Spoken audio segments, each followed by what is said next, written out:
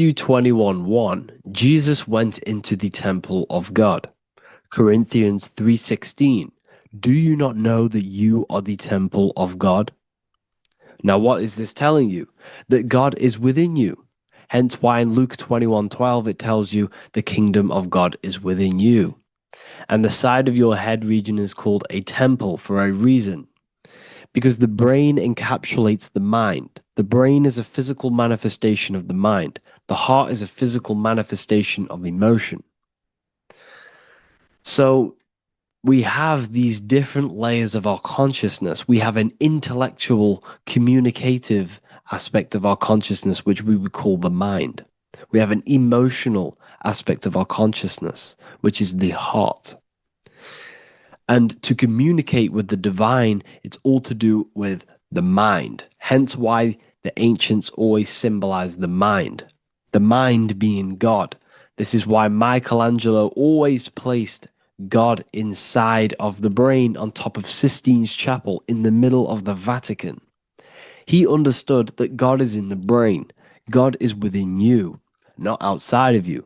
The church tells you that God is in the sky because they are creating a externalization of the truth to create a business and a distraction so that you don't find the divinity within you, so that you don't find your power. Now you have Adam, the physical man, the physical body, the ego, the lower self, and he is resting. He's not trying to reach to God, but God is reaching because the higher consciousness within you is always trying to communicate with you. It's always trying to wake you up to your divinity. But the lower mind, the lower self, Adam, the physical self, is always in ignorance of truth, always in ignorance, and stays in a materialistic way of thinking, which is the lower animal self. And this is what we call a sleep or an NPC. This is the lower mind of man. But all you have to do is to move your finger to touch God. You have to look within yourself, within the brain, meditate, and you can find God. This is why in the Bible we see many references to the human body and anatomy to truly connect with God. Kings 6:8, the door to the middle chamber was in the right side of the house, which is the right hemisphere of the brain. The middle chamber is the pineal gland, where the seat of your consciousness is, where the seat of your higher consciousness is, the mind. And they went up the winding stairs, which is your spinal column, into the middle chamber, and out of the middle chamber into the third. So they went up the winding stairs. This represents raising your consciousness up the winding stairs. Your spinal column acts as a stairway of consciousness. Depending on what sort of consciousness you are operating in, depends on what part of the spinal column you are using. Because the spinal column ascends and descends consciousness. What do I mean? If you are in a reproductive way of thinking and you're always thinking about sex, you're jerking off all the time and you're always eating, all of your brain's power and your mind's power is being descended into the lower aspects of the spinal column, which represents hell, the physical state of man, Adam, the ignorant state. We're basically living off low-level pleasures like an animal. And the stairway to heaven is your spinal column. They went up the winding stairs into the middle chamber, which is your mind, your pineal gland, and out of the middle into the third stage of consciousness, physical, etheric, astral. When you meditate and you start to raise your consciousness during meditation, you enter the astral plane when you turn off thought. But this is the middle chamber inside of the brain. Here we see another painting inside of Sistine's Chapel of God inside of the brain. This is the brainstem. This is the brain. This is the frontal lobe. This is the back lobe. This is the back lobe. This is the cerebellum. Here's the reptilian brainstem. Here's the claustrum. This is what we are seeing here. Anatomy. Here is another one in Sistine Chapel in the middle of the Vatican. This is depicting the brainstem. God's neck looks exactly like the brainstem. Here we see a real brain compared to God's neck, because the neck is just below the brainstem. And this is what they are symbolizing, because they knew that God is within you. God is a part of the human body. God is inside of the body, because the body is a vessel for consciousness, for universal consciousness. Inside of you, inside of me, is the same spark of consciousness. And this same consciousness is spread out into every living essence, because everything comes from the one source, the one God, the one consciousness. Matthew 6:22-23. The light of the body is the eye. If therefore thine eye be single, thy whole body shall be full of light. Practicing the single eye. What is this? This is meditation. This is entering within yourself. So the Bible's telling you to practice the single eye. But if thine eye be evil, thy whole body shall be full of darkness. What does this mean? If your consciousness is in an evil way of thinking, if your mind is filled with an evil, negative mind space, then your body shall be filled with darkness, with evil, with negativity. Because negative thoughts destruct the body. Positive thoughts heal and regenerate the body.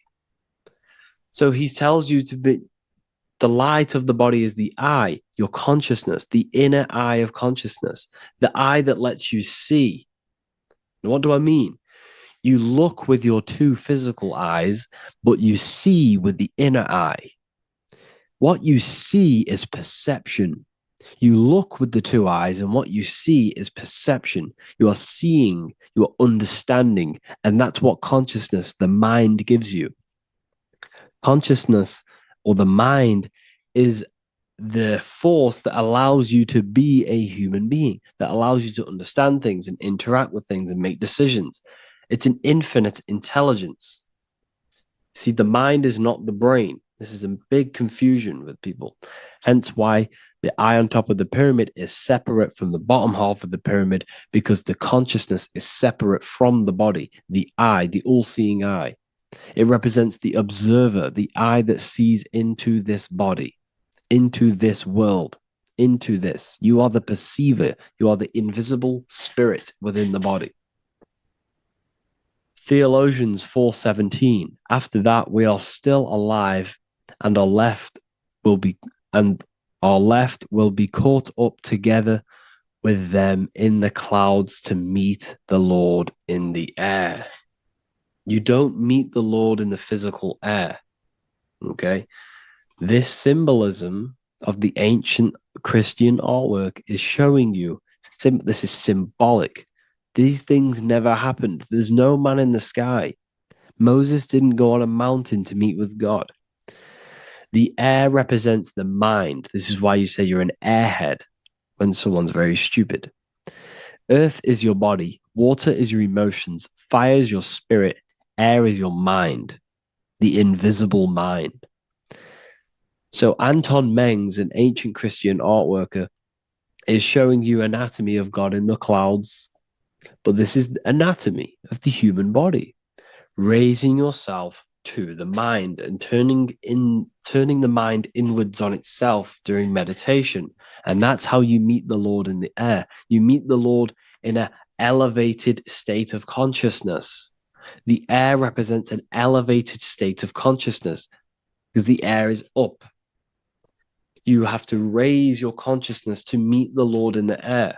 This is why Moses went on a mountain to meet with God. The mountain represents elevation of consciousness, raising the mind up the spinal column, taking all of the mind's attention away from the reproduction and the physical aspects of self and raising it to the brain and turning off the brain and going inward into the air.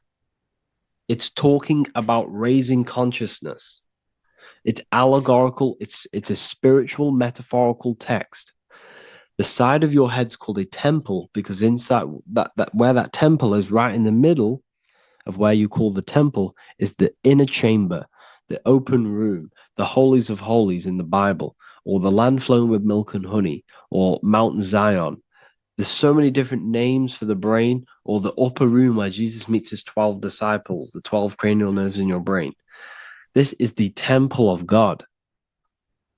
Your body is a temple of consciousness. It encapsulates consciousness. It encapsulates the mind and soul. John 10:30, Jesus states, I and the Father are one.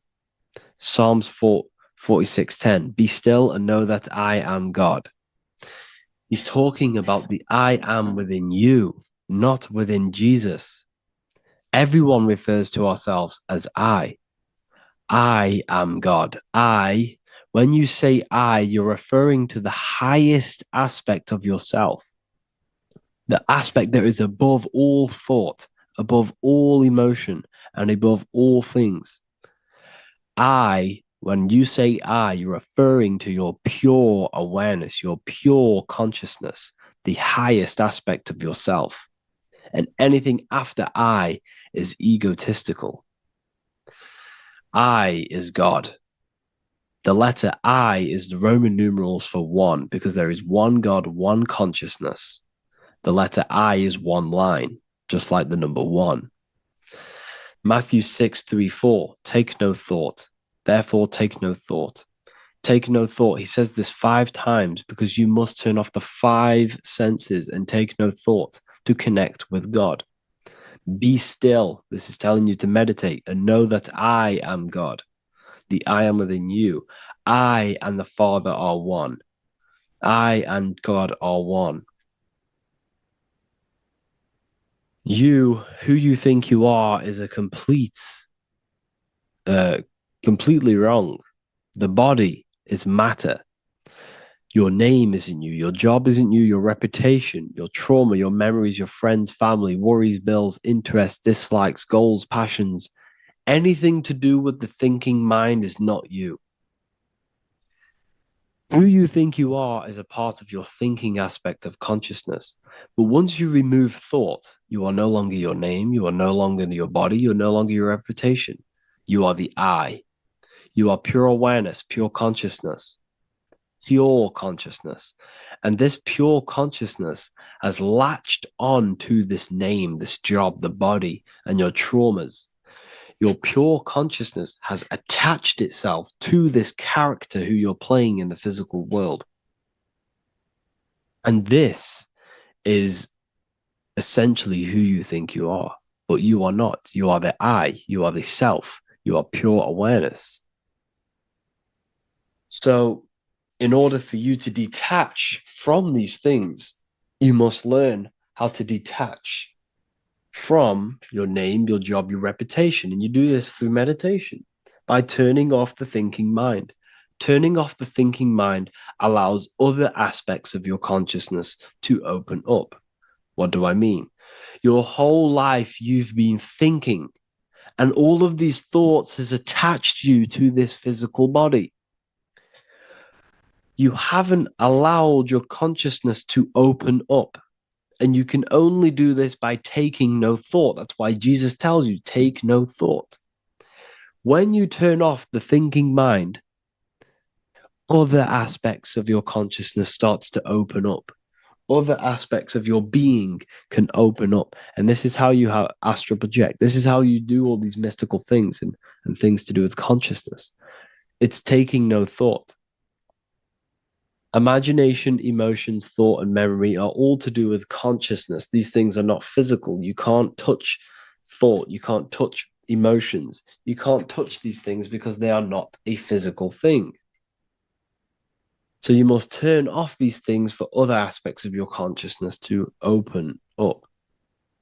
Okay. So essentially, the Bible is a metaphorical, astrological, numerological, metaphysical, spiritual, encoded text that talks about human anatomy, spirituality, and the true nature of the human experience. Everything they would teach you in school is to make you think that you are this body. Everything they teach you in church is the externalization of the true teachings of Jesus. Jesus was telling you to meditate. Jesus was telling you to practice the single eye. Jesus was telling you to look within yourself and find God. He wasn't telling you to pray to him. Mark 16:19, he was taken up to heaven and sat at the right hand of God, the right hemisphere of your brain. John 21:6, cast the net onto the right hand side of the boat and you shall find fish. Fish is understanding. The boat is your body, your brain.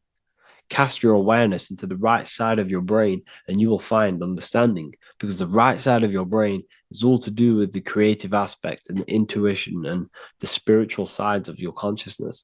This is why God is here. This is why Michelangelo depicted God in the right hemisphere of your brain, because this is all human anatomy.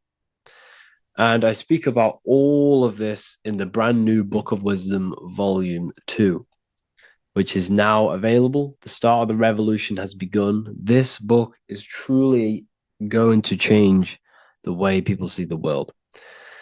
It's got so many more topics than the last one. It's truly a revolution. It's written in so much detail. It's very practical. I cannot wait to share this one with you. I just want to say thank you for the opportunity for me to create this book, because without you, I couldn't have created this. And I just love sharing my work with you.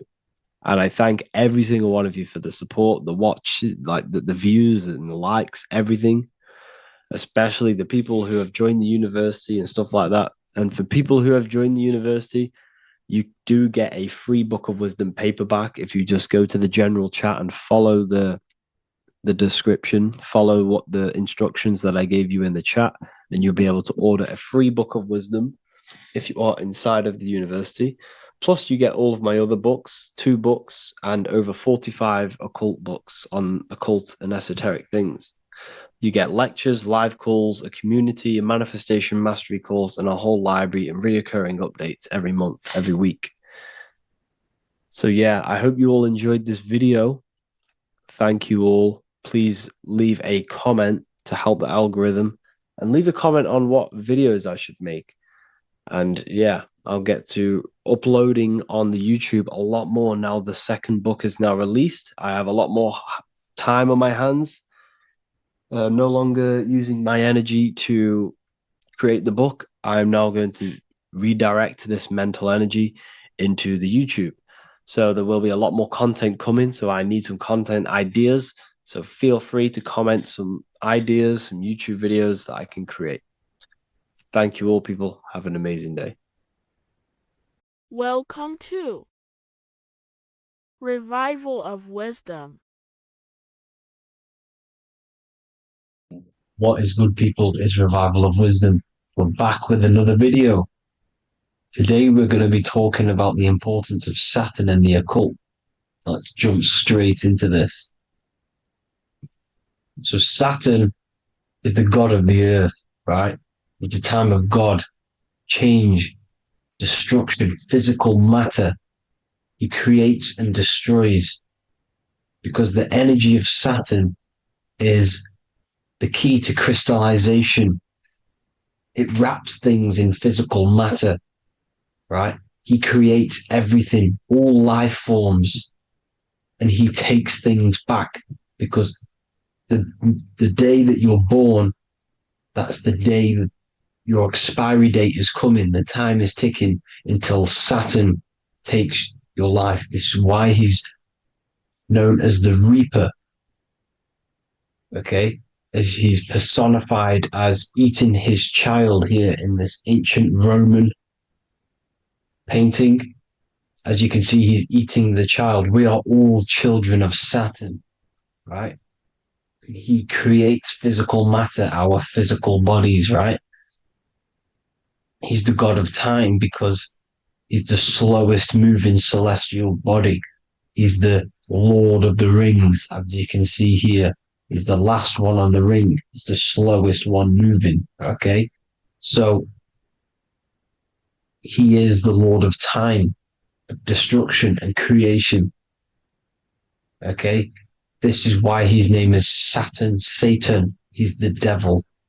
Okay, but I'm not saying Saturn's evil, guys. It's a part of life. Everything lives and dies, right? He's the key to crystallization. Now, as we have the clock here, our god Saturn, or Chronos in Greek, just means time. He's also the god of time, as I've already said. 60 seconds in a minute, 60 minutes in an hour, 24 hours in a day. Add 2 plus 4 equals 6. 60 seconds, 60 minutes, 2 plus 4 equals 6. That's 666. Okay. And as you see on the clock, 6 take away 12 equals 6. 7 take away 1 equals 6. 9 take away 3 equals 6. 6 is the number of Saturn. It's associated with Saturn, right? He's the god of time, of justice. Everything goes back to the Reaper in the end. Everything lives and dies. Now, the artwork of him, he's always got the Reaper staff. You see, it's personifying death. Now, when you see this, the Romans were not saying Saturn was a real person, a real god in human form. No, this is personification. This is what the ancients always did. They personified, just like the Bible. It's all personification. So the personifying Saturn eating its children because it eats, it's the Reaper. No one can escape the Reaper. No one can escape death. Now, Saturn is 666, which is in the Bible, the number of the beast, right? The number of the beast, Satan, 666, right? So on the North Pole of Saturn, you have a hexagon which makes a cube, right? Now this hexagon, when you join up all the corners, creates the 6-pointed star known as the Star of David, right? In the Jewish religion.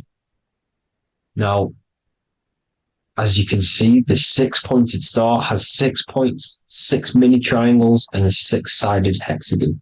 That makes 666. And also, you have Saturday is named after Saturn, the 6th planet, the 6th day of the week, and has a 6-sided polygon on its north pole. That's also 666. Now, this Star of David, this symbol goes back thousands of years, and it originates from Saturn. It's not the Star of David, right? It originates from Saturn. It symbolizes the physical and spiritual aspect combined into one, which makes us humans, right? Also symbolizes the male and female combined into one. These two sacred energies create the human. We consist of both male and female energy, also known as the Seal of Solomon. And we all know if Solomon was a real person, he talks about communicating with 72 demons. He could apparently in the text, he could communicate with 72 demons, and this is sorcery. This is black magic.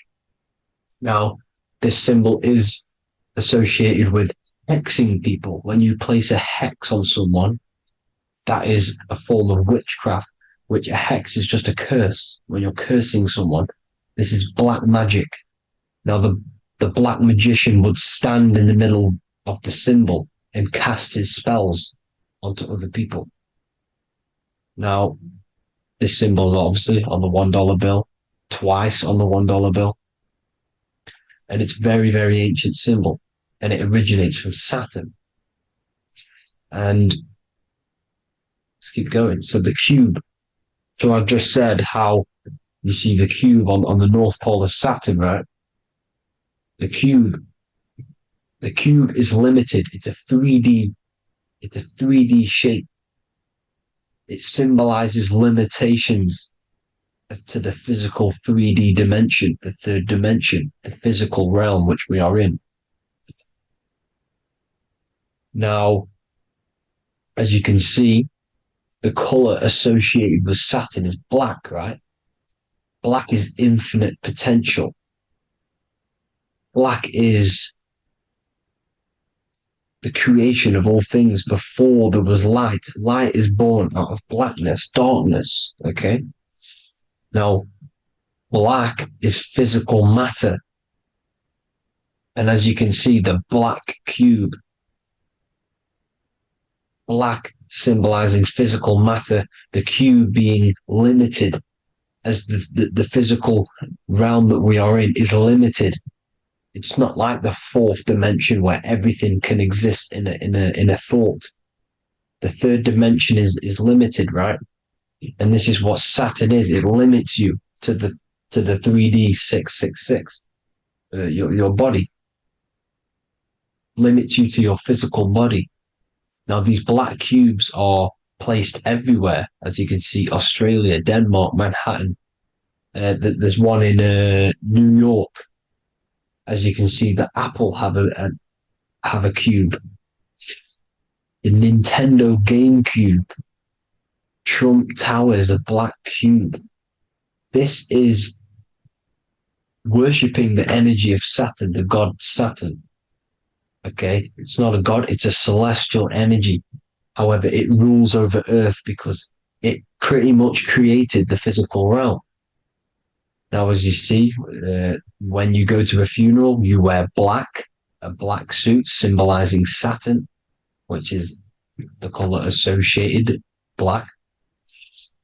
And as you see in Mecca, they walk around the black cube in rings. As you can see here, they're stood around in rings, like the Saturn, the rings of Saturn.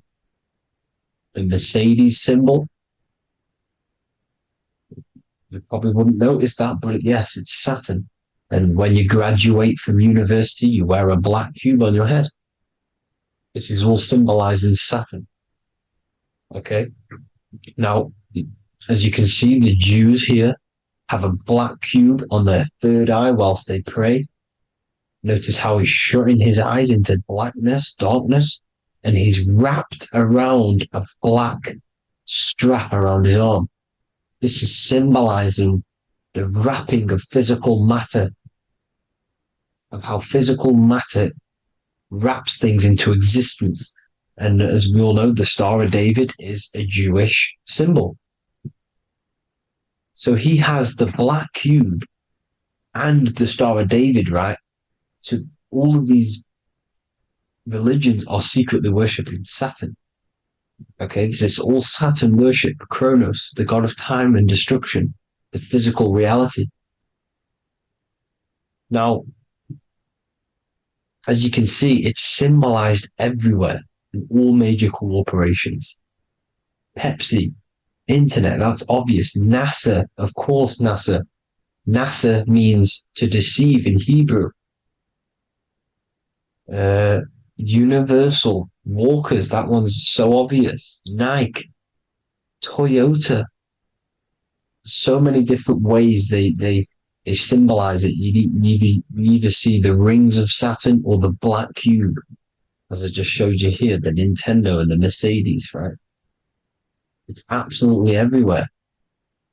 Now, they also use 666 to symbolize it, as I've just broken it down to you. 666, the World Economic Forum. We all know how they're trying to enslave us into this new world agenda. Google Chrome, CERN, Disney, Coca-Cola, Cadbury's, all of these have 666. Now, every UPS barcode has 666. And even www. Is Hebrew for 666, as you can see here. Monster. It's the same Hebrew letter that means 666. Drake, 6 God. That's his God, Saturn. Why? Because they love physical realm. They love the physical dimension, the third dimension. Because they can rule here through riches. They can build an empire here. It's not like the fourth dimension. They don't want to ascend. They want to stay down here in the physical realm. Okay? Now, this is why they're cloning. They can move their consciousness into other clones to live forever. This technology exists. This is why they love the third dimension. As you can see, all of these sellouts here, Drake, Leonardo DiCaprio, all of these people doing 666 because this is their God. This is their God. They love the physical realm. They sold their souls for wealth and fame in this physical realm. So why would they leave? You see? Now, this isn't all just evil, okay? So you have 7 chakras, right? You have 7 days of the week, 7 solfeggio scale notes. These are frequencies, the solfeggio scale. Now, it's called the Saturn moon matrix because the moon symbolizes your mind because you're created out of the Holy Trinity, which is body, mind, and spirit, right? That's the triangle, the equal triangle, body, mind, and spirit. Now, the 3 main celestial bodies are Earth, Moon, and Sun. The Earth being your physical body, the Moon being your mind, and the Sun is your soul, hence why it's called solar. It's a solar, soul. Now, these symbols are alchemical symbols. So when you're doing alchemy, you use these symbols to obviously symbolize what we're talking about. Now, as you can see, these are all the symbols of the planets. Of Saturn is created out of the moon on top, the moon on the bottom and the earth on top, as you can see here. You see? And this creates the number 5. Now, with the moon being your mind and the earth being your physical body, this is mind over matter, because the earth is your body's matter. This is matter over mind. You don't want to be matter over mind. This is low states of consciousness. You won't be mind over matter. You see, to manipulate matter, to create your own reality. Now, obviously, we all know Saturn is associated with the lowest chakra, which is the root chakra. This is to deal with your animal instincts. When you're down here, you identify as the physical body. You don't know anything spiritual. You're you have a pure physical mind. You don't believe in anything spiritual. This is survival mode, consumption. They want you trapped down here, which is matter over mind. They don't want you to create your own reality, which is mind over matter. You see? Now, that's what Jupiter is. Saturn is the moon on the bottom and the earth on top. But Jupiter is the moon on top with the earth on the bottom. That's mind over matter, you see? So, these chakras are an ascension process from matter, physical matter to spiritual. This is the ascension. This is the stairway to heaven. This is Jacob's ladder. You see? Now, the number 5, which is obviously associated with Saturn as well, which create the symbol for Saturn, created the number 5. You have 5 senses, 5 elements, 5 physical elements. As we all know, Saturn crystallizes everything into physical matter out of the 4 elements. 5 fingers and toes, 5 points of man. Okay, the number 5 is the number of justice. Saturn holds things back. He restrains things from you, makes you learn the lesson. Now, 666 is not all evil. 666 is the atomic structure of the carbon atom. 6 protons, 6 electrons, 6 neutrons, right? We are carbon-based life forms. All life forms are based on the bonding properties of the element carbon.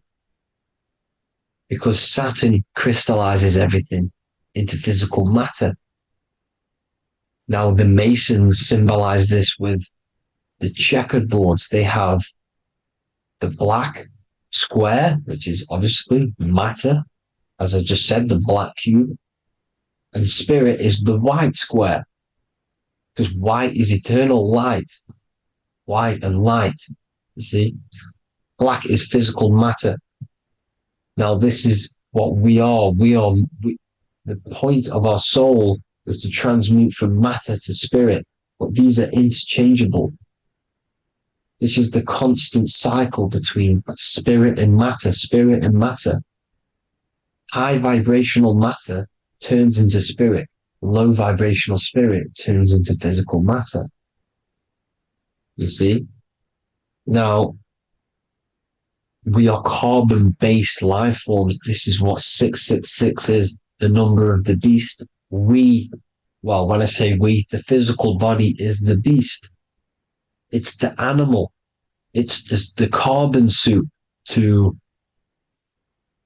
operate in this physical dimension, in this physical realm. See, it's the vehicle used to operate in this physical realm, but your mind isn't from this physical realm. You see, the brain is the physical manifestation of the soul.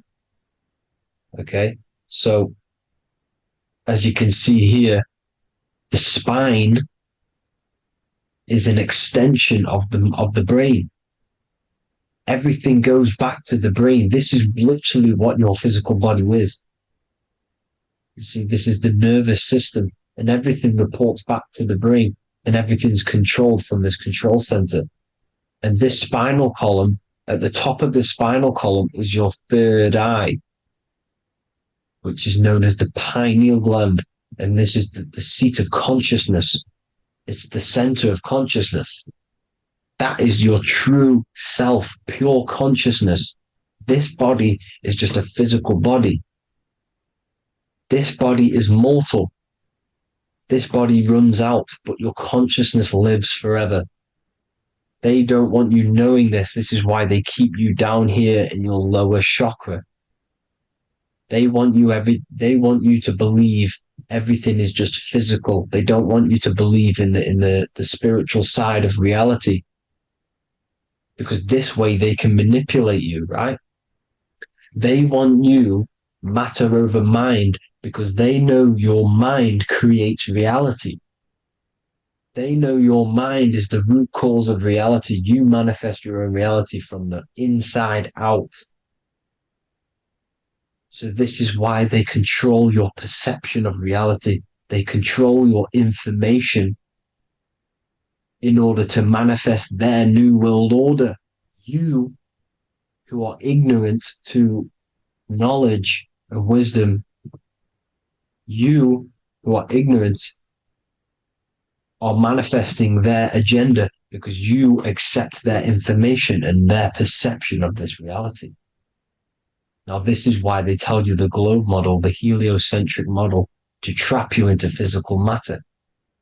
Now, if you understood about this true form of this realm, you'd understand that there's a spiritual side behind everything. The spiritual side, something has to exist. The root cause of reality is higher planes of existence. It happens in the mind before it happens on the physical plane. You see? They don't want you knowing this. They want you matter over mind, which is the symbol for Saturn. Moon over Earth. The Holy Trinity.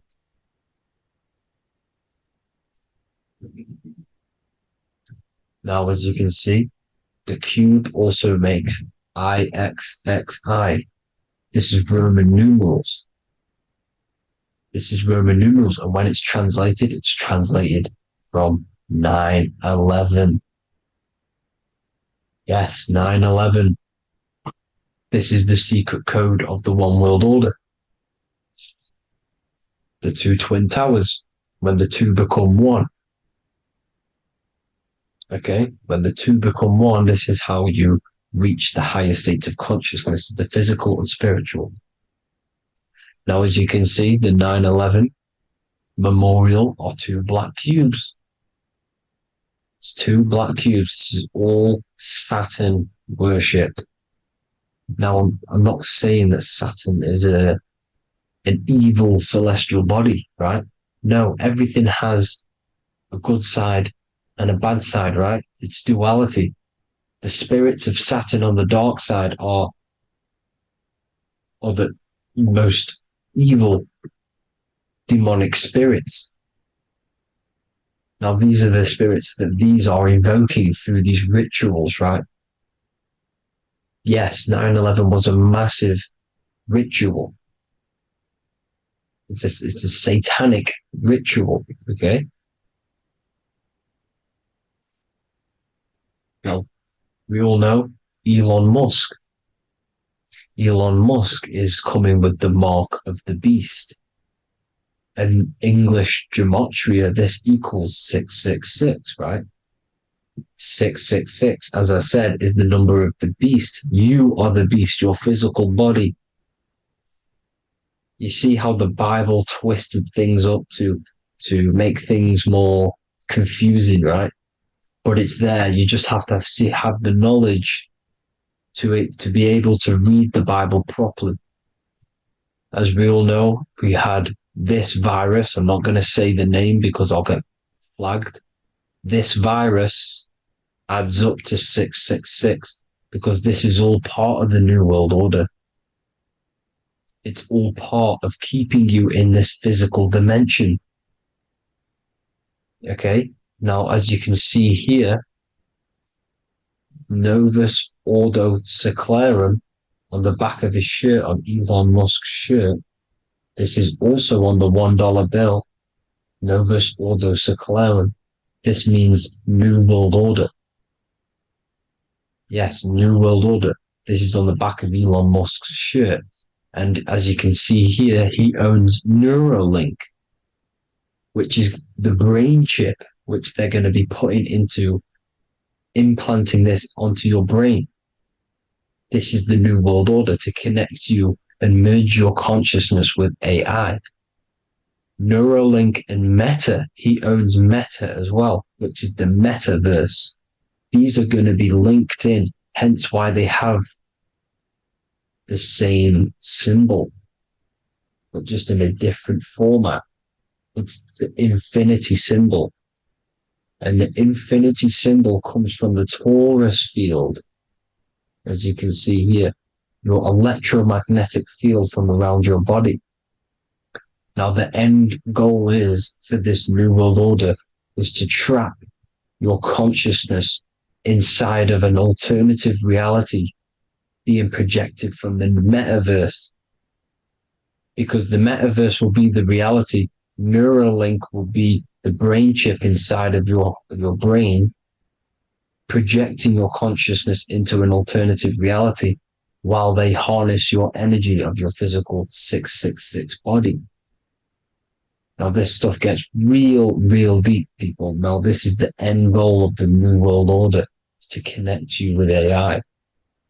This is why they're trapping you and keeping you in these lower states of consciousness in the Saturn-associated root chakra, so you don't find out about the spiritual side of reality. Because if you knew the truth of this reality, you wouldn't connect to AI. You see, you have the power within you to travel to other worlds, the astral plane, for example. You travel to different worlds when you are sleeping. Okay? They want you to know it's just a dream. However, their end goal is to trap your consciousness and feed off your energy, spiritually and physically. Okay? I don't know why these people are just pure evil. As I said, evil love bondage. They love the physical dimension. They don't want to ascend to other realms. These evil love the third dimension. This is why evil spirits will inhabit bodies, exorcisms, because they miss being in the physical realm. They miss it. Evil love bondage. So this is why they're cloning and putting their consciousness in clones to stay in this third dimension, to stay as further away from the source as possible. Okay? This is why they're doing it. And this is how it's all linked in. So I hope you all enjoyed this video. Hope you gained some wisdom. Please feel free to join the Telegram, and please leave a like and a subscribe. Thank you all, people. God bless.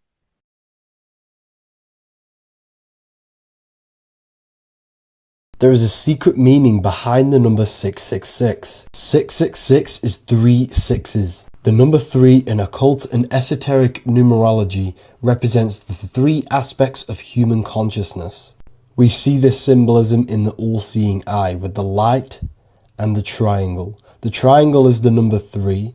The eye represents consciousness, observation, and the light represents the light of consciousness, because consciousness is pure light. The 3 aspects of our consciousness is thoughts, emotions, and actions. Every thought creates a feeling, and the feeling creates the action. All physical manifestation is driven from these 3 aspects of our consciousness. All physical manifestation comes from thought. Every object you see around you, this screen, the phone you're on, the laptop you're using, or the iPad, was a thought in the invisible realms of consciousness. Then it was brought into physicality through feeling and action. This is because man is made in the image and likeness of God. We are all mini creators. We are all extensions of God's creative consciousness. Therefore, the number 666 represents 3 sixes. 3 is thoughts, emotions, actions. The number 6 represents the cube, because cubes have 6 sides. This material world that we experience, everything has 6 sides. Everything's created by cubes. We can move forward, we can move backwards, we can move left, right, up and down. This is the cube that we are stuck in. Therefore, 666 represents our 3 aspects of our consciousness, thoughts, emotions, actions, all contributing towards our physical self, material world, material pleasures, completely cutting ourselves off from our spiritual, true, divine self, which means 666 is representing a state of consciousness. A state of consciousness where we only operate from a place of material needs and survival things. As humans, we possess a physical material body in the physical material external world, but we also possess an invisible inner world, which is what we call spirit.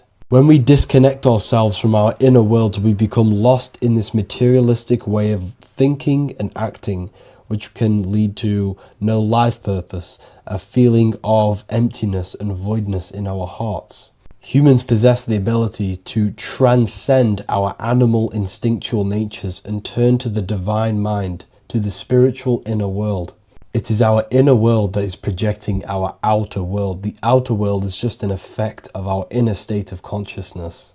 It's important as we go through this human life to not lose ourselves and look for our validations outside of ourselves. The external world is simply just a mirror, mirroring with mathematical precision what happens inside our consciousness.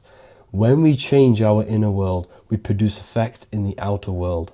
To get back on track about this number, this represents when we are lost in our material self and we are completely cut off from our true divine self. The devil is always having goat horns, which represents a ground animal. This is the lower animal self of man.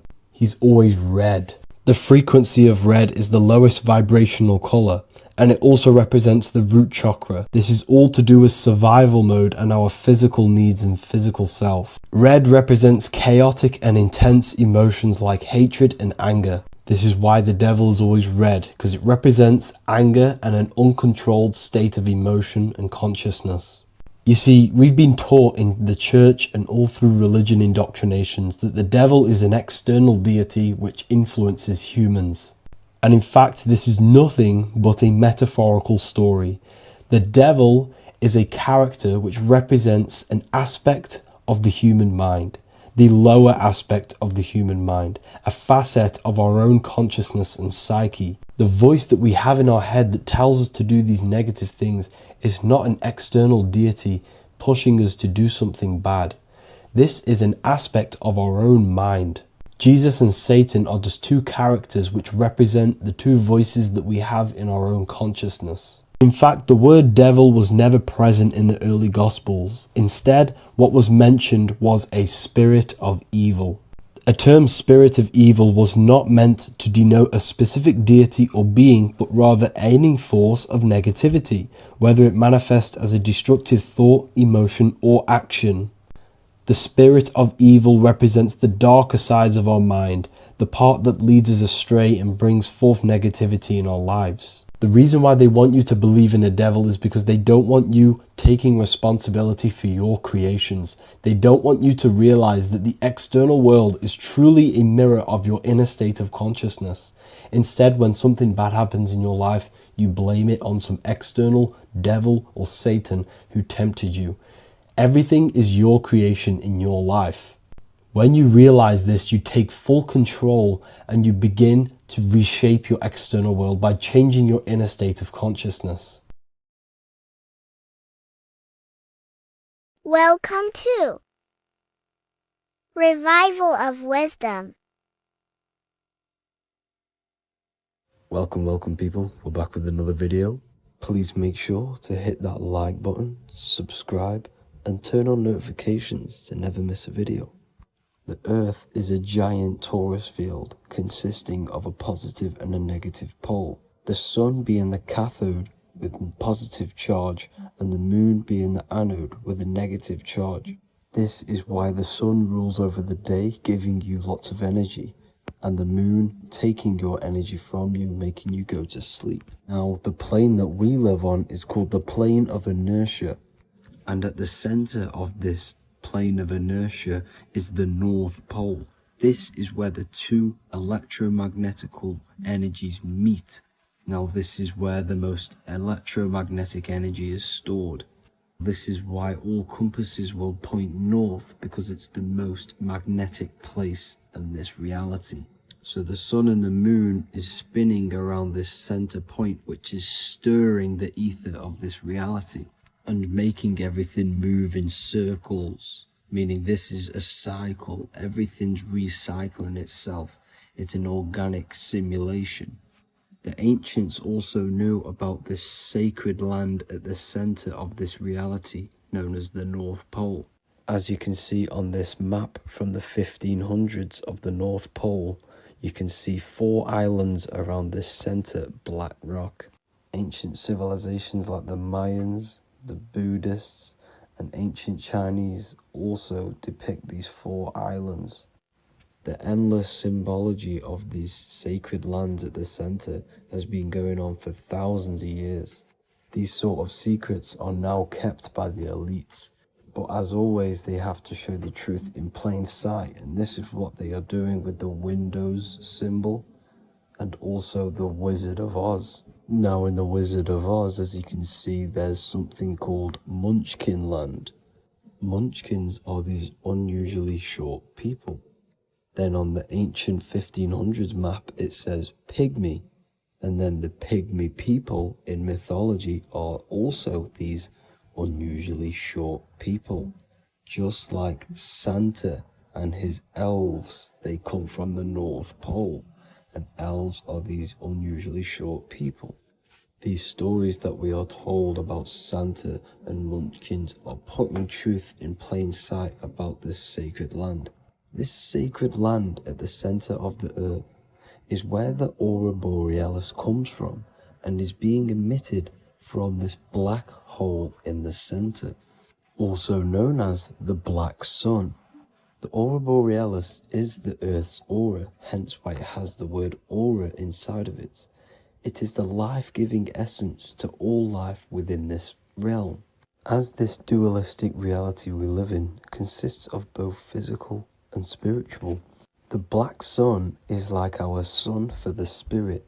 It's our spiritual umbilical cord, connecting us to the spirit realm.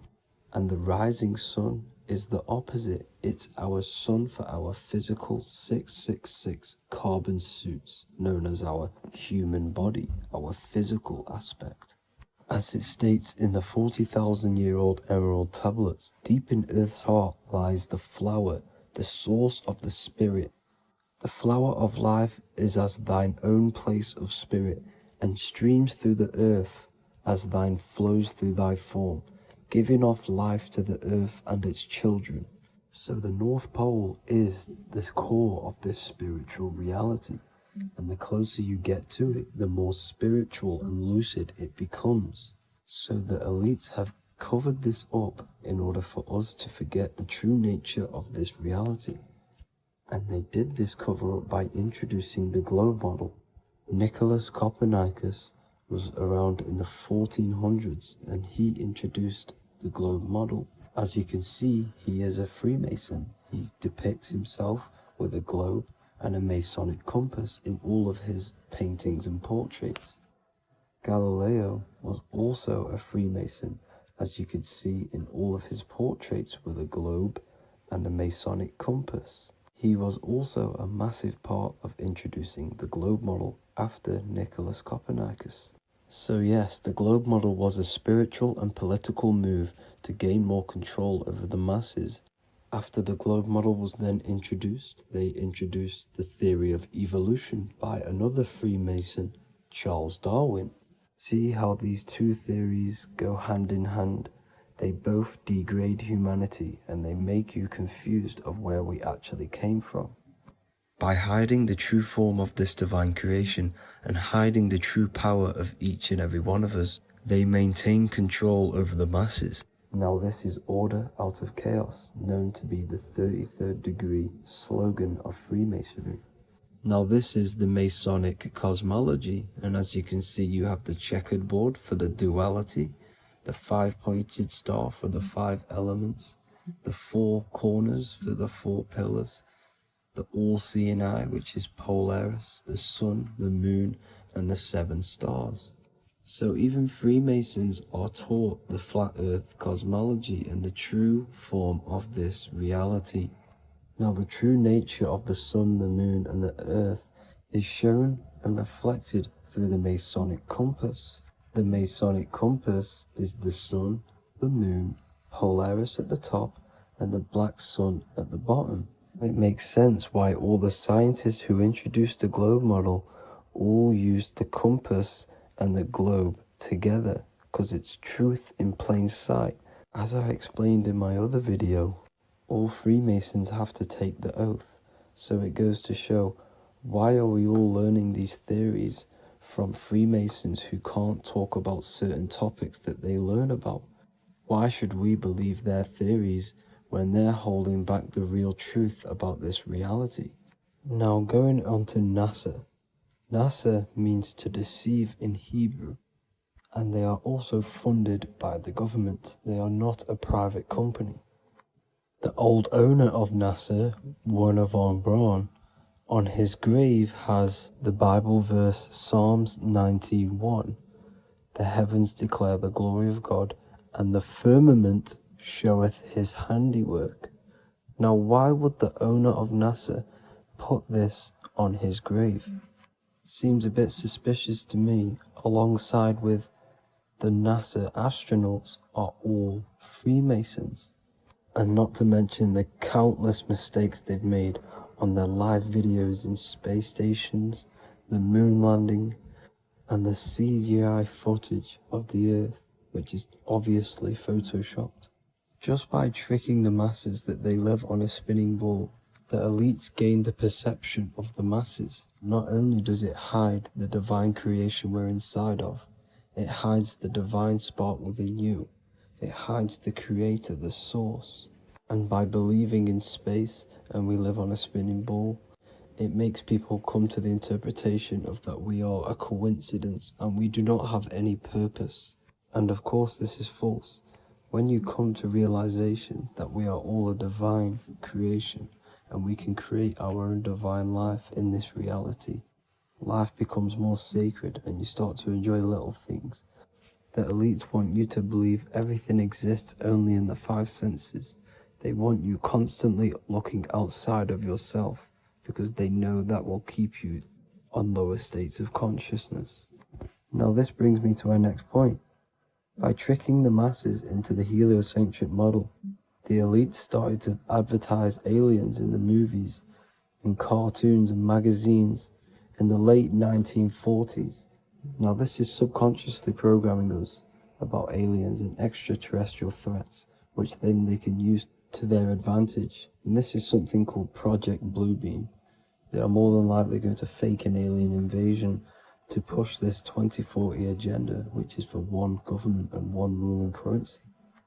That's it for this video, guys and girls. Hope you all enjoyed. Please make sure to leave a like and a comment. God bless you all.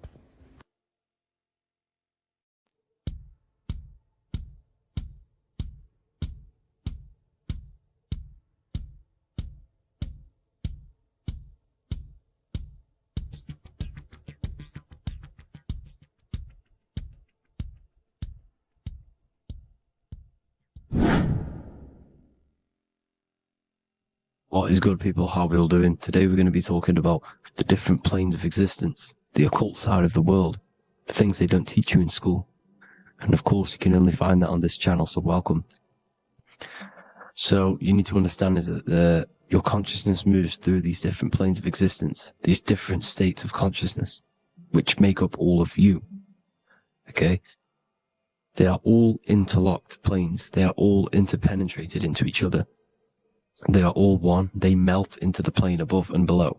You see, each plane is a product of each plane. As above, so below. Now, the higher you go, the more fluid, the more dreamy, the less dense it becomes. The lower you go, the more denser it becomes, the more solid it becomes. The lowest plane is the physical plane, which you are obviously aware of. You are inside of the physical plane now. But while you are in this inside of this physical plane, you are indeed inside of all these other bodies which you have not awakened yet. You have to awaken these different bodies. You have these bodies. Okay? It's like a ripple effect. And the center is the most dense, the most solid.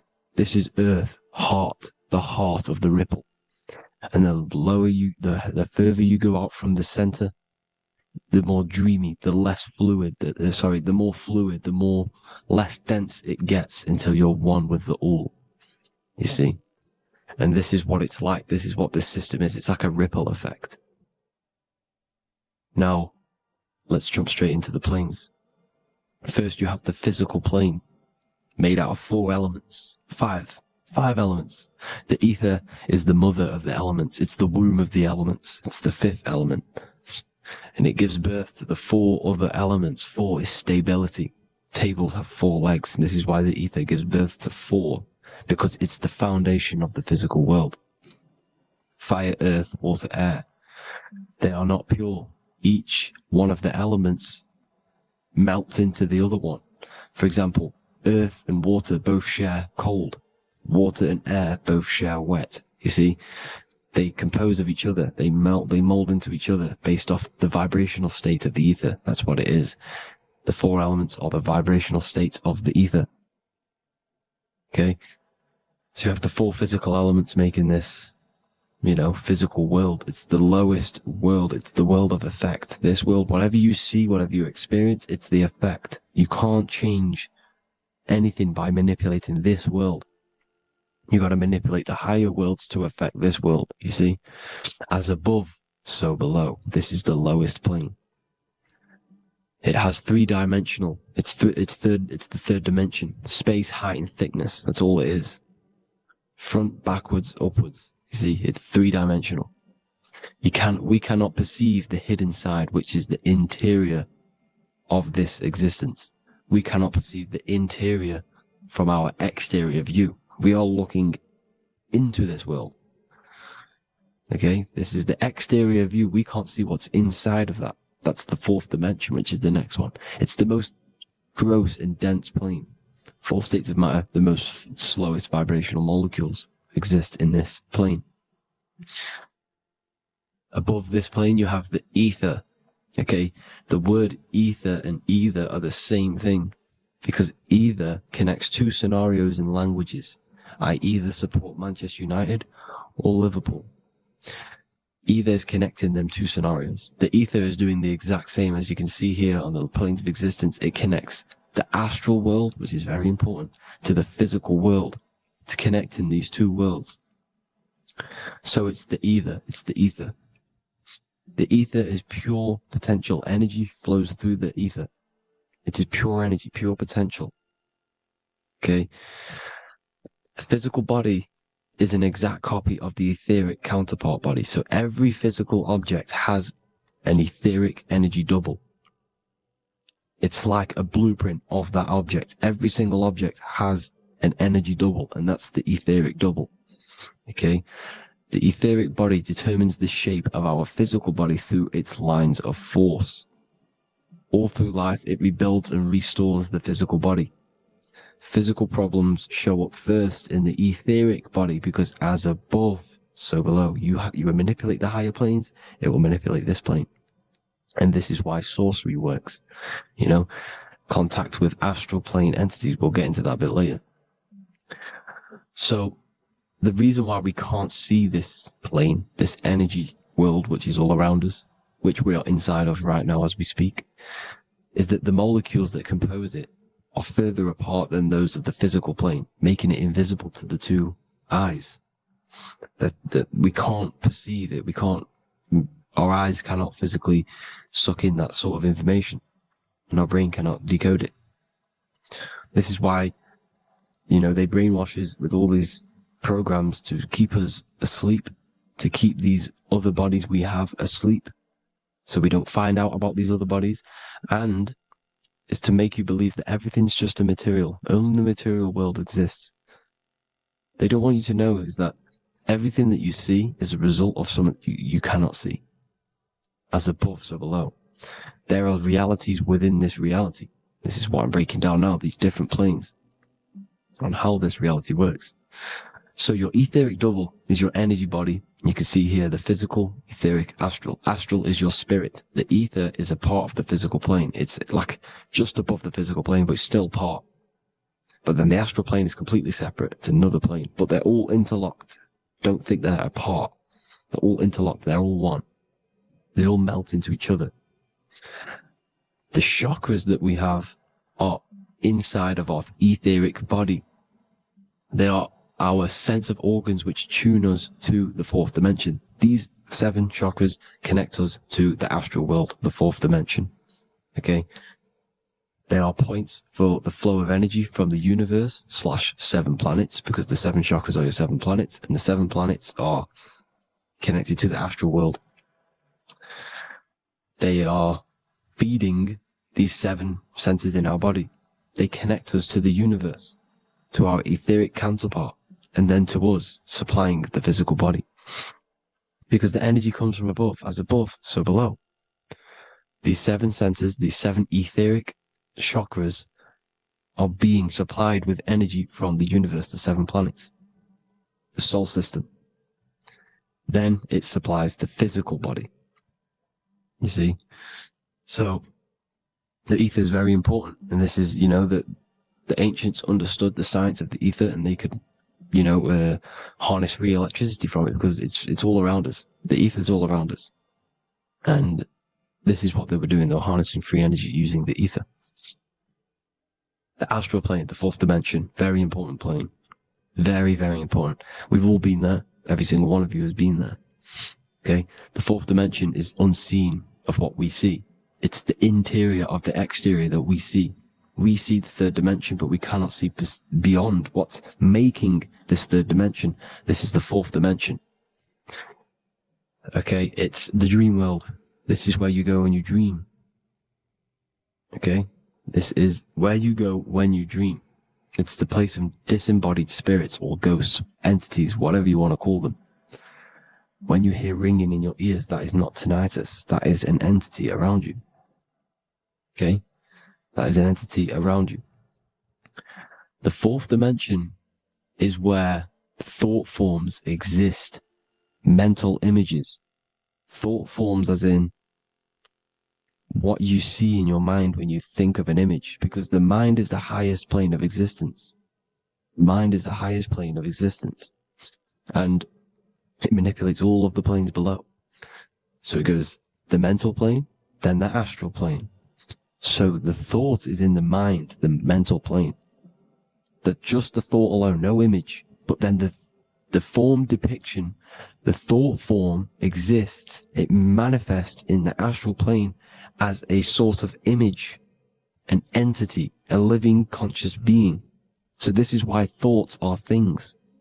You see, thought forms exist within the fourth dimension. So when you imagine something, when you are, for example, right now, look into your hand and imagine there's an apple in your hand. If you can see that, you are seeing into this fourth dimension. You can only see into this fourth dimension using the mind's eye, not the two eyes, the mind's eye. When you shut off the two eyes into darkness, the third eye opens. The mind's eye is open, and you can see, this is astral travel. You got to work on astral travel, and you will see this astral plane, this fourth dimension. And there are 3 different sections to this astral plane: higher, middle, or lower. So yes, there is a kind of a heaven and hell, and a middle, mid-God. Heaven being the higher vibrational entities manifesting higher vibrational thought forms existing there, the lower vibrational thought forms existing in the astral plane. But these thought forms are beings. You can create these beings. They're called elementals. Okay? If you entertain specific thoughts for long enough, this will plant a seed and it will grow. So for example, you have a bad feeling or whatever, what's a good example? Unforgiving someone. You keep that energy inside of you for long enough, it will manifest in the fourth dimension. You entertain that thought long enough, it will manifest. And it will create an etheric body, and it will be an entity which will harm you. It will feed off you, this low vibrational energy. Your mind is so powerful. It creates thought forms, and these thought forms can take consciousness, can take bodies, etheric bodies. Now, that's why it's very important that you master your mind, master your thought patterns. So this fourth dimension is the astral world. So when you have a nightmare, this is the lower astral plane. You're in the lower astral plane. Whilst this physical body rests at night, your consciousness, you awaken this other body, your consciousness goes inside of this other body, whilst the physical body lays asleep. You see? So it's all inside of you. This way you need to understand. You just haven't awakened these bodies yet. You can awaken them. You just got to awaken them. Okay? The next is the mental plane. This is the mind, the source, pure cause, pure motion, the most less dense, the most fluid. No form. There's no form to the mind. Astral plane is the first plane where a form takes existence, pretty much. The mental world has no form. It's pure mind, pure intelligence. Thoughts alone exist here without any images or manifestation. The most fluid, the most dreamy, the most causal plane. All of the rest take the effects of this plane. That's why it's mind over matter. Your thoughts they create vibrations. Each vibration is vibrating on a specific frequency, which creates mental images, creates effects down here on this physical plane. This is why it's so important to master your mind. Master what you think. Master your mind. It's the hardest thing to master. You could conquer the world, but it's probably harder to conquer your own mind than to conquer the whole world. I can promise you that, because the mind can play tricks on you. You got to listen to that inner guide within you that will constantly manifest the good things. So anyways, people, hope you learned a lot from this. Please work on trying to activate these other bodies. I will maybe do another video on trying to activate these bodies if you wish. Please comment down below if you would like to see that. And have an amazing day. Please like, subscribe, comment down below any video ideas you want me to do, any information you want me to spit. Thank you all. Have an amazing day.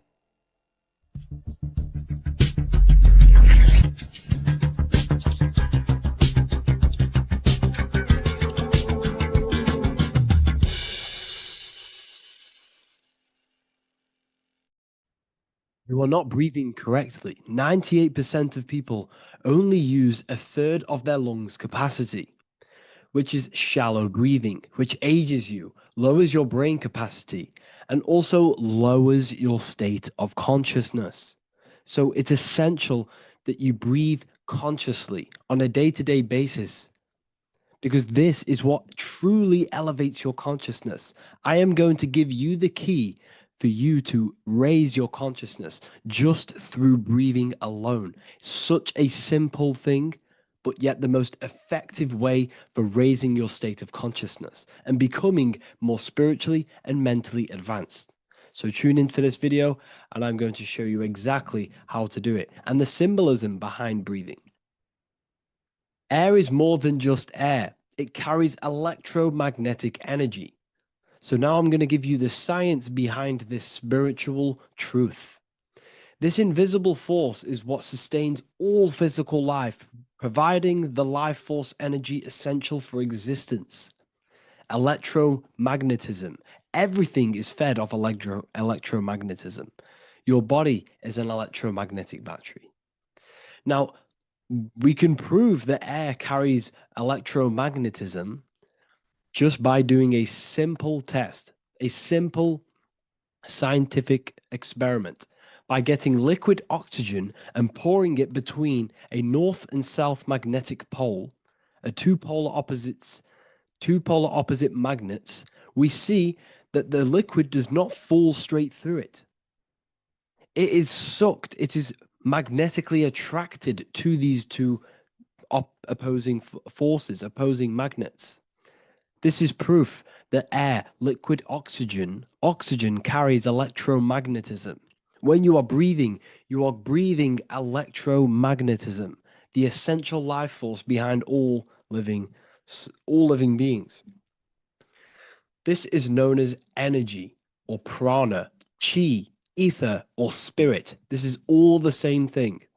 Air is not just empty space. It is energy. It is prana. It is life force. It is spirit. It is ether, chi, prana. You are an electromagnetic being. Your consciousness is in direct correlation with your electromagnetic aura or biofield around your body. Your state of consciousness is mirrored within this field around your body. Now, your breath, when you breathe in, you're breathing electromagnetism or life force. Breath is the vital link between the physical and the spiritual, bridging the body with the soul. Through breath, we connect with both tangible world and deeper, the unseen realms of energy and consciousness. Breathing deeply and properly elevates our consciousness, enhancing the brain's functions, heightening the sensitivity of our five senses. It also brings a profound calmness to the mind, creating a state of clarity and inner peace. Like I said earlier, breathing properly is the fastest way to elevate your consciousness. It is the fastest way because breathing, when you stop breathing, what happens? You lose physical consciousness. Your body will shut down if you do not breathe in this vital electromagnetic energy in the oxygen. If your body does not get this for 5 minutes or however you can last without breathing, this makes you lose physical consciousness. Your body will not survive without this essential life force energy. Therefore, air is one of the most overlooked things. This is why we see the symbolism of Buddha having a big belly. Why does he have a big belly? Because it's symbolizing breath work, proper spiritual breath work, the certain teachings of breath work, of when you breathe in through the nose, you have to breathe in through the nose. You don't want to breathe in through the mouth because the nose acts as a filter which catches dust particles and filters out the air before it enters the lungs. The mouth does not do that. The nose is for breathing inward. We breathe in through the nose, and when we breathe in, we breathe into our belly, not our lungs. When we breathe into our belly and our belly expands outwards, we are then moving this energy down from the nose down the spinal column. And when we breathe back out, the belly goes in, which is raising the energy up the spinal column, back out through the mouth. This is the true way of breathing, because when we breathe, we are moving energy. We are moving electromagnetic energy. When we breathe in through the nose, the energy travels down the spinal column. And when we breathe out, we are raising this energy back up the spine, some of it going out the mouth, and some of it reaching the brain, activating dormant brain cells in the brain. But when we breathe, we need to make sure we are using 100% of our lungs' capacity, because the lungs is what transforms this special energy into consciousness, physical consciousness. So this is why Buddha has a big belly. It's not because he was fat. It's not because he was overweight. It's symbolism. It's symbolism of breath work. So try this.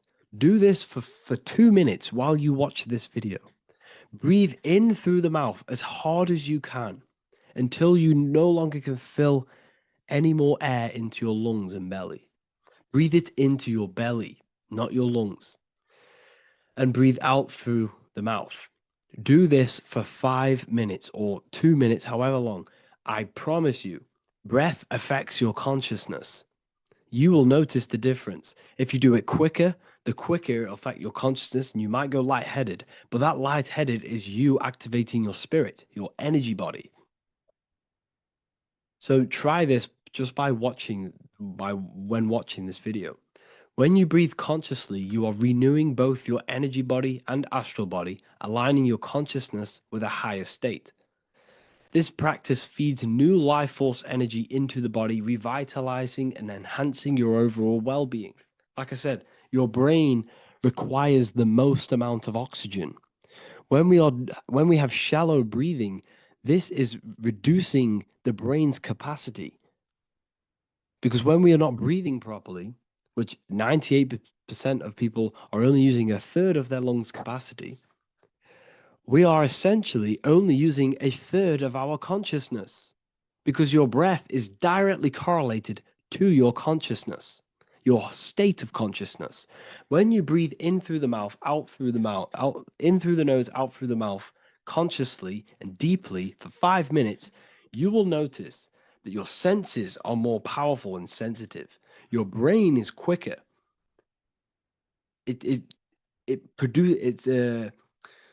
What's the word? It processes information quicker.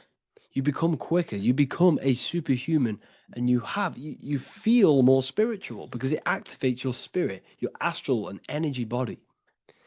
So when we meditate, it's definitely important to breathe in through the nose and out through the mouth as deeply as possible to align with a higher state of consciousness.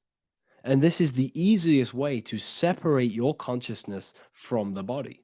When you breathe in deeply for long periods of time, while meditating, while taking no thought, when no thought is present and you gain a rhythm of deep breathing, this is the gateway.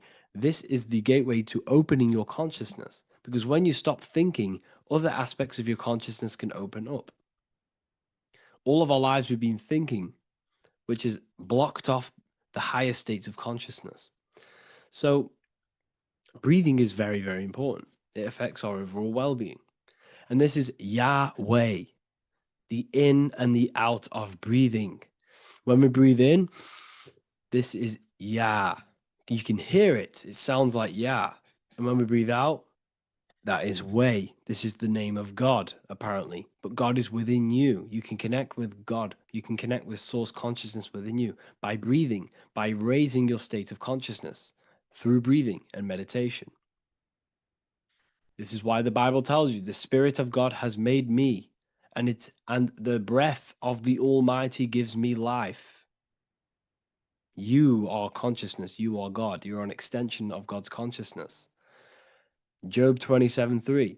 As long as my breath is in me and the Spirit of God is in my nostrils. The Spirit of God is through breath. John 20:22.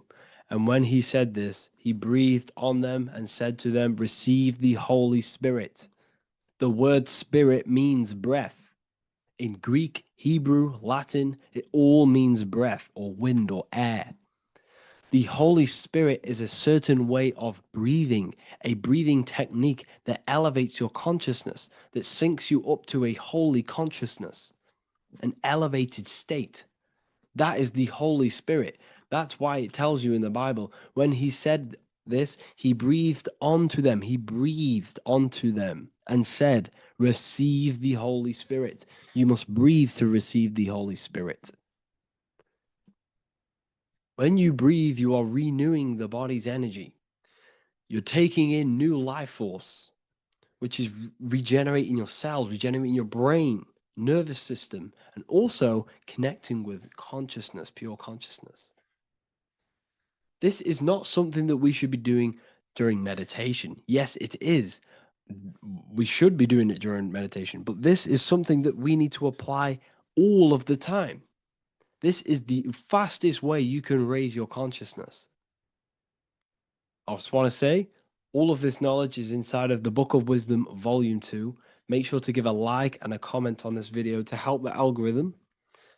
And let me know what you think about the last book or this book if you have read them, to let the new people know what they're looking at with this book. This is truly life-changing, the Volume 2 and Volume 1 is truly life-changing. You can get them in a bundle also.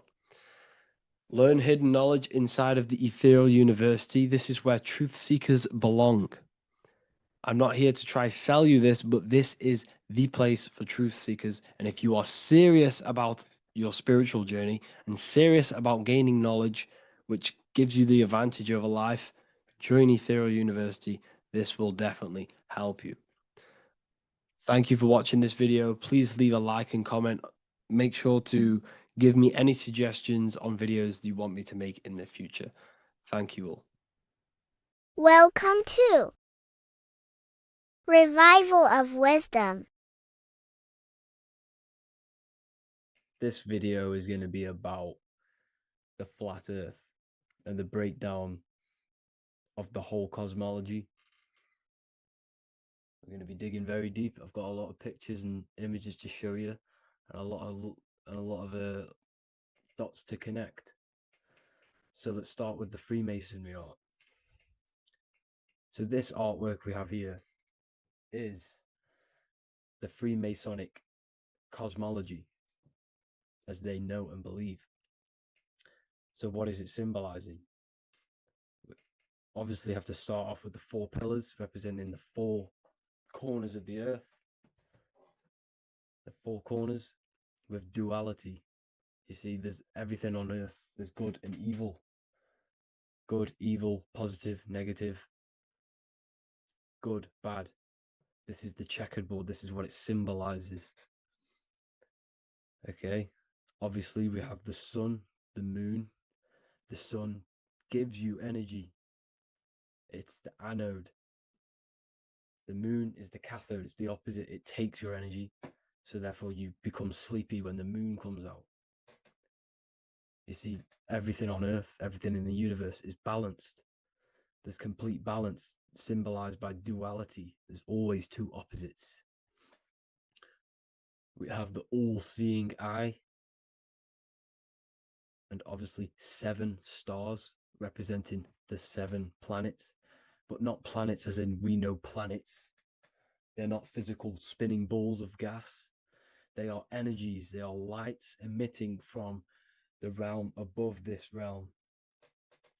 They are lights through the firmament, through the electromagnetic field. So let's go through that again. The 4 corners, duality, positive and negative, cold, dry. Everyone on Earth has an opposite. Everyone, there's 2. Okay, and then we have the sun, the moon, the 7 planets with a 5-pointed star. What's the 5-pointed star? Of course, it's the 5 elements: spirit, water, earth, fire, and air. Okay, that's what the 5-pointed stars symbolizing, the 5 elements of earth. And then, most importantly, we have the compass. The compass is very, very important, hence why it's in the center. the compass is symbolizing many, many things. And one of the most important things, but we'll get into that after. We have a boat with water outside of the earth. So we have a boat on water, symbolizing the waters separated by the firmament, the waters above, separated by the firmament from the waters within the firmament, the earth. So this is what it's symbolizing. So the compass, what's the compass? This is where the compass comes from. The Polaris, the most important star there is, because it's in the center of Earth, the sun, the moon, and the black hole, black sun. Because all creation comes from center, the seed center. Okay, but we'll get into this after. But also, this is a very important Masonic symbol because they use this symbol a lot. This is one of their main symbols, hence why Neil Armstrong has the Masonic ring with the compass on it. The people who supposedly went to the moon, which obviously they faked to push this globe model, because the globe model is based upon fear. Because the globe model, if they can sell you the globe model, they can sell you anything then. You don't know where you actually are. The globe model is to push fear upon the masses, because the globe model means there's not enough resources. There's also risks of asteroids hitting the planet. There's also risks of space extraterrestrial invasions, global warming, asteroids. You see, this is all the fear that they can gain off selling you the globe model. Okay, because they don't want you to know that this is an intelligent design. And also, they're hiding God, the creator, the source. This is why they are satanic. They are opposites. They are lefty, Lucifer, right, righteous, godly. Hence why they do the symbolism on their eyes.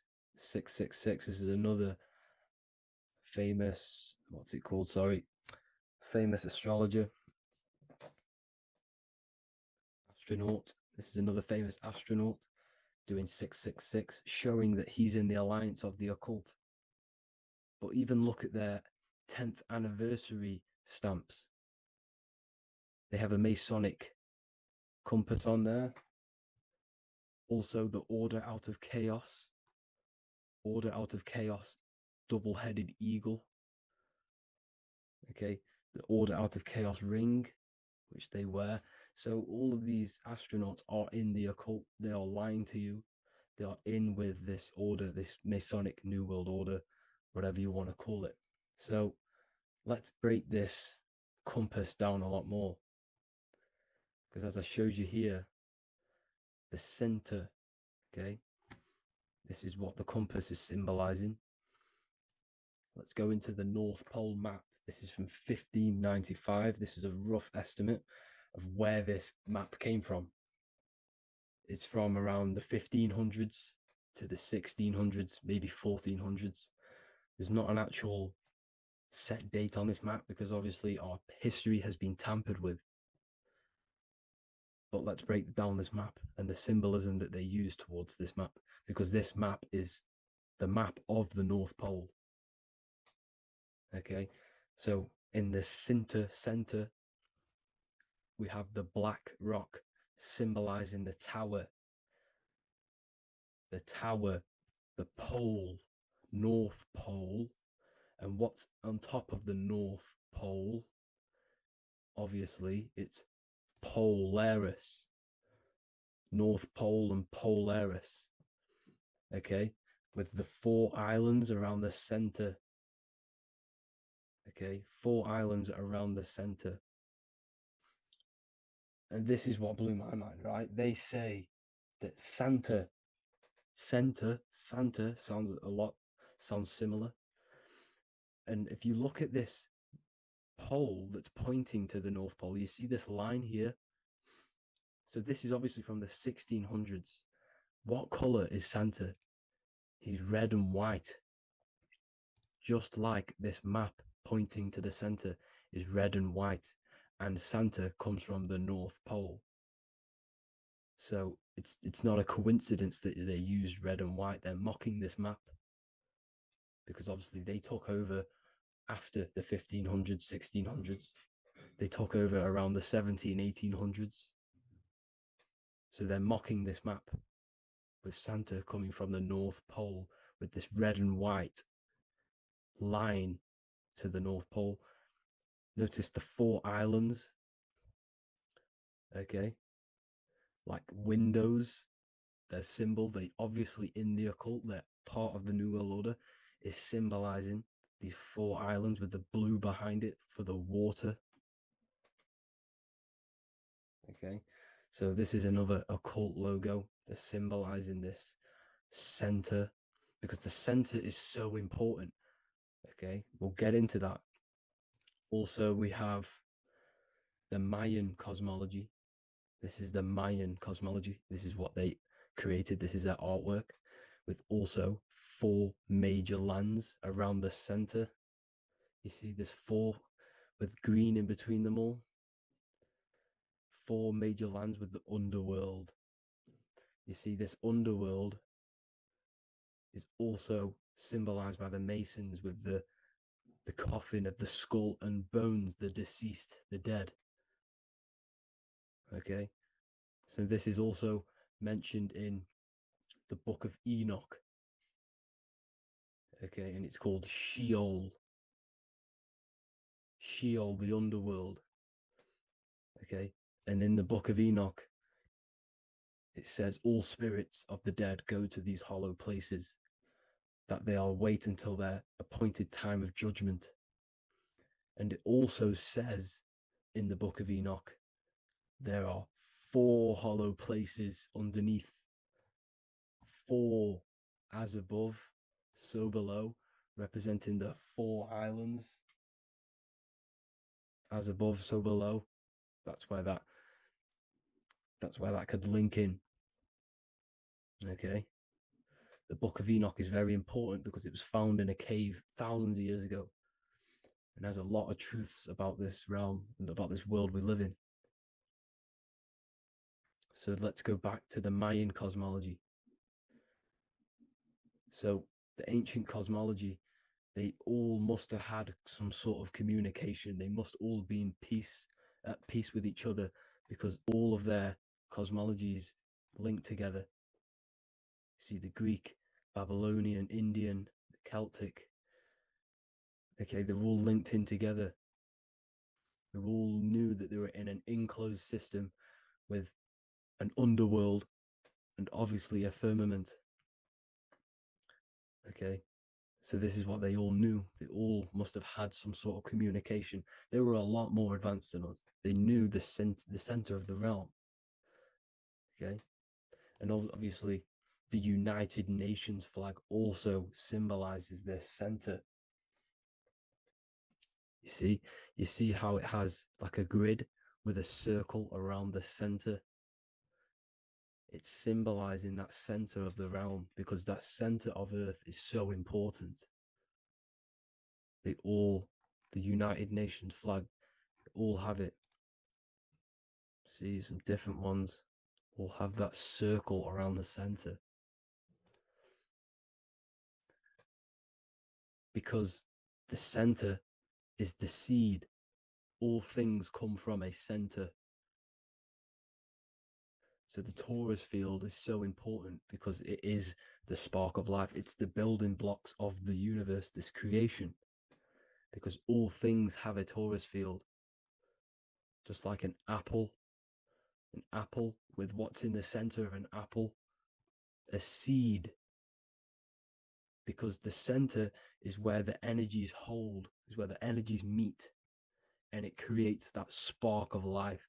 Just like your heart is the center of your body, and it has an electromagnetic field.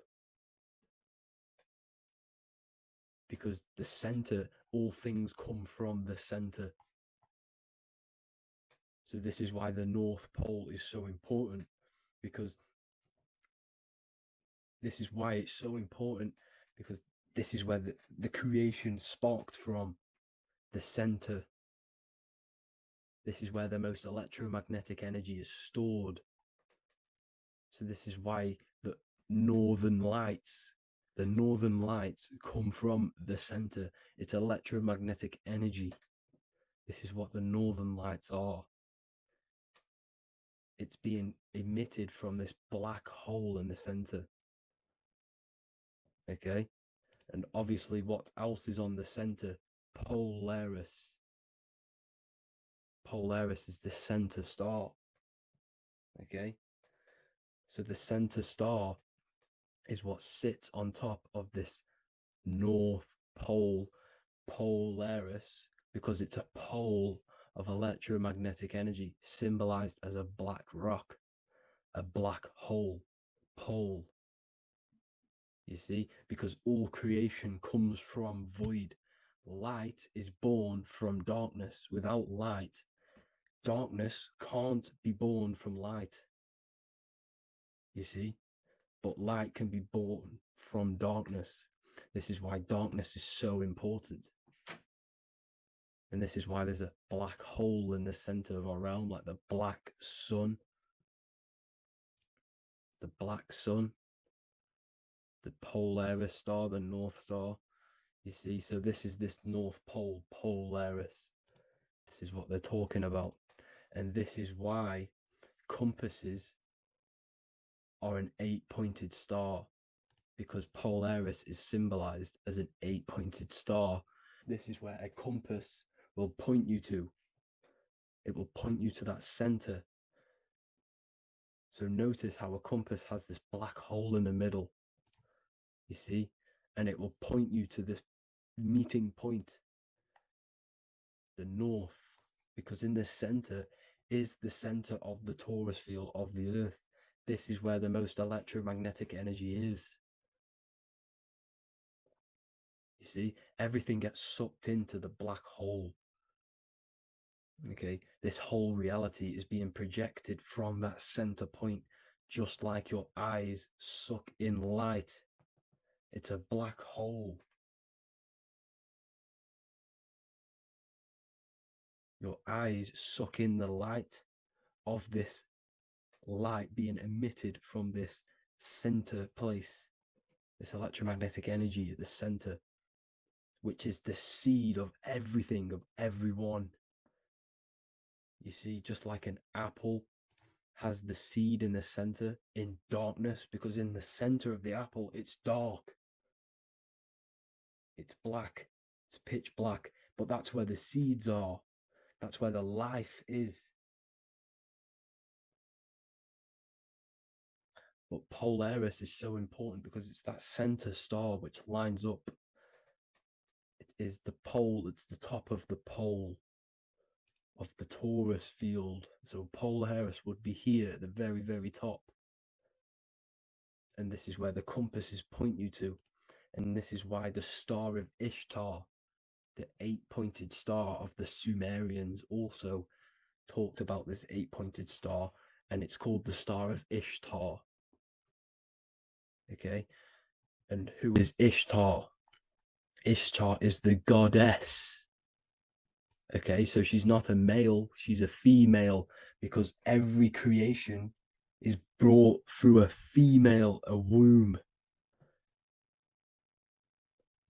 Every single human on earth is brought through the womb, the sacred feminine energy. And the womb is pure darkness. There's no light in a womb, just like the center of our realm. It's a black hole. Okay, and guess what? She's the god of fertility and sexuality. She is responsible for all life. Okay, so the star of Ishtar is the star of Polaris, which is symbolizing the responsibility for all life, the center of our realm. the black sun, the black hole. Okay. So this is what that god of Ishtar of the Sumerians is talking about. The goddess, the womb, the seed of creation. So this would be the portal, more than likely, the portal in and out of our realm, because it's the top of the Taurus field. And what's above this realm is the heavens. So this is where you get sucked in from the heavens. Your soul gets sucked in and brought onto this plane of existence called Earth. These are some space NASA symbols. Look how much Polaris symbolism there is. And notice how it's at the center. You see this circle? This is like a half circle. And at the center is an 8-pointed star of Ishtar. It's the same thing. It's Polaris. It's at the center. And notice on some of these, look, this one is a bear holding the key and an arrow pointing to the Polaris star, so that they hold the key to Polaris.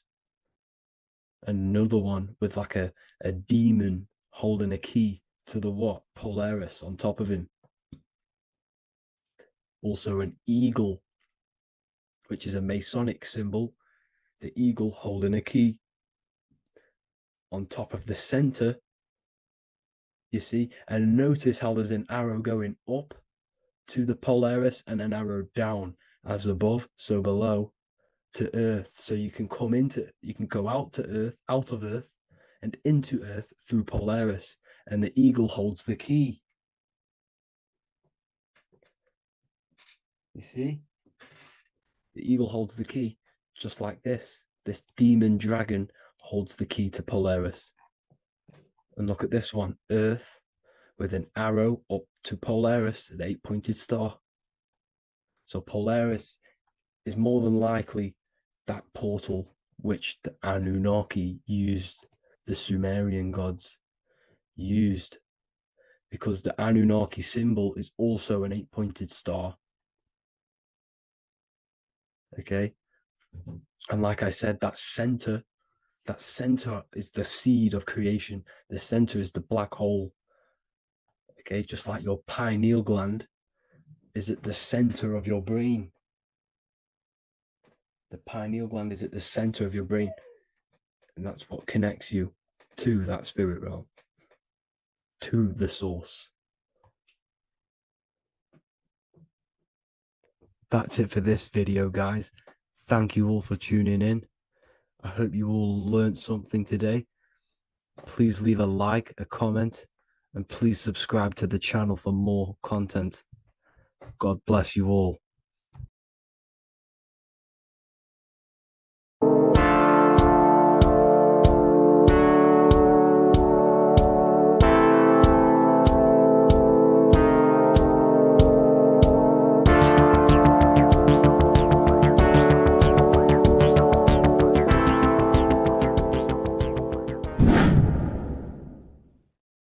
What is good, people? It's Revival of Wisdom. I hope you're all doing well.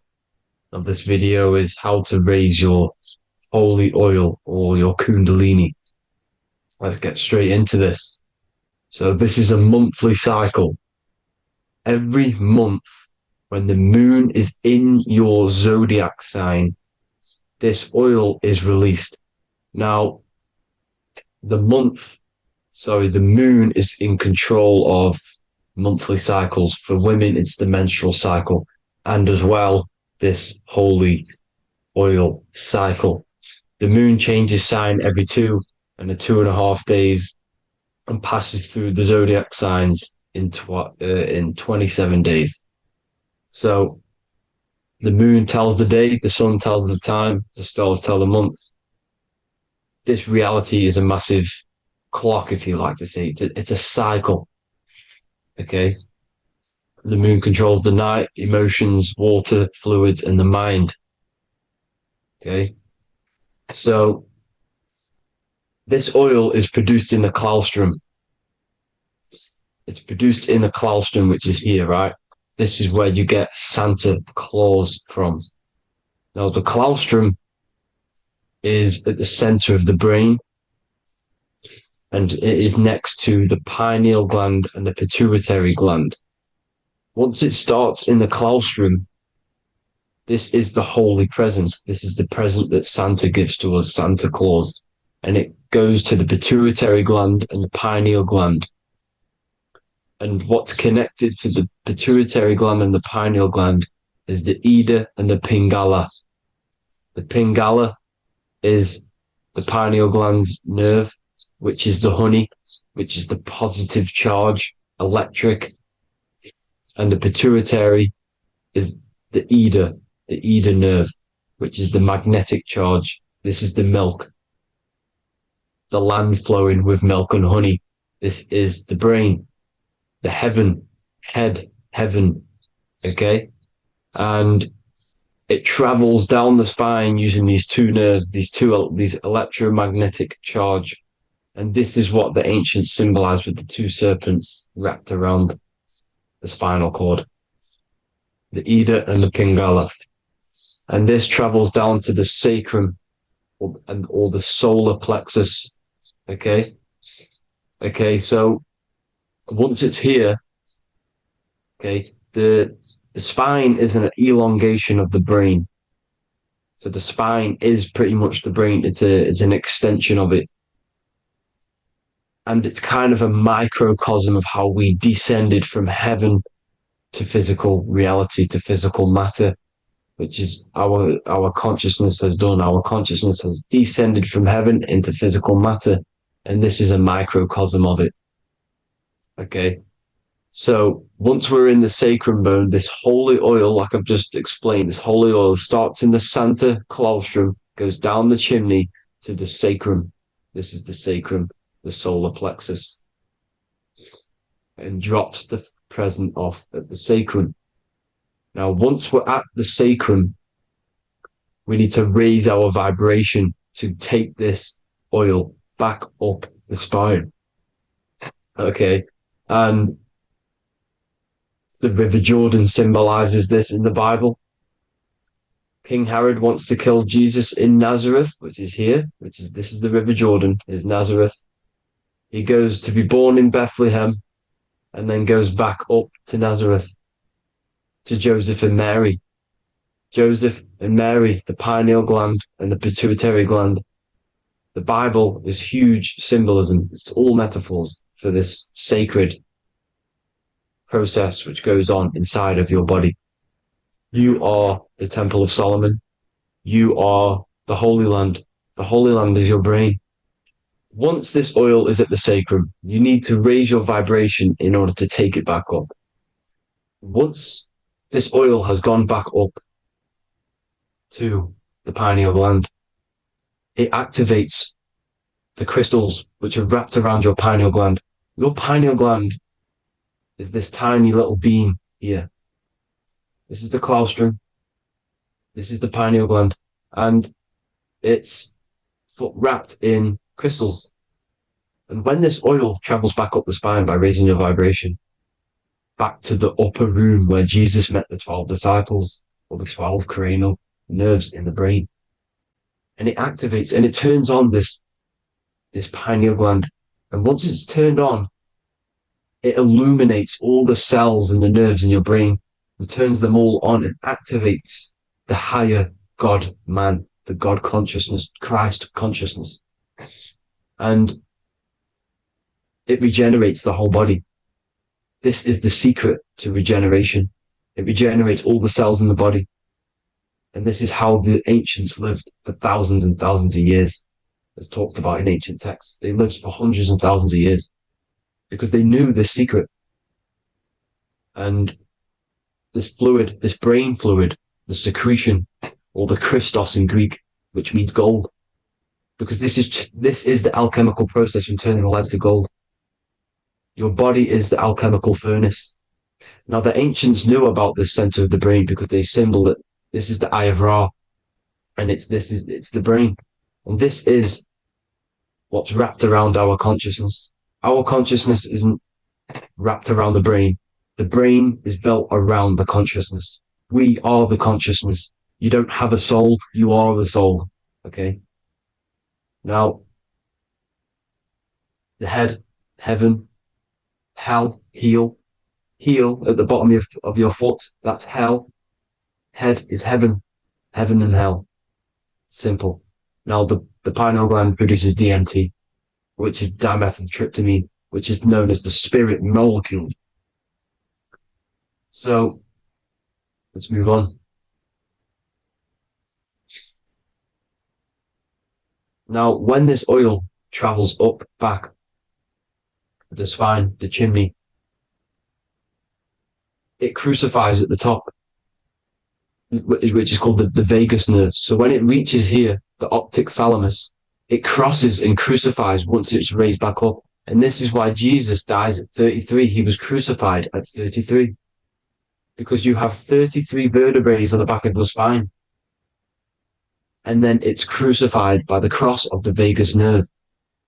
When this oil crosses the vagus nerve, this is the crucifixion at 33. And it symbolizes the death of the physical consciousness. You then become spirit. You then become God consciousness, activating the Kundalini, regenerating the body and the mind. Okay. The Garden of Eden. You are the Garden of Eden. The land of milk and honey is upstairs. The pituitary, which is the milk, the pineal gland, which is the honey, which is DMT. It even says this in the Bible. As he brought us into the place, and he has given us this land, a land flowing with milk and honey, which is also symbolized as the sun and the moon. The Bible also says, the light of the body is the eye, not the eyes, the eye. If therefore thine eye be single, thy whole body shall be full of light. This is the activation of the pineal gland by raising this oil back up to the pineal gland, to the center of the brain. Neither shall they say, see that here, or see there, for behold, the kingdom of God is within you. So he's saying, don't look out there. Nothing is out there. It's all inside of you. Everything's inside of you. You're the universe. Now, how to raise this oil back up to the pineal gland? Every month, like I said, the moon controls the cycle. The moon controls monthly cycles. When the moon is going into your zodiac sign every month, this oil goes down the spine and you must raise your frequency to get it back up. You must retain your seed. This is the most important. Your fluid, your secret, your holy fluid, your life force. You can't let that go. That life force is the reason you're alive. This holy oil is the reason you're alive, because it feeds all of the systems in your body. It feeds all the systems in your body. You have to retain your seed, alkaline diet, positive thinking and meditation. Okay? When you retain your seed, you will live longer. The moment you release it, you're killing yourself. You're killing a piece of yourself every time you release your seed. Every single time. You're killing a part of yourself. Okay? Now, this could be why this could be the illumination, the single eye on the Illuminati's symbol, the Freemasonic symbol, the illuminated eye, the triangle, which could symbolize the body, mind, and spirit, but the eye illuminated. Now, in the Bible, it talks about the two trees, the tree of knowledge and the tree of life. The tree of knowledge is the tree of good and evil, which is the most important system in your body, which is the nervous system. The nervous system, the most important. The tree of good and evil. And the tree of life, which is the cardiovascular system. Now, this oil, when it's released every month, feeds these two systems, and these two systems feed everything. Now, it's important you understand that. Okay? The ancients knew all of this knowledge. The Bible's telling you this knowledge. But it's in a metaphorical way. You have to understand the context behind it so you can read it properly. Now, eating of the tree of life, which is when it talks about in the Bible, eating from the tree of life is actually symbolizing a bad diet, ejaculation, because you're eating from these two systems. You're killing yourself with a bad diet. You're killing yourself with an ejaculation. Okay? So that's important to understand. Now, this is Jacob's ladder in the Freemasons. Jacob's ladder, which is the spinal cord, it's the stairway to heaven. And this is Jack and the Beanstalk when he goes up the beanstalk and finds the golden egg in the grey clouds. The grey clouds symbolize the grey matter in your brain. Now, the Garden of Eden talks about the 4 different rivers in Garden of Eden. As we see here, the North Pole map, the ancient North Pole map, because the center of the earth is the center of the torus field. Everything's the torus field. Atoms are torus fields. Everything's torus fields. You are the universe. Everything is within you. The North Pole is your spinal cord. This is why they say Santa Claustrum comes from the North Pole. This is the North Pole. And the Santa Claustrum is the center of your brain. Now, there's 4 rivers which come from the Garden of Eden. There's the blood, the Christ oil, which is the oil we're talking about, urine, and saliva. These are the 4 sacred oil, 4 sacred fluids in your body. And these are constantly abused in today's society. Also, these secret societies are targeting these fluids. Okay? This is why porn is free. They sexualize society through Disney. Go and look at some of the Disney movies. There's so many subliminal messages which sexualize these children because they want you sexualized. So you release your seed, which is one of the holy fluids in your body, especially your semen, your sexual energy. So important you retain this. So important because it's your life force. It keeps you alive. Okay. Now, let's recap on this. If you want to raise your oil every month, you can't just retain your seed for the month. You have to retain your seed forever. Don't just do it for a couple of days. You have to do it. It's a lifestyle. You want to become God consciousness, you got to do what it takes. It's hard in this society because this society is made around, it's designed to kill you pretty much. It's designed to keep you in these lower states of consciousness with all the bad food, the chemicals in the food, the chemicals in the water, the sexualized TV programs, sexualized adverts, sexualized TikTok and apps, videos, subliminally stimulating you because that is your weakness, sex. It's your weakness. Now, you have to retain your seed, meditation, and an alkaline diet. Why alkaline? Because acidic is low vibrational. This is the color spectrum. And what's the highest vibrational color? Violet. It's the lowest, red. You have to have an alkaline body in order to raise this oil. When you drink, when you have a bad diet, when you drink alcohol, when you smoke, this destroys the oil. It destroys the oil in your sacrum and it can't be raised again, can't be raised up. This is why it's so important. Without that oil, you don't live. That oil makes you live. It feeds everything in your body. It's crazy how we're not taught this. It's insane. But that is how you raise the oil, people. I hope you all gain some knowledge out of this video. And I hope this assists you on your journey, your spiritual journey. And please like and share this video. We need this knowledge out to the public to wake up humanity. Thank you all, people. God bless.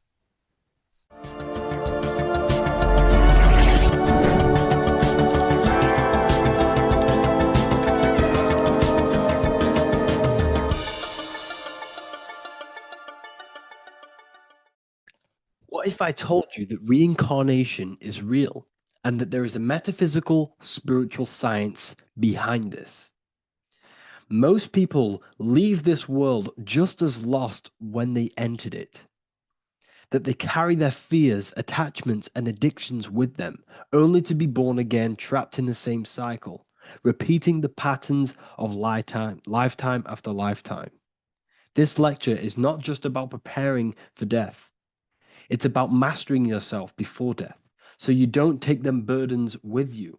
Because the truth is, whatever addictions, fears, and unresolved emotions you cling to in this life, you carry with you into the next. Unless you break free now. You must master yourself before death. Death is not the end, it is the great passage. But how we transition depends on our mastery of the self. This was symbolized by the Ouroboros, the snake biting its tail. Every ending is a new beginning. It's an infinite cycle of consciousness. Now, your human body is basically an antenna tapped in to a stream of consciousness. Just like a radio is tapped into a specific frequency to play that radio. Your body is basically an antenna, a crystal picking up the consciousness of God. You are on an ever-ending journey, a journey of learning and expansion of the mind into new fields of thought. This was symbolized as the Ouroboros. When you die, it is a new beginning. It's a transitioning, not an ending. Everything is eternal in this universe as consciousness is formless and constantly transforms into new forms of life. Let's break down the word death. Death contains the word ether. Now, the ether can be found in the word heart or earth. Ether. Everything in this plane comes from the etheric plane. The etheric plane is the barrier between the physical plane and the spiritual plane, the astral plane. The astral plane is the screen that you have in your mind that allows you to imagine a red apple, for example. This is the imaginative plane where thought forms start to take form. Everything begins as a thought, then the thought form becomes an imagination, then energy, then physical. Everything in the physical plane is a shadow of thought, all objects manifested as thought. You came from the astral. You came from the stars. This is why we say reach for the stars. Or this is why you say you are a star. Cis star, miss star, fraud star, stir is star. And when you become famous, you become a superstar and you gain a star on the Hollywood floor. You are a star. The ether. The ether is the infinite energy source which all things come out of and return back to. This is the cycle of life and death, summer and winter, day and night, sleep and awake. The ether is the infinite energy source which all things come from and will return back to. Okay, sorry about that little error. The ether is the boundless source of energy from which all things emerge, to which all things return to. We can see this in the cycle of the sun. The sun does this wave of creation. It rises and it falls. We have the day and the night. The daytime represents our conscious mind when we are alert. The nighttime represents our subconscious mind when we are inside the spiritual realms. The nighttime is spirit, the daytime is matter, spirit and matter, awake and asleep, conscious and subconscious. We see this in the yearly cycle. Summer is life, winter is death. Spring is the morning, summer is midday, autumn is evening, winter is the night. Everything is a macro and a micro cycle of being born out of the ether and returning back from life and death. Life and death is manifested within the cycles of the sun and everything outside of you, as within, so without. This is why we say sleep is the cousin of death. The macrocosm is death, the microcosm is sleep. Every time you go to sleep, you are essentially it's a miniature death. You're entering into spirit and then returning back into matter in the morning when the sun rises. Everything is a reflection of the macrocosm cycles. Preparation for death. The first thing we must do in order to prepare for death, for life after death, in order to stop being reincarnated in this cycle of materialism. In order to progress as a soul, because remember, you are a soul in a body. Just like the sun gives power and life to the earth, your soul gives power and life to your body. When you say I, you're referring to the soul. And your soul can be stuck underneath layers of false identifications. Who you believe yourself to be is merely a collection of subconscious programs running within your mind. Now that's very deep. That is very, very deep. Who you think you are is a part of your thinking mind. Your name, your job, your reputation, your family, your friends. These things are not you. They're all aspects of the thinking mind. What happens if you meditate and you turn off the mind? Then all these things do not exist. You're left with the pure soul, the pure awareness, the pure observation. If you turn off the thinking mind, you're no longer your body, you're no longer your reputation, you're no longer your friends, you're no longer your job and your labels. You are the soul. That's the true you, the observation of the mind, not the thinking mind. The ego is the echo. It's an echo of your true self. The ego is your mind's perception of itself, shaped by experiences, trauma, emotions, and beliefs. It is merely an echo of your true soul self. The ego is not you. Your mind is not you. You are the soul. And this is the true self that we must express within our life and we must connect with before we die. Because when we die under the echo, under these false layers of the emotions, the traumas, the experiences, the addictions, the emotional attachments, when we die underneath all of this, when we don't know our true self, the soul is still hidden. The true you is hidden underneath these layers of false identification. We must remove these layers of false identifications. We must remove them. We must destroy the echo. Remember, the ego, you never had an ego when you were a child. When you were a child, you were pure. You didn't, you didn't show off things. When you were a child, you were pure. You expressed yourself freely with you didn't hide anything. You didn't hide any aspect of yourself. You didn't suppress any aspect of yourself to fit in as a child, as a baby. Because the ego was not here when you came here. The ego grows with experience. The ego is a false perception of yourself while being incarnated in this material world. It's your mind's perception of itself and it's created through your experience. Remember, you are unconditioned consciousness, and your experiences, thoughts, traumas, emotions, and beliefs have conditioned your consciousness into believing you're only a physical body, but you are the soul. We have to remove these layers. How do we remove these layers? Like I said, the best thing, meditation. Meditation. There is a great meditation that you can do every single morning and every single night time. You can sit there and repeat over and over before you meditate. You can repeat that you are not this, you are not that, you are not this. You can label them one by one. Start with I am not my body, I am not my job, I am not my name, and then detach from absolutely everything until you are left with nothingness. And when you start to meditate, detach from everything. Nothing matters. I am here right now. And what will be left? The only thing that will be left is the language that your mind is using. Now, this is very deep. Not many people will tell you this, but I've lingered in meditation many times. And I can tell you from experience that the only thing left once you detach from everything is the language that your mind is attached to. So whether that's English, Italian, French.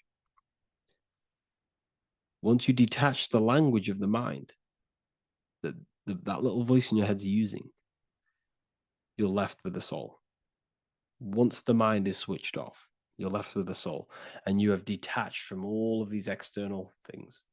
You're left with the soul. That's you. That's the power. That's the source of all creation, where everything you've ever done has come from. Every thought, every idea has come from your soul. Number two. That's meant to say number two. Sorry about that.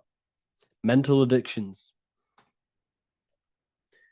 and emotional addictions. Okay.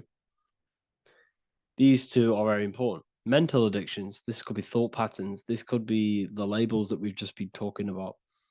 Then you have emotional attachments, which is maybe you're too attached to an external thing. Maybe you're too attached to your phone. Maybe you're too attached to family. Maybe you're too attached to loved ones. Yes, I'm not saying don't love them, but what I'm saying is do not rely on anything in this world to make you happy, to fulfill your emotional needs. Everything is found within you. You must look within, and if you're looking without, if you're trying to find yourself in the outer world, you'll never find yourself. You'll constantly be looking around in loops, because you cannot find yourself in the outer world.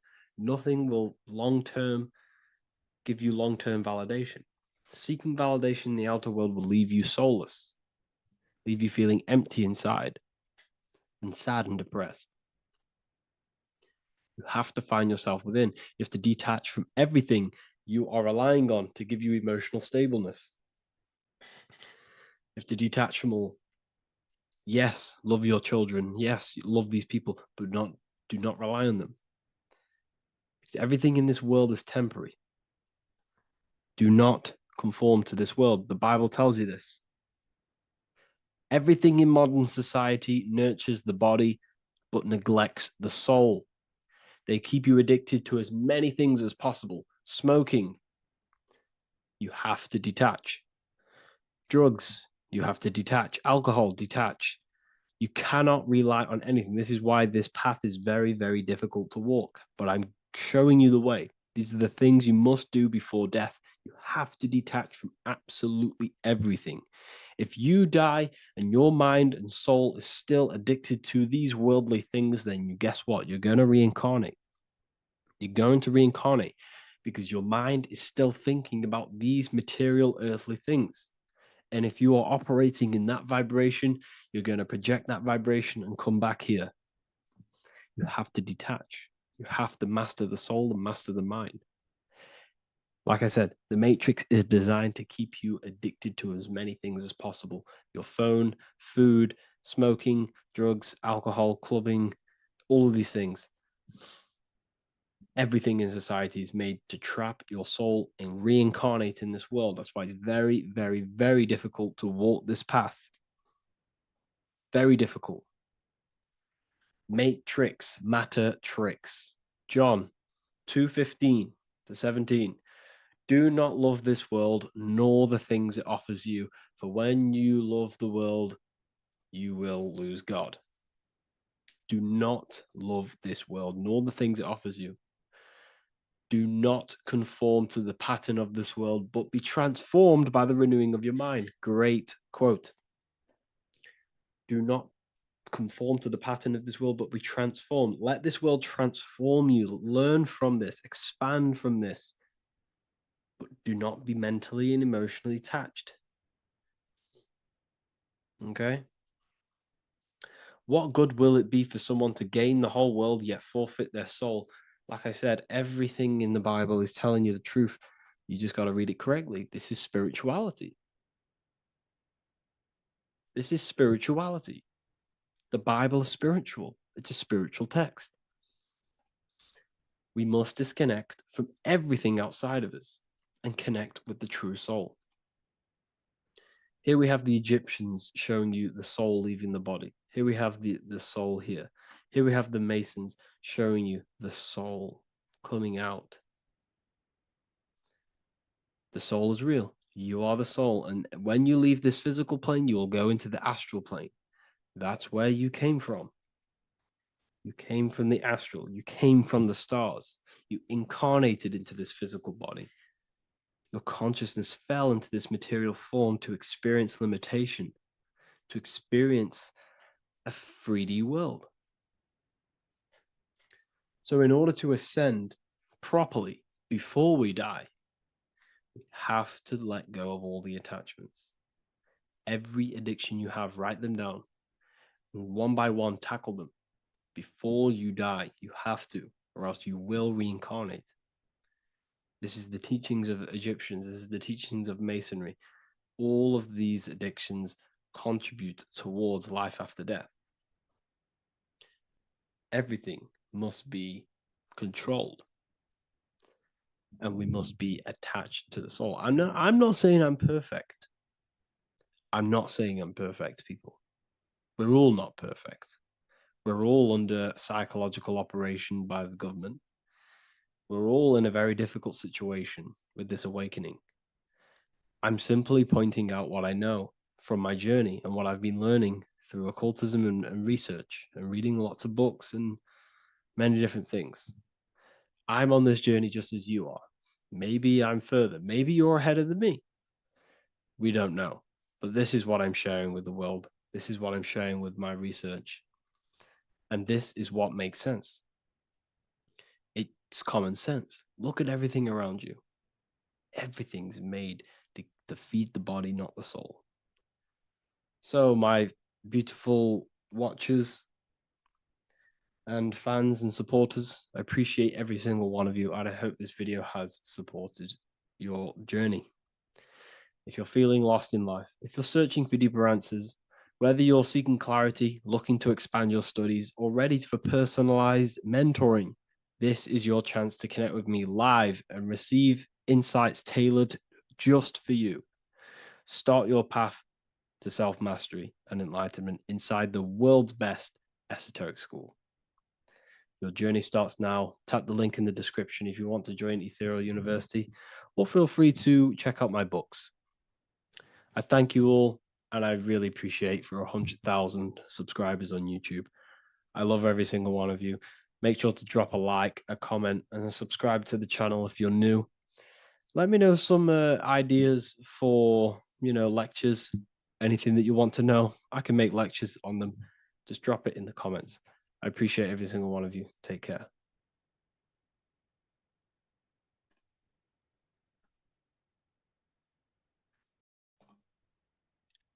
So this is known as the bag of the gods. This symbolism is widely known, but no one knows what it truly symbolizes. We see this in ancient Sumerian artwork. We see this in the Mayans' artwork. We always see this bag with the gods. What does this actually represent? Okay, so the bag itself represents carrying. Carrying what? It represents information, it represents knowledge. Your mind is the carrier of the information. So this is why in his left hand, he carries the bag, and the right hand has the pine cone. This represents carrying of information. Why is it a bag? A bag can be passed on to someone else. The information can be taught to someone else. This is the information of activation of the pineal gland or higher consciousness of humans. Because as humans, we all possess an animal nature, the nature that tells us to eat, to steal, to gain material wealth, to survive, to hate. This is our animal self. This is our animal behavior. But we also have a divine nature of consciousness, which we have access to, the higher planes of consciousness, the planes that manipulate this material world and create all things in this material world. The human mind has access to. The animal does not. The animal has no idea he exists. The animal has no inner dialogue, but humans have the inner dialogue. Humans can create infinitely. We can expand our minds infinitely into new realms of thought. So we have this higher divine nature and a lower nature. This bag of the gods is basically just representing the knowledge they possess of higher consciousness, of the higher aspect of life. Okay? Which is the activation of the pineal. The pine cone. The pine cone is in his right hand. The right represents wisdom. The left represents intellect, knowledge. Knowledge and wisdom are two separate things. Wisdom is applied knowledge. It's a feminine aspect. Knowledge is just gained information that you know, which is masculine.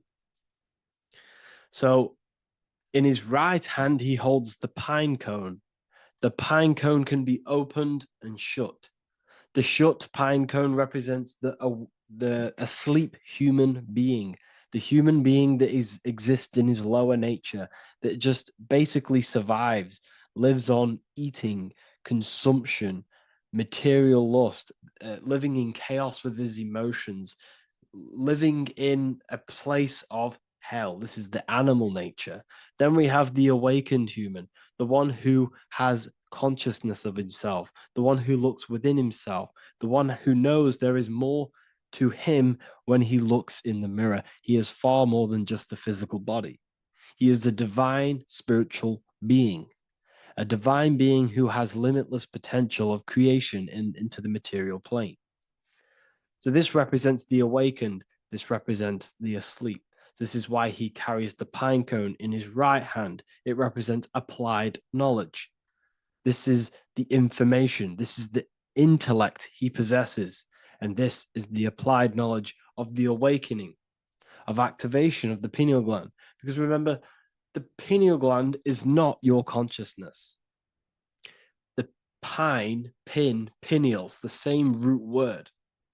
Pine cones were always symbolizing the state of consciousness one was living in, whether he was asleep or awake. We see this at the Vatican. We see the pine cone over the two pillars. This is the two pillars of Freemasonry, and the dome. This is the Royal Arch of Freemasonry. This represents your head. This is the two pillars, the two hemispheres, and the pine cone in the middle, which is the pineal gland. What is the pineal gland? The pineal gland is not your consciousness. It is not the third eye, and it is not the mind. It's not the mind's eye. The pineal gland is a radio receiver. This is your body. Your body is an antenna. Most people think they are this body. This body is nothing but a receiver and a downloader of consciousness. Your brain does not produce consciousness. You are not this brain in your head. This brain is a downloader of consciousness. Consciousness comes from a way higher divine plane, which is what this image is showing here with the clouds. The mind is light. Consciousness is light. And this light is coming down into the material plane, and your body is basically a crystal antenna which is receiving and downloading this consciousness. So you can experience a three-dimensional reality. So God can experience himself in a divided, separate state. This is what this represents. Now, the pineal gland can be activated, okay, and stimulated because the pineal gland has physoluminescent crystalline jagged-shaped cells on it. And obviously, these are crystals. Crystals are on your pineal gland. And what do crystals do? Radios use crystals. Your phone uses crystals. They tell you that crystals are woo-woo and pseudoscience because they don't want you to know the power of crystals. Your body is basically a giant crystal. Your pineal gland is a radio receiver for your consciousness. So if they can ruin your pineal gland and damage it, this will damage your connection to the divine, to your true self, to consciousness, to God, whatever you want to call it, the source. There is all one source consciousness, and we're all collectively connected to it. And this is our connection. This is our antenna. So what a radio does, a radio has an antenna, and the frequencies are all around us because all the radios are playing in your ear right now. But what the antenna of a radio does is tune into a specific frequency to pick up that frequency and play that frequency. It's the same with your consciousness. You're all a fraction of God's consciousness. So that is essentially what we are looking at here. We're seeing knowledge, intellect in the left hand, and applied knowledge, activation of waking up to higher consciousness, to the higher human form. Because we can reach beyond our physical form. We can turn our animal self into a divine being, into one of these so-called gods. These gods are nothing but human beings. The Anunnaki were not gods. They didn't come from the sky. These are normal, regular human beings who activated their higher consciousness. This is what we have here. This represents spirit. Birds represent spirit. So do we have any questions? I'll take some questions now. That was just a short lecture on what that symbol truly means. Okay. So if we have any questions, feel free to go ahead and ask some questions. Anything that you don't understand, anything that you want to know. Okay.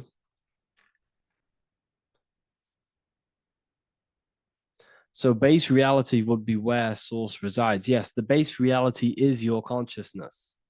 Are these lectures available in the university? There's a whole section, basically inside the university, there's a whole section with like over 30 long form lectures like this. So the base reality is where the source resides. Yes, the base reality is your inner world, your consciousness. That is the only thing that exists. Your outer world is just an effect of your consciousness. Your consciousness, everything that has gone on within the mind and emotion, is pushed outwards into your reality. You have thought and felt your way into your external circumstances. Your life is a direct correlation of every thought you thought in the past. Therefore, your inner world of consciousness is creating and molding your outer world.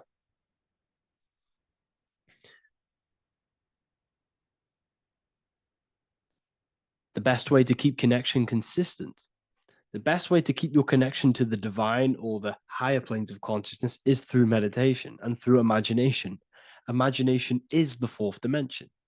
It is the astral plane. That screen that you have in your mind is not a physical screen. That is the divine plane of the astral. And this is essentially where all objects of this material world comes from. The phone that you are holding, the laptop you're watching this on, whatever you're doing, every single object you see in your room that you are in right now began inside of the plane of imagination. This is not a physical plane. This is a metaphysical plane that you have access to. And you have the ability to bring down this plane into physical form. That's what we call manifestation. That's what the ancients called magic. This is what we now call in science metaphysics. It's all the same thing. So yes, you all have access to the divine planes. Unlike animals, this is why humans are so advanced.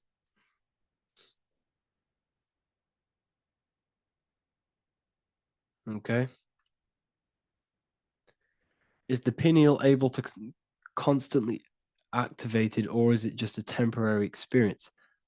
I don't fully understand that question, unfortunately. Maybe you could word it in a different way. The real meditations on the university legit, y'all, yes. In order to connect to consciousness, you need to sit in meditation and turn off your feelings, and the feeling of unity will come. Do I understand correctly? Yes, that is correct. So when you sit in silence and in stillness, I highlight the word stillness because stillness, when you are still, no information from your nervous system is being decoded by the brain. So when your body is still and does not move, your nervous system starts to relax and comes to a balanced state. Your brain starts to relax, it comes to a balanced state. The left and the right brain stop working, the nervous system stops working. Then, once the body, the material body is shut down, you then have access to consciousness.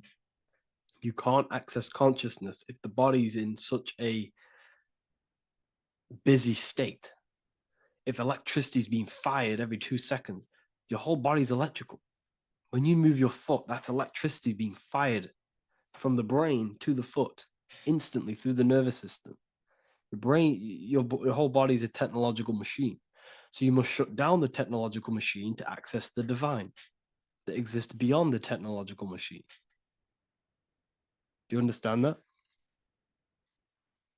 Did we create ourselves from the higher plane? When you say yes, you created yourself, you manifested yourself in this material form for a reason in this specific time and place. Wisdom books, are these available inside the university? Yes, they are. So anyone who joins the university, they all gain 50% off the store. So you can get anything off, anything you want inside the store for 50% off. Plus, you get the Book of Wisdom Volume 1 PDF for free. You get the Human Health Guide. Plus, you get all of the library books. There's a loads of different books on occultism, symbolism, esotericism. Do you need to place your attention somewhere specific during meditation? You can do. Okay, you can do. So if you struggle, when you first start to meditate and you struggle to turn off the thoughts, think of the back of the brain, the back of your head. Don't think of it, place your attention on it. Okay, so when you place your attention on the back of the brain, this now shuts off thought because the back of the brain doesn't have any activation to do with thought. The front brain does, the neocortex. That's all to do with activation of thinking. So place your attention on either the back of the brain or your breath. What's more important, creating yourself or finding yourself? It's a balance of both. So in order for you to create fully, you must have awareness of self and awareness of thought and control over the mental dialogue, the inner voice inside of you. Okay. When you control that inner voice, that is when you gain power. That inner voice is what brings commands into physical reality. Before you kick a football, there is a change in consciousness. There's a decision made in consciousness before the body takes the action. Therefore, every physical manifestation is a change of inner consciousness before it's a physical reality. You can have the reality you want through consciousness before physically having it. That's the secret to creating. But you must believe it like you know the sun is going to rise in the morning. That's how much you should know that you have that reality in consciousness through feeling and thought and imagination. And that's how you can truly create in your reality. Shrooms help with consciousness or ego. I can't really talk about that because I'm maybe uploading this to YouTube, unfortunately. But we need to clean our pineal gland first from calcification. Yes, definitely. You should go on a detox the body. Because you can't really connect with consciousness if your body is in such a dirty state.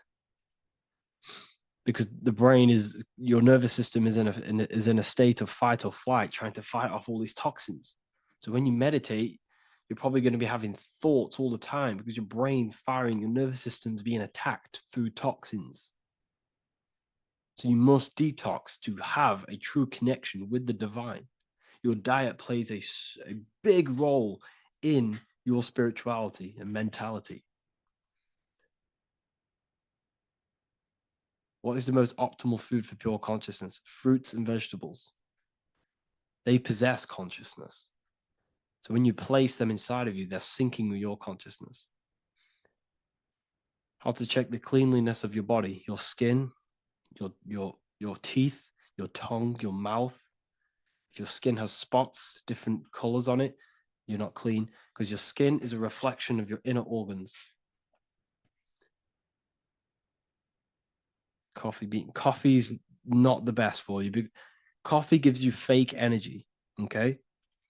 So what coffee does, that buzz you get off coffee is actually the toxic effect of the chemicals reacting with your body.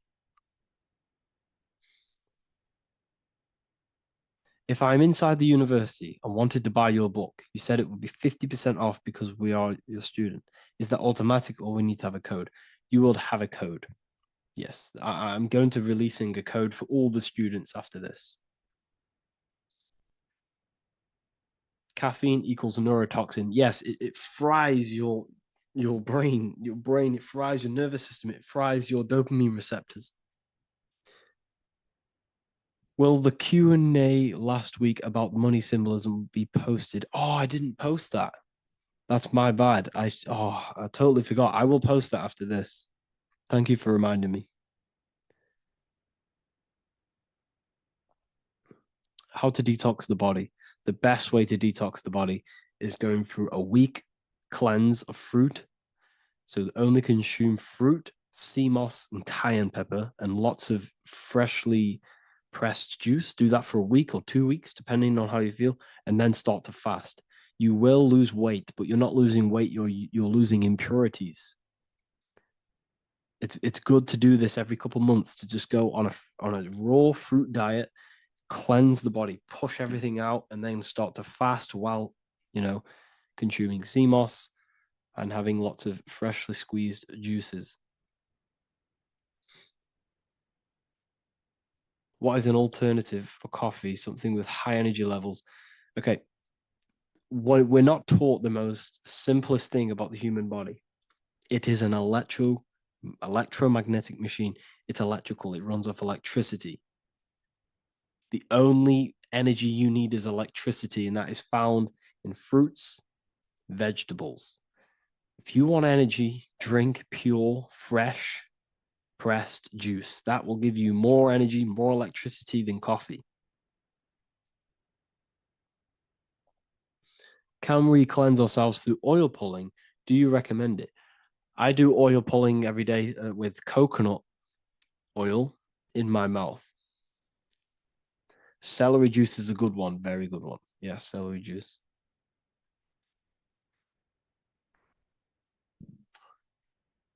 Any more questions? What kind of music do you listen to when lifting? For me, rap, hip hop push me work harder, but I know it's terrible for my subconscious. Yes, very. At least you're aware of it. You should be definitely try and stay away from the hip hop music. Try and stay away from anything that's talking about anything negative, because it's all programming your subconscious. And your belief system is your reality, people. Your belief system is your reality. Okay? So look after your subconscious. That's what's controlling your actions. 90% of your actions on a daily basis are controlled through your subconscious beliefs. Okay? I listen to a lot of Pastel Ghost. I listen to a lot of let me get my playlist up. It's all like background music for TikTok. Do you know what I mean? Like Pastel Ghost. That's mainly what I listen to. That sort of music. I don't know what it's kind of called. I don't know what that genre is called. Does anyone know what that genre is actually called? Because there's not much words in it. The reason I listen to it is because there's not much words in it.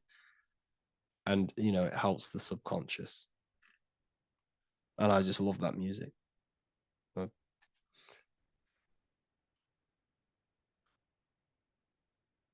Like Lofi, yeah, a bit of Lofi.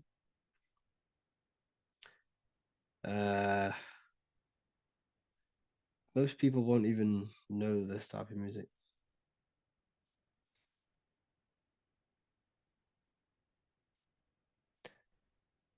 Can you tell us how you use cayenne pepper? So I mix it with freshly squeezed orange juice every morning. So the first thing I have, empty stomach, I have a teaspoon of cayenne pepper, mix it in and just down it every morning, and sometimes at night. The feeling you get in your stomach after putting cayenne pepper on an empty stomach is absolutely amazing. It tingles in your stomach. It kills parasites. It kills all horrible organisms.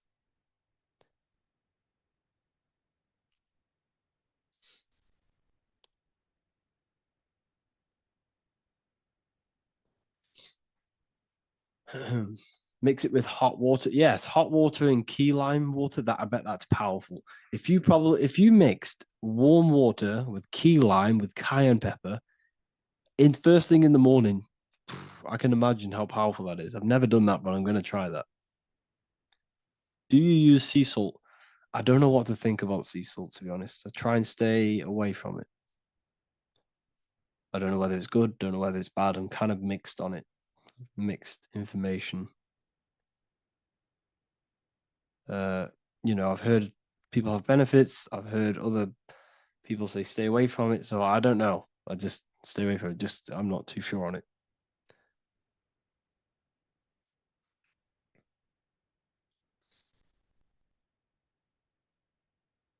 I drink fresh pressed celery juice every morning. Yeah, definitely. Is there any chance we could move to esoteric occult questions? The only reason I say that is because I might be posting this to YouTube, so it's like I don't want them. I don't want them thinking I'm giving health advice because I'm not. This is what I do. I'm not giving anyone medical advice. This is what I would do to myself. Because I can probably get in trouble for that. So the subconscious is the all-knowing. It is the all-seeing eye. The subconscious knows everything. Your conscious mind does not. Your subconscious knows every single cell in your body. Your subconscious is making your heart beat. It's talking to your heart. It's talking to every organ, every cell in your body is being connected and spoken to by your subconscious mind. It is the all-knowing. The subconscious has access to the astral plane, imagination, the fourth dimension. It has access to the mental plane, thoughts. It has access to the ethereal plane, energy. And has access to your physical body. It's the door. It's the portal. The subconscious is the portal to the divine. You must go through the subconscious in order to access the divine. Any coupon codes for book 2? Yes, inside the university, there will be a 50% off coupon code. Speaking of ancient civilizations, why did they use symbols to give us true knowledge? This is a very, very good question. Very good question indeed. The reason they use symbols is because symbols are their keys. They hide meanings. They hide things. For example, if it was written down, if all of this sacred knowledge that I'm speaking now was written down, it can be easily taken. It can be easily misused. Someone can take it, read it, and steal it and misuse it and abuse the world and create horrible things. The reason they use symbols is because they're hidden. They hide the teachings. Only the ones who possess the key, that possess the knowledge, can read the symbol. So the symbols act as a guard towards this higher wisdom, this higher knowledge, which gives you power. All of the knowledge I teach you gives you power. And you can misuse it. You can misuse your imagination. You have no clue, unless you've put this into action, how powerful your inner consciousness is. You can become a Okay, listen. If you hate your job, it's not the job that you hate. Think about it. It's not the job that you hate. The hate is coming from your inner consciousness. It's the state of consciousness that you hate. So what does that tell you? You can change that inner consciousness to another reality, the feeling of another reality. You can become that consciousness within before you actually externally have it. And by becoming and knowing that reality, that's what produces effect on shaping your outer world. When you really, truly know that reality inside of you, of being free, of being wealthy, of having abundance, your outer world has no other choice but to rearrange itself to your new inner state of consciousness. That's what magic is. It's manipulating your inner state of consciousness. It's convincing yourself that you already have it, not believing it, knowing it. Okay? Knowing is different than believing. Believing is a lie. You should know thyself. Okay? So we can say that human overpopulation is intentional. There is no human overpopulation. We're all cramped in these cities. We're all cramped into one little place. We're not supposed to live like that. We're not supposed to live so cramped. This is why there's so many weirdos out in public. So many weird people doing weird things. This is when things start to go weird, and we shouldn't be living in this state, in this condensed state. We should be spread out. Okay. There is no overpopulation. It's just an illusion because we all lived in such. Have you ever been on a plane? Have you seen how much land there is? It's crazy. There's no overpopulation. And how many people do they say there's in the world? There's not that many people in the world that they say. I think it's like 8 billion. I think they say there's 8 billion people. There's not 8 billion people. There's probably more like 2 billion. And the reason I say that is because I have a friend who only has like 300K followers. So that's a lot of followers. Okay. And he gets recognized everywhere he goes. And he's into all this stuff. And he says, listen, the population is definitely not 8 billion or whatever they say. I think it's like a couple billion. It's probably more like a billion. How to properly manifest intentions. Thought, emotion, and imagination are the key. You must know that you have that reality. Don't believe it. Become that reality within your consciousness. All day long, as much as possible. Feel it. Imagine it. Say it. And have zero doubt. How to have zero doubt. You can't, well, okay, so the doubt, that little voice that will seep into your mind saying, you can't do that. You can't do this. That's your old voice of your subconscious program. Listen, the reason why most people fail in life is because they have trained their subconscious that they will fail. They have told and believed that they will fail. The reason I will succeed for the rest of my life is because I have trained my subconscious to say, I will win, I will succeed, I will solve any problem. That's my belief system. And if my belief system is that, then my external reality, my conscious mind will seek a way to fulfill that belief. It will seek to control and create that belief in my external world. It will seek to solve any problem. I've trained my subconscious mind to know that I already have the reality, to know that I'm abundant, to know that I have everything that I already need. Therefore, if any problem comes, I can sort it straight away. But most people have a different belief. It's not your fault. We've been kind of manipulated and told this, that they will fail, that they can't do anything, that it's too hard. And that basically casts a spell on the conscious mind, where your conscious mind is just like, no, I can't do that, because of this subconscious belief that you hold. So you must reprogram your subconscious that you can do it, that you will solve any problem, and that you are abundant.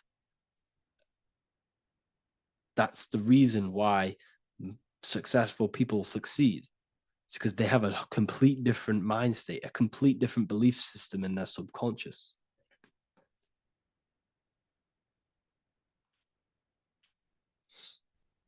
Do you offer mentoring? Yes, I do offer mentoring, but it's mainly for people who want to grow their online presence, and for the amount of value and transformation that I can place into your life, and the time, the price of my time, it will be a higher price tag. But your life will completely change if you join my mentoring. Because I will transmute your life. I will transmute your mind, and I will transmute your whole reality. Because I could tell you exactly what you need to do. How to have super genius power pulling information from the source. Okay, so you can do this. I talked about this in Book of Wisdom, Volume 2, if you've read it. This is a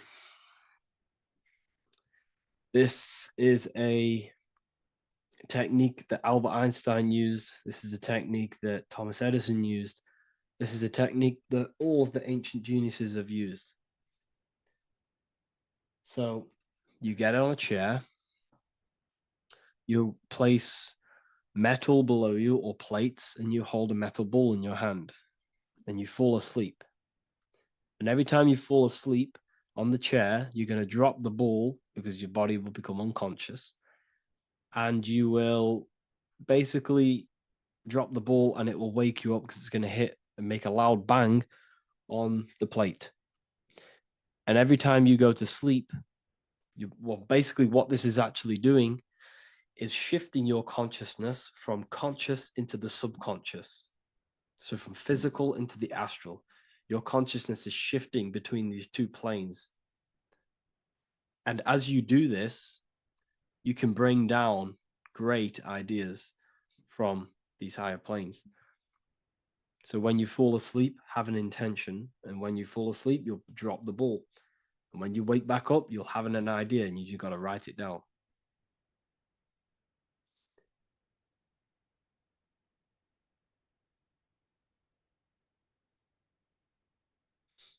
How to balance chakras. Don't focus on balancing your chakras. Focus on the mind. The mind is the cause of the chakras being blocked. If you have a blocked throat chakra, this is a problem in your mind, not the chakra. You see, the chakras are a result of the mind. You transmute the mind, you can transmute the chakras and cleanse them.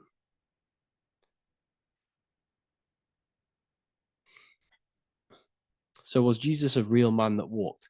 Okay, so I'm going to tell you something. Like, some of the things that I say in my reels, they are to catch attention. So if I say the first thing on the reel, Jesus never existed, straight away, you see that, it's going to trigger you. It's going to trigger Christians. It's going to trigger people. So yes, I do say things to catch attention. The reason I do that is because I have to in order to catch attention. Maybe there was a Jesus who walked. So in the past, I have said Jesus never existed. Yes, this is to catch attention, to boost the reels, views, and comments and stuff like that. Maybe there was a man who was called Jesus and walked the earth. But listen, he was not the Son of God. You are all the Son of God. Jesus represents an archetype. He represents morals. He represents a way of living that you should embody in your life, not to worship. We shouldn't be worshiping this man. We should be embodying his qualities into our lives so we can become Christ consciousness, so we can live in harmony with our mind, emotions, body, and spirit. Okay? He was not the Son of God. You are all the Son of God. We are all God experiencing himself in a three-dimensional divided form. God is oneness, and he created a divided world so he can experience himself. Why do you quote from the Freemasons oft times? I don't recall me looking at Freemason quotes and quote them. I just simply, when I post a quote, I literally just, whatever comes to my head, I just whack it into Telegram or Twitter. Are dreams tied to your subconscious, and how do you understand them? Okay.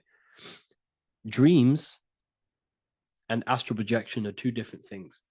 Astral projection is your soul leaving this plane into the collective consciousness, into the collective mind, the collective astral plane. But dreams are basically the astral plane, but it's your personal astral plane in your personal subconscious. So when you dream, you're entering your own consciousness, you're entering your own subconscious. Every character, every event that happens to you, everything that is said to you, everything that happens to you in your dream is yourself pushed outwards, and you're basically experiencing your own mind. If something scary comes up in your dream, this is your belief, this is something in the back of your mind materializing and coming to you and showing itself to you. So in order to understand your dreams, it's basically suppressed emotions, suppressed thoughts, all lingering in your subconscious materialized. Okay. A few months ago, I'd have concurrent dreams of getting in a car crash that lasted for months. Then one day out of nowhere, I got into a really bad accident, and that low-key bugged me out. I didn't know if my mind was trying to warn me or what. You can explain that. Okay. If you are having dreams about having a car crash, this is a belief. Okay, so let me tell you something. Let's say you're a drug dealer, okay? And you live in fear every single day of the police coming to you. This dealer every day is worried, he's scared, and he lives in fear of the police getting him. He was believing it. This fear, this emotion he was feeling on a regular basis, repetition, and the emotion is basically impressing your subconscious. It's impressed his subconscious that deeply that he now believes it. It's now become a belief. So one day the dealer gets caught and he goes to prison. Let me tell you something. He placed himself there because he created a program, a belief in his subconscious of the police. And his external reality is now in a prison cell. But that prison cell is just an external manifestation of the prison cell of fear he installed in his subconscious mind. The four walls he's now trapped in is just basically an externalization of his own belief system that he created through consciousness, through the subconscious. If you embedded your belief that you will be in a car crash, you will be in a car crash. He placed himself there. He materialized that reality through the thought, through the emotion, through the belief. He put himself there. You see? So if you were having dreams, this was maybe, could have been anything. You could have watched a program when you were a child about a car crash, and that maybe scared you. Or you saw a car crash when you were very young, and that scared you, and that impressed your subconscious. Then you had a dream about it. Then you started to believe it. And then one day, bang, it happens. That's the power of the subconscious mind. It holds control over you. It holds control over every aspect of your reality, of your being. So, I hope you all enjoyed this live. I'll see you all inside Ethereal University. I'll be posting another lecture this week. And yeah, let me hold on.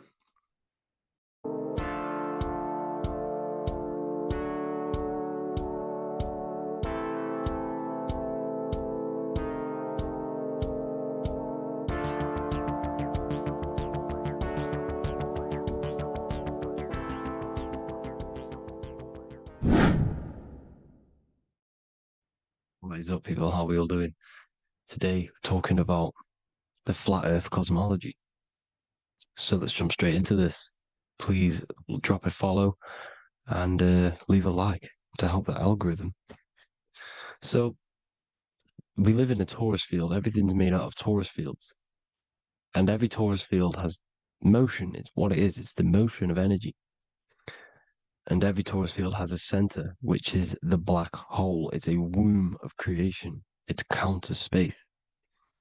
Now, this is why the North Pole is magnetic, because the center of this torus field is the most magnetic part, the strongest part of the field.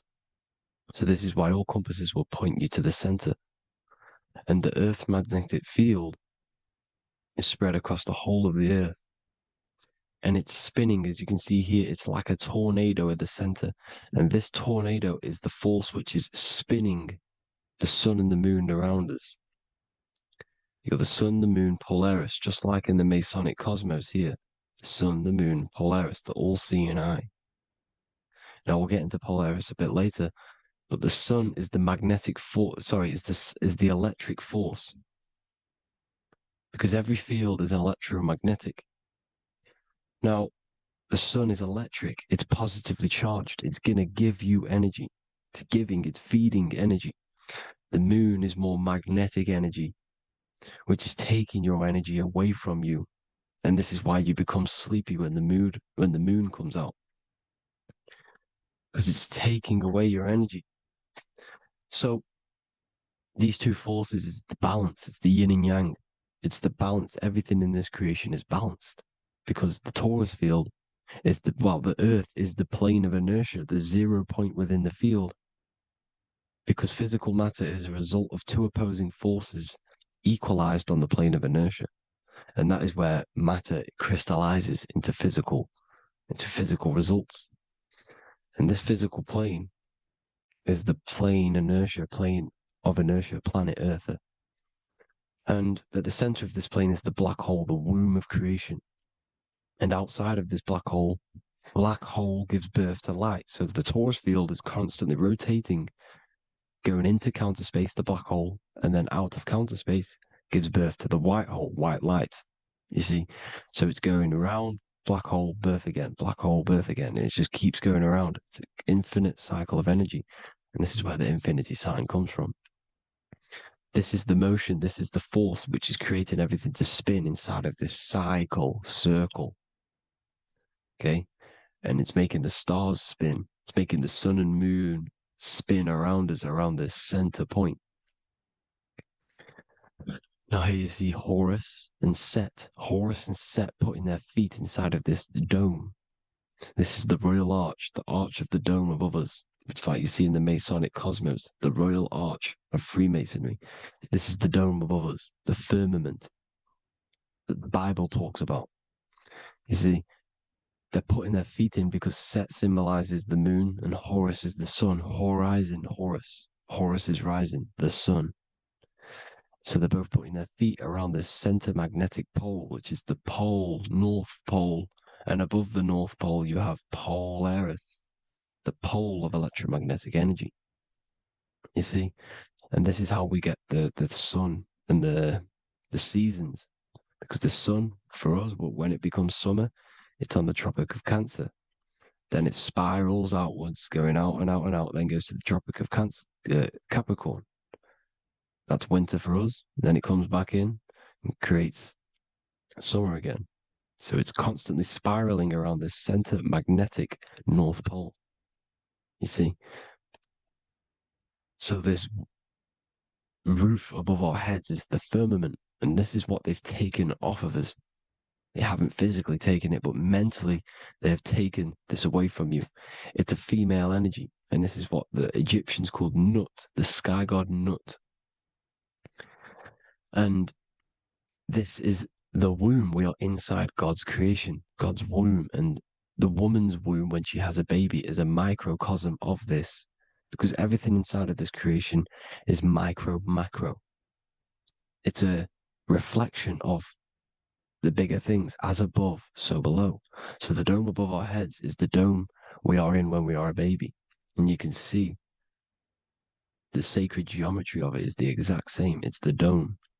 And when we are inside of the womb, the woman, the sacred maker, which is the M, the Masonic M, this is the G male symbol.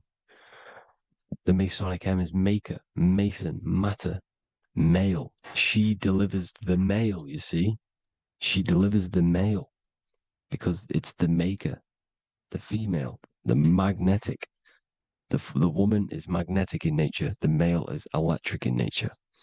So when we are in this womb, the female, we are being fed by the center umbilical cord, by the center of the mother's stomach. We're connected to the center of the woman's stomach, just like we are when we are in the earth. The center is where the aurora borealis is being emitted from, the electromagnetic aurora borealis, the northern lights. This is our spiritual umbilical cord, connecting us to counter space, connecting us to the realms beyond this world. Because at the center of every torus field is counter space. And at the center of the earth is our spiritual umbilical cord. And this is the earth's belly button, as you see. As above, so below. We had a physical umbilical cord. We have a spiritual umbilical cord. And this gets cut when we die, when we're cut away from the physical reality. You see, here's the ancient Egyptian tablet showing this female. You can see the hair, it's a female above us, because the female energy is nurturing, helping, looking after. And that's exactly what the dome is. It's protecting us. It's the Ark of the Covenant, the Ark covering us. You see? And this is what they've taken away from us. By you believing in space, it completely destroys the idea of this being a sacred creation. They've taken the roof off your head, whether if you believe in space, you believe that there's chaos, there's planets, there's asteroids that could kill us at any moment. But this isn't true. They've made you fear your own creation that you're inside of. They've made you fear what's above you. You see, and it's to hide the power of astrology, the power of the lights in the firmament, which are constantly flowing through the ether. These powers which are above us are sending rays down to the earth, which are influencing our psychology and how we behave. And this is what astrology is. It affects human consciousness. It interacts with our consciousness. And there's a different energy every day because the planets are in different houses, different alignments. And this is, we'll go into this a bit deeper later on. So the world tree, this magnetic north pole, the pole of electromagnetic energy, was symbolized as a tree, the great tree at the center of the earth. You see? And this tree is symbolized everywhere. You can see here how the center person, this Egyptian person, is holding up the sky. This is the North Pole, the hyperboloid, at the center of every torus field. And this tree was in the Mayan cosmology. This is an ancient depiction. This is the torus field. There's the plane of inertia. Here's the center tree. Here's the tree in the center, the magnetic North Pole, the woman holding the stars. Here's the Hindu with the two birds symbolizing the sun and the moon revolving around this center tree. The Mayan tree, his Horus and Set around the North Pole. They all knew this flat earth cosmology. They knew these secrets. It's so sacred you understand the creation that you're inside of. Because if you don't, you'll be led astray. You don't know where you are. You're lost. You see? And here's the Masonic art with the rays of the stars coming down with the tree in the center. So it was personified as a tree. And we are in Asgard, Midgard, the middle garden, where there's good and evil. So the 7 layers of heaven, which is talked about in the Quran.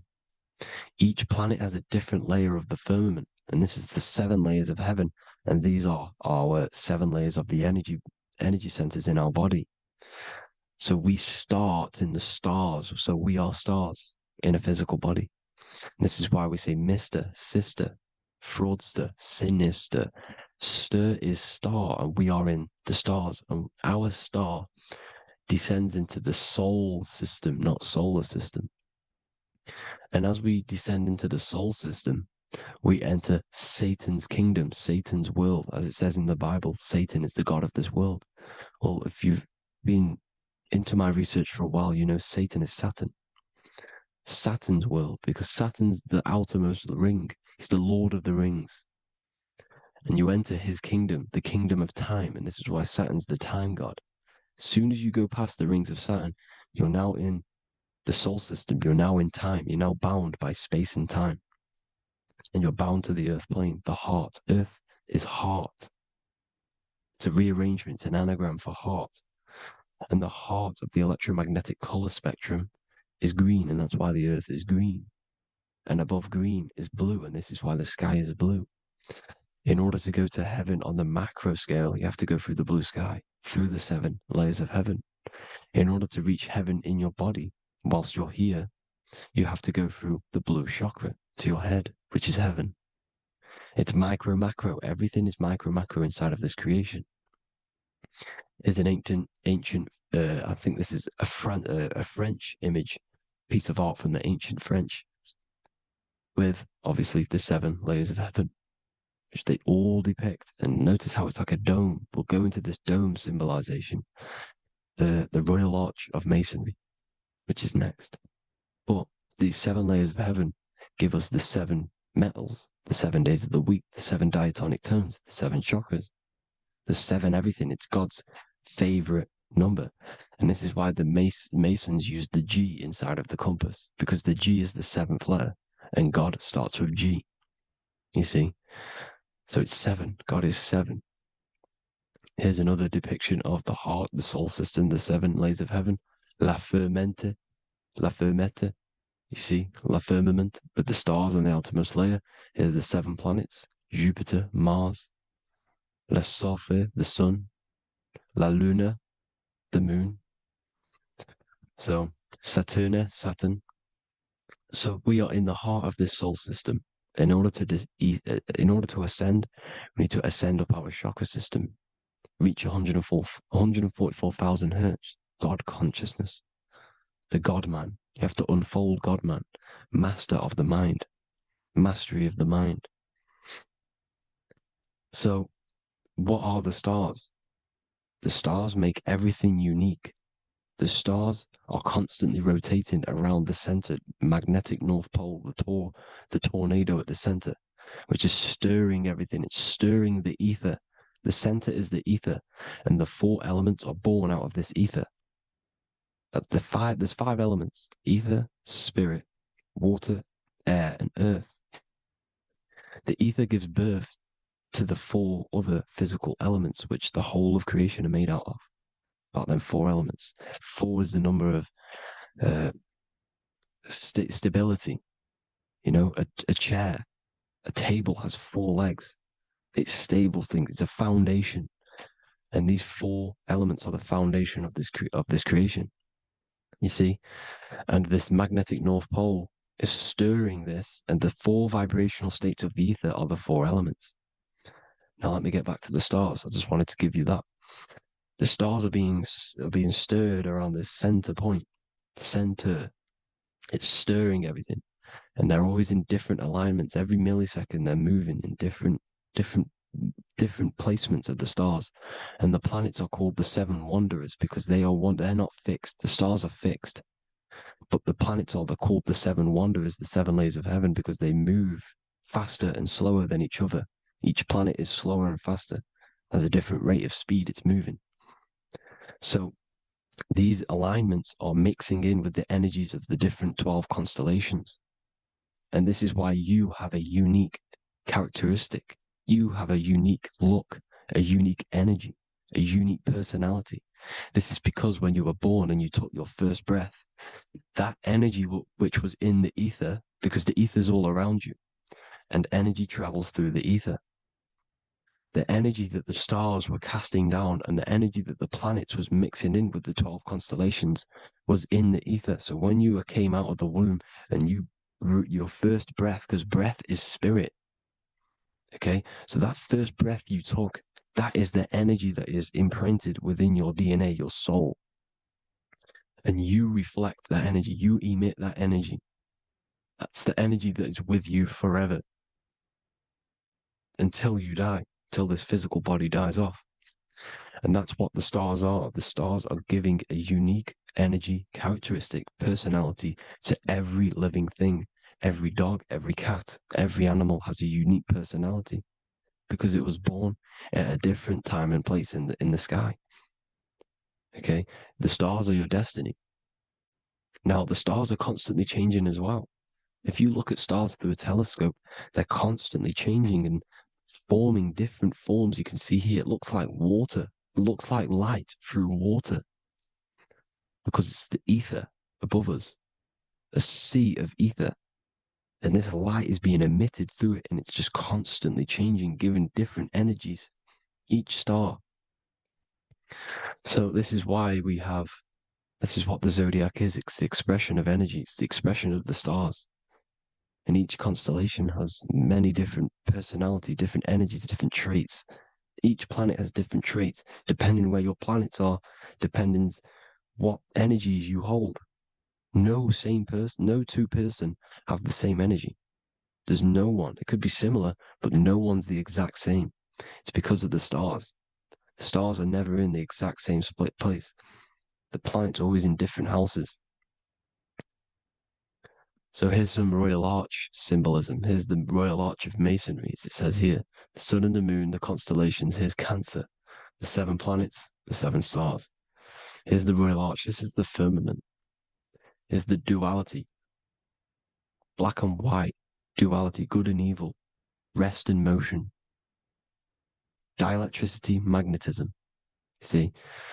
So this is what the Royal Arch is. It's symbolizing the cosmic dome above us. The womb we're in. We're inside God's womb. And here's George Washington, the Freemason, inside of the Royal Arch. You see? With the G, the Masonic G, God, 7. Here you see another depiction of George Washington with the stars in the dome above his head, his Polaris, the sky vault, Polaris. We'll get into that later. Go inside of all of your ancient churches, you will see the dome. Go to the Vatican, you'll see the dome. All of your ancient churches have this dome because it's the dome above your head. The ancients knew this. This was known. We did not live in space. It was known back then. They all knew. This is Crown Court, which is one of the most important courts in the UK. You can see it's clearly so much Masonic symbolism. You've got the 4 pillars of Masonry. The Royal Arch is like an arrow pointing upwards to Polaris. His Disney World is under a dome. In his Polaris, the sky vault. You see? And also 666 in the symbol. Here's more 7 layers of heaven. Here's an ancient depiction. The firmament. Here's the astral plane outside of the firmament. The Royal Arch. You see? It's everywhere. Here's Polaris, the 8-pointed star. Polaris is in between the sun and the moon. It's at the center of the Taurus field. And Polaris corresponds with the pineal gland as well because it's the all-seeing eye. See? So is Polaris, the 8-pointed star, which is at the very top. It's the very center. It's on top of the North Pole. And it's an 8-pointed star that's always symbolized as an 8-pointed star. Here you see the Vatican. The Vatican is a giant key with an 8-pointed star. See, it's a key. Here's the dome. Here's the Space Delta, the USA Space Delta logos. Here you see the Egyptian god looking from the center of the North Pole, looking upward to an 8-pointed star, Polaris. An arrow pointing up to Polaris. Here's another, the bear holding a key with an arrow up to Polaris, 7. Holds the key to Polaris. Here's an eagle holding a key above the North Pole to Polaris. Polaris, and here's another one. There's another bird, like a dragon, holding a key to Polaris. Because Polaris is definitely something to do with leaving this creation. Okay, maybe, I can't say for sure, but maybe it's to do with ascension, and this is why the Vatican hold the key to the 8-pointed star. And this is why the space, well, we all know space is a lie, but they're showing Polaris and its sacred symbology. Maybe it's to do with something leaving this creation, going to another. Here's some North Pole symbolism. As above, so below. See the four seasons of the Big Dipper constellation going around Polaris.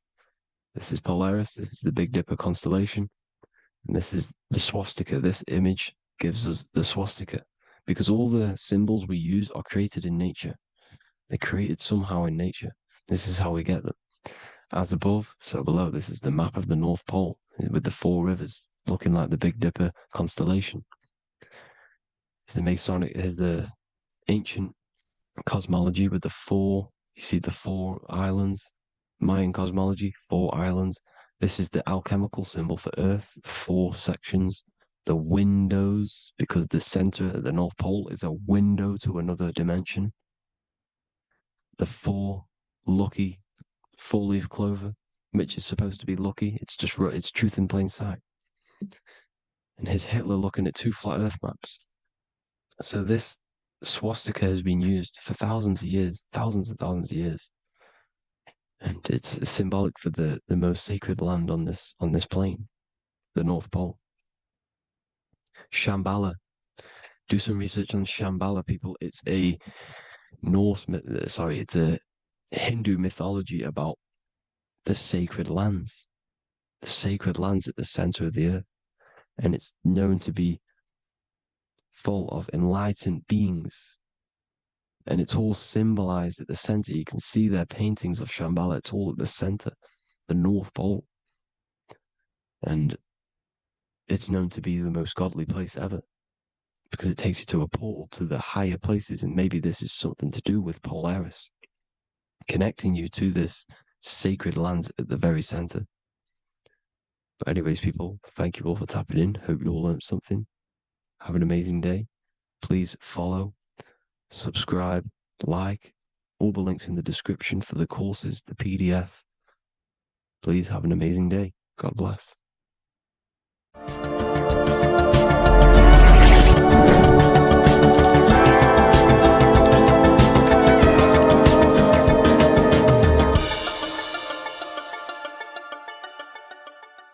Welcome to Revival of Wisdom. Today we're going to be breaking down Saturn worship and how the occult are linked in with Saturn.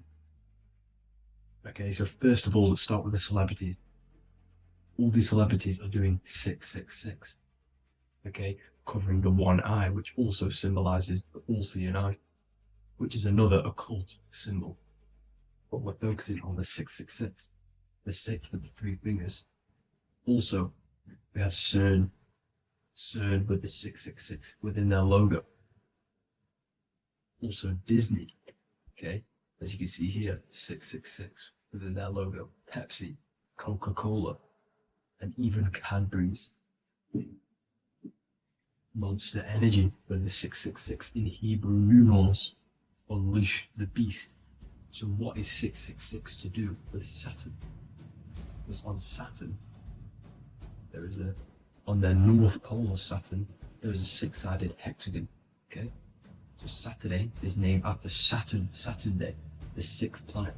It is also the 6th day of the week, and has a 6-sided polygon on its north pole, 666. Not only that, when you create a star out of the hexagon, you will create a 6-pointed star, okay? With 6 triangles within the star, and a 6-sided hexagon, which all adds up to 666. Okay, so this is why all these symbols contain 666. So why do they worship 666? Saturn. Because Saturn is the god of time and death, okay, and order and lessons. Okay, Saturn is a very cold and dry being. That is the 6th planet from the sun. Okay, Saturn represents the winter, which symbolizes death. Okay, because all nature dies within winter because the sun's not there. So it represents darkness and death. It rules the zodiac sign of Capricorn. Okay, so in the celestial cycle, Saturn is always opposite the sun. So it's the opposite of the sun. So they're worshipping this energy which is death-like.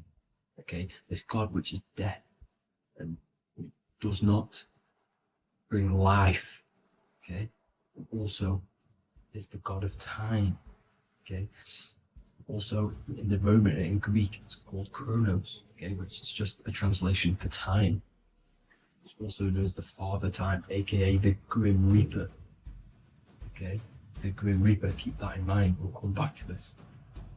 Here are some more logos with Saturn, okay, NAG, Internet, Wi-Fi, okay, all these occult logos all worship Saturn. They are a satanic occult. They worship this death god, this evil god, okay. This is where the cube now comes in, okay, because what colour is associated with Saturn? It's black, because it's the absence of light, it's opposite the sun. So black is the colour associated with Saturn. Each planet has its own colour associated with it. Okay, so when you make the cube, okay, as you can see here, the cube out of the polygon, it creates what? A black cube. Okay, and the Kabbalah, okay, Kabbalah means cube, Allah means the god, the cube god. These religions are secretly worshipping this cube god, the god of death, Saturn, Satan. It's the same entity behind it all. Okay, so also we have these black cubes in Australia, Denmark, all around the world, these black cubes, because this occult is worldwide. It's Saturn, Satan taking over this realm. Okay, also with this black cube, they walk around it like the rings of Saturn. It's around the black cube of Saturn with the rings, they walk around in circles. What are circles? Cycles. What is a cycle? Time. The time god. This is why it has a ring around it, because it represents time, cycles. Okay? And this is another depiction, Saturn, always depicted with this Reaper staff. Okay? Keep in mind this staff, just like we associated with aka the Grim Reaper. The Grim Reaper also wears a black robe, representing Saturn with the same staff. Can you see it? This is where it comes in. Okay? The same thing, look, the same staff with the black robe. Black representing Saturn, the god of death. Okay, the Grim Reaper, Satan. Okay. Also, when you graduate from university, what do? You wear a cube on your head, a black cube with a black robe. This is Saturn worship.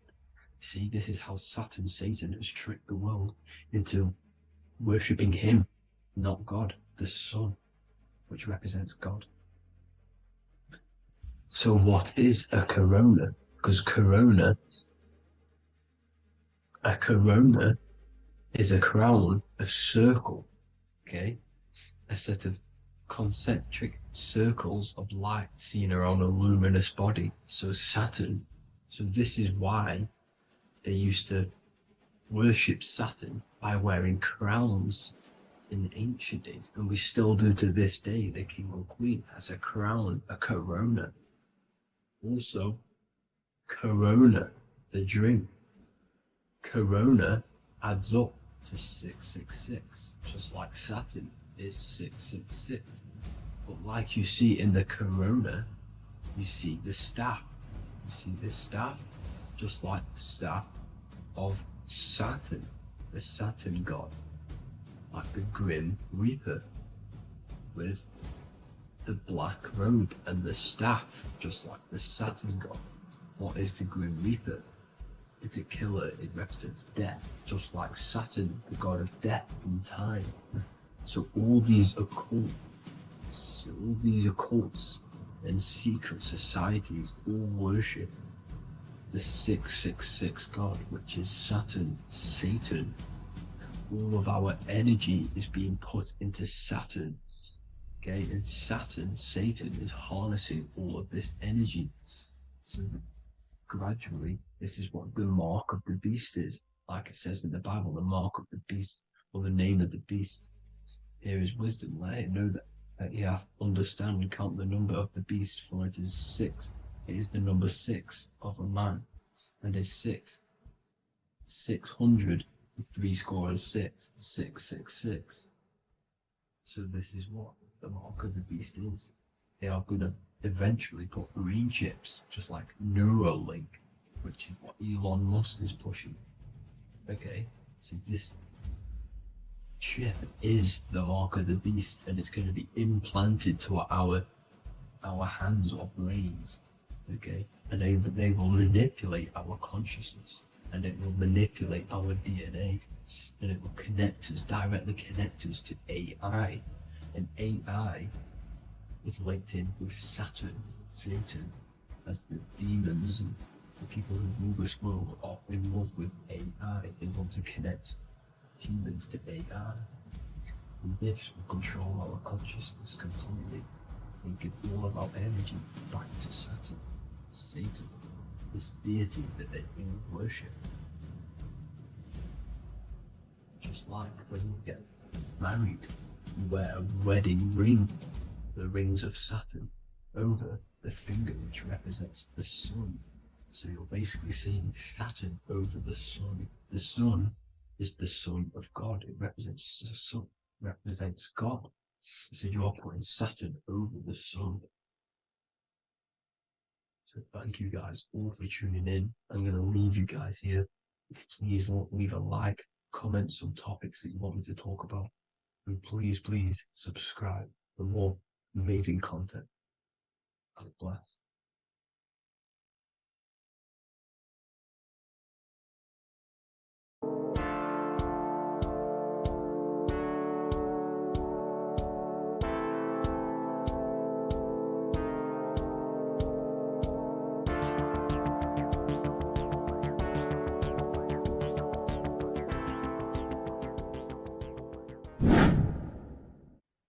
How are we all doing, people? It's Revival of Wisdom from the Wisdom Academy.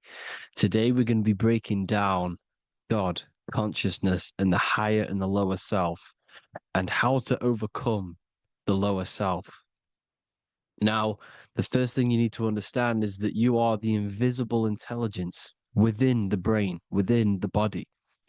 This invisible intelligence is known as the mind. But you are not the mind. You are the observer of the mind, which is the soul, the invisible entity. The mind is your intellect, your intelligence. Now, the mind is, it's hard to put this in words, but the mind is something that gives you the ability to explore the universe. And this inner self is the I am. It's the quiet, the inner self, the voice you see in you hear in your head. This is why within spells high twin, inside, internal.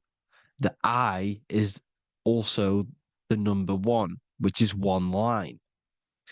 Because the one and only, is the inner self, which is the I am. This is why you say, my name is Harry. You are not Harry, you are the I, the inner self, the intelligence. Okay, this is why Jesus in French is I am. You look with the two eyes and you see with the inner eye, I and I, the same thing. Okay, because the I inside is what gives you the perception of what you're looking at. So when someone's trying to explain something and then you catch on saying, I see now, it's because you're seeing with your inner eye, the one that gives you perception, gives you intelligence, gives you the ability to understand things. This is the internal eye, the invisible self, which the physical body is nowhere near as complicated as this inner self. Is in infinite potential, infinite potential. God, God, generator, operator, destroyer, soul, mind, and body. Brahma, Vishnu, Shiva, the Father, the Holy Spirit, and the Son. They're all the reason why you see God is always a triad is because it represents yourself. Your invisible intelligence is God. Me and you are the same invisible intelligence.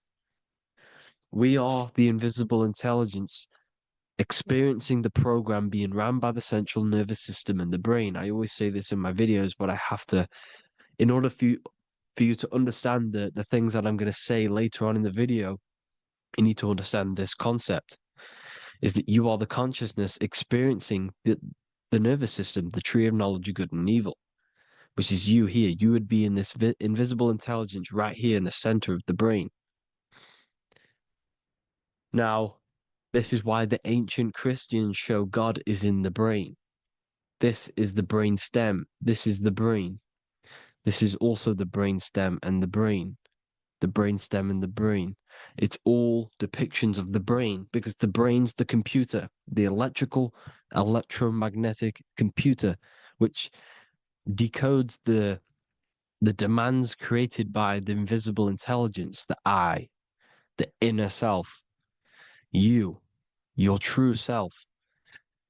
The person moving, if you observe what someone moving, this is going to sound, but if you observe someone walking, it's not the body. The body is moving, but the thing telling it to move is the invisible intelligence. Before you kick a football, a decision is made within your invisible intelligence, your mind. And this consciousness, this invisible intelligence, is either stuck between the lower self and the higher self. Okay? When the invisible intelligence, meaning the true self, identifies itself with the physical body, it will trap its mind within physicality. This consciousness that we have is either operating in the lower self or the higher self. It's either feeding the material body or it's feeding the spirit. Okay? But because we are physical and spiritual, we need to be even. We don't want to be meditating all day long because we do have a physical body as well whilst we are here. We are playing a game in physical matter. Okay? Now, the reason that you incarnated here is to learn a lesson because the mind can manifest anything it wants within the astral planes, within the world of imagination. It can manifest anything it likes, but it incarnates into matter, into this game, so we can understand labor, because anything in matter, you have to labor to manifest. But in the astral, you can manifest at the click of a finger. You come here to learn the knowledge of good and evil. And your consciousness, I came out a bit off topic there, but your consciousness is experiencing the lower or higher self. The lower self is manifested in the lower parts of the body. Sex, food, and power, the lower three energy centers. These centers are like mini brains. You are literally thinking with these centers. And when your mind is stuck within these lower centers, you'll think, have you ever heard the term of thinking with your penis or thinking with your, you know what, as a man? Even females maybe, but mainly this is a boy saying, you're thinking with your penis. This is a truth, it's truth in plain sight. You think with these energy centers. When you're living off the lower three centers, all you care about is sex, food, and power. Eating, sleeping, and greed. Power's kind of like greed. Now, when we move up to the higher parts of the body, when we live our life within the higher parts of the body, this is considered heaven. Love, expression, intuition, and wisdom. This is what we need to be aiming to do, moving out of the lower half of the body and living our life within the higher self, the higher parts of the body, thinking with the higher energy centers, thinking with love, expression, intuition, and wisdom, spreading love, expression, intuition, and wisdom to others. Heaven is even. This is why Jesus is pointing at the heart chakra, always pointing at the heart. Earth rearranged his heart because in earth you're manifested as a physical being. You're in the heart, good and bad. You need to be balanced between the good and bad. Because love can be a demon too. That's a whole nother video, but love can be a demon. Now, the seven chakras are known as the seven seals in the Bible. When the Lamb opened the seventh seal, there was silence in the heaven for about half an hour. This is a verse from the Bible. The Lamb is Aries, which is the higher brain, the cerebrum, Ram, Aries. Because when the Ram opens the seven seals, you enter the kingdom of heaven. Because these chakras seal your invisible intelligence. They seal your true self. You are behind these seven seals, your true invisible self, your true consciousness. Because behind these seven seals, you do not think about anything materialistic. Your intelligence is not material. It's not physical. It's not from the physical world. It does not desire the physical world. The body is the beast. The body's the animal, the lower self, which can corrupt our intelligence. It can corrupt the intelligence. Okay? Now, we need to balance these chakras so that we gain a deeper connection between this intelligence and the brain.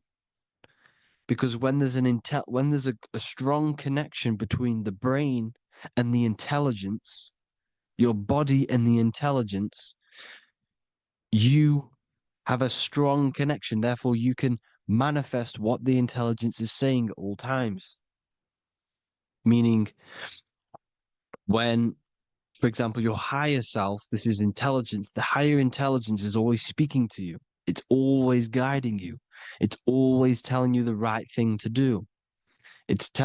You can feel it when you're doing something wrong. You can feel that you're doing something wrong because this higher self, this intelligence knows what it needs to do here.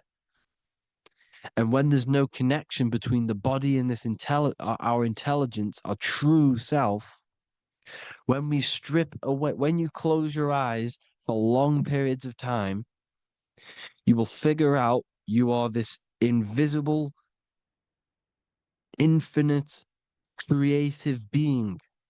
There's no words that I can't describe what it is, but it's the voice inside of your head that you can feel when you close your eyes. You are this being inside of the heaven, because this is heaven, this intelligence. And when there's a strong connection between the body, you can manifest everything it's saying. When everything is balanced, when you're no longer thinking with the lower centers, when they're all balanced, you're not thinking in particular with every center, you balance them all, you can manifest everything it says. Your body will act out what the intelligence is always saying. This is God in the brain, the intelligence, trying to touch Adam, representing the lower self. This is why they're not touching. Notice how Adam is resting, but the intelligence is always reaching out, stretching, symbolizing metaphorically saying it's guiding. I'm always reaching out. The intelligence, your intelligence is always guiding you. It's always reaching out to you. But Adam is ignorant of it. The lower self is ignorant of it. And that's why he's so relaxed and God is so stretching out. Because at our highest self, that when you think of when you want to better your life, that highest true version of yourself is God. When you're manifesting this, your highest self, this is God. Your truest form, your most perfect form, that is God. Your highest version of yourself, that is God. Emotions. Emotions are not what you've been taught. Emotions are not something that should be reactive, okay? You should not let the emotion be you, except that you should experience them instead of letting them become you. You need to understand there's a separation in our consciousness. You have the soul, which is the person who is observing your thoughts. When you think a thought, who's the one observing that thought? The soul, you. The I am, the I, the inner self, the one and only. And inside of every single body, inside of me, inside of you watching this video, there is this same intelligence that is inside of me, inside of you. And it's the exact same intelligence, experiencing a different body. And this is what we mean by the universe is mental. We all are all sharing the same ball of consciousness in a different body. The animals, the fish, the cells, all expressing this one consciousness. Me and you are the same. This is why the golden rule is treat others like others should be treated, because I am you and you are me in a different body. Now, going back, you need to identify that there's different levels of consciousness: soul, mind, emotion, and body. Okay? Your emotions are on a separate layer than the body, the mind, and the soul. So when you identify there's a difference between all of these, you do not let them become you. You do not let your mind rule you, because your mind can be corrupted. Your soul is the one that is pure good, pure love, but your mind can be corrupted. Okay? Your emotions can be corrupted. The body can be corrupted, but the soul can never be corrupted, only layered on top. You can only throw piles of programs within the subconscious, layering the soul down, but deep, deep down inside of every single one of you, there is a loving being. Because love comes from the heart. Love is the universal emotion, expression. Now, your thoughts can become bondage, your emotions can become bondage. Now, what do I mean by bondage? By conquering the lower self, we need to conquer our own mind, because the mind is what's manifesting the lower self. When you're thinking with the lower half of the body, when you're becoming your emotions, you need to experience the emotion, not become the emotion. Do not let the emotion become you. Do not let your thoughts become you, because your thoughts are tools that you can manifest. Your thoughts are the idea. Your emotion is the energy that you can use to manifest that thought. Your emotion is energy in motion, emotion. You use emotion to manifest, to feel as if you already have the thought. Therefore, you become that vibration. Therefore, your emotions are actually a creational force that is given to you to manifest things, because you're a human, a manifester. You're here to manifest things. You're a creator. You are a god. Your inner self, your intelligence, your I am, the one and only inside of you, the inner self, the quiet one, the one that's deep down, the invisible intelligence, is it's creating things all the time. All the time. Speak no evil, see no evil, hear no evil. This is the astronauts, they're Freemasons, but they understand this, because thinking, seeing, and hearing can corrupt your mind. And when you have a corrupted mind, you'll have a corrupted subconscious. The subconscious will manifest into the body, because 90% of your behavior comes from the subconscious mind. So you got to speak, see, and hear no evil. But sin, what is a sin?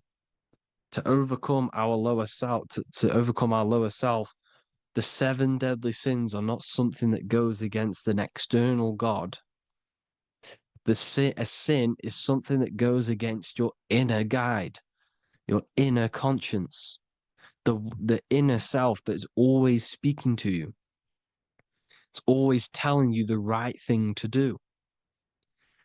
A sin is something that goes against this inner guide. And this is why you can feel something where you can feel you're doing something wrong. Because The inner guide is speaking constantly. And when you commit these 7 deadly sins, which are 7 internal states which keep your invisible intelligence bound to your physical body. Because evil, right? Evil love bondage. This is why they stay in this realm and they control this realm, because they love the bondage of the body. They like matter. They want to stay in matter for eternal life. They don't want to ascend back into the heavenly realms where you do not have a physical body. You can explore the universe within the astral planes. They stay bounded to the body, bounded to the 3D construct of the physical world. They have greed, lust, envy, gluttony, wrath, sloth, pride. They want all of this. And if you want that, that's okay. But deep, deep down, you don't want that because your soul is always telling you the right thing to do. Your soul knows what to do to get out of here. It needs to detach from the external world, detach from all of these 7 internal states which bound you to your lower self, your lower centers. That's what a sin is. You know, you have a left and right brain. The left brain is always analytic. The right brain is metaphorical. So the right brain is producing a holistic view of reality. Now, what do I mean? And not view, perception. When you see, because your eyes are parts of the brain, so when you look at something and you look, that image is produced in the back of the brain in the visual cortex. And then the right brain produces a perception, a holistic, it breaks down what you're seeing into a holistic image, a holistic perception. So, for example, if you're in a woods, the right brain sees the whole woods as one big woods. The left brain is breaking that perception down into individual trees, branches, and leaves. So the left brain's to do with duality, the right brain's to do with wholeness, unified. The left brain's dualistic, analytic. This is necessary so that we can pick things up and manipulate them and break things down. We need the left brain, we need the right brain. I'm not saying any of them's bad, but the left brain, sinister in Latin, means left. Because when you're left brained, you see everything in dualistic. You see everything is dual, when everything's actually one. We need to be focusing and strengthening our right hemisphere. I'm not saying sit in the right hemisphere all the time, but we need to be strengthening our right hemisphere. And this is why left is sin and right is right. Because when you focus on the right hemisphere, you see the holistic perception of creation. The right hemisphere sees humanity as one unified consciousness. The left hemisphere sees everyone as individual persons and egos. Because the left hemisphere is dualistic.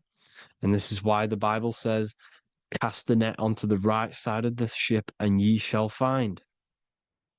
John 21:6. What does that mean? Cast your energy, cast your perception into the right hemisphere of the brain, and ye shall find unified consciousness. You shall find your higher self, the one and only. If then you have been raised with Christ, seek the things that are above where Christ is seated at the right hand of God. Wow. Powerful. What does this mean? Seek the things that are above where the Christ is seated at the right hand of God. God is your consciousness, your invisible intelligence between the 2 hemispheres. The right hand of God is the right hemisphere. Seek the things that are above the heart. Love, intuition, expression, and wisdom. Seek the things that are above the heart, the higher self, the higher part of the body. Because when you seek the things of love, expression, intuition, and wisdom, you create a strong aura. You attract the same frequency. And this frequency is heaven, God. This is the Sumerian. This is the Sumerian artwork showing the lamb. This is a step symbolizing stepping upwards, raising up. He's stepping over the lamb up to the bird. His hand is going to the bird. The lamb symbolizes the lower self. Okay. The bird with the wings is in the sky. It represents the higher self. This is why angels always have wings, because it represents the higher self in the sky. The lamb is a ground animal, symbolizing the lower self. He's stepping over the lamb to the bird, his higher self, his invisible intelligence. Horus and Set, Jesus and Satan. Look, Horus has an evil brother, Set, just like Jesus and Satan. Horus is a bird, higher self. Set is a ground animal, lower self, which is the devil and the angel on your shoulder. You see? The right and the left hemisphere, the two wings. So the devil and angels always speaking to you. The higher and the lower self. It's the battle between the higher and the lower self, between the invisible intelligence and the physical body, because the body's the one that wants the sugar, it wants the pleasure, it wants the sex, it wants the porn, it wants all of the materialistic things, it wants the seven deadly things. Okay, it wants this. There's a battle between the higher and the lower self, your intelligence and the body. This is why you need to become balanced, so that there's a deep connection between the body and the invisible intelligence, the I am. You need to master your mind with discipline, and you gain a connection between the brain, the body and the intelligence. Resurrection, transmuting sexual energy. Okay, this is important. Res is Resh, which is Hebrew. The early Hebrew Resh symbol is the head. This is the head. Resh, erection. Erection is a sexual stimulation. Resurrection is rise erection. You got to raise your sexual energy up the base from the spine to the head. This is the Christ, the Christos. Because there's a psychophysical psychophysical oil produced in the brain every month. Go and watch my other video on raising the chrism. Okay. And every month there's this fluid produced in the brain, which takes two trips, because one's produced by the pituitary, one's produced by the pineal, magnetic female, magnetic and electric charge.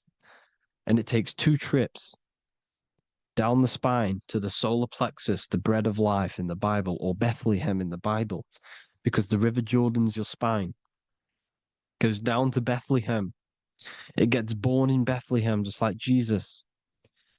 Because when this oil travels to the solar plexus, it creates the seed, the seed of life, and it feeds the body, all the central nervous system, all the cells. It regulates the blood, does all sorts of good things for the body. This oil.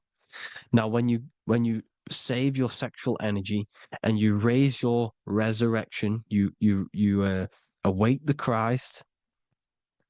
You raise it from the solar plexus or the sacrum bone up to the brain. You activate 100% of the brain, and this is the true resurrection of Christ. Instead of wasting the energy and giving away your sexual fluids, because behind the fluids is the energy. So when you release that fluid, the energy is out there. You've released the energy. Your sexual energy is the most potent emotional force a human could possibly feel. Same with any animal or anything. The sexual urge, the sexual emotion is the most powerful, potent emotion that you can feel. It takes over the whole body. When you feel sexually aroused, it takes over everything because it's so potent. And when you fight the serpent, When you fight the sexual energy, which is shown here in the Egyptians, the cat cutting off the head of the serpent, or Hercules fighting the serpent, or in the Greek mythology fighting the seven-headed dragon, the seven chakras. The serpent is your sexual energy because it symbolizes your kundalini. When you fight it and you transmute this energy instead of releasing it, instead of acting sexually on it, you can transmute the energy, transfer it from the solar plexus up to the brain. You can do this with other tasks. Instead of releasing it, instead of raising it from the solar plexus to the brain, you can use it for other things. So, for example, you want to think critically. You can use it for critical thinking. You can use it for going to do exercise. You can transmute sexual energy into anything, but you can do this. You can raise the sexual energy, and you can use this energy to push the cerebrospinal fluid from the solar plexus up through the spine, up the 33 vertebrae to the brain, and it'll activate 100% of the brain. And this is the resurrection of Christ. Jesus was never dead. Jesus was never rose from the dead. It symbolizes the Christ, Jesus Christ. Christ is Christos, which means oil in Greek. The resurrection of the Christ, the Christos, the oil. When it activates 100% of the brain when it's raised, and it can regulate all the systems, it can regulate all the blood, it can regenerate the body. And this is the true antichrist. They don't want us doing this process. The antichrist is not against Jesus, it's against the fluid in our body that makes us live hundreds and hundreds of years and makes us live as gods. This is the true resurrection. And when you fight the serpent, you fight your sexual urges, your sexual emotion, the most strong emotion that you could ever feel. You can do this process. And this is the true secret of transmuting sexual energy. Because when you transmute the sexual energy, you can become a god. And this is why Hercules is fighting the serpent. Notice how the serpent is low. He's reaching down to it. It represents the lower self. Because the lower self wants the lust. It desires sex. The body desires sex. There's a fight between the higher and the lower self. But when there's balance, there's even. Heaven is even. When there's evenness between these, this is the kingdom of heaven. This is when heaven is on earth. So at our highest levels of ourselves, the highest level of our intelligence, this is God. God is something that we manifest. We need to achieve Christ consciousness by battling the body. There is no battle outside of the physical body. It's an internal battle. Jesus and Satan have been externalized. Nothing exists outside of you, because I explained in the beginning how you are the consciousness experiencing the central nervous system. Therefore, there is nothing outside of you. It's all internal. Jesus and Satan have been externalized. Why? Because it's business. The church is a business. It's all a business. They've created these figures to be historical when they're not historical. The Bible's not historical. It's all externalized. It's called exoteric when the truth is esoteric, internal teachings. So, anyways, people, balance the chakras, balance the two hemispheres of the brain, balance the conscious and the subconscious. Balance is perfect, the yin and yang. You are spiritual and physical. You live in day and night. You need to be balanced. Oneness. Seek oneness. And this is the true kingdom of heaven. And when we all realize that we are all the same intelligence, the same consciousness expressed in different bodies, when we all realize this, we all realize we're all one. Doesn't matter what race you are. It doesn't matter what race you are, where you're from, your nationality, because none of you are actually from here. None of you are from the physical world. You're manipulating the physical world through the physical body. You are the I am. We all have a soul. Every single one of you has a soul. We all have souls. The reason why they say some people don't have souls is because they're trying to suppress your mind. They don't want you to know that you have a mind. That sounds crazy, I know. But a lot of people haven't realized that they have an infinite intelligence called a mind. And behind that mind, if you can observe your thoughts, the person who is observing the thoughts, you have a soul. Everyone has a soul. Don't listen to all these people saying some people don't have a soul, some people do. We all have a soul. Every single one of us. So anyway, you need to break the lower nature of yourself. At our highest levels, we are gods. Our intelligence, our universal intelligence, the I am, the intelligence that's inside of the brain, is God. Our minds are being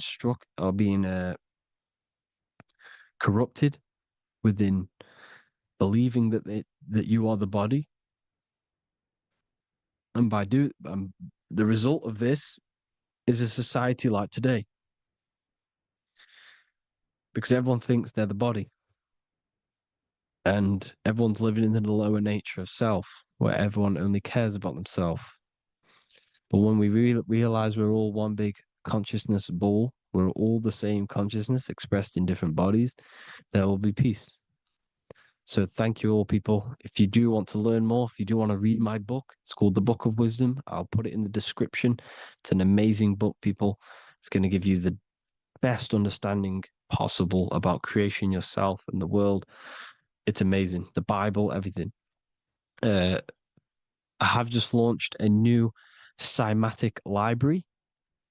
A friend of mine has just added this to the website. He creates beats and he creates the purest beats. So they are actually the frequency that it tells you. Most of the stuff on YouTube and Spotify and Apple Music it says it's a certain frequency, but we know these major platforms are all playing with the frequencies of the app. So if you want a real binaural beats, solfeggio scale frequencies to meditate on or listen to throughout the day, join the Occult Library. You can get a 2-day free trial. I'll put the link in the description. Thank you all, people. Hope you all enjoyed this video. God bless you all.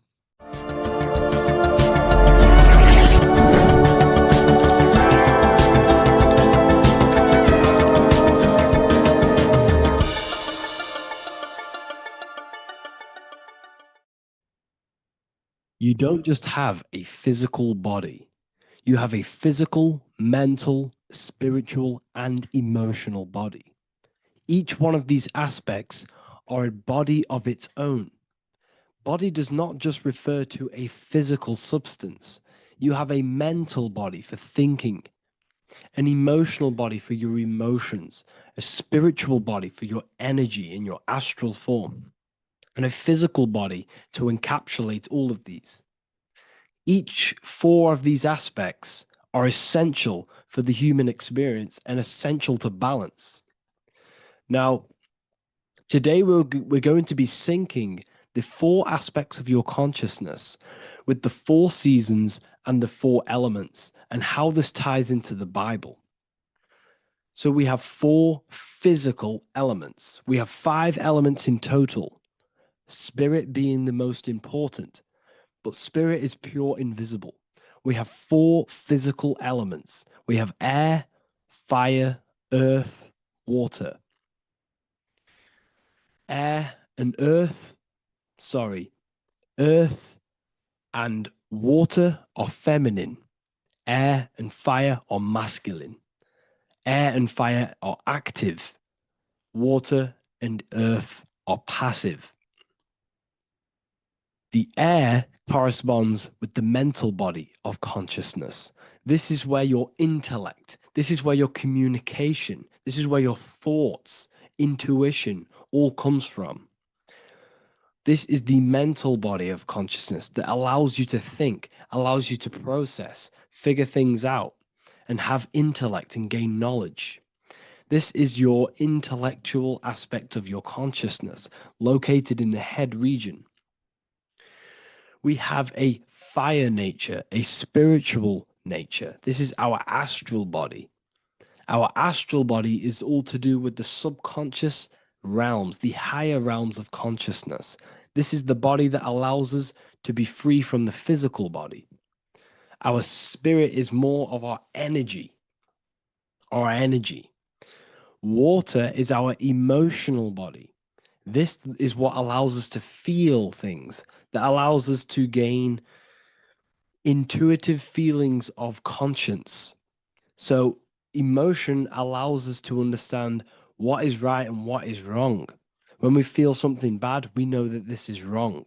When we feel something good, we know that we are doing good. Emotions are a creational force that allows us to feel certain things to bring them into existence. Our emotional body is a creational force and should not be reactive, and they should be controlled. Most actions are stemmed from emotions. Actions bring thought into physical existence. Emotions are the driving power. They are what drives your actions. The thought, then the emotion, then the action. Earth is your physical body.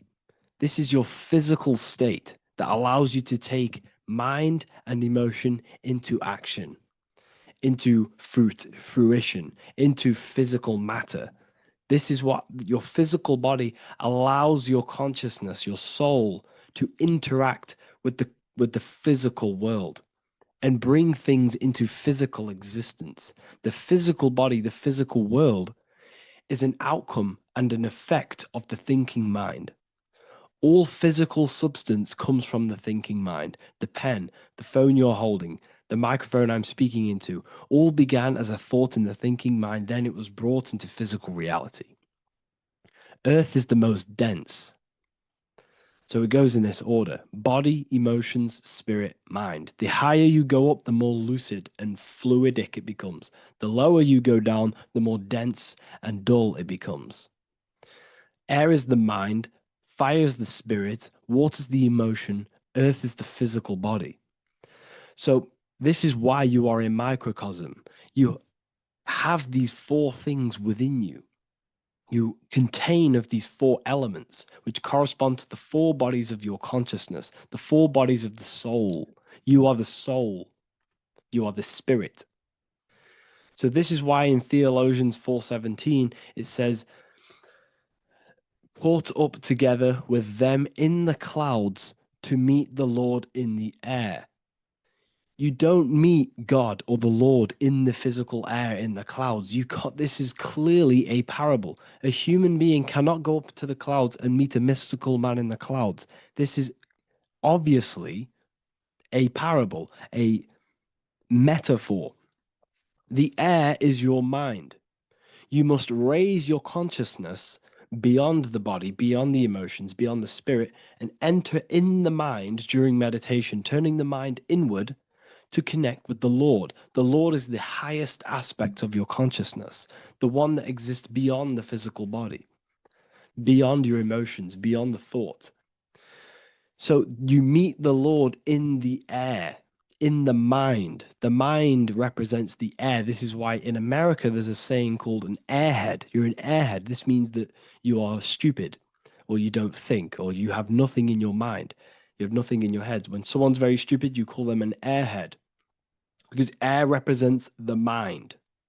The air is elevated. The air is invisible. The mind is totally invisible to the human eyes. It is a metaphysical substance. In fact, it's not a substance at all. It's so fluidic. It's everywhere. The mind can be everywhere at all times. It can be anything. Nothing is impossible within the mind. Now, this is synced with the four seasons. The four seasons represent the four aspects of human consciousness, the four bodies of your consciousness, the four bodies of your soul. The sun is your soul, okay? And the sun travels around four seasons. Summer, when the sun is the most hottest point. Autumn, when the sun starts to move away from the hottest point. Things start to die. Then it goes to winter. This is when everything dies. This is when things enter in within itself. This is when darkness occurs. Then spring. This is the reignition of the sun. This is when the sun starts to bring back the warmth back to the summer. You have 4 seasons which correspond to the 4 bodies of consciousness. Fire is the spirit. This is when you are passionate. This is when you are taking action. This is when you are fiery. The sun is blazing. You're taking action. You're very passionate. You're very spirit. You're in the spirit. Autumn is water, emotion. This is when you start to become very reflecting. This is when you start to feel emotional. Because in autumn, there's lots of water. This represents the emotional body of consciousness. Winter is the mind. This is air. Winter, what happens in winter? Everything enters within itself. The leaves die. The trees die. Everything dies and goes within. This is the mind. The mind is the darkness, remember. You close your eyes to enter within the mind. The winter represents meditation. In the winter, what do people do? They stay inside of their house. They research more. They read more books. They become more intellectual. They think more in the winter because we are so we're stuck inside. So we're more reflective. We're thinking more. We're more communicative. We're more intellectual. In the spring, this represents the earth, the body. This is when we start to come out of the mind and we awaken to the body and things start to grow again. The plants start to grow. The earth is growing again and reborn again. This is the body. This is when you become more active in the spring. And then the summer, back to the summer, we then take action on these thoughts and these thoughts that we gained over the winter. Essentially, this is just a massive cycle. And this is a daily cycle also. The nighttime is the winter. The morning is the spring. The midday is the summer. And the evening time is the autumn. This is a microcosm. We have 4 bodies of consciousness. You are the sun. You are the soul. And the soul has 4 bodies: summer, autumn, winter, spring. Emotion, air, body, spirit. Sorry, emotion, mind, body, spirit. So you are the soul. You are the pure essence of consciousness. The sun is your soul in the heart. And the seasons are inside of you because you are a microcosm. Okay? You are a microcosm. The word sun is son. The Latin word for sun is sol, which is soul or solo, because the sun is solo. It's on its own. You are the soul, and the soul has the 4 different bodies of consciousness. So before we move on any further, if I've blown your mind, please, if you can, leave a like, a comment, a share, and a subscribe. Let me know what videos you want me to make in the future. Please drop a like. It definitely will help me. You are a microcosm of the macrocosm. Man is a miniature universe that goes through its own cycles. The seasons of the summer, winter, spring, and autumn do not occur merely outside of him, but within him as well. The summer is within you. You feel different in the summer. You feel different in the winter. You feel, depending on the body of consciousness, it's your soul's interacting with. So the sun in the sky is your soul inside, and the sun goes through these cycles, which is affecting your bodies of consciousness, because the cycles represent your bodies of consciousness. Now, this ties in with the Bible. This is why we have 4 Gospels. This is why Matthew, Mark, Luke, and John are always seen with the 4 different zodiac sign animals or symbols. So you always see each one of the Gospels. If you just type in on Google Matthew, Mark, Luke, and John, type in ancient pictures, paintings, or pictures of them, and you will find these 4 zodiac signs are always standing with each one. Taurus, the bull; Leo, the lion; Scorpio, the eagle. An old symbol for Scorpio was the eagle, and a man for Aquarius. Here you see very, very ancient paintings and artwork. Here we see Matthew, the man, Aquarius.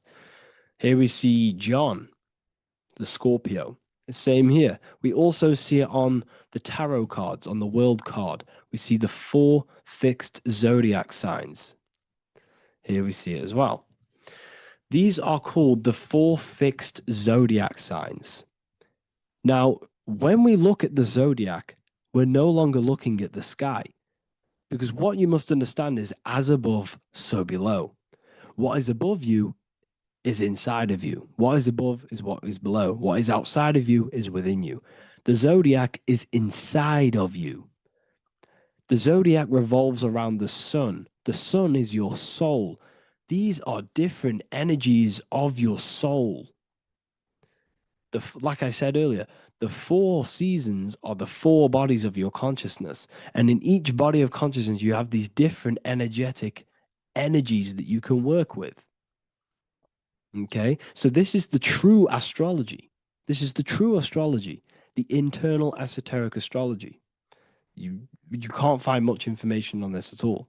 Very hard to find.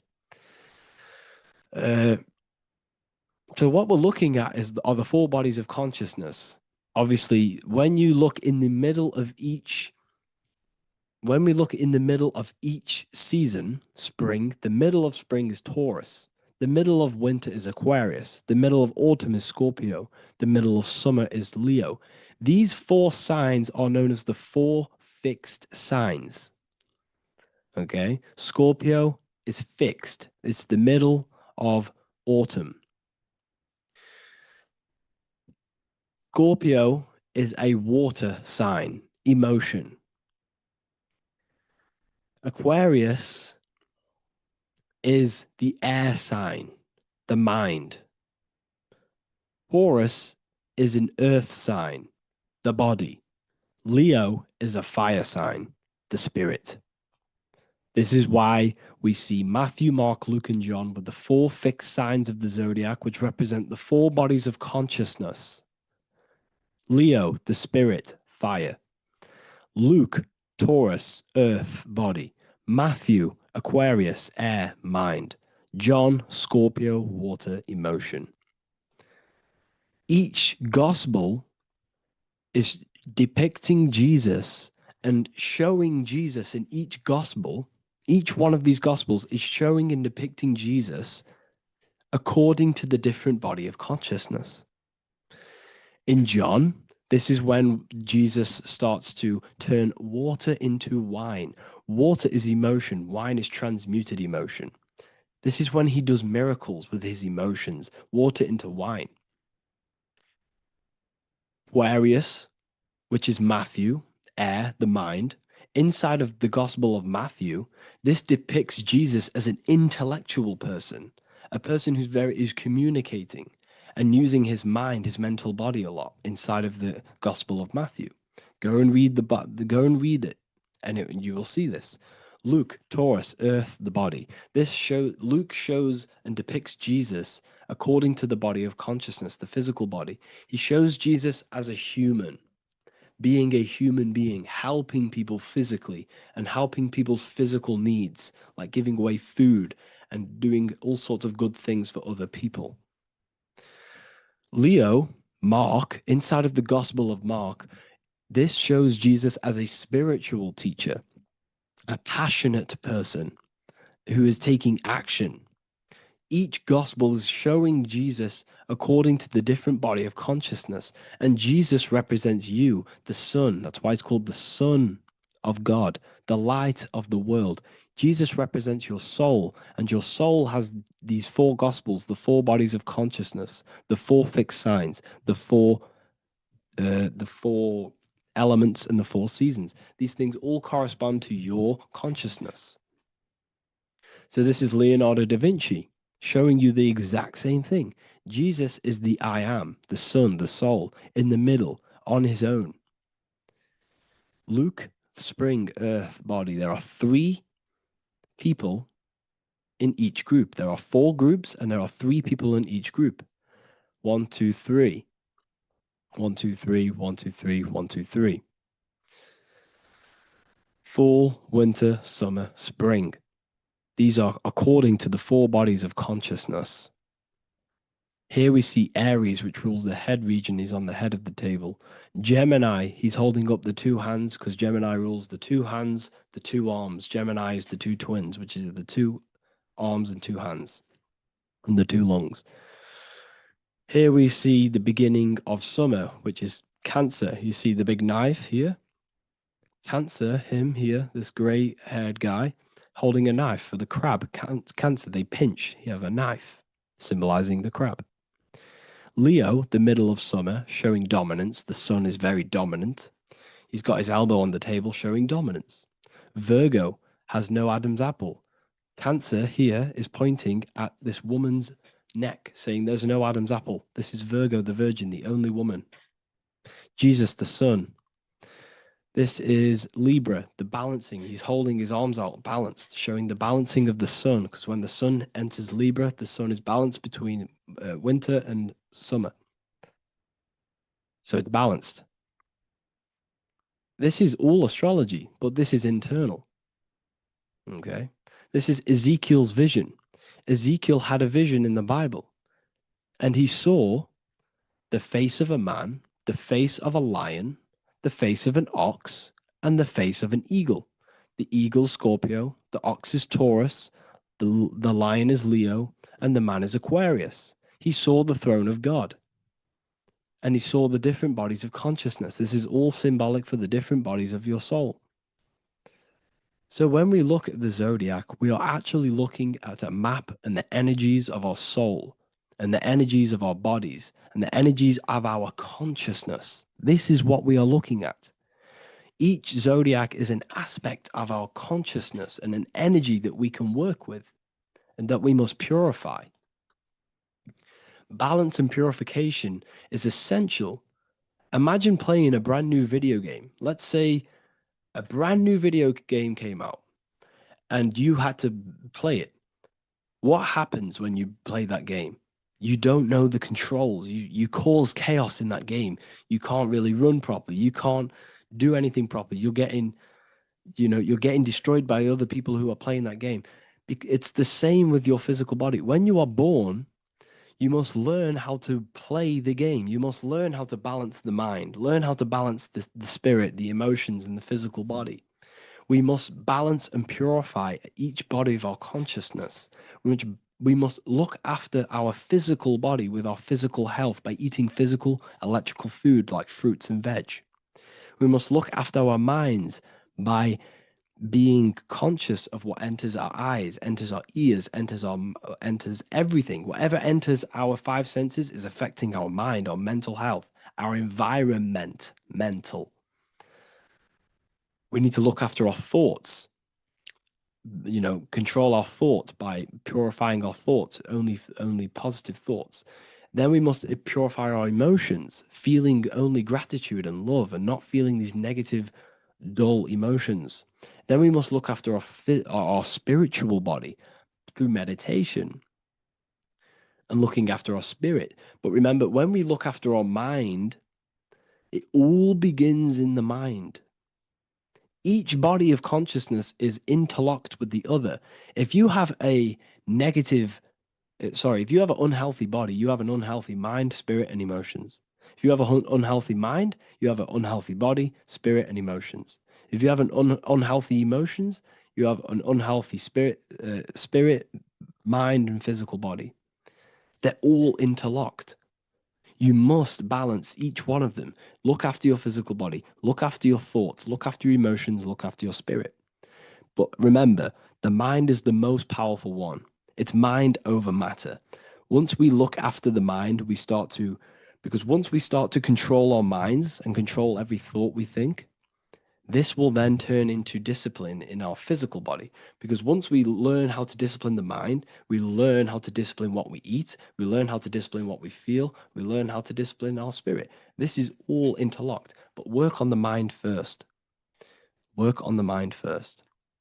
All of this knowledge is inside of the brand new Book of Wisdom, Volume 2. This is a revolution of human consciousness. If you've read it, please leave a review down below. If you've read Volume 1, leave a review down below. This is the next revolution. I don't see this information anywhere. This is the next revolution of human consciousness. And of course, if you are serious about this and you truly want to gain enlightenment and join an amazing community where you can connect with me on live calls, lectures, the Manifestation Mastery course, you can gain access to my library with over 45 PDFs plus my books. And if you do join the university, you can order a volume 2 free of charge. All you have to do is to pay for shipping. If you truly take your knowledge serious and you want to take advantage of life, join the university. This is where truth seekers belong. Just want to say thank you all. Please leave a comment. Please leave a like. It's going to help me a lot spread this knowledge to the world. And yeah, share this with a friend and subscribe. Thank you all.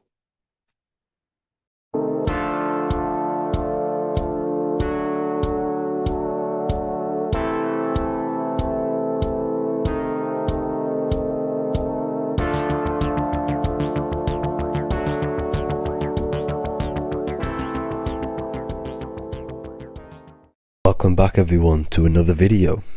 Today we're going to cover everything that you need to know about the mind, starting with the two aspects of the mind, the conscious and the subconscious. The male aspect of your mind is the conscious. This is the 10% of your mind. The conscious part of your mind is only aware of everything around you, your vision, your sight, your smell, your taste, your hearing, and your current state of emotion and thought. Every thought that you consciously think about has an emotion directly attached to it.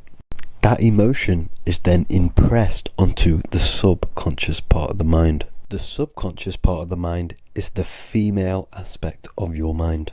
It is also a whopping 90% of your mind. Subconscious mind is controlling all of the subconscious processes which happen within your body. For example, your subconscious mind is controlling your heartbeat, your digestion of food, and all of the things that you do not have to tell the body to do.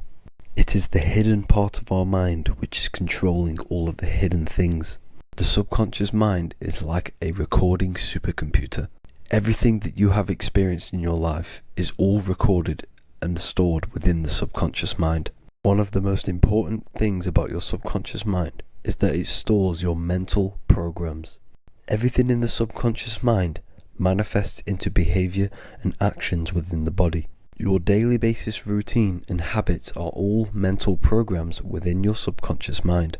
These mental programs are created by mainly two ways. 1, repetition, and 2, emotional impact. The repetition is fairly simple to understand. The more you do something, the more it impresses onto your subconscious mind and becomes a program. That program will then manifest into your behavior.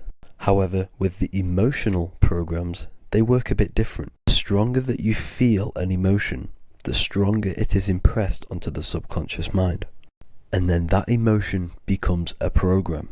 For example, you had a very traumatic moment happen when you were a young child.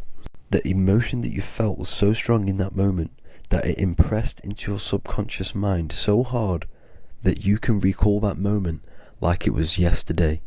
That traumatic event that happened to you when you were young will still manifest into your daily basis behavior even to this day.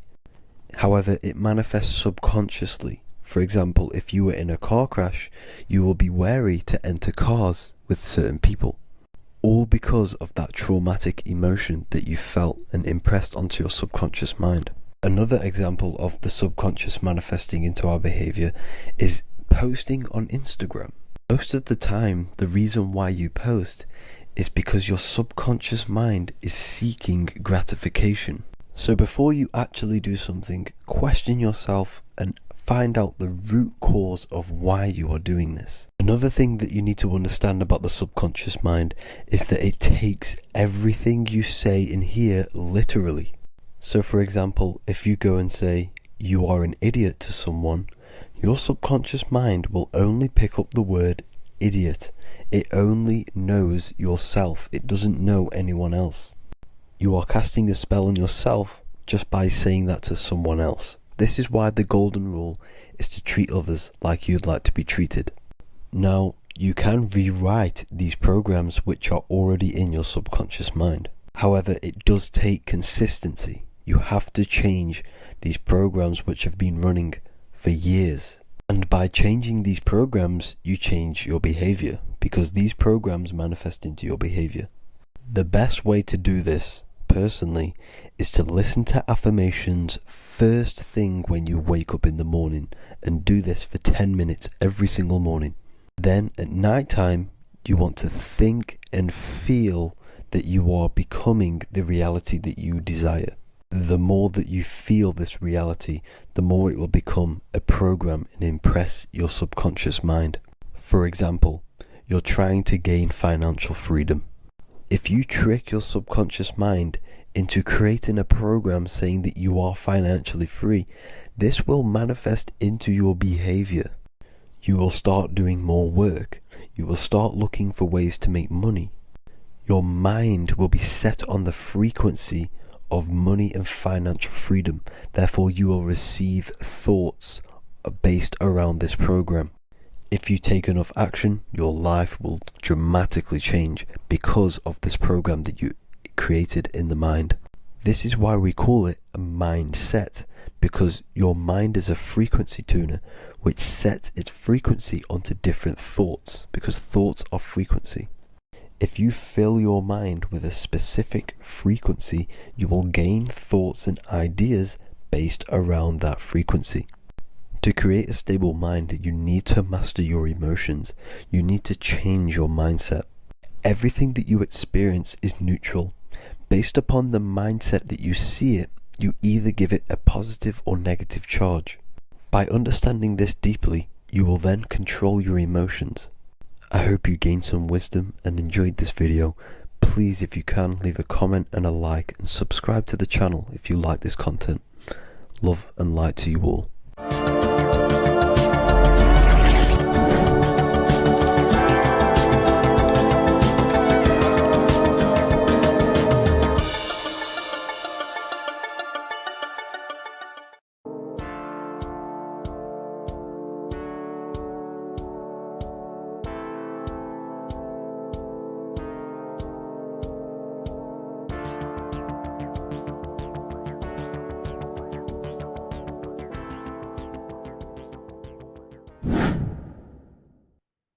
Left and right hemisphere, and what are they doing? How does it contribute towards your perception in this world? And this is what we're going to be talking about in today's video. We're going to be breaking down the two hemispheres of the brain and how they function in your life. So first, we have the left hemisphere.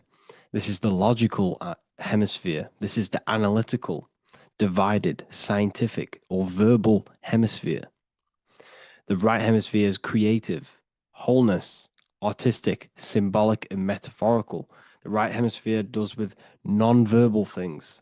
It produces a holistic perception. It is more to do with creativity.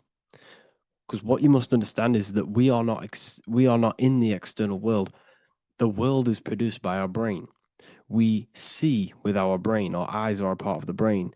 What we touch is the brain's interpretation of electrical signals on the nervous system. What we smell is the brain's interpretation of smell through the nose. What you taste is your brain's interpretation of chemical reactions on your taste buds. So what you are experiencing is the brain. The brain is a computer creating a simulation. And you have two hemispheres which breaks down this reality. So essentially, the brain is the perception creator. It creates perception. So if the brain is creating this, who is the one experiencing the brain? Well, that is you, the consciousness, the mind, the all-seeing eye. You are the all-seeing eye experiencing the brain, the observer behind the brain, behind reality, behind the emotions. So if you're walking through a woods, this left brain sees individual trees. The right brain sees the whole woods. It sees the biome. It sees the bigger picture. So when you are walking through this woods, the right brain picks up a holistic perception of reality. It creates the woods as one unified woods.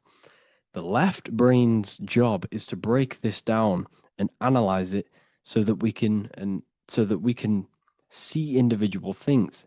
And this is also necessary for humans to have the ability to break things down and manipulate things in this world.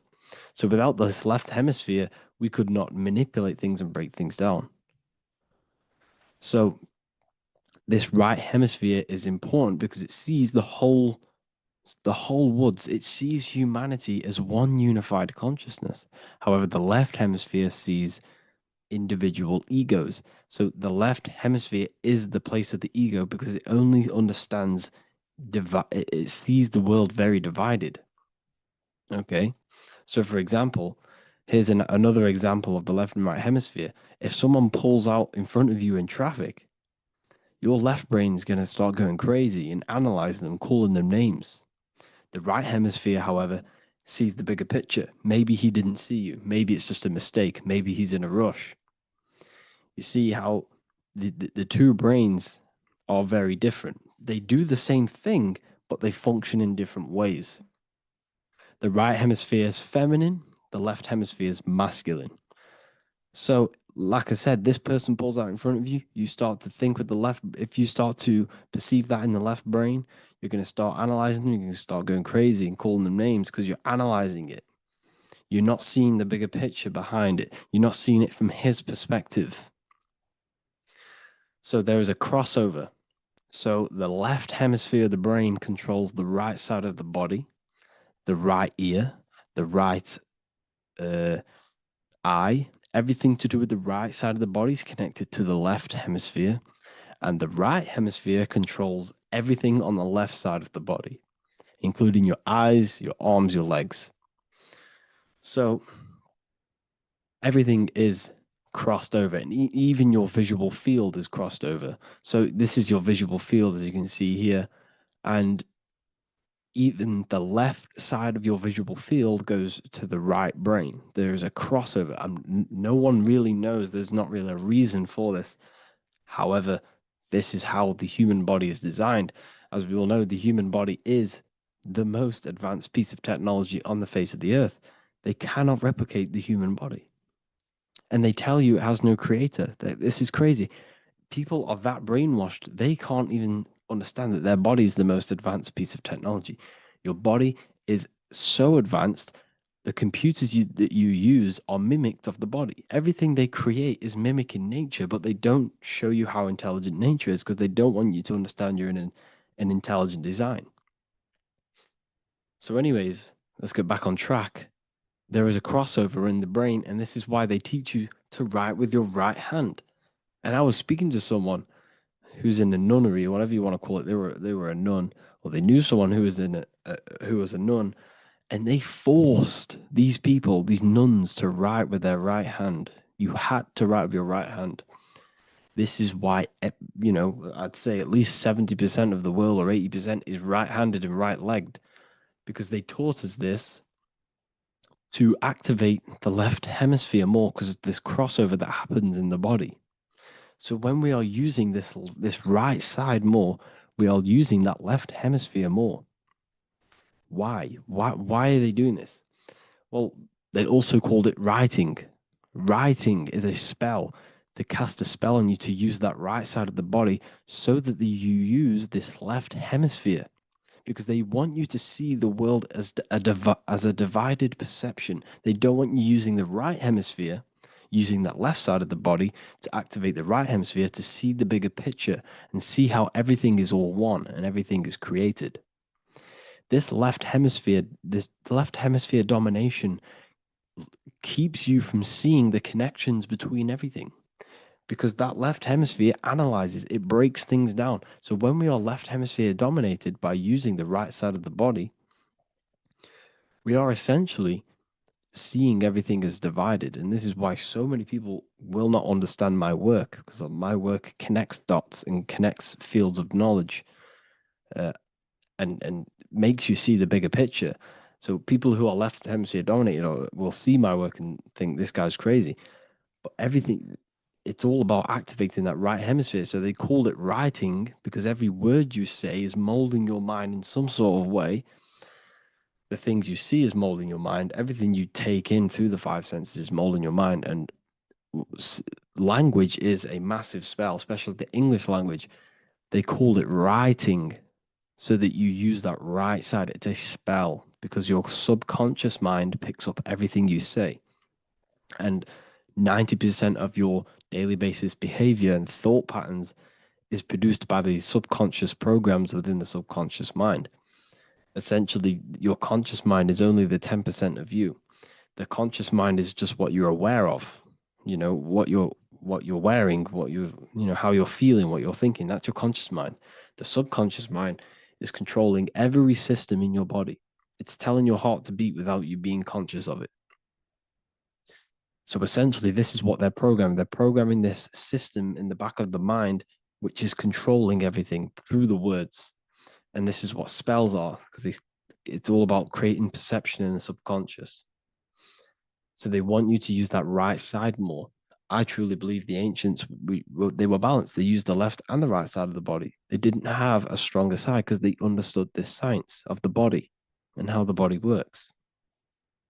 So this is actually called phonetics. It's not etymology. Etymology is the study of root words. Phonetics is the study of how words sound similar. The way words are spoken. So phonetics, phone is why we call them a phone, because you speak into a phone. So this is write and writing, to use that right side to activate the left hemisphere more. So your hands are a manifestation of your brain. The left hand is the right brain, the right hand is the left brain. And as a child, we were always taught that when you place your hands together like this is the size of your brain, which is true because your hands are a part of your brain. They're an extension of your brain. Every part of your body other than your brain is an extension of the brain. Everything's working and feeding back information to the brain because you're experiencing the brain. So another trick that you can do, or another exercise, is looking in the mirror and closing one eye at a time. If you close your right eye, if you take your top off, for example, you'll analyze your body if you close your right eye because you're using that left hemisphere. Sorry, other way around. If you look at yourself through your right eye, you'll use that left hemisphere, which will analyze yourself. You'll see individual body parts. If you close the right eye and use the left eye, you'll see your body as a whole. You won't really analyze it. This is how you can analyze yourself using these two hemispheres. So this whole system is created to keep you thinking logically and to restrict you from creating and restrict you from understanding symbolism, allegories, metaphors, and teamwork. They want you stuck in a logical way of thinking and a logical way of seeing the world. This is why when you go to school, you are told exactly what to do. You're told to think this way and no other way. You're told to do orders, do this. It's a very left-brained system, because if we all started to open up this right hemisphere, we'd all see, wow, everything is all one, everything's all connected. And this is what my work is doing. I'm showing you everything is one. The physical world is an illusion of duality, but everything comes from the one source, the one mind. The universe is a giant mind. I am mind, you express mind. We all possess mind. Behind the physical body is the same mind consciousness. And we are all expressions and fractals of this infinite consciousness called mind. And this is what they don't want us to figure out, is that we are all just one consciousness expressed. It's an infinite consciousness. It's even in the squirrel, it's in the dog. All of these different animals, they're just different bodies, but behind the bodies is the same consciousness, which is mind. That's what the pineal gland is. The pineal gland is not the mind, and it's not the third eye. The third eye is your mind. If you have a closed third eye, it just means you have a closed mind. If you have an open third eye, it just means your mind has expanded from beyond physical things through astral projection and mystical experiences. This is how you gain an open third eye. It's just an open mind. A mind that has astral travel, that's explored the realities within the mind. So everything they do is to keep us in a divided state. Divide and conquer, right? That's their motto. all to keep you thinking how everything is divided. Everything they've done is division. Postcodes, countries, everything is divided. Like football teams and all this stuff. It's also a natural process when you grow up, because as you grow up, your brain is constantly analyzing the world. So this is sort of a natural process of how you become more left hemisphere dominated, because your brain is always analyzing.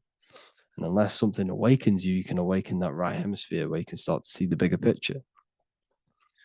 The even the music, all tuned to 440 hertz, shuts down the right hemisphere of the brain. 440 hertz, Spotify, Apple Music, the radio. Every time you turn on the radio, it's tuned to 440 hertz. This was specifically tuned. It never used to be tuned to this. It was in the 1950s. It was changed. The standard music tuning was changed to 440 hertz because it shuts down that right hemisphere of the brain. They don't want you thinking, seeing the world in this way and perceiving things as one. And I'm going to show you. It tells you this in the Bible. Cast the net onto the right-hand side of the boat and you will find the fish. What was Jesus saying?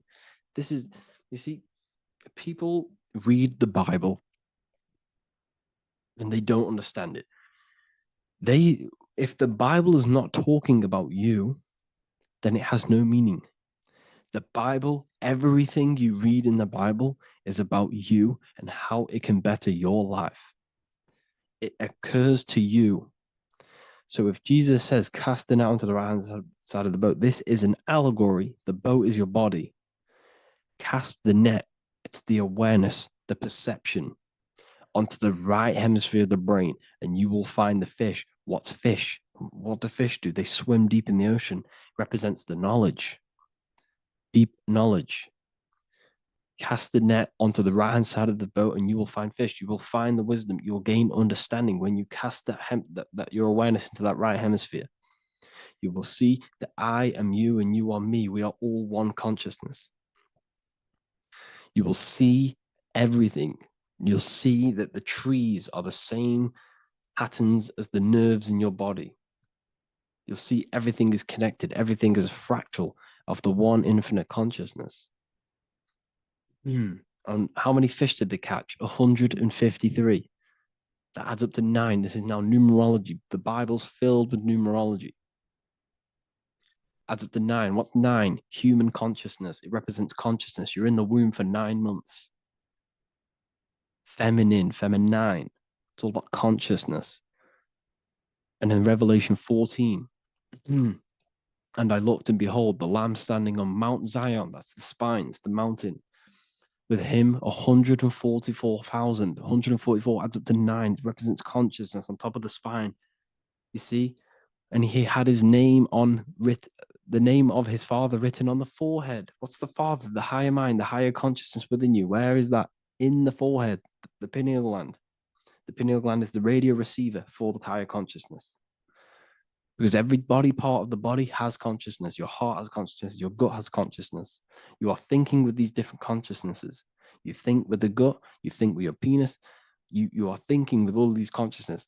And it's about raising your consciousness to the higher consciousness, which is the father, the mind in the head. Don't think with the lower parts of the body because that is your animal nature. Think with the higher parts of the body. It's all representing consciousness. How to activate the right hemisphere of the brain? Well, it's all to do with non-verbal things.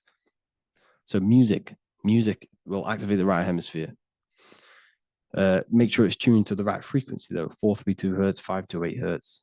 Any frequency that adds up to 3, 6, or 9 is good for you. Meditation, turning off the thoughts, and you raise yourself to the higher brain. Symbolism. Symbolism is all right hemisphere. Reading between lines, metaphors, determining the Bible, it's all right hemisphered. Seeing the bigger picture, it's reading between the lines. So tithing in the Bible. These people in the churches are giving 10% of their money to the church. It's nothing but a scam. What these people have done is they have externalized the Bible. They have taken the Bible and literalized it so that they can make a business out of it. So what they're doing is a tenth of the produce of what it says in the Bible, a tenth of the produce of the land, whether grain or fruit, is the Lord's and is holy. So what's that saying? The tenth of it's basically saying give the 10% to the Lord, to God. What does that mean? Well, what's the land and the fruit? This represents physical things, the physical things that you have. The tenth of the physical things that you have. What's that? That's your ego. All the physical things that you have is all to do with your ego. That's the lower self. The ego, what is the ego? It's the mind's perception of the physical self. You had no ego when you were a child. Okay, when you were a child, you had no ego. As you grew older, you created the ego. But the ego is the full self. It's the echo. Ego, echo. It's the echo of the full self. So it's saying give the ego over. Take away the animal self. In that left hemisphere, that's all to do with the left hemisphere. That left hemisphere sees the ego. It sees individuality. It's divided. So it's saying give that 10%, give that 10% of you over to the right hemisphere, the 90%. The 90% of you is in that right hemisphere, the higher self. Now, I'm not saying the left hemisphere is bad. Okay, I'm not saying that at all, but it sees it sees things divided. It's like I said, the left, the hands are manifestations of the brain. So when these Christians are praying, they're putting their hands together. What are they doing? That they're syncing the brain hemispheres. What you're doing, because everything's an extension of your brain. So if you put your hands together, you're putting the two hemispheres together. And what's happening when you place the hands together? All the electricity in the body is now running in a circuit. So once you connect these two hands, the electrical energy is now running in a circuit, and energy can move around the body quicker and more efficiently. So when you pray, when these people are praying, they don't realize that they're engaging in ancient forms of meditation, of balancing the two hemispheres. So now we're talking about balancing the hemispheres, not the right hemisphere. This is what Israel is. Look at the symbol for Israel, the up triangle and the downward triangle. What's that? The up triangle represents male. The downward triangle represents female. Okay? This is talking about the brains. Israel is Ra. Isis, which is female, the Egyptian god. Ra, El. El means God. Electricity. That's the force of the physical world. It's the force that runs this world, electricity. It's the force of God. El, consciousness. It means God. Is Ra, El.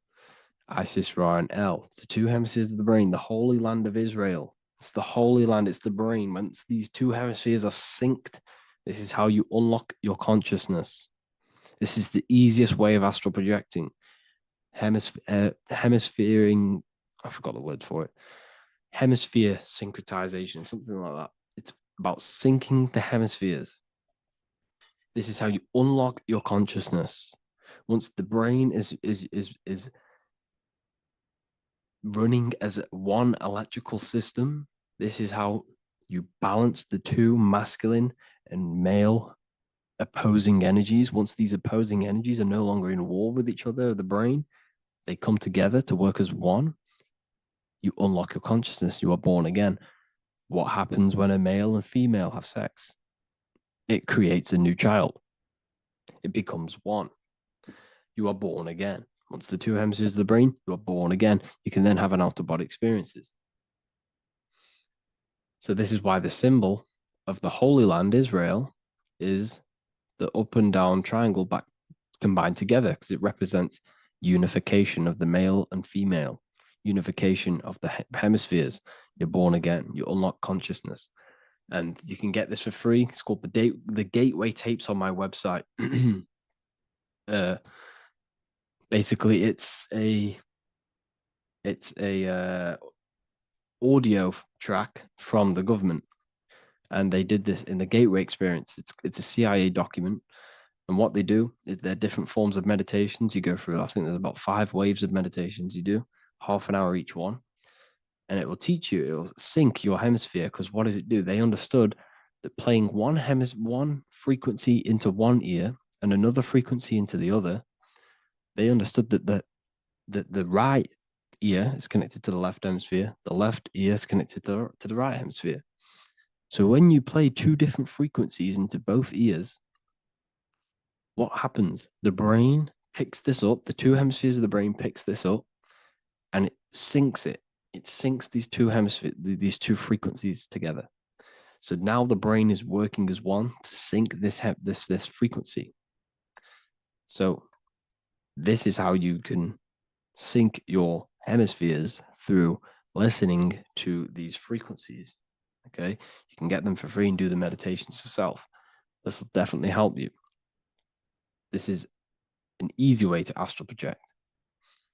So it's all about syncing the hemisphere and seeing reality from a unified perception. We should all aim to get out of that left hemisphere. I'm not saying don't use it, but we should now start to we should not start to read between the lines of the Bible, read between the lines of the symbolism they're showing, study symbolism, study allegories and myths. What are they trying to tell us through these allegories? And, this is how we start seeing things in a better way. Once we understand that we are all microcosms of an infinite consciousness, we can all come to one, because love is the unifying force of this infinite consciousness. We are all divided. We are all disconnected from our hearts.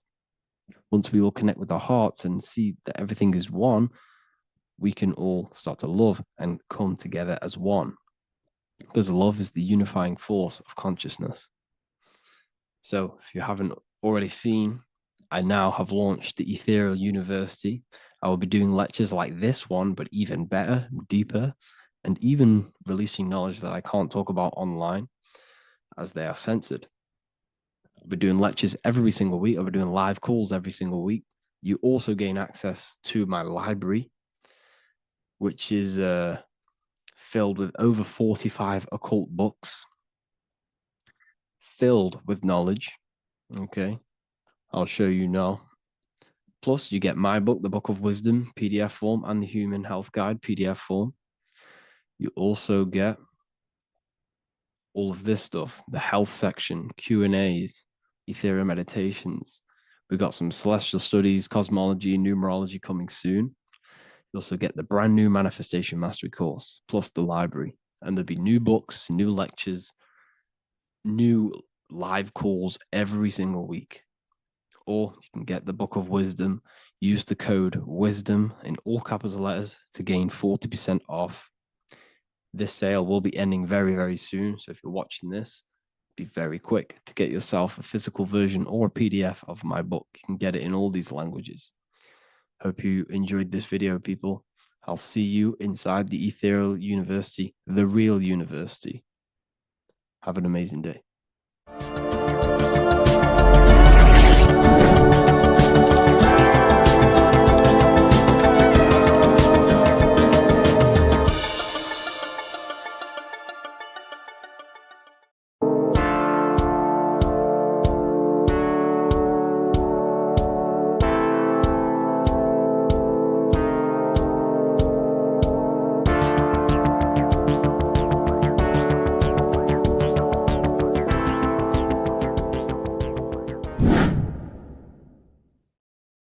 What's good, people? We're back with another video. This is going to just be a quick video. Manifestation, magic, bending reality. So let's jump straight into this. So you have a conscious and a subconscious part of your mind. The conscious is what you're conscious of, what you're actually doing, where you can choose or not. However, the subconscious is the part of your brain which is automatic. So all of the systems in your body, like the digestive system, your heartbeat, these are automatically being ran. And you do not have to tell these systems to do anything. You do not have to consciously tell your heart to beat. It's automatically doing it. And this is what the subconscious mind is controlling. It's like the dark aspect of your brain or your mind. It is the way bigger aspect of your mind. Okay, it controls all the systems in your body. Okay, and this is where all of your programs are. So when you're in it from your childhood, what you've learned in school, all of these things are being kept in your subconscious, maybe traumas and stuff like that. So the subconscious is the female aspect, and the conscious is the male aspect, because the male is all about action and doing, and the female is more about creation, creativity, intuition. So you have a right and a left hemisphere of your brain, and these are obviously male and female. The right side of your brain is your female. It's to do with creativity, imagination, intuition, insight. Okay. And this is one of the most important sides of the brain. This side of the brain is the most attacked by the elites, whatever you want to call them.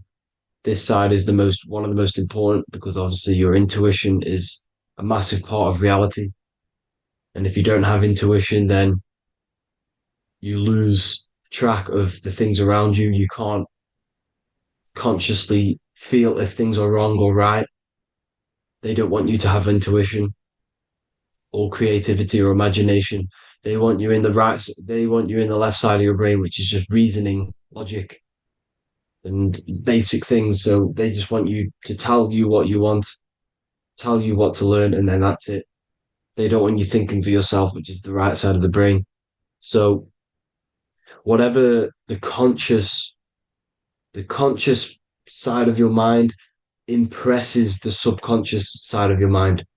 So if you do affirmations, for example, if you consciously do affirmations every day, you're reprogramming your subconscious mind. You're impressing a vibration and a word into your subconscious mind, and therefore it will reprogram it. So the male and female aspect are symbolized by the Star of David as well. The male being the upside triangle, the female being the downside, connected all in one, because we both have male and female energy. So every thoughts are electric, which is the male aspect. Emotions are magnetic, which is the female. Each thought creates a wave of vibration in all directions. So think of it like a water drop in a pool, but it going out in every single direction. It's not just flat. And these thoughts have a certain frequency, well, has a certain vibration. That vibration has a certain frequency. And this affects your aura. Every thought, every emotion directly impacts your aura and the strength of your aura. So if you're angry all the time, your aura in the astral plane will look red. However, if you're happy, it'll be more like blue and green. So it's very important. Your electromagnetic field is created out of your emotions and thoughts, and that affects reality because you're 60% water, and frequency and vibration create certain patterns and has a certain effect on water. We'll get into that after this slide. So each thought that people are thinking around you, you are actually subconsciously picking up these thoughts because it's emitting this vibration in all directions. So this is why you can pick up thoughts of other people on the odd occasion. However, when you're more in tune with your intuition, your right side of your brain, you can start to pick up on vibrations, thoughts, and other people's auras. You can pick up on the energy once your third eye is open, and you know whether you should be in that environment or not. This is what we call an atmosphere when we go into a room and you can feel the tension if someone's been arguing, for example. This is the atmosphere, this is the vibrations, these are people's auras emitting these certain frequencies and vibrations. Okay. So our aura is contained of multiple layers. Obviously, we have the physical body. This is the electromagnetic layer. However, you have the different planes of existence, the spirit, mental, astral, etheric, and then physical. The physical is the lowest plane of existence. And the physical plane is a product of all of the planes above. So the mental impresses on the astral impresses into the etheric, and then the etheric creates the physical object. So the mind is the root cause of reality. The mind is the cause of everything. Your consciousness is pure cause. There's no effect. Everything you see in this reality is the effect. Everything that you experience is the effect, because the root cause was the mind. The decisions you made you experience that certain experience. And that decision was created on the mental plane. And this is just pure thoughts. And thoughts are things. If it exists in your mind, it is a thing. It's a certain frequency. So if you have a certain level of thoughts, if you're thinking positive, for example, you're going to have a strong aura, you're going to have a higher vibration. And that attracts like. Like attracts like when it comes to thoughts and vibrations and electromagnetism. So if you're thinking positive all the time, speaking positive, doing positive, you're then creating a higher vibration, and that's going to attract people on that similar frequency to you. Everything is electromagnetism, frequency, and vibration. Everything. You see, so this is why, for example, if I put my hand to a TV screen, if my finger was the same vibration as the TV screen, it would go straight through it. However, the particles in my hand and the particles on the TV screen are two separate vibrations, and this is what causes the friction to stop and not my finger to go straight through it.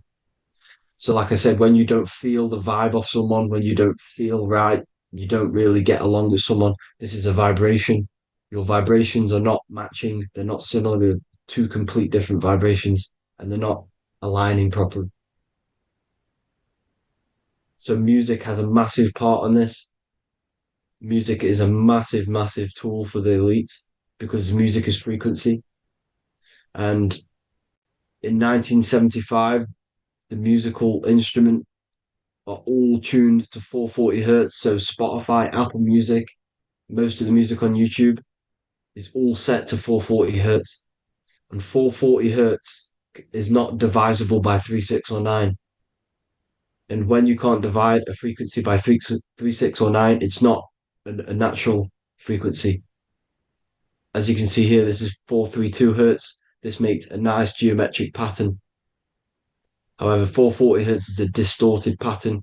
So when you listen to this, this actually shuts off the whole right side of your brain. Like I said at the start, this is the most attacked side of your brain. It's to do with creativity, imagination, intuition. When you listen to 440 hertz, it shuts off the whole right side of your brain. And obviously shutting off all of these forms of your brain.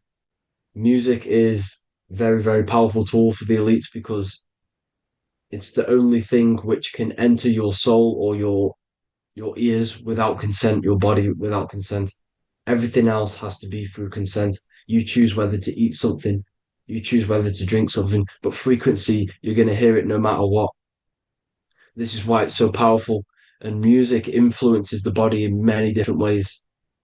It's the most powerful imitator of everything. It directly affects all listeners. It directly affects intentions, gestures, movements, and actions. It stimulates your mind, and certain songs, certain catchy songs, can reprogram your subconscious mind, invoking certain emotions. This is why when you listen to slow beat songs, it makes you feel more sad. When you listen to upbeat songs, you feel more energetic. This is because these frequencies have a profound influence on reality and on how you feel. Because, like I said, you are 60% water. And as you can see here, each frequency creates a different geometric pattern. And inside of you is 60% water. So, like I said, 440 hertz is going to make a distorted pattern in your water. And this is going to have a profound effect on your emotions and your reality. So, like I said, health is not just the body. It's you are made of body, mind, and spirit. You need to look after what you put in your body. You need to look after your spirit and look after your mind. It's very important to keep all these in balance because once one of these are unbalanced, it affects the other two. So if you're eating wrong, it's going to affect your spirit and mind. If you're thinking wrong, it's going to affect your body and spirit. These are all interlocked. Uh, you have to look after them all. So it's very important you understand music. Stop listening to low vibrational music. To be honest, you want to listen to music without any sort of speaking inside of it. You just want pure uh, frequencies, which are the solfeggio scale, like one of these, for example, 432, 528 hertz. These are all good frequencies. It's called the solfeggio scale. And these frequencies make you more in tune with nature. 528 hertz is what the earth vibrates at. So it's very important. And the Rockefellers are the one who changed this to 440 hertz. The Rockefellers, one of the elite families. So if you want to manipulate reality, it's very important to have your chakras aligned and having a high vibration, because the higher your vibration, the more powerful your words and your intentions are on reality. So the lower your vibration, the harder it is to affect reality, because you're on a lower state of consciousness. Like I said, you have the mental, astral, etheric, and physical. Everything is a product of the one above. As above, so below. This is what Hermes Trismegistus was saying in the Egyptian days. This is where it comes from. As above, so below. If you affect above, it directly affects below. So, like I said, meditation helps on this, helps align your chakras. Think positive, feel positive.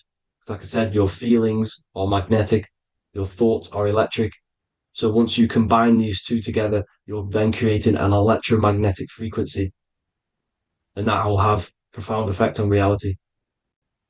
So the law of cause and effect, every law, so the law of cause and effect, every effect has the root cause. Like I said, your mind is the root cause of everything. Every decision you make is having a different effect on reality.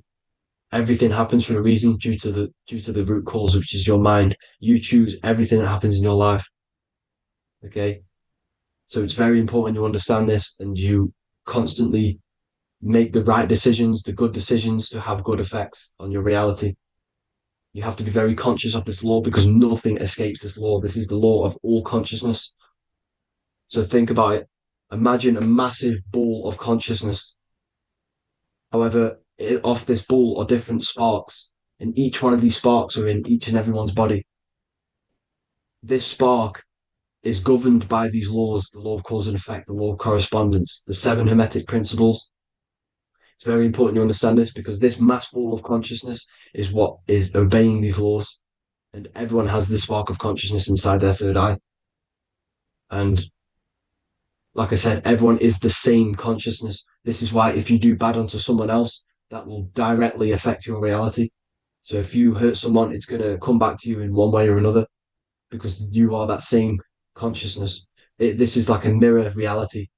As within, so without. Whatever you feel on the inside, you're gonna see that on the outside. You're gonna experience that reality, whatever you've impressed. So there's different ways to bend reality to your will. Uh, this is kind of a sort of magic. So obviously you have black magic, which is manipulating reality to harm and influence others, or to be very selfish. And yeah, then you have white magic, which is manipulating reality for the good of humanity. So you do have to be very careful with your intentions, people, when you're trying to manipulate reality, because this is nothing to be played with.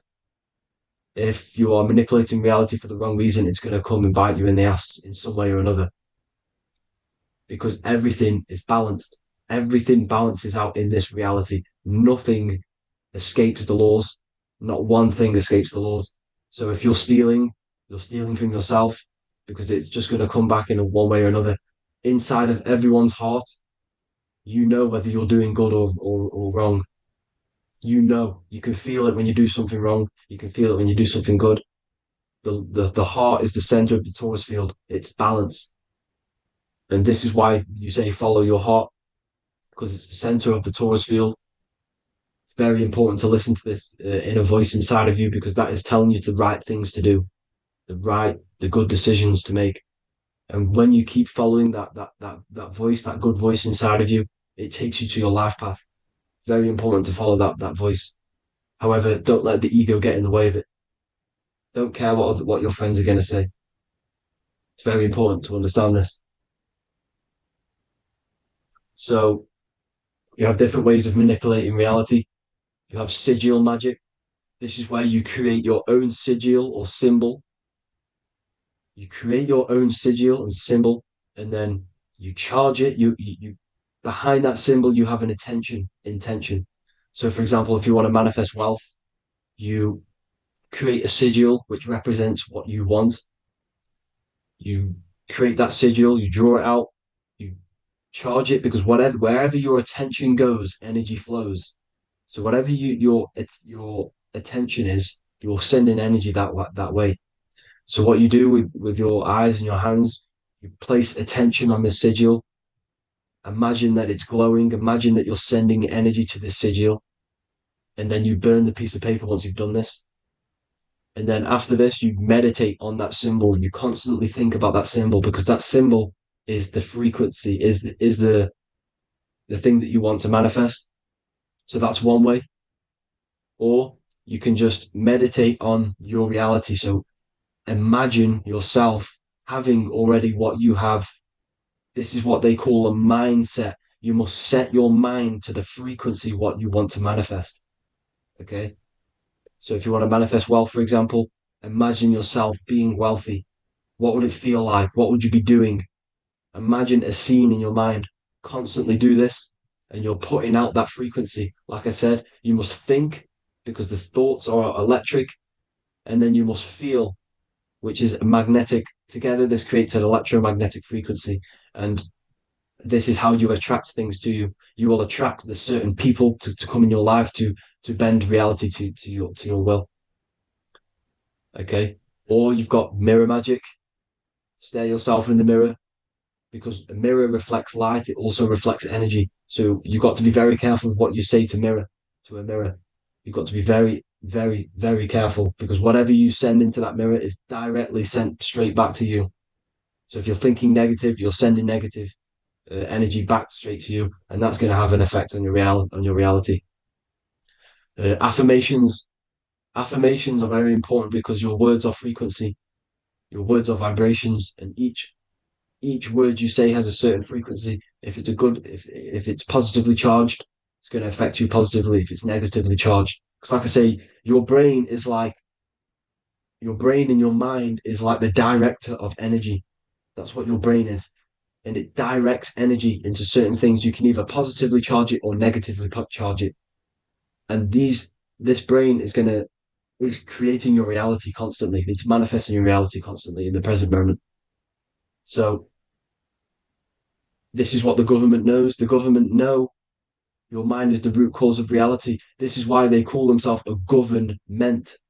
Government. The New World Order is not being manifested by them. They are controlling the information.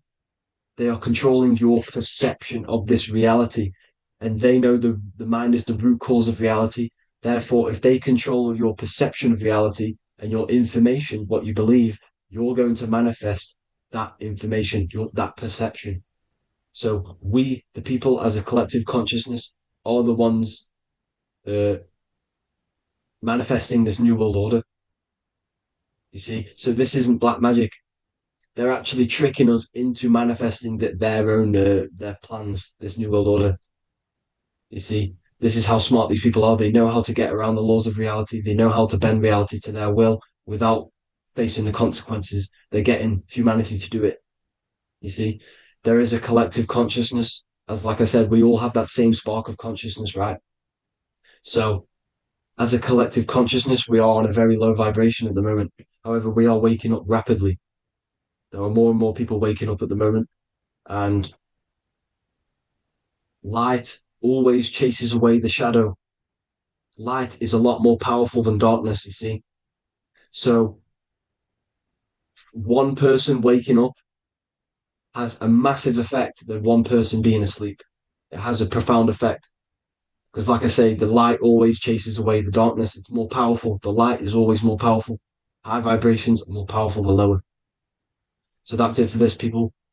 I hope you all enjoyed. This is a short, quick video. God bless you all.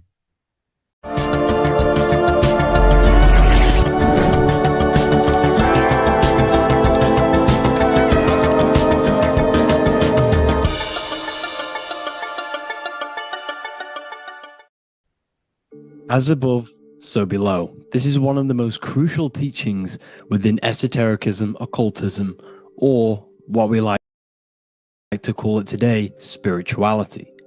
I don't like calling it spirituality because it's not spirituality. I teach human consciousness. I teach the science of you and your consciousness alone and your being. And in order to fully understand you and this world around you, you must understand this number one principle of as above, so below. There is many misconceptions of this, and there is many simple teachings of this, but I'm going to break it down today from the most simplest to the most complex, and you will see the connections between all things. This is the most important lesson you could ever learn, and I'm going to teach it you today. So what you must understand is with the term as above, so below, it applies with everything you see in this world and about yourself. We have something called the macro, which means the bigger scale. On the bigger scale, we have the whole earth. If we look down from the sky on top of rivers, this is what we see. We see this tree pattern. Then on a smaller scale, we see trees have the same pattern. Then we look even closer. We're going smaller and smaller into the leaves of the tree. We see the same pattern. Then we go even more micro into the human brain and look at the human brain cells, and we see the same pattern. This is proof this is a fractal universe, and everything is in the micro is reflected in the macro. As above, so below. As within, so without.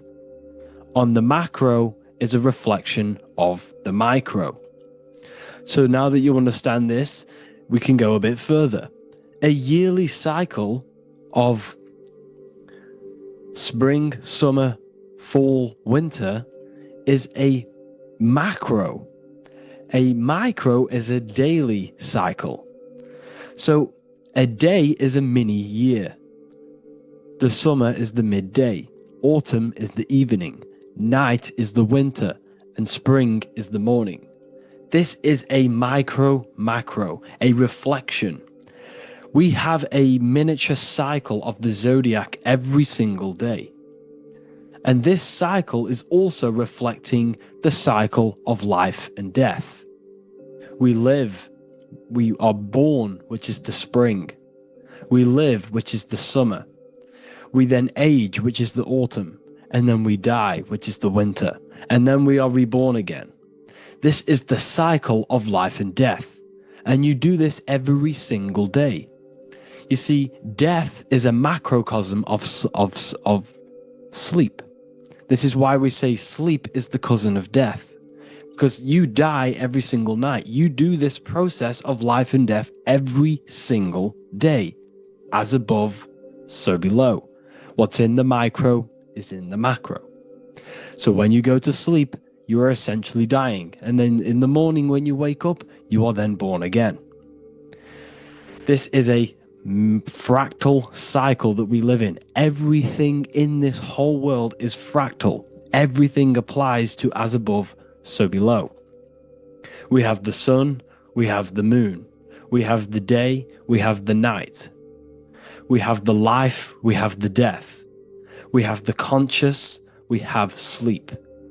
As above, so below. We have the conscious mind, because now we're diving into as within, so without. As above, so below more refers to the external world. As within, so without is referring to your inner world and the outer world. What you must understand is about yourself. You exist in two realms. You're an individual. The dual nature of you. You exist in two realms at once. You have an inner world of your thought, emotion. This is the inner world that no one else can see but yourself. And you have an outer world with a physical body which everyone can see. So you exist in two worlds. You have the inner voice, you have the outer physical voice, which I'm speaking to you with now. But I also have an inner voice, which no one can hear, only but me. So you exist in the light and you exist in the darkness. The sun represents your external self, your physical, conscious mind. The moon represents your shadow self, the inner self, the psyche self, the spirit self. There is an as above, so below.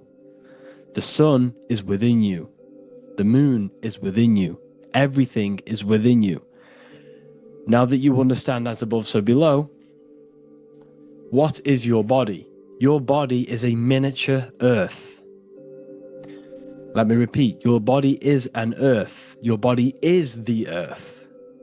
Okay? Because like I say many times in all of my videos, you are not in the world. The world is you. You are the universe. Your brain is a computer creating this reality. What you see with your eyes is produced in the back of the brain called the visual cortex. You don't look into the world, the brain produces the world. The body produces the world. When you touch something, you're not actually touching something. This is the electrical nervous system. When you touch something, what you feel is actually electrical signals on your nervous system reporting back to your brain. Therefore, when this body dies, you leave the earth because this body is the earth. Okay? As above, so below. You have the mental plane, the astral plane, the etheric plane, and the physical plane. This is essential for understanding reality and the teaching of as above, so below. Everything in this material plane began in the thinking mind. For example, the microphone I'm speaking into, the phone you're watching this video off, or the laptop or iPad. Where did this begin? It didn't begin in the factory. The first ever place this item begun was in the mind of an individual. The invisible realms of mind is where all physical things and physical items begun. Essentially, this physical plane is the effect of the thinking mind. This world is the world of effect. It's the world of outcomes. When you see something, it is already manifest. It is already being manifested. It is an effect. And in the effect of the cause, which is the thinking mind. Therefore, the mind creates thoughts, which is the mental plane. Then after thoughts creates imagination, which is the astral plane. These two are spiritual. They are non-physical. So spirit kind of means non-physical. Then you have the physical planes, the etheric and the physical plane. As above, so below. What happens in the mind is manifest on the physical plane. Like I said, the phone that you are holding, it was a thought, and then it brought down into a physical reality. As above, so below. You change the mind, you change your reality. Your environment, the word environment has ment in it because your environment is mental. So now that you understand this, so what is the world around you? The world around you was created by the mind of God. It was manifested through God's thought. So you are living in the mind of God. You are a thought in the mind of God. God thought you into existence. But like I said, we are all fractals. Everything is fractal.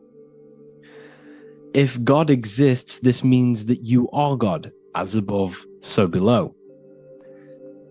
God created you through the thinking mind, and he gave you a thinking mind. So God created the macrocosm. God created the macro, the whole world. He designed the whole world, the sun, the stars, the moving. He designed this. But then he gave you the thinking mind to design your own life and create your own life in his world. You are a microcosm of God's macrocosm. Just like God thought you into existence and the whole world into existence, you are a microcosm thinking your world, your reality into existence. You see this now? Everything is a reflection. Everything is a mirror. Everything is fractal. So in order for you to change your reality, you must change these higher planes. Your thought and imagination are the two key aspects of creating physical reality. Every object you see around you was begun in these higher planes of the non-physical, and they were brought out of spirit into physical matter through the thinking mind and physical action. So now we're going to get a bit deeper. The brain is not the mind. Now that you understand, we have spirit and matter. As above, so below. You have a non-physical side of reality and a physical side of reality. The mind is the spiritual brain. The brain is a physical manifestation, a physical effect of the mind. The mind uses the brain to operate in the physical world. And it's the same with the heart. The soul manifests itself physically through the heart. The heart is a physical manifestation of the soul, of the emotion, thought and emotion, the mind and the soul, the brain and the heart, heaven and earth. So you have the inner world and the outer world, the spiritual, non-physical, and the physical. So we are all on this process of awakening, an expansion of our minds into new fields of thought, into new fields of awakening ourselves. Because essentially we are born into this world. But you are born many, many times. You can be born physically and you can be born spiritually. Like I said, everything is fractal. So just like when the baby finds out that there is a world outside of its mother, what does the baby do? The baby seeks a way out of its mother, and then the baby is now born into a new world, a world outside of its mother's womb. It's the same with you and your spiritual process. As your mind becomes aware that there are other realities beyond your physical body, it then seeks a way out. And this is why you are probably watching my YouTube, because you are now on the path. Something within you has guided you to this path of knowledge, truth, enlightenment, and expanding your consciousness. And it is your soul who brought you here. Your soul speaks through emotion, like guidance. Emotion is the language of the soul. When you feel very bad, this is your soul telling you you're not in the right place. You're doing the wrong things. Because the soul is always unfolding its purpose, which is expansion and learning. That is it. The mastery of the self and the learning of the mind is the only thing that counts in the end after this life. So you are on a journey of expansion, of learning, creating, and spiritual rebirth. As above, so below. What does this body tell you? When I see someone overweight, I don't see the overweight. I don't see the body. I see the mind. I see an undisciplined mind. I see a mind that lacks self-control. I see a mind that seeks external validation. That's what I see when I see an overweight person. I don't see his body. I see the result of his mind. Because what does the Bible tell you? You shall know them by their fruits. It's the same saying as above, so below. You shall know them by their fruit. The fruit is their manifestation. Your body is a direct correlation and manifestation of your mind. Your inner world projects your outer world. As within, so without. As above, so below. Now, what do you see when you see this man's body? I see discipline. I see strength. Mental strength, not physical strength. I see mental resilience of pain. Because all of this man's mental energy has been manifested physically within his muscle. This body is a direct manifestation of this man's mind's pain. and suffering, and it shows discipline. This is why people instantly respect you if you are in shape. You walk into a room and you are in shape, people will instantly give you respect because they know that you are mentally disciplined. The body is a reflection of your inner world, and it's the same with your friends, your family, your connections with people.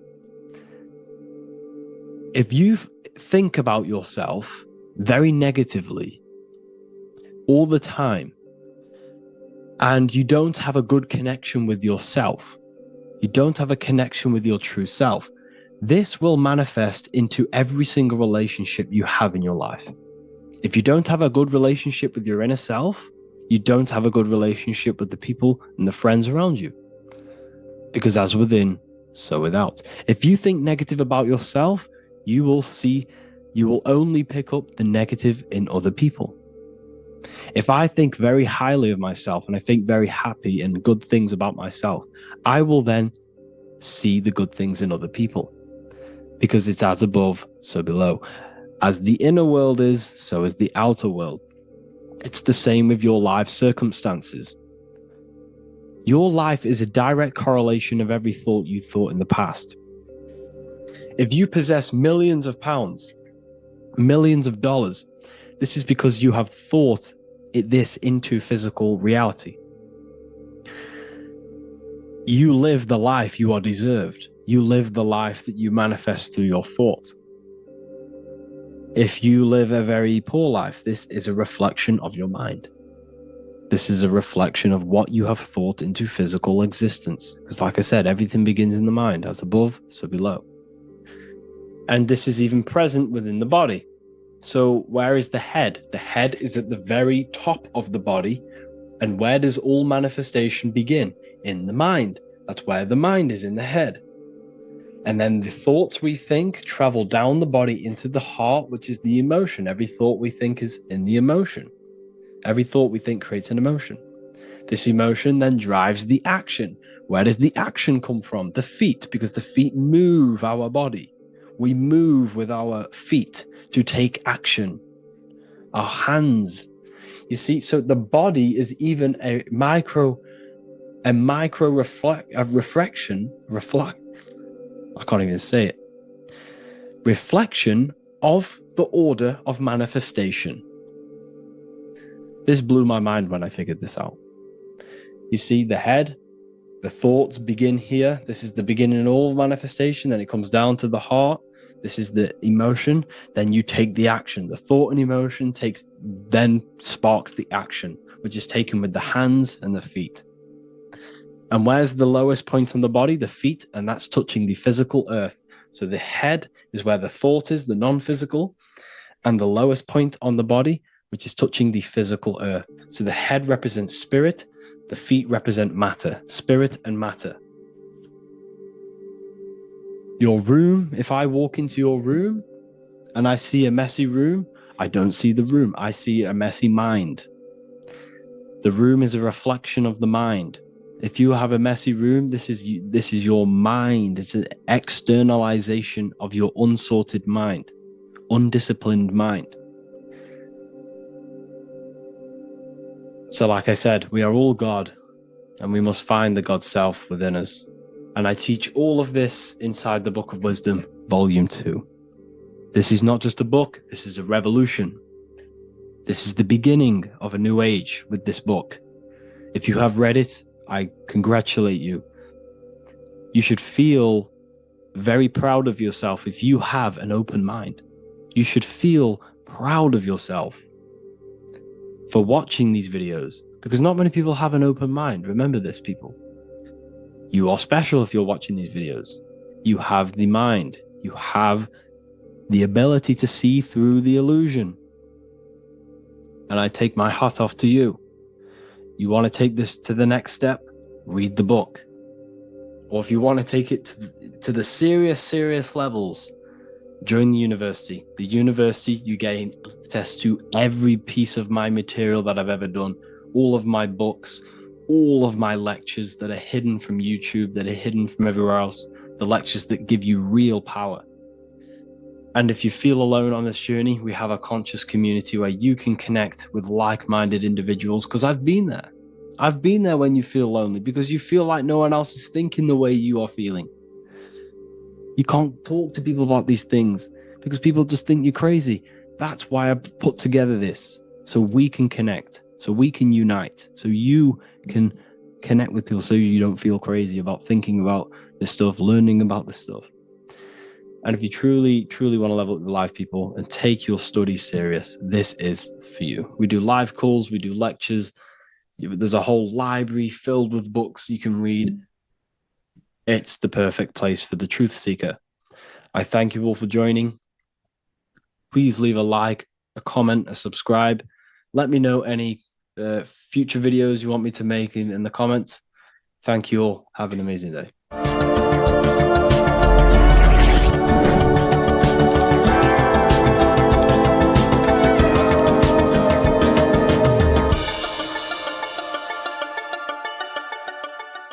Welcome to Revival of Wisdom. Welcome people, we're back with another video, and this video is about Freemasonry and their connection to the Illuminati. Please, as always, to make sure to hit that like and the subscribe button and turn on the notifications to never miss a video. On May the 1st, 1776, the founder of the Illuminati, Adam Weishaupt, founded this secret organization, and this date can be found in Roman numerals underneath the all-seeing eye pyramid on the $1 bill. This $1 bill also says Anno Coptus Novus Ordo Secularum. This is Latin for announcing the birth of the New World Order. This New World Order will be headed by Lucifer, the all-seeing eye, and followed by the 13 layers of bricks for the 13 elite bloodlines. So your Orsini's, Rockefellers, Rothschilds, Soroses, and the other 9 elite families.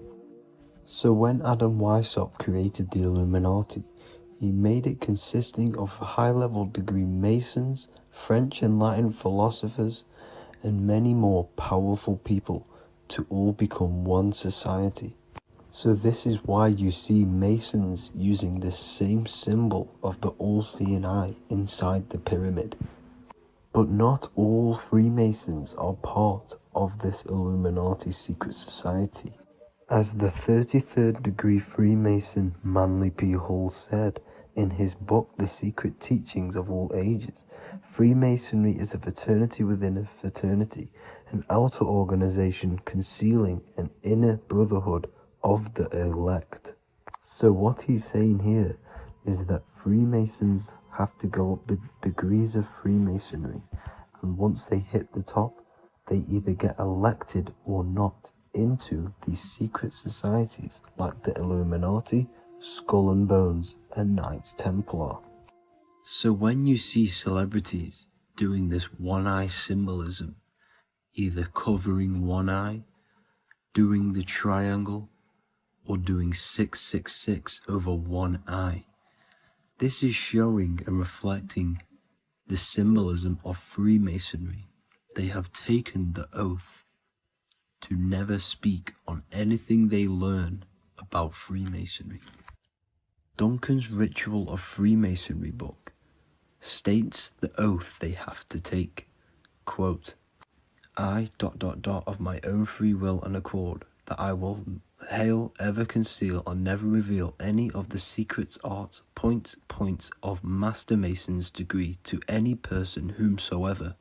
All this most solemnly, sincerely promise and swear.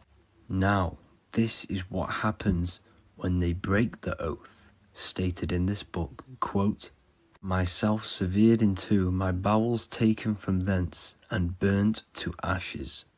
So this states that Freemasonry comes first, before any law of the land. It has the right to kill you if you break your oath. This is the hand gesture they have to do every time they enter the ritual room inside the Masonic lodge. This is the cutthroat symbol, showing you and reminding you of the oath and what will happen if you break it. Now in this book, Richardson's Monitor of Freemasonry, it states, if you break your oath, binding myself under no less penalty than to have my throat cut across, my tongue torn out by the roots, and my body buried in the rough sands of the sea. If they do not decide to kill you, this book states this by pointing him out to the world as an unworthy vagabond, by opposing his interest, by dearranging his business. In other words, they have the power to frame you and destroy your reputation to the world and destroy your business if you break this oath. So yes, they do kill to keep this truth hidden, because this truth of this reality is what keeps them in power. They have the ability to manipulate people because people do not know what manipulates them. This is why they call themselves the government. They govern the ment, which is the mentality, because the mind is the root cause of reality. They control what you perceive to control what you manifest. By knowing the truth, you are set free, and you no longer need no controller above you. So this is why they are willing to kill and do whatever it takes to keep the truth concealed within these high-level degrees of masonry and these secret societies. However, going back to Manly P. Hall's book, it states, part of the symbols are displayed here to the initiate, but he is intentionally misled by false interpretations. So this is saying even Freemasons are intentionally misled and told lies to conceal the truth, to make sure the truth is hidden in the high degrees of Masonry. So that's it for this video, guys. Thank you all for tapping in. Please leave a like and a subscribe. God bless.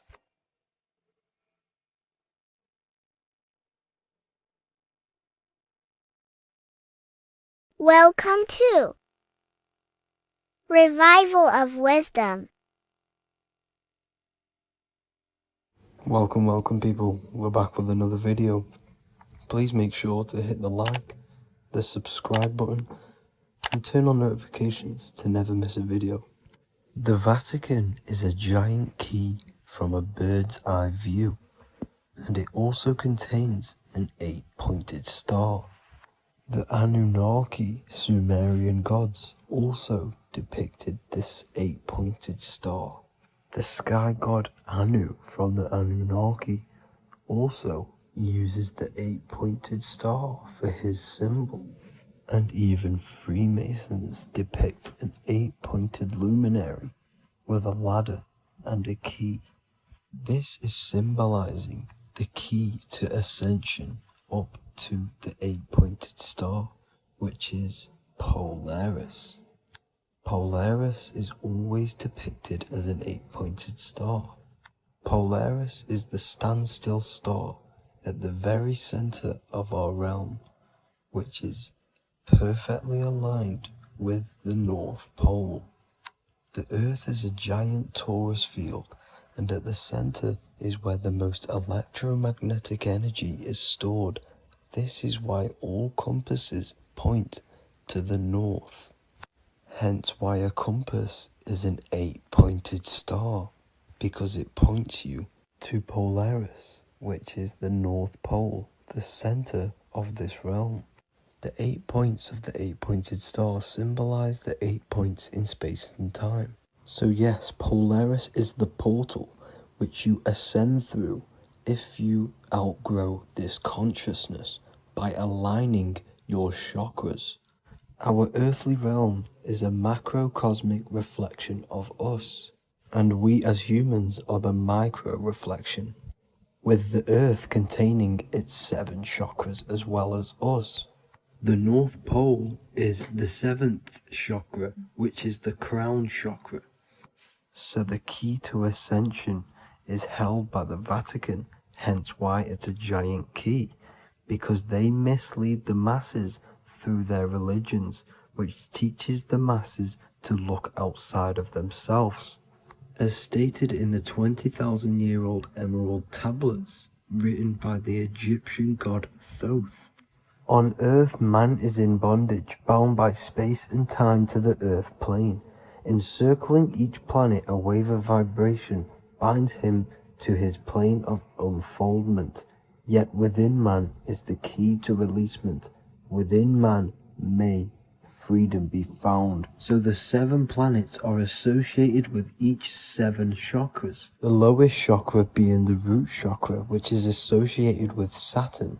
This is why the elites love Saturn and reflect it in all of their symbols. Because the chakras are an ascension of spiritual principles, starting from the material and ascending up to the spiritual, the crown chakra. However, evil love bondage, and they are trapping souls in the physical realm by stopping and provoking the ascension process. They do this by abusing the energy of Saturn, and Saturn is associated with the lowest chakra. The lower 3 chakras are associated with survival mode, which keeps the consciousness in a constant state of fear and only aware of its surroundings. Once you start to ascend up your chakras, you become more consciously aware of spiritual deeds. And this is the process of returning back to your true spiritual form. Going back to Polaris and its connection to ascension, Kanye West symbolizes this on his music video 24. As you see him rise up into the sky, you see an 8-pointed shape around him, which symbolizes the 8-pointed star, as you see the beam of light. And even NASA symbolized this in their Space Delta logos, a bear holding a key with an arrow up to Polaris, the 8-pointed star. Here's another NASA logo of an arrow from the Earth to Polaris.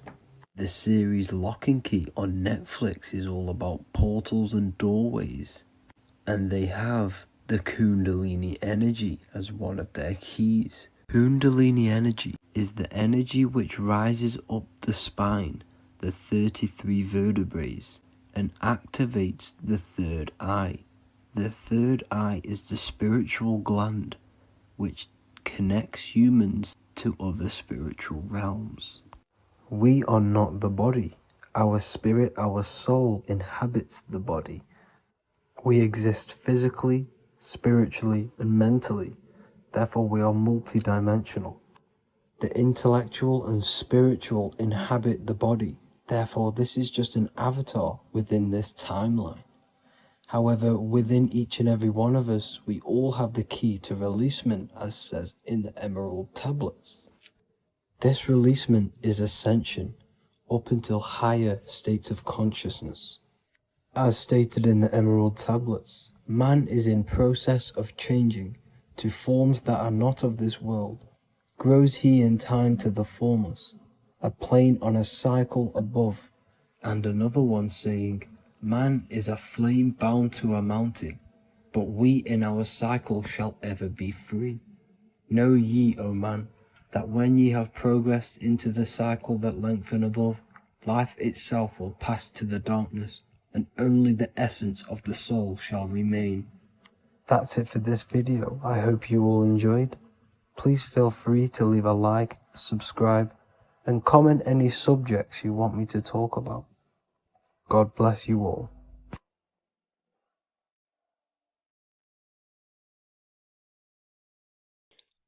What if I told you you don't have one body? You in fact have 4. There's a secret hidden right in front of you, and most of you overlook it. And by learning these teachings today, this will change your perspective on life, on yourself, and completely change the conception of yourself. This is the key to your highest potential. If you stay with me today, You will find secrets about yourself that will change your life. But I warn you, once you step this path of esoteric knowledge, there's no going back. Once you see, you can't unsee. So stay with me, and we will discuss the four bodies of your soul and how you can master yourself to reach your highest potential. The first thing we must understand is that there is a sun. And just like the sun gives life to the earth, there is this life force within the sun that gives life to all matter. We must understand that matter itself is dead. It has no life potential. It has no ability to create or destruct anything. All of the life comes from above, from the sun, from the life-giving power of this infinite energy source we call the sun. No matter what model you believe, the sun still gives power to this physical realm, giving life to all of the crops, giving life to animals, giving life and growth to all things that the rays come in contact with. This is a macrocosm process. We must understand the teachings of as above, so below. This means that the macrocosm repeats itself in a microcosm form. Now, what do I mean? Humans are made in the image and likeness of God. You are a miniature version of God, a spark of the divine consciousness made in human form, in physical form. Just like the sun gives life to all physical matter and growth to all crops on the earth, your soul is a miniature sun. And your soul is giving life to the body.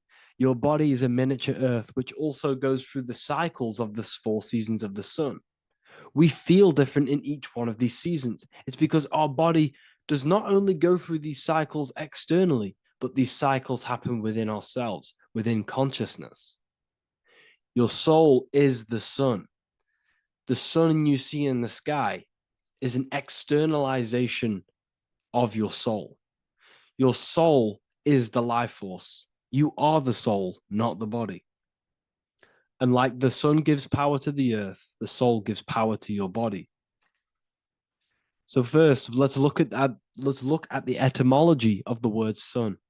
The word sun comes from it's a Latin word solis or sol, which means the sun. Sol then became soul, sun, soul. And in fact, S-O-N and S-U-N in the old etymology dictionary mean the exact same thing. They are interchangeable.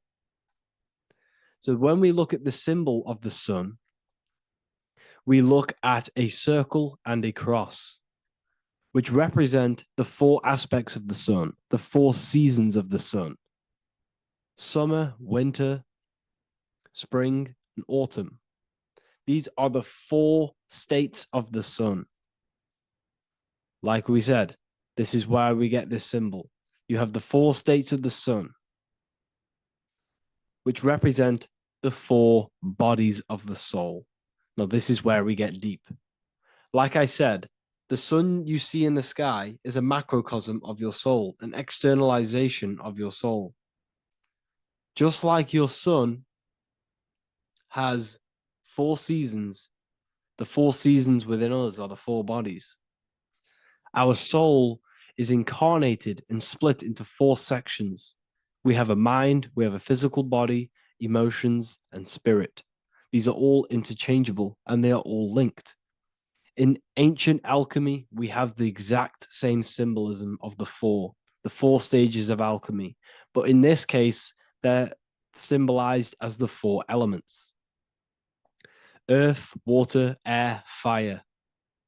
In this ancient alchemical symbol, we have the pentagram with the top one representing the soul, ether.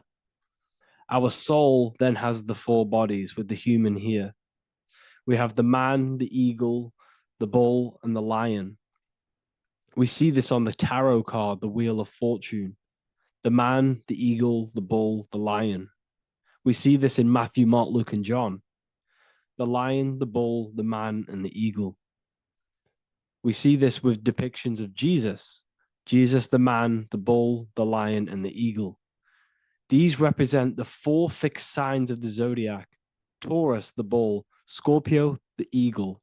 Scorpio was symbolized as an eagle. It's an ancient symbol. Now it's been changed to a scorpion, of course.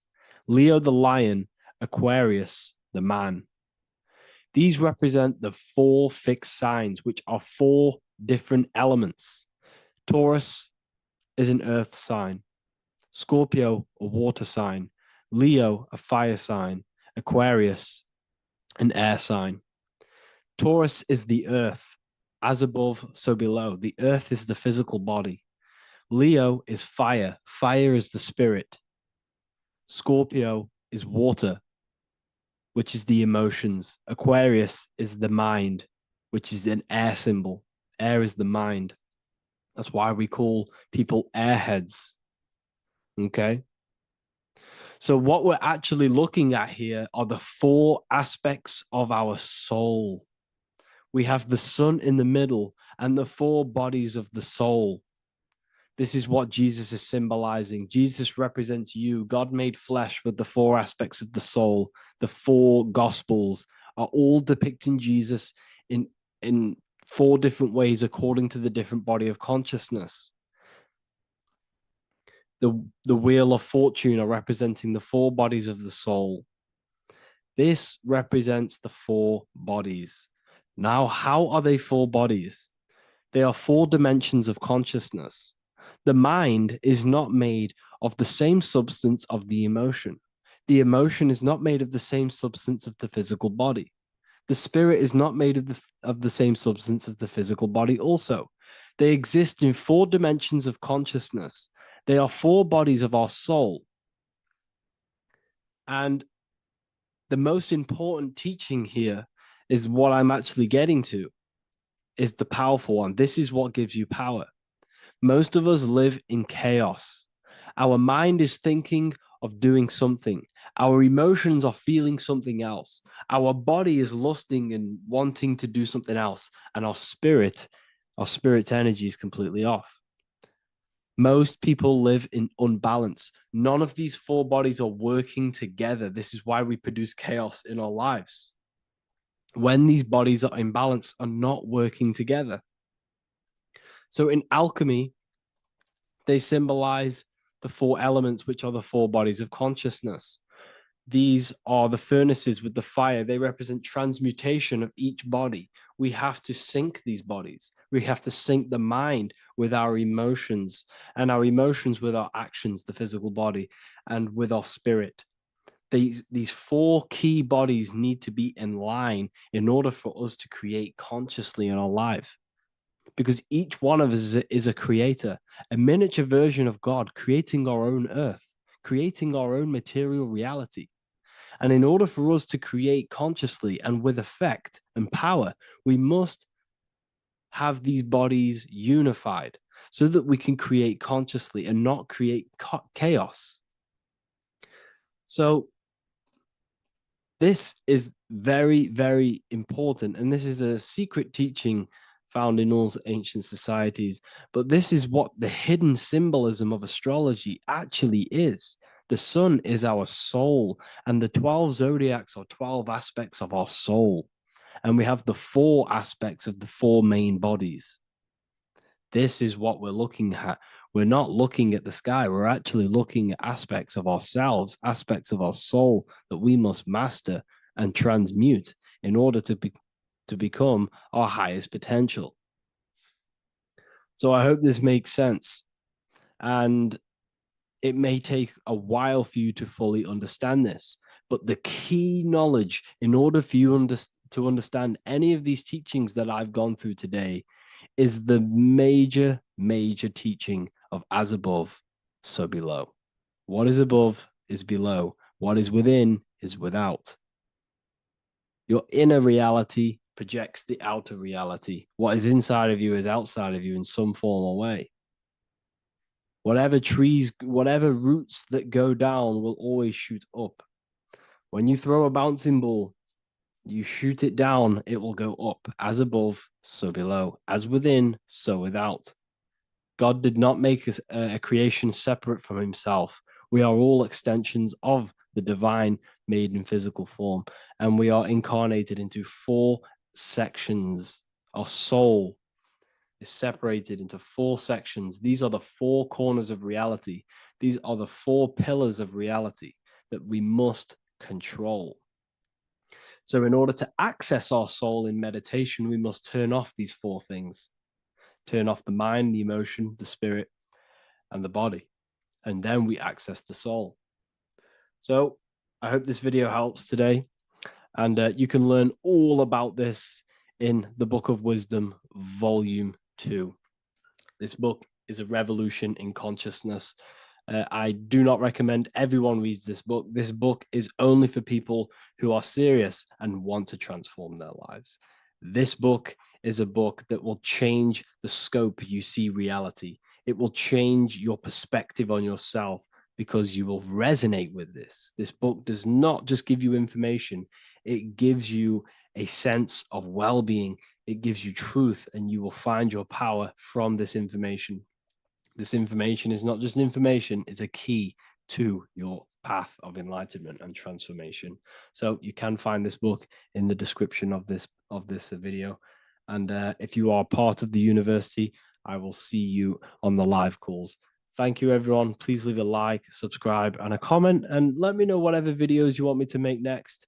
Anything that you fail to understand or have any confusion with, I can make a video on it. So let me know in the comment section any reviews or anything I should do. Thank you all, people. Have a great day.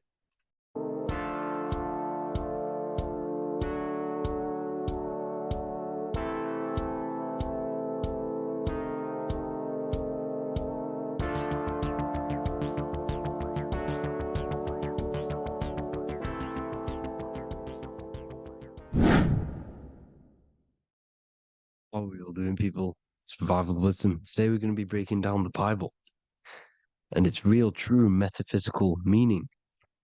All of these slides within this video is taken from my book, The Book of Wisdom. So you can get all of these slides. So the Temple of Solomon, you are body, mind, and soul, which is the Holy Trinity. The moon, sun, and earth. The sun is your soul because the sun is its infinite source of energy. It is its own source of energy. And that is what your soul is. It's its own source of energy. The moon is mind. This is why you call people a lunatic. You're a lunatic. Luna means the moon. And inside of your mind, you have a specific mood. Mood is moon.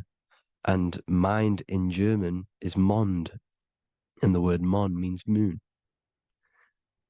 And earth is your physical body because your body contains of the 4 elements, the 4 physical elements. Well, the Temple of Solomon is the temple of the soul and the mon, the soul and the mon, the soul and the mind. And it's the temple of the Holy Spirit in the Bible. Everything leads back to one singular point in the center of the brain. The brain is not the mind. It's mind over matter. Okay? The brain is the physical manifestation of the mind. The brain is the electrical computer which decodes the light waves given to it by the mind. This is why everything in the body leads back to one singular point. And we'll go over this in a minute. But this is controlling the physical body. This is the within. If you rearrange within, it spells high twin because within you is your twin, your true self. And it's just an entity in the center of the mind.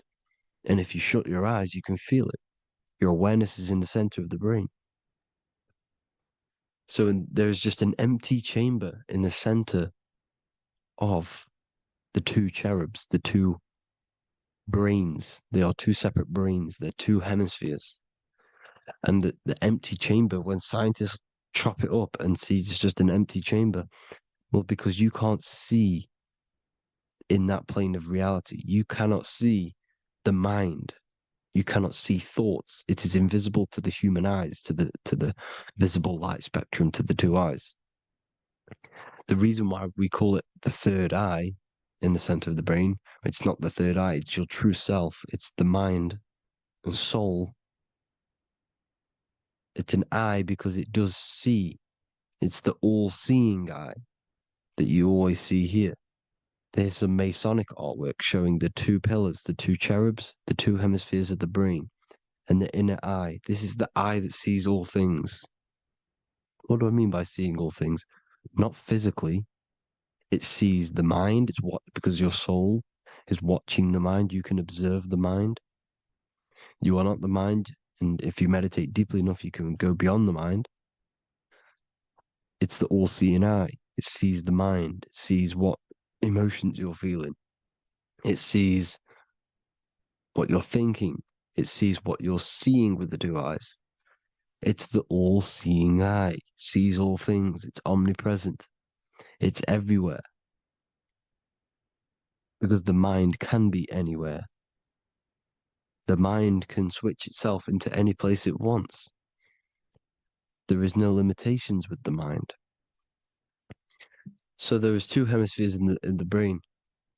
And in the Bible, there is a quote saying the most holy place between the two cherubs.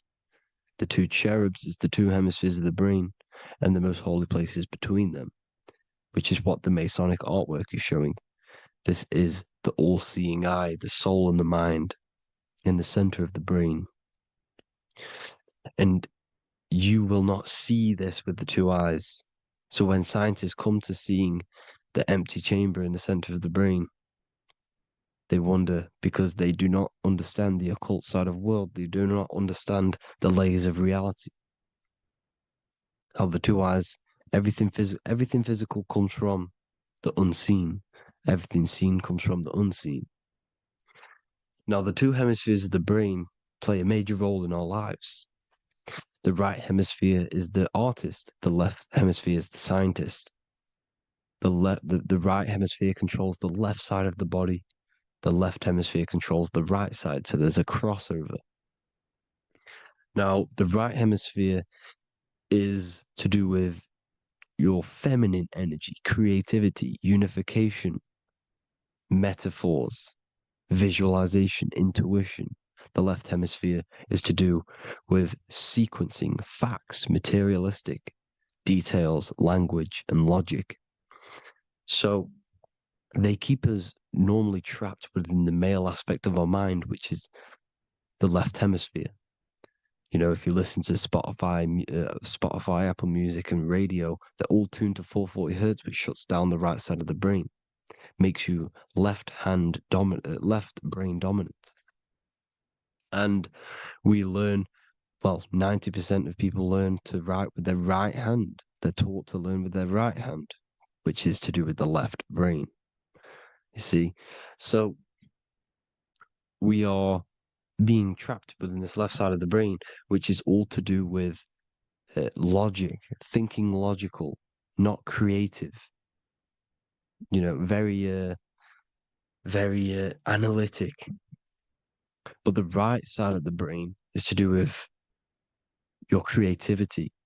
So the right side of the brain is perceiving reality as a holistic perception. Now, what do I mean? If you're riding through a woods, for example, if you're riding through a woods, your right hemisphere is seeing the whole woods as one unified woods.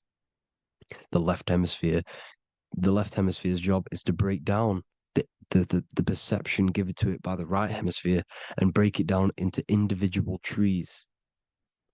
So what am I saying?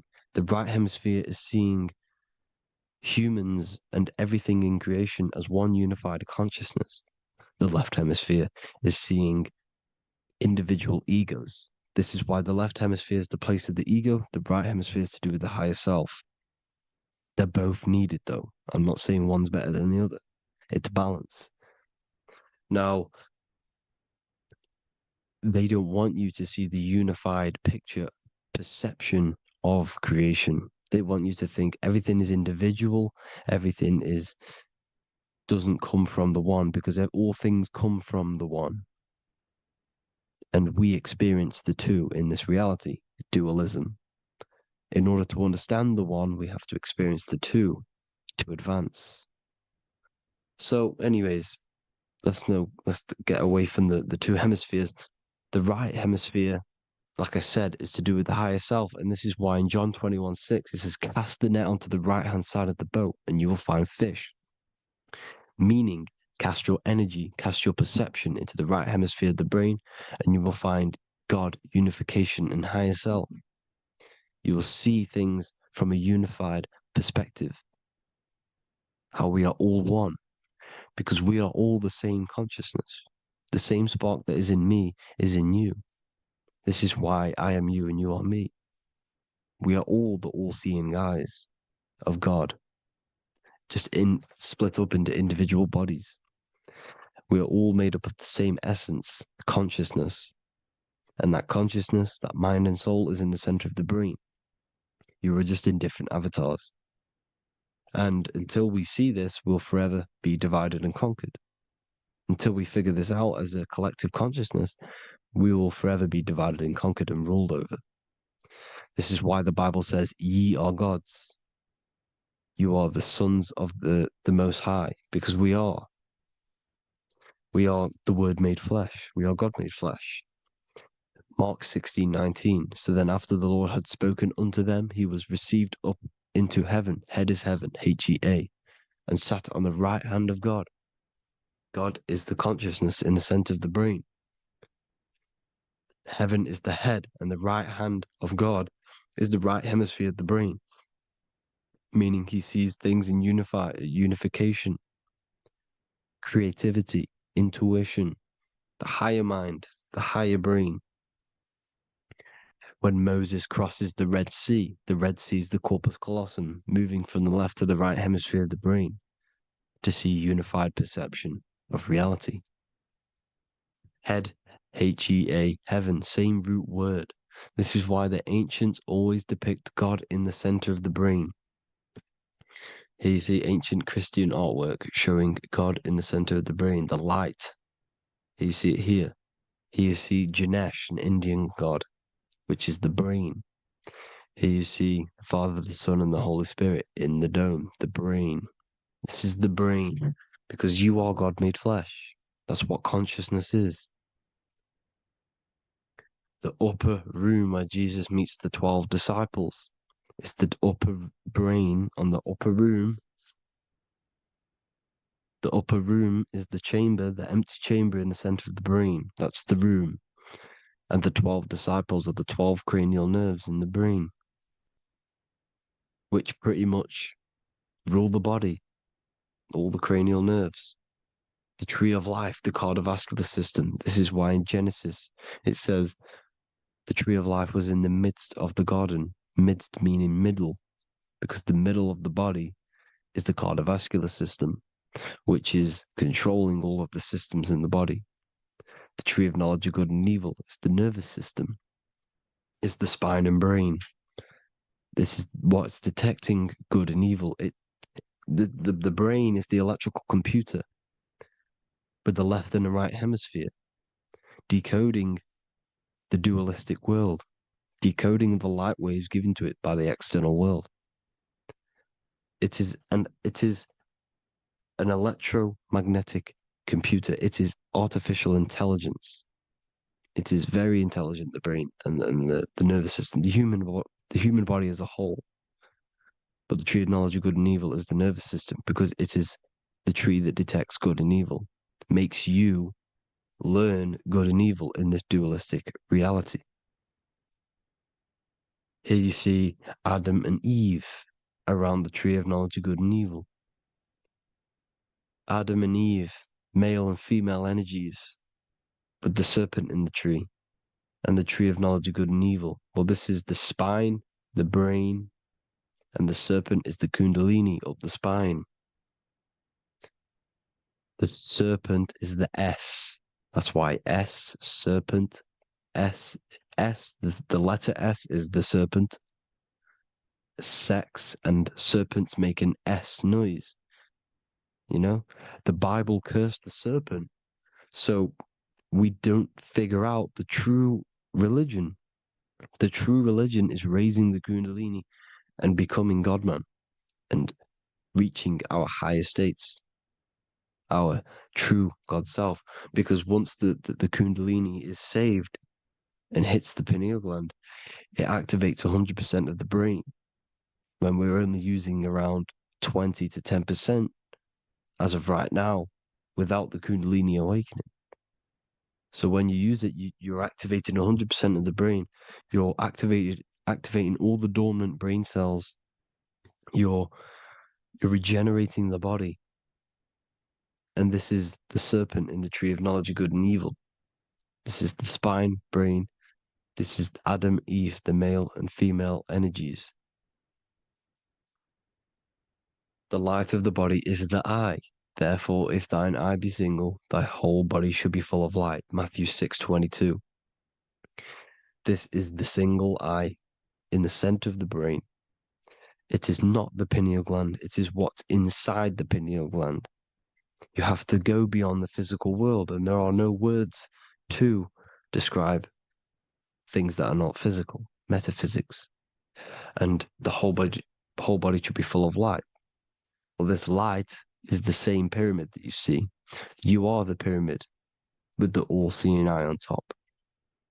This is why the ancients built the pyramids with the stairs in the middle symbolizing the spine, because once you open all the chakras and balance them and raise the Kundalini, you activate all of the brain, which gives enlightenment. The word enlight in ment. Ment means mind, light in the mind. Enlighten the mind. And this is enlightenment. We are the temple. And Jacob called the name of the place Peniel, for I have seen God face to face. Within spells high twin. Within you is the God self, which you need to manifest into the external world.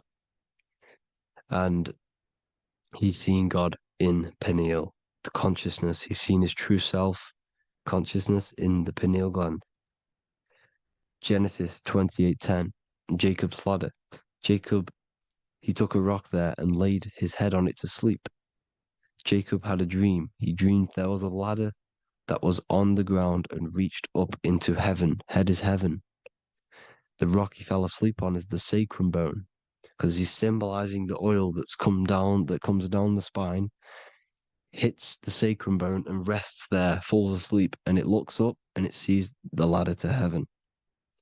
Because when you raise this oil, you become God man. You become God in heaven. You can leave the body at will. Do you not know that your body is the temple, that your body is the temple of the Holy Spirit? Corinthians 16:19-20. Or do you not know that your body is the temple of the Holy Spirit within you? Your body is the temple of the Holy Spirit, the soul and the mind within the center of the brain, the temple of Solomon, temple of the soul and the mind. Romans 8:10. Christ is in you. It's not external. When you give where attention goes, energy flows. When you give your energy to external things, your attention, your worship to external things, you're giving energy, meaning it's draining you, and you're feeding something within the astral plane, a mental thought within the astral plane. So with you realizing that the Christ is in you, that you don't have to worship anything outside of you, this means that you're internalizing your energy. You're not giving your energy, because where attention goes, energy flows, which means you become more present. You become healthier because you're not giving off all of your special electromagnetic energy that's charging you. This is why the religions run by the Vatican is all external. They're exoteric. Exoteric means external teachings. The esoteric is the internal, the hidden teachings. In Psalms 82, I have said, ye are gods, and all of you are children of the Most High, because we are the Most High, split up into individual bodies. That's what consciousness is. Consciousness is the Most High, and we have to raise ourselves to the Most High. Brahma, Vishnu, Shiva, the Father, the Son, and the Holy Spirit. Why is it always a trio?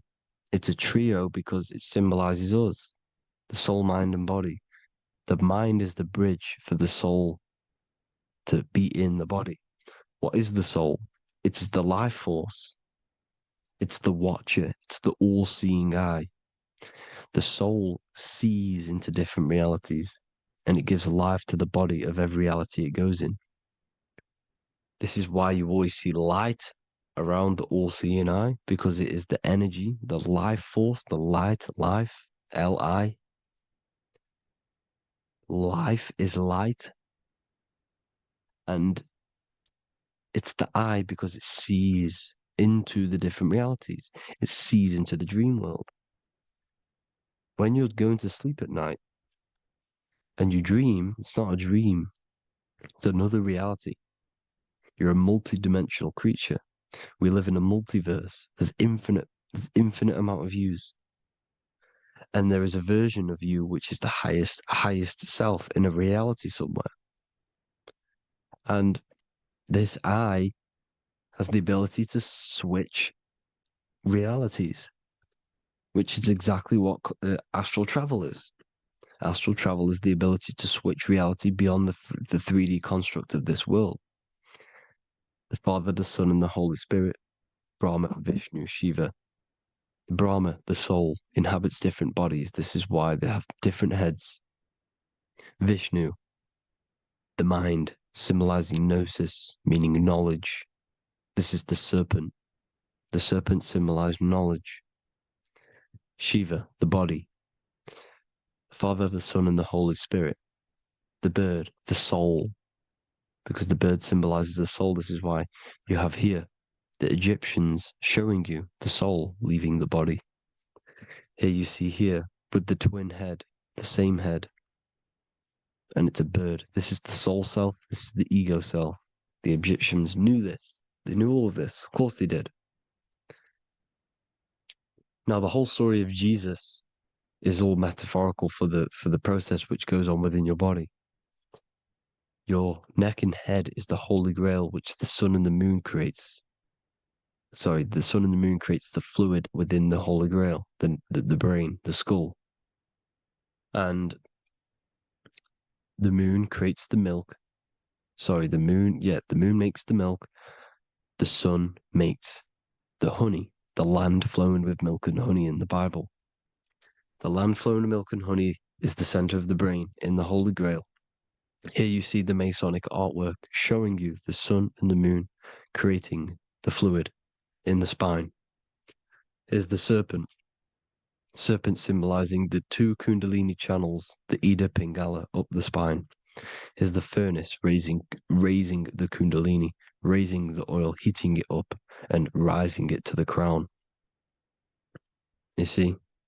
So here you see more Masonic art, seeing the sun and the moon creating the holy fluid in the brain, in the cup, filling the cup.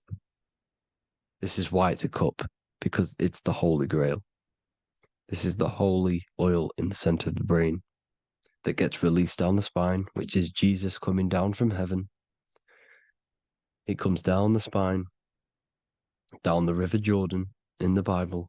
This is when Jesus goes from Nazareth to Jerusalem.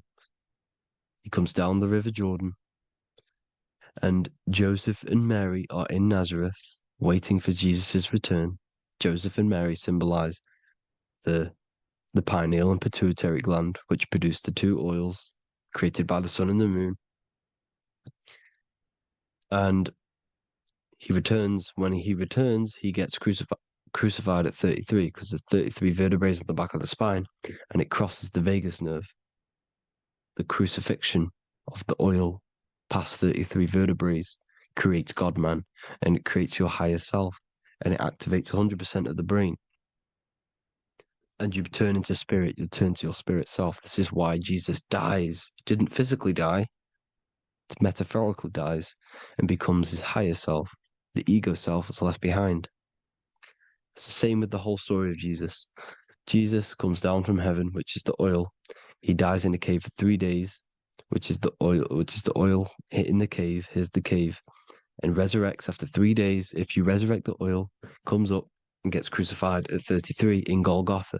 Golgotha translates to a place in the skull. The 3 wise men from the east. Well, if you look at the Masonic artwork, they'll always show you a ladder up to the east. Okay? Here you see north, south, west. This would be east. Here you see east here. East here. The ladder up to the east. The east is the top, up. 3 wise men from the east. The thalamus, pituitary, and pineal gland in the center of the brain. The most important glands in the body. Here you see the Egyptians with the spine, the sun, and the 2 hemispheres of the brain. What did I say at the beginning? The sun is the soul. The sun is its own source of energy. It's the life force, which gives life to anything it inhabits.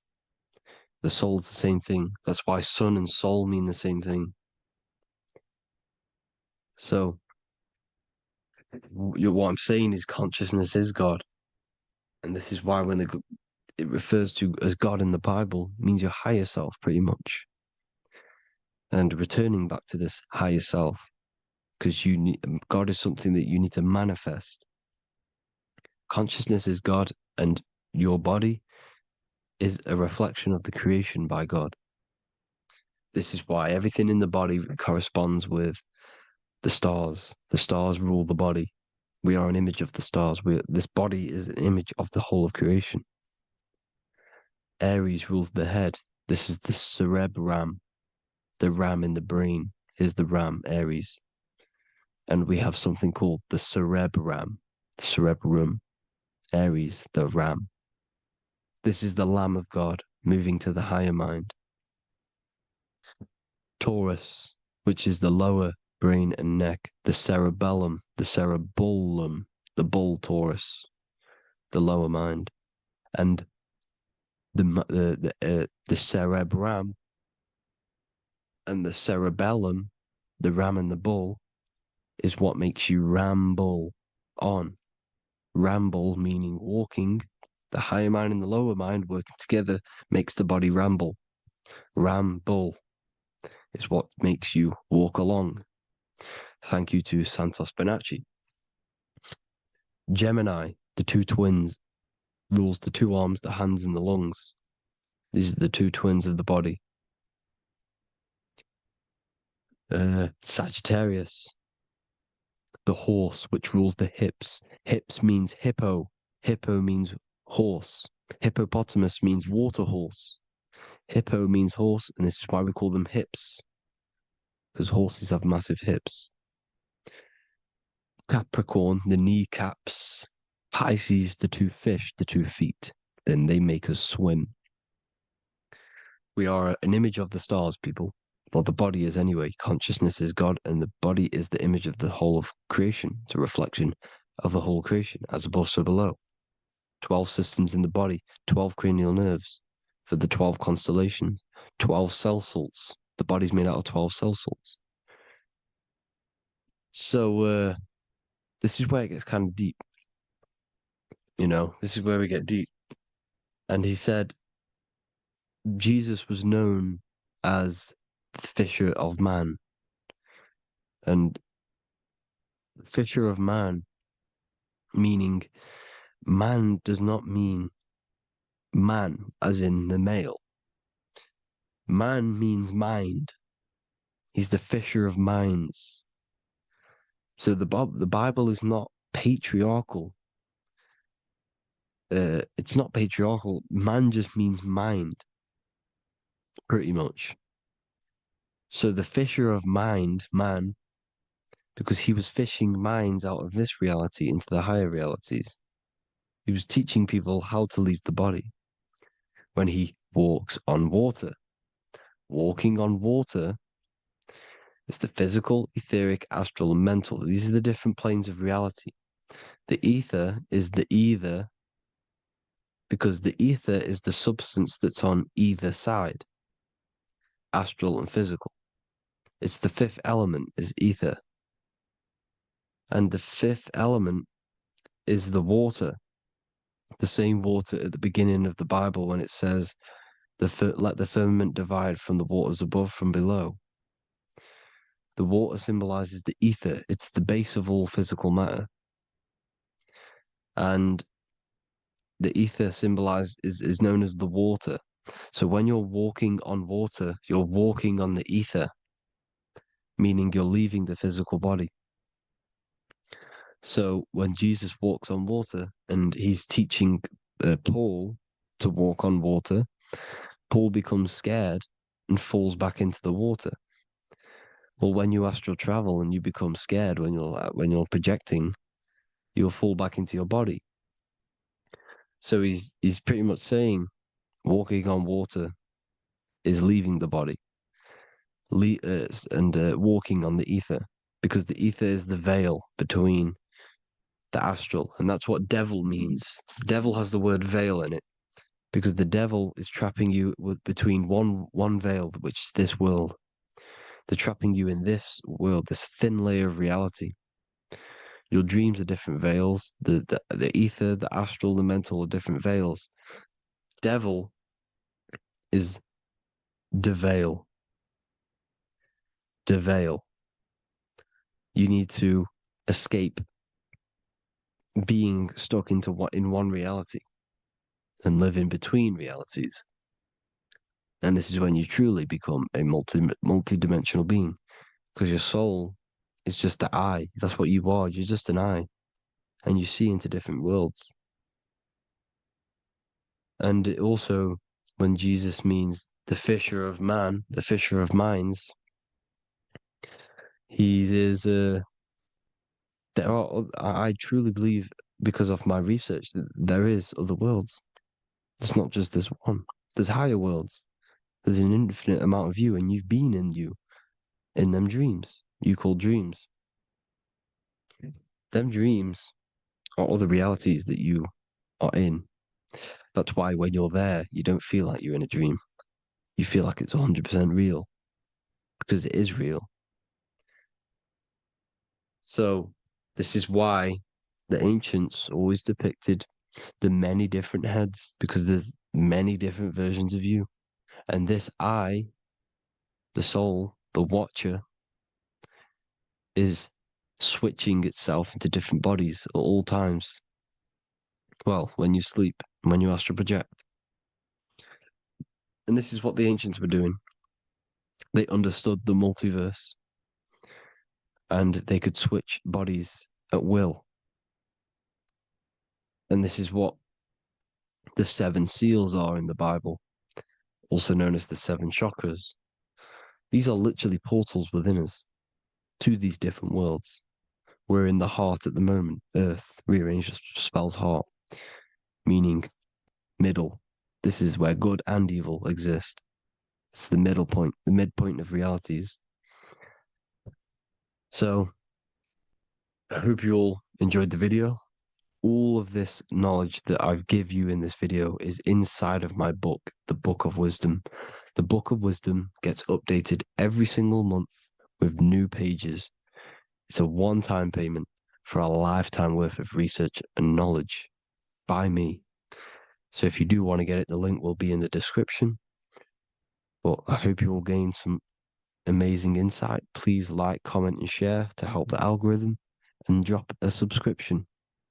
And for more lectures, every 2 days, I drop lectures and knowledge within the Patreon. If you want to support the channel, join the Patreon. Everything's in the description, because we are not monetized on YouTube. Thank you all. Have an amazing day.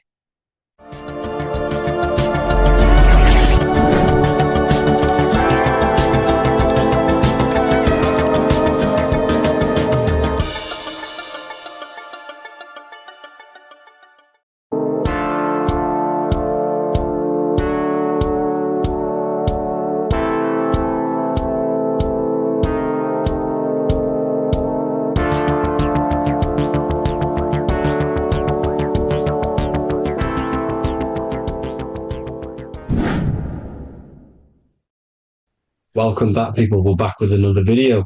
Let's jump straight into this. Make sure to tune in till the end, because this has got so much information in this video. So sit back and enjoy. So everything's torus fields. The Earth's a torus field. Everything's torus, which is electromagnetic field, electric and magnetic. The center of the torus field is where the two opposing forces meet in the center. And this is what creates the plane of inertia, the dielectric plane of inertia. Okay? You got red shift, blue shift, positive, negative, south and north pole, right? This is what the ancients were showing with the tree of life. As you can see here, this is the plane of inertia and this is the torus field. Everything consists of this. Everything is a torus field. A atom is a torus field. Okay. Now, the inertia is the 0 point. So this plane is a 0 point. It's the balance between two poles. Okay. Now, this creates matter because matter is two opposing forces in motion equalized. So these two forces coming together is what creates matter on this physical plane. And this is why we can't see the electromagnetic field, because it consists of one of the elements, which is either electric or magnetic. But when they combine together, it's what creates this physical plane, which is physical matter, which is light in motion. Now, everything is one. Don't get confused by duality. Duality is two opposing forces, but them two opposing forces are created by the same substance. It's two aspects of the same substance. So, for example, water and ice are the same thing, you know what I'm trying to say, but it's two aspects of the same substance because all is one. The whole universe is one. All goes back to the one, which is God, the creator, or magnetism, whatever you want to call it, because magnetism pulsates. Electricity has two poles, red shift, blue shift. Okay. So red shift, blue shift is electricity, and electricity vibrates, and all vibration always comes back to a standstill point. But magnetism is what pulsates. This is why your heart pulses. You breathe, which is a pulse. This is the breath of the universe, magnetism. Now, this is why the earth is green, okay? Earth can be spelt heart. If you just move the H to the beginning, it spells heart, okay? Because the heart is the center of the torus field, which is the heart chakra for us humans, okay? We consist of the same field, as you already know. Heart being the center, which is green, which is the center of the seven colors. The center of the seven colors. This is the most powerful chakra in your body. People think it's the crown chakra, but it's the heart chakra because it's the center of the torus field. You must align them all and combine them all into one, which is the heart chakra. Now, earth is green. Nature's green. Okay, this is because we live on heart chakra, the plane of inertia. It's the center of the torus field. Okay, and this is what the Egyptians called Isis, which is nature. Nature is balanced, and nature is female, Mother Nature, because it looks after us with the fruit it grows with abundance, and the water. It's a female energy, Mother Nature, and this is the symbolism of an equal, balanced arms. This is the scales, it's balanced. Mother Nature is balanced. This is why the sky is blue, because what comes after the heart chakra? Blue. Sky is blue. We live in Midgard. This is what the ancients called Midgard. You don't have to take this tree literally. It's a metaphor. We live in Midgard, where both positive and negative duality here. Now, Mount Meru. Mount Meru was known as the center of the earth, okay, or known as Hyperborea. And this is the North Pole, the electromagnetic North Pole. But when I say Mount Meru, it's not an actual mountain. They weren't saying there was a real mountain in the center of the earth, a magnetic rock. No. The plane of inertia Okay, there's something called a hyperboloid. That's what it's called, a hyperboloid. And this is the center of the torus field. And this hyperboloid is what is in the shape of a mountain, you see? So if I go to this next one, they say Hyperborea on this map. Why do they call it Hyperborea? Because this is the hyperboloid in the center of the torus field. And this is the electromagnetic mountain, a metaphor. Mountain, what they're metaphorically saying, this is the electromagnetic mountain at the center, the double vortex, the center of the torus field, which is the North Pole. Pole of electromagnetic energy. So this is why they call it Hyperborea. It comes from the word hyperboloid. And the center of the earth is so sacred. And they symbolize this with, obviously, the North Star, which is Polaris. And this is where the swastika comes from, because it's the 4 seasons moving around the North Star. This is the Big Dipper constellation moving around the North Star, which is Polaris. There's that pole again. Pole. Magnetic pole of the torus field. And this is where the green, emerald green, aurora borealis comes from. It comes from this center hyperboloid at the center of the earth, where the most electromagnetic energy is stored. The center of the plane of inertia. The center of the plane of inertia.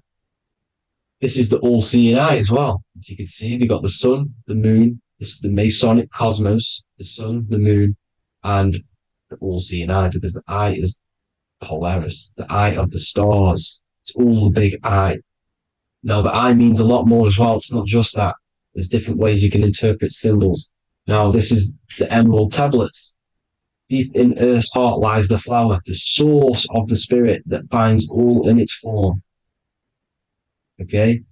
The flower of life is thine own place of thine spirit, and stream through the earth as thine flows through thy form, giving off life to the earth and its children, renewing the spirit from form unto form. This is the North Pole. This is what he's talking about. He's talking about the aurora borealis. Aurora borealis. It's the earth's aura. Emerald green. Heart chakra. Plane of inertia. Green. Earth. Heart. You see? All related. Now, there's many symbolism of this. So much symbolism of the ancients. The 7 layers of heaven. 7 layers of heaven, which are the 7 planets. Okay? These planets are the solar system. It's the solar system because we are the soul. We are the sun, the soul. And we're inside of a solar system, which is the 7 planets. That's why there's 7 layers of heaven. Okay? The rings of Saturn, the rings of the planets are moving around us. Okay? So this is what the ancients were depicting in their cosmology.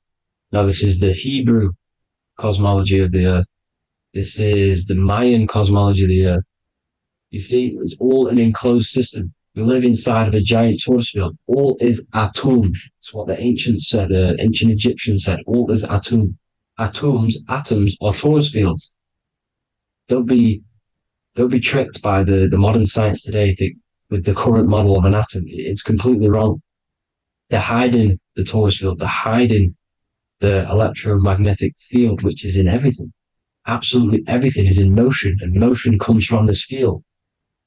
And you see, this is upside down, but this is the I think it's pretty sure it's candles, but the 7 candles, the 7 planets, the 7 Elohim. You see, it all goes back to the stars and the heavens. Now, this is how the earth really works, with the stars on the outside of the cosmic egg, and then the torus field spinning around the sun and the moon, the positive and the negative charge. The sun gives you energy, the moon takes your energy. The moon controls monthly cycles. Moon is mon. This is etymology. Mon, month, money, demon, monster. Stir is star, moon star. We are all stars. Youngster, minister, superstar, Hollywood star. We're all stars. We come from the stars, which is heaven. Our soul comes from the stars. You see? We are the universe, the image of man, It's made in the universe. We are a microcosm of the universe. The universe is a macro. We are micro. We consist of everything. The body, mind, and spirit. The sun, the soul. Moon, the mind. Earth, the body. Body, mind, and spirit. We have 12 systems in the body, which are governed by the 12 zodiac signs. Starting at the Aries, which is the ram, the ram of God, all the way down to Pisces and Capricorn, kneecap. It all goes back to the stars. We are the stars. We are the universe. Everything is inside of us. Everything. I would say the Temple of Solomon, the temple of the soul and mind. The soul, the temple is the body. The soul is the soul, and the mind is the mind. The temple of the soul and the mind. Body, mind, and spirit. We consist of the 5 elements: air, spirit, water, earth, and fire. We consist of everything. We are the universe. We're made in God's image, which is the universe. You see? Now, everything goes back to the stars. The ancients worship the stars because the stars govern everything. They govern the systems in the body. They govern your life. This is why your zodiac is so important, your sign. Each zodiac has a specific element associated with it as well. Aries, which is the first sign, the Ram of God, the Lamb of God, which is a fire sign. Fire, first.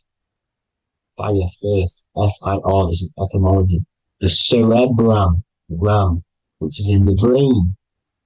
Aries, the ram, controls the head, the face, and the nose upwards. So it controls the cerebrum. The Torah, which is, I'm pretty sure it's a Hebrew Bible, which is the Taurus. Tornado comes from the Taurus field. You see? Everything's inside of you. It all goes back to the Taurus field, and the Taurus field is everything. Now, like I said, 12 zodiac signs, 12 systems, 12 cranial nerves in the brain, the 12 disciples of the Bible. All symbolic. Have to read the Bible properly.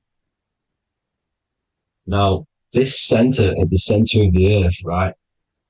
This is what's stirring the ether. And the ether consists of the 4 elements. Because there's 5 elements. Spirit can be called ether. People call it spirit or ether. Ether is pure potential, pure energy. It's what connects the astral to the physical. It's the dimension between the physical realm, which we're on, and the astral. So it has pure potential. It's pure energy. This is why we say either. I either want to go there or there. It's connecting 2 scenarios. That's what the ether is. It's connecting the 2 worlds, the astral and the physical. The center is like the cosmic womb. There's a black hole in the center. This is the center of the Taurus field. This is the womb of creation. This is the womb of creation. And inside of this black womb are the 5 elements, and everything's being stirred around. Everything's in motion. Light is motion. Everything's motion. Now, like I said earlier, light crystallizes into physical matter. They are the same substance. Spirit and matter are the same substance, but different variations, different aspects of the same substance. Low vibrational spirit turns into matter. High vibrational matter turns into spirit. Or light, whatever you want to call it. Matter is light crystallized. This is where we get the 7 metals from. The planets. The planets are light. Specific frequencies and vibrations of light. When these lights, or the planets, materialize, material metals materialize, they turn into the 7 metals. Saturn turns into lead. That's why lead is red. Saturn is red. The sun turns into gold. That's why the gold is yellow and the sun is yellow. You see, Saturn is the time god. What happens in autumn?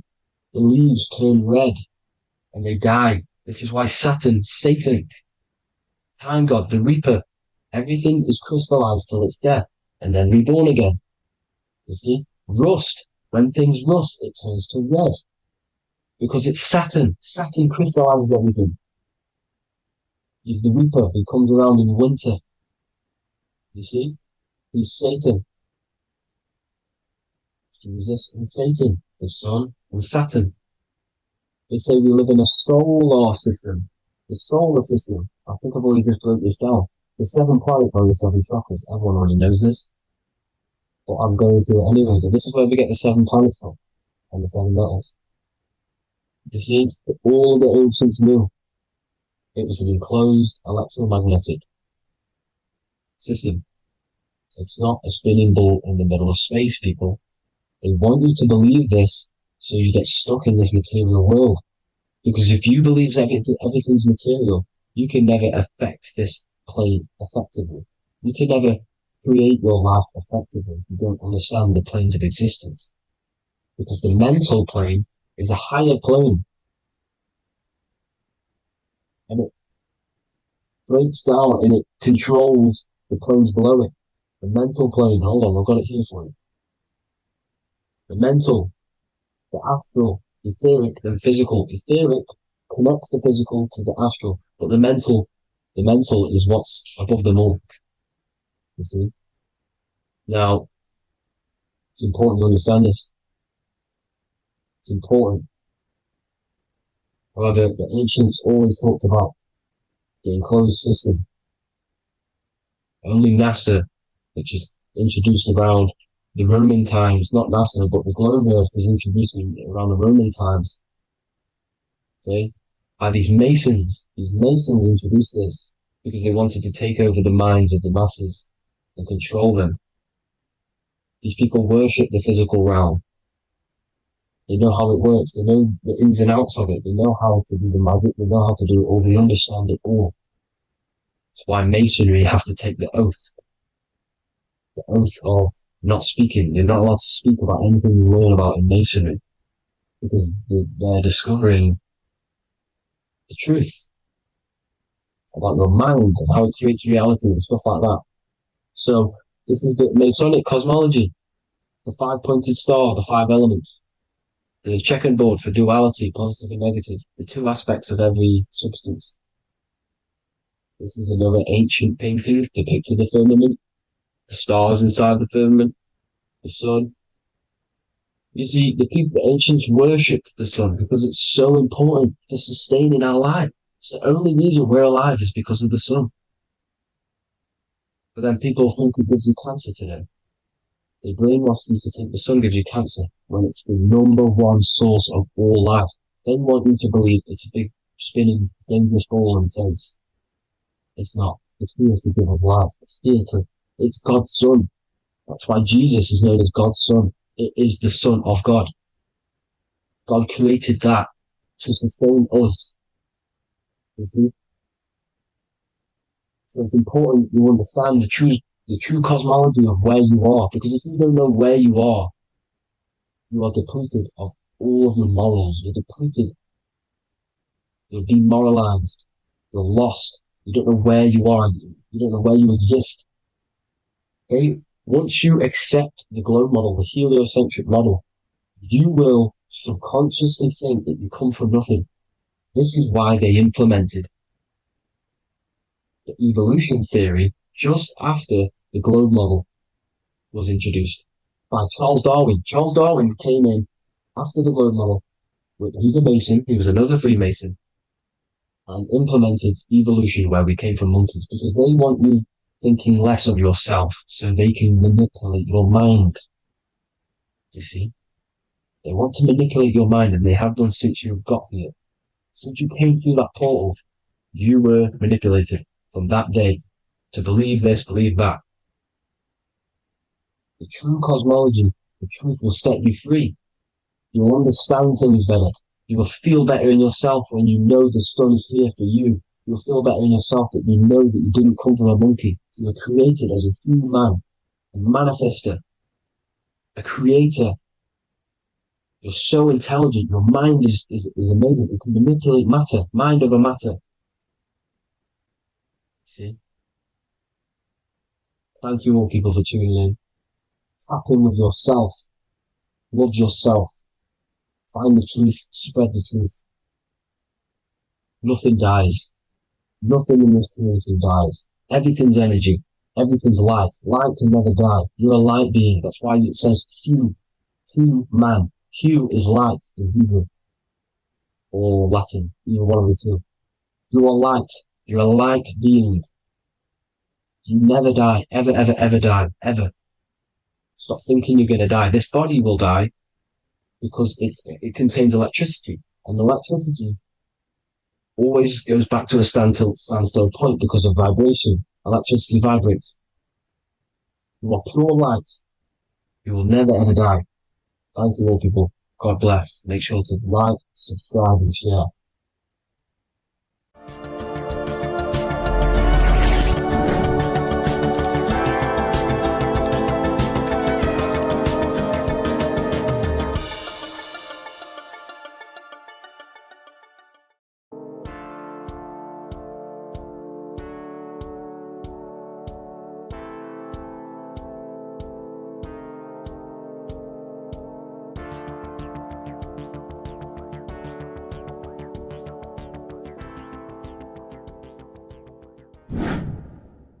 Hello and welcome to another video, people.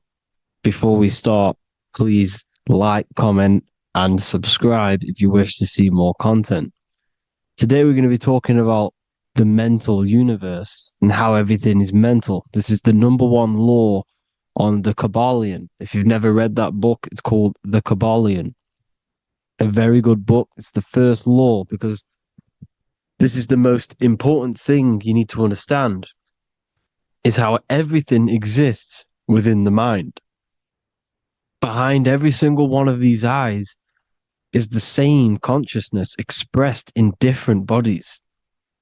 The mind is what gives perception to what you're experiencing.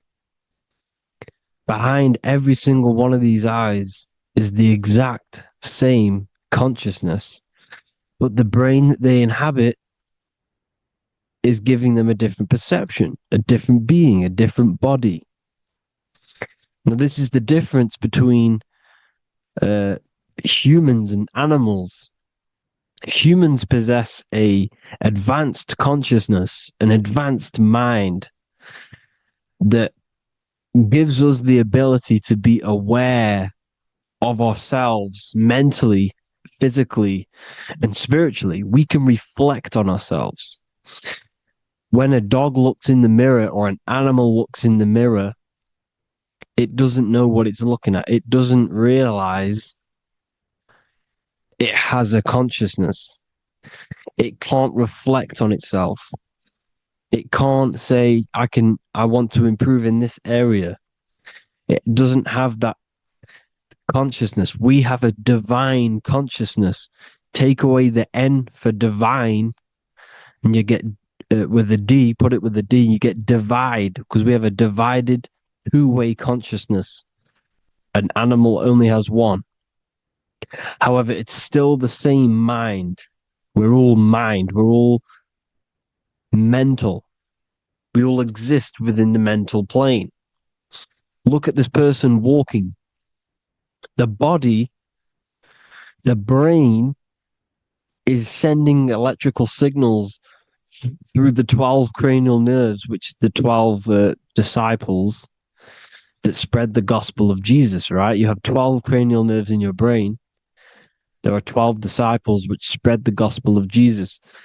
Jesus represents the mind, the intelligence, the invisible intelligence that we all are, the same intelligence, the same exact consciousness, which then sends a command into the brain. Then the brain sends these 12 electrical signals through the 12 cranial nerves to control the rest of the body through the nervous system. This person walking is not, the body is not walking. The mind is telling it to walk. And the brain is it's a supercomputer which is decoding these demands given to it by the mind. Because the pineal gland will have something to do with the ether, because the ether is physical and non-physical. The mind is sending the commands through the ether to the pineal gland, which is then getting broken down into electrical codes within the brain and sent throughout the nervous system to control the body. And this is why in the Sims simulation, because the body's the simulation, it's a false reality. It's the fake reality. It's not the real you. You are formless. There is no form. But the third dimension is a dimension within your mind. Matter, mind, light is all a product of your mind. It's all in the mind.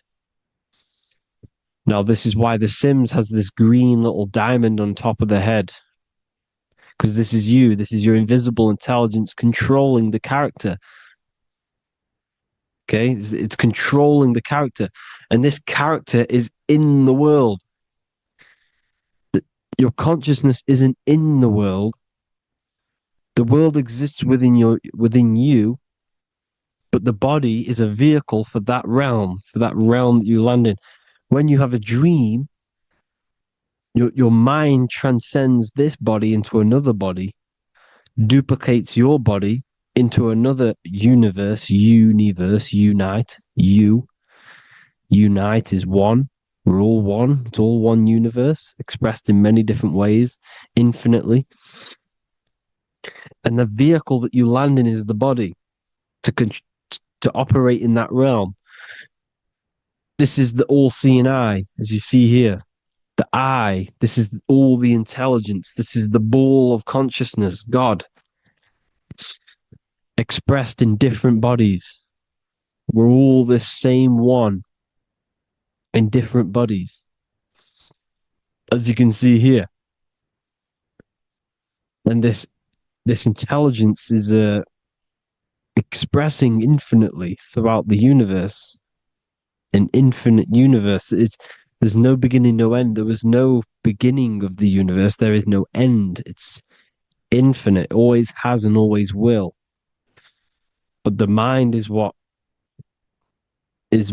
gives you the ability to explore the universe, to make perception of it. We are God in disguise. We are God in disguise. We are God in flesh. But the body can become attached to the mind can become attached to the body if the mind is not aware of itself. When the mind is that blinded by matter,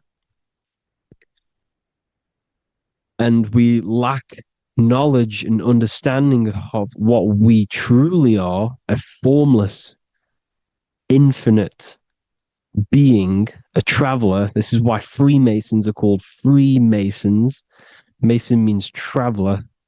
Free. You're a free traveler because your consciousness is a traveler of the universe.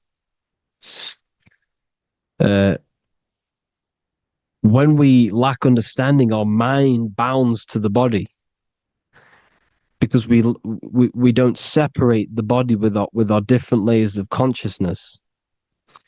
When we separate them and identify that we are mind, body, emotion, you then can apply this knowledge to when you want to astral travel and explore the different realms of your mind, because the mind is the universe. People, this is what we need to understand.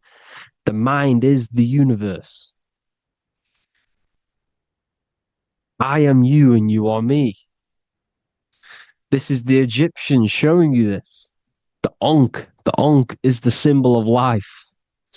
This is the one ball of consciousness, mind, giving it the Ankh life to all the different life forms. The cows, the birds, the snakes, and the big Ankh given to the humans, because the humans are the most intelligent. We have the most advanced consciousness. We have the most advanced consciousness. This is why the one is giving a big Ankh to the humans here. Here you see it again. This is not the sun. This is also showing, Ankh giving out its life to all things infinitely. And this is the Most High. We are the Most High in disguise. When we strip off the body, we strip off the desires for the physical world, we strip off all of these fake identities that the mind gets attached to. That is God, the universe. You are the universe experiencing itself. I and I. The letter I and the number one is just one line. The letter I is the number one. Because your I am, when you refer to yourself as I, every single one of you who's watching this video refers to yourself as I, which is the one. We are all the one. We are all intelligence. We are all invisible. We are all the one. One is the only number. 1, 2, 3. Everything goes up in ones because there is only one. Doesn't matter how far you go down the line with numbers, all of their numbers are created by one because there is only one. It's me and you are the exact same consciousness expressed in different bodies. Mind, cause. There is only one cause. There is only one mind. There is only one being. But because we lack understanding of this, we think we are the bodies. And this causes division because the physical world is the most illusionary world. It's an illusion. It's all an illusion. Now you see with the two, you look with the two eyes, but you see with the inner eye, the mind. Okay, the mind is the mental plane is a shared plane, and it gives perception to what you're looking at. The mind. I'm affecting you when I speak because the mental plane is shared. We all share mind. We all express mind.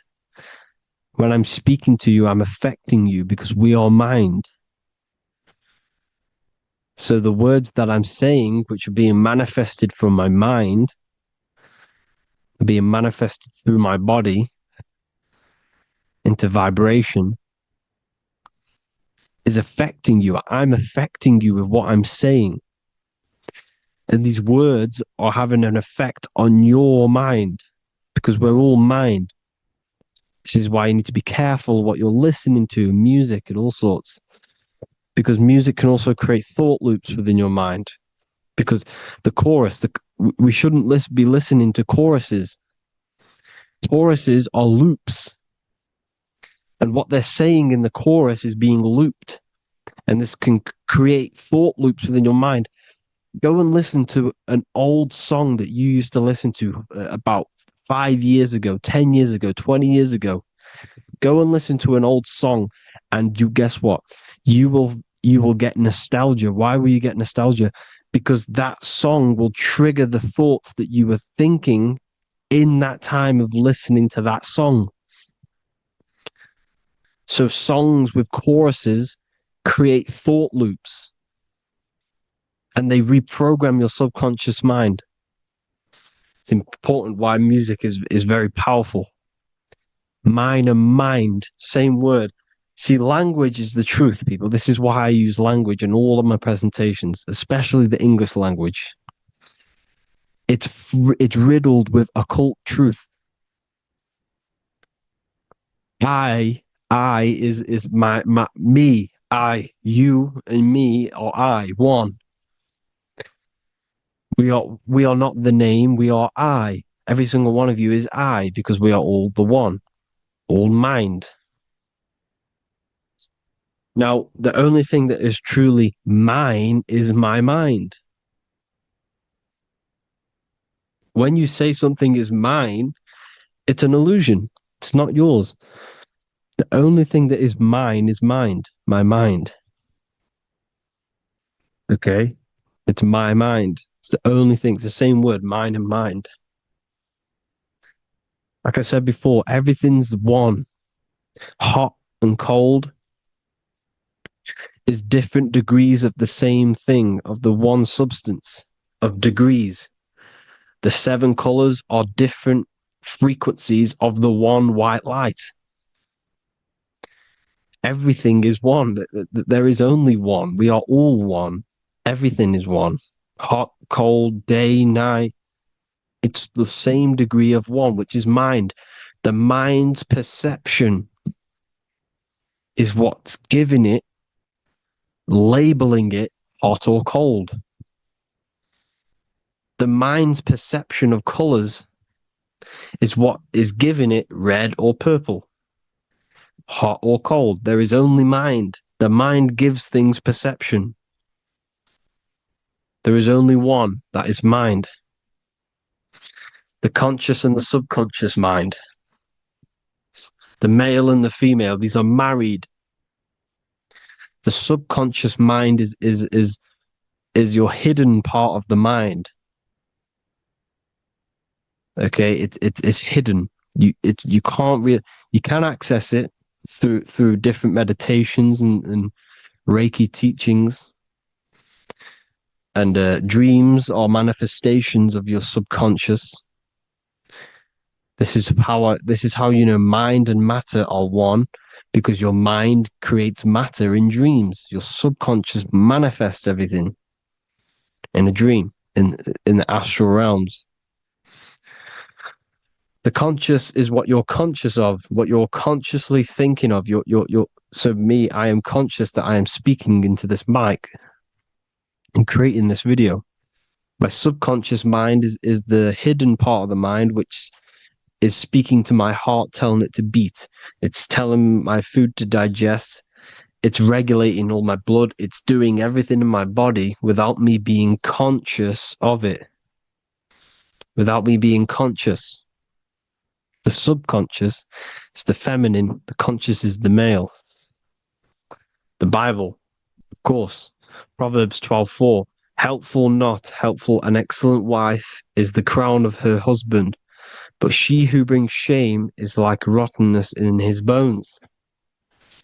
In the same way, husbands should love their wives as their own bodies. He who loves his wife loves himself. You can take that physically, you can take that literally, or you can take it metaphysically. See, the Bible's written in such a way where you can take it as your level of realization. He who loves his wife loves himself. If you love your subconscious, if you love yourself, you speak good about yourself, because your subconscious takes everything literally. If you say, I hate you to someone, your subconscious does not know the difference between me and someone else. It only thinks me, me, me. Why? Because mind is the only thing that exists. You are mind, I am mind. If I say, I hate you, you're saying that to yourself. Your subconscious picks that up and says, I hate myself. And that's telling your subconscious that's what you want. Because your subconscious manifests 90% of your behavior. The programs within your subconscious. Tying your shoelace is a program. You don't need to be conscious of it. You can just do it because it's a program. It's deeply interwoven in the subconscious. Driving your car, texting on your phone. You don't have to think about what letter. You just do it because you know where the letters are. It's a program. Therefore, if you look after your subconscious, they are a married couple. It's your wife. Your subconscious is your wife. And it manifests 90% of your daily basis thought patterns, actions, behaviors, emotions, all the things that you all the trauma that you've experienced is stored within your subconscious, which is affecting you. So let's say you were in a car crash 10 years ago and you had a really traumatic event, you really hurt yourself, and you had a very, very, very strong emotion that you felt of pain, that will still affect you today. And why? Because it will manifest into your behavior. How? Well, you'll be cautious of what cars to go in and who. You'll be cautious because of that event that stood within your subconscious, because of that feeling you felt was so painful and so strong. It's still manifesting into your behavior today. For example, you won't go in certain cars, you won't go with certain drivers. Subconscious stores everything, all your memories, the programs, and everything. So if you trick your subconscious, that's how you manifest your life. If you trick the subconscious, you already have something. And therefore it will manifest into your life and into your behavior, thoughts, and actions. This is why the golden rule is to treat others like you want to be treated. Because I am you and you are me. We are all subconscious. We all have subconscious. Whatever I do to you, I do to me. Because my subconscious picks that up and thinks I'm speaking to me. Mind is very powerful. Whatever I do to you, I do to me. Treat others like you want to be treated. The golden rule. That is the only rule we need in this realm, in the universe. If everyone understood this rule and how the subconscious works and how karma works, we'd live in heaven on earth, the Garden of Eden, the golden age. As a man thinketh in his heart, so is he. Proverbs 23:7. Where your heart is, there will be your treasure. Your heart's the emotions. The storehouse of emotions is where you feel emotions. You have to let your emotions move through you, not become you. You can't let your emotions become you. Or except be like the sky and let them pass through you. Be like the clouds and the stars passing over. Let them pass through you. Do not let them become you. And this is how emotions can take over your mind. We are driven by, when a man is driven by emotions, he has no self to control. You must control the mind, because the mind can be corrupted. Because your thoughts are electrical in the brain. Your thoughts come from the mental plane. So how the mind works is that you place your attentions on something in the mind, and infinite information just flows in. Think about it. When you think of a certain topic, as soon as you think of that topic, information comes flying into your mind. Different ideas, ping, ping, ping. It's all connected. It's why we call it a mindset, because your mind sets itself to frequencies. And when we think of something, we tap into that frequency, and just the universe, the mind, the mental plane just flows in information based on that frequency and that thought. The universe is just information. All of the information out there, nothing is new. It's all there. You just have to tap into it. You can tap into these different thoughts, and it's all there. Everything already exists within the mental plane. You don't think anything. You receive thoughts. We all share the mental plane. We affect each other. I'm affecting you. Listening to me is affecting your mental plane, your mind. The physical plane is the lowest plane. It's the world of effect. Everything you see in the physical plane is the effect of mind. Like I said, the person walking is the effect of their mind telling the body to walk. The physical plane is the lowest dimension of your mind. Mother Earth, we are in a mother. We're in the womb still. The Earth is feminine. It looks after you. It provides you with food for free. It grows on trees with water. It's Mother Earth. It's the womb. the dome above your head is your mother's belly. Okay, is your mother's belly. You're in the womb still. You're forever in the womb because your mind's constantly expanding. Because when the baby's mind figures out that there is a reality outside of its mother, starts to hear the people on outside of its mother, what does it do? It figures a way out of the mother, and it becomes born again in the water, in a hospital, into the other world. It's the same with our minds. When our minds figure out there is other worlds beyond this physical, we explore them. The astral plane, for example. You figure a way out of the body. Because when you're the firmament, look at the word firmament, meant at the end. Firm is firm, something strong, something like a rock is firm.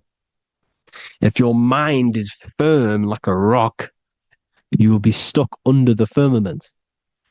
So, for example, people who are very programmed and can't think outside the box, they have a firm mind and they'll be stuck under the firmament because your mind is the only thing that's keeping you under the firmament. It's the only thing. When you're doomed, doom is dome. This is the dome, which is your head. Your head is the dome. Above your head, above the earth is the dome, the ethereal barrier. But that's just an external manifestation of your head. You don't leave the earth, you leave your body to leave the earth, because your body is the earth. It's a dimension within your mind. So when you're doomed, you're domed. Your reality is your level of realization. You realize something, or when you have an idea, the mind, in the EYE or I. Same thing, mind. It's all mind. Reality is your level of realization. You realize there's other worlds. That's your reality.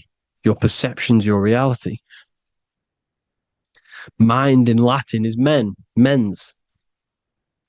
Jesus was known as the fisher of men, which is the fisher of minds. He was fishing minds worthy of knowing the higher truth, the deeper occult knowledge. Jesus figured out that we are all God. And he got killed for it because in that age they were trying to suppress this information. Jesus figured out he was God because we are all God, every single one of you, and they killed him because we're all mind. We are not the body. We're the invisible intelligence, which is God. But you are not God if your mind is attached to this physical world, to the worldly pleasures. If you master your mind and travel the depths of your mind, that is God. Mental and men. Look at the word mental. It has men in it. Men in the Bible means mind. Here you see the Masonic symbol with the eye, the mind. Looking over, everything is the one. Everything comes from the one. All the lines coming off it, giving its life to all of the life forms. Down here on the bottom, you have duality, black and white. Up here, you have singularity. One and the two. Unification and division. The lower self is divided into the left and the right. So the Bible even says, I forgot what verse it is, but it says, it's better to go through life with one eye than to have two and be cast into the fiery abyss of hell. I'm not sure what verse it is, but you can research it yourself. It's better to go through life with one eye, to be unified. unified consciousness, dimension. No brainer. No brainer. The language tells you the truth, people. Dimension. The dimensions are in your mind. Entertainment. Entertain the mind. Disappointment. It's all in the mind. Environment. The environment that you are in is a product of your mind. Within, rearranged spells high twin. Within is your mind, and your external world is mirrored from the decisions you make in your mind. Advertisement, commitment, it's all meant, it's all mind. Everything is mind. Everything. So, this is important. The collective thoughts and collective beliefs. The collective, because we all share the mental plane. And because of this is why we are in a weakened state of consciousness at the moment.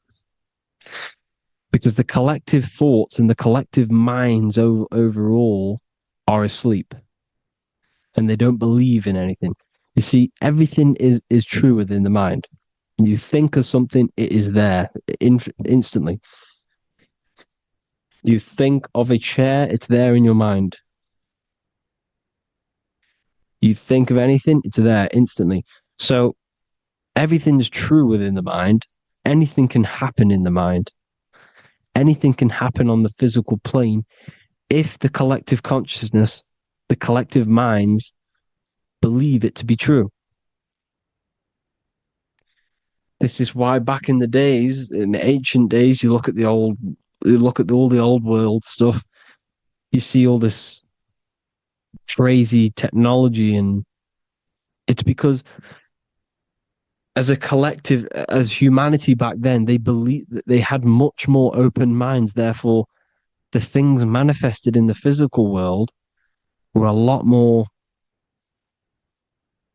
out of the box, so to say, compared to today. For example, magic is not as powerful today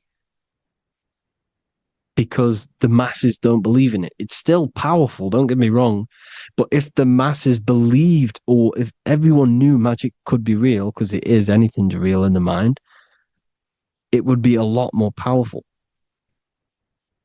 You see? So and what they're trying to do is create a hive mind worldwide. They're trying to make one religion, an external God. What happens when you worship something external? You give energy to it, because where attention goes, energy flows. Where your mind gives attention to, energy goes there. And when we all believe in external gods and give our worship and our power to these external things, we all give energy to it, which will manifest as a demon in the astral planes. It's a hive mind. They're trying to make a hive mind to summon our energy. Trying to summon our energy. And it through mind, through collective thoughts, the hive mind. They want one religion, one government, one currency, one belief system. And that will create a hive mind, which will limit our consciousness, which will limit what we can do in the physical world.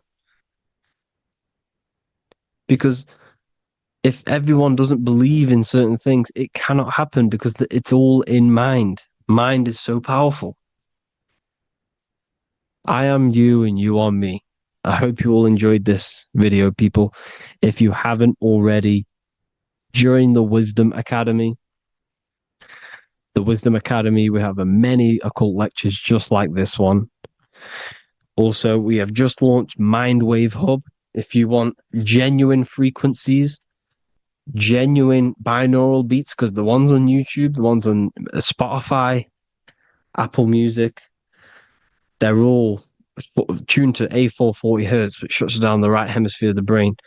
If you want to gain access to your true consciousness, your mind, you need to balance the two hemispheres and balance the chakras. You can do that externally by listening to binaural beats. If you want true frequencies, true binaural beats to hemisync the chakras, hemisync the brain, to gain access to the different dimensions of your mind, well, you can gain access anyway, but it's going to help you if you're trying to learn this. Join Mindwave Hub. The link will be in the description. Listen to the binaural beats, meditate to them, listen to when you go to sleep. They'll massively benefit you. Thank you all, people. Hope you had an amazing, lesson. Hope you learned a lot. And please subscribe. God bless you all.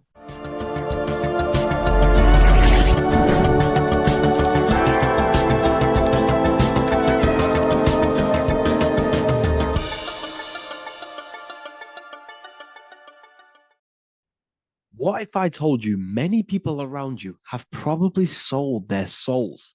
It's more popular than you think, and it's very easy to do. Selling your soul is not something that you can just go and meet the devil and do it. It doesn't work like that. But before I tell you exactly how you can sell your soul and how not to sell your soul, what is the soul? So looking at Jesus, we always see two lights surrounding his head, one surrounding the heart. And as of course, if you've been watching my channel, you know Jesus represents you. He represents the divine essence of the universe made in human form. Each one of us possess a fractal of God's infinite consciousness. We are all God. We are all God experiencing himself in a three-dimensional divided form, separated from his oneness. God wanted to experience himself, so he made this world. So each one of us possess a soul, and the soul is the spark of God's infinite loving consciousness, filled with God's loving moral law. So the reason why Jesus is always have a light above his head and a light on his heart is because this represents the brain and the heart. The brain is not the mind. The heart is not the soul. The brain is the physical manifestation of the mind. It is the physical mechanical computer for the spiritual mind. The heart is the physical manifestation of the soul. The heart is a brain. In fact, it contains 40,000 specialized cells, which are the exact same cells found in your cranial brain. Yes, your heart is an emotional brain. Your cranial brain is a thought brain. It's a computer. Okay?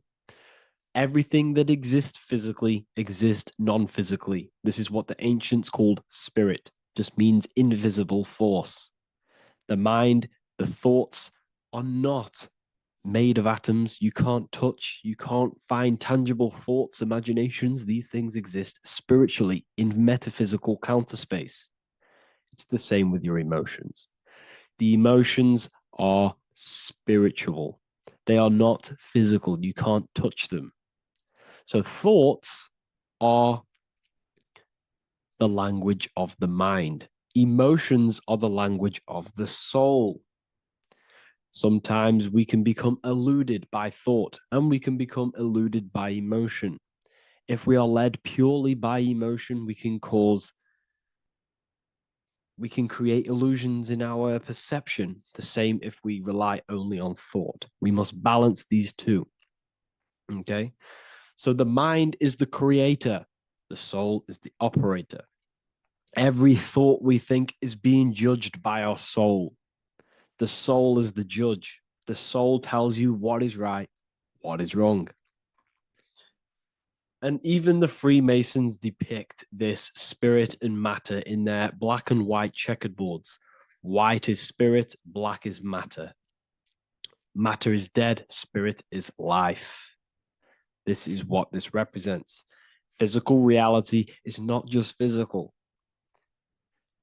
For every physical object, for every physical manifestation, there is a spiritual force bringing it into existence. Consciousness brings everything into existence. Before you kick a football, there's a change in your inner consciousness before you take that action of kicking the football. Everything exists in spirit before matter. You existed in spirit before you were physical. We also see this in alchemical Freemasonic artwork. This represents the clouds. This is the mind. This is the heavens. And then coming down into the heart, which represents the earth. The light entering the mind into the heart, because every thought we think is being judged by the heart. The heart speaks to you through emotion. The soul speaks to you through emotion. Every thought you think, your heart is telling you that is right, or it's telling you that is wrong. Why? Why is this? Emotions can guide us, okay? Emotions are the language of our soul. Our soul guides us to our soul purpose. Each one of us contains a purpose in this physical life. There is a reason you are alive. There is a reason why you came from spirit into a material reality. Your jealousy reveals where you need to be in life. If you are jealous of someone, this is your soul saying you need to be there. That's where you need to be. Your fear reveals your greatest growth in order for you to reach your life's purpose. If you fear something, this is your soul telling you you need to overcome this in order to reach your life purpose. This is the next obstacle. The soul, your life purpose is not found in your passion. It's found on the other side of your greatest fear. The soul's always seeking, it's always seeking truth. It's always seeking to expand, to learn. The soul must go through pain in order to overcome, in order to grow. That's why we are here, to grow and expand and create. We also see this in alchemical artwork. Again, the mind in the clouds, the heart and the soul. They must work in unity. Each one of us contains the spark of the divine, which is the soul. Okay? Which is the soul. This is the operator. God, generator, operator, destroyer. The generator is the mind. The operator is the soul. The destroyer is the body. Everything will generate, everything will operate, and everything will die. That's the Trinity, the Father, the Son, the Holy Spirit. There's always a Trinity, Brahma, Vishnu, Shiva. Okay, so each one of us contains God's law, and it's encoded within our consciousness, within our soul, within our heart. That is what's judging everything you do. Every time you hurt someone, you can feel it. If you've ever punched someone, you can feel it. You know it's wrong. If you've ever stole something from someone, it doesn't matter what you've learned in the past. If you steal something, you know deep down within your soul it's wrong. This is because each one of us are encoded with God's law of love and integrity. I don't care how tough you think you are and how hard you think you are and what you've done in your life. I don't care. You know what is right, what is wrong, because you are encoded with love. Does not matter how far your mind can take you away, how corrupt your mind can become. There is always a spark of love and empathy in your heart, in your soul. You know this when a child. When you're a child, you're not racist. You don't want to hurt anyone. You don't want to steal. As a child, you're pure love, you're pure awareness, you're pure. You would never think about being racist. It's the corruption of the mind that leads us to corruption.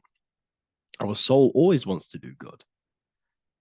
So the soul is encoded with God's law. And when we go against this law, this destroys our body.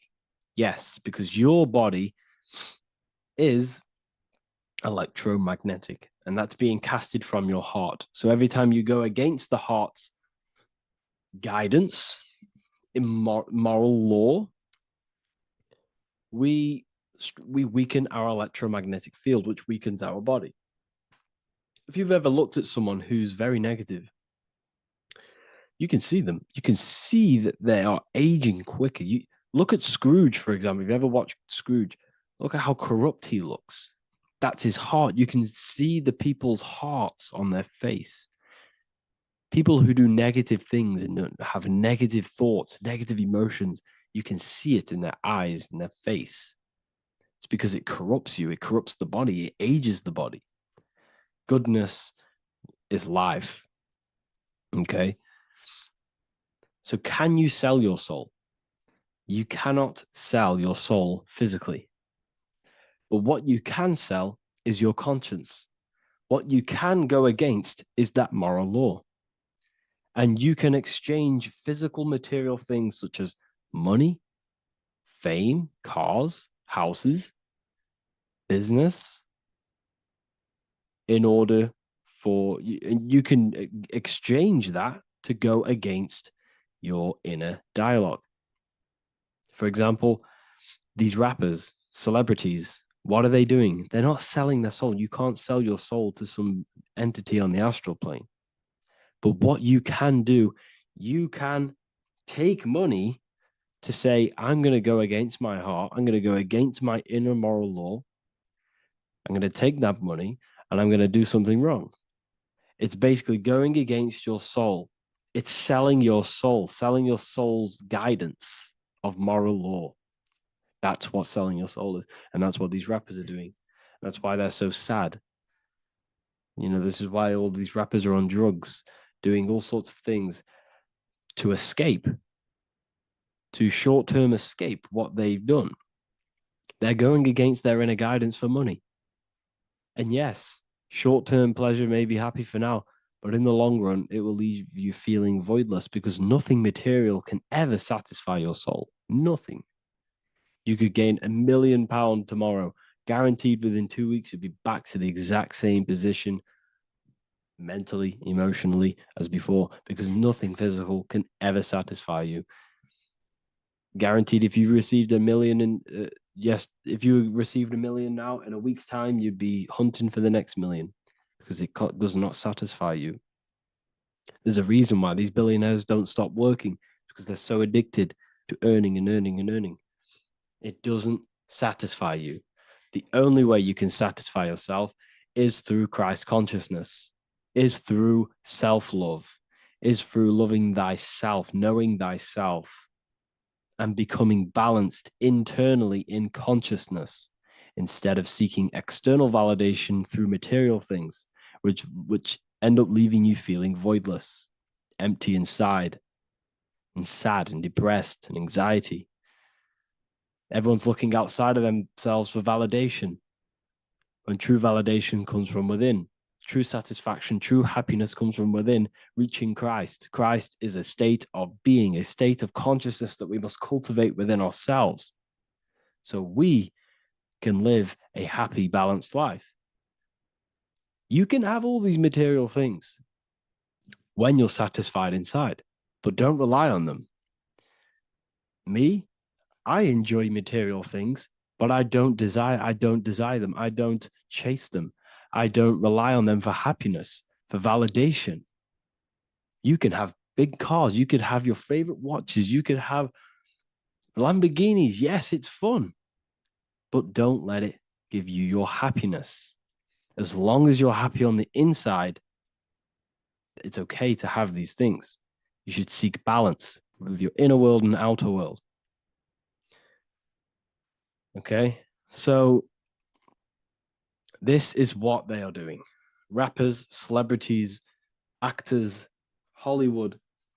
This is what they've done. They've exchanged their inner integrity, their inner law, their inner moral compass for exchange for material wealth, fame, money, and cars. That's what they've done. And power. It corrupts you. They slowly corrupt you. So yes, you cannot sell your soul. And if you wish to learn more, I'll see you inside Ethereal University with my community, where we are learning every day to master ourselves, to expand our consciousness. If you want to lucid dream, astral project, master yourself, create the desired reality you want, learn about human consciousness and your full potential, then Ethereal University is for you. And I'll see you inside. The link will be in the description. Thank you for watching. Welcome to Revival of Wisdom. Today, we're going to be talking about portals, portal symbolism, and what portals are, okay, and how they show them to us, because they have to tell you the truth, guys. This is the thing with the universal law. They have to tell you the truth. And they tell you through symbols, they tell you through movies, and different things like that. But let's jump straight into this. So first, I want to talk about the Freemasonry symbols. Okay, so first we got, obviously this is some Freemasonry art, but notice how you've got the ladder with a key. Okay, so this is ladder symbolism with a key. So maybe this is talking about ascending. Okay, because look, because this is ascending into the heavens, because it's a ladder with humans going up it with a key. In order to ascend, you must have the key. Okay, so what else do we have with a key? Well, the Netflix show Lock and Key, which is all about portals and keys. Because what the keys do, they open doors, gateways. Okay. So what's interesting about this is that they've got this key here, which represents the Kundalini energy rising up the spine. Okay, but we'll come back to this. But it's that same portal key symbolism. We've also got the Vatican. The Vatican is in the shape of a key. Okay, so you can see the start of it here and the end. So this is key symbolisms. Keys open doors. And notice how it's got the 8-pointed star. Okay, what is the 8-pointed star? Okay, we'll come back to this. This all ties in, guys. I'll break it all down for you. But then you've also got the god Janus. Janus, okay, is known as the god of the doorways. He's an ancient god of Rome, and they worshipped him. However, he's not a god, he's more like a high-level ranked demon. Because he is the god of the doorways. And notice how he's got two faces. Because doorways always have two sides. You're going into somewhere, there's always two sides of a door. And he's always depicted with two sides of a face and a key, because he holds the key to the doorways, to the portals, to other worlds and realms. Okay, as you can see, he's always got two faces and a key. Okay, so now we have the Sumerians, the Anunnaki, and they are always depicted with the two faces. Why do they have the two faces? Because they're symbolizing doorways, and the Anunnaki come to Earth through doorways and portals. So these are what these gods are symbolizing in their artwork. But they always have the 8-pointed star. Okay, what is the 8-pointed star? You see how they always have. Look, let me try and find another one. It's the 8-pointed star. This 8-pointed star is Polaris. Okay, Polaris, just like the Vatican has the 8-pointed star with a key. Polaris is the center star. Polaris is a fixed star, it doesn't move. Okay, so the Anunnaki symbol is also the 8-pointed star. So this is symbolizing the portals and doorways that they come through in order to get to the earth. Polaris is that center star which does not move. It's always symbolized with the 8-pointed star, just like a compass. Why is a compass the 8-pointed star? Because at the center of our realm is where the most electromagnetic energy is stored. As you can see, we have an aura field, an electromagnetic aura field. So does the Earth. And in the center, so like our heart, for example, is where the most energy is stored. And like the center of the Earth, this is why all compasses point to the center, because this is where the most electromagnetic energy is stored. It's at the center of our realm. Okay. So like I was saying with the lock and key series, see this here? The Kundalini energy rising up the spine, just like your Kundalini energy rising up the spine. Let me try. I can't zoom in. But you know what I'm trying to say here. Let's go back to Polaris. Because at the center is where pole. Can you see the pole of electromagnetic energy? Polaris, the North Pole. It's symbolized. The truth is in the words. It's like a pole of electromagnetic energy. And this is where the aurora borealis comes from.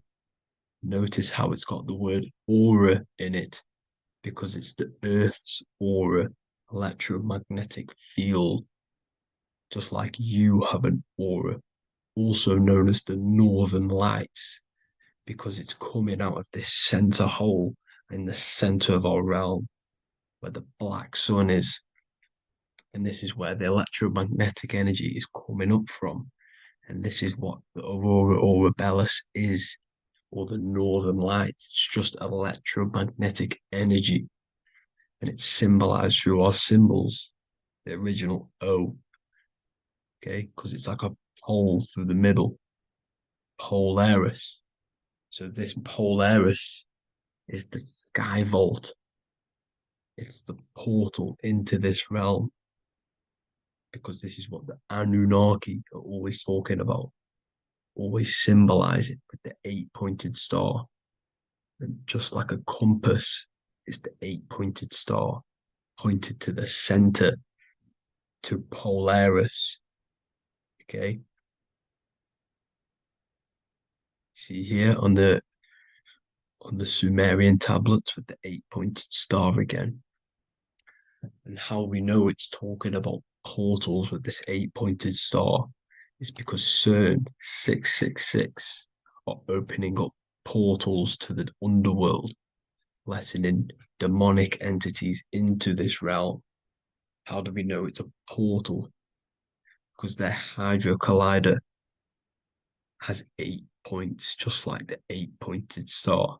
So they are creating synthetic portals to the underworld to let these demonic entities into our realm. What is the key? Because if we're talking about ascending through Polaris, notice how here on the masonry art, this luminary here, so this is the sun, that's the moon. This is Polaris because it's a luminary with what? 1, 2, 3, 4, 5, 6, 7, 8 beams coming off the luminary, just like the 8-pointed star. So you see the ladder with the key going up to Polaris. It's symbolizing ascending out of Earth. So what is this key that they're keeping from us? Because it's a human holding a key going up the ladder to Polaris. Well, chakras. We have 7 chakras. Okay, so this is what they are telling us in the lock and key symbolism.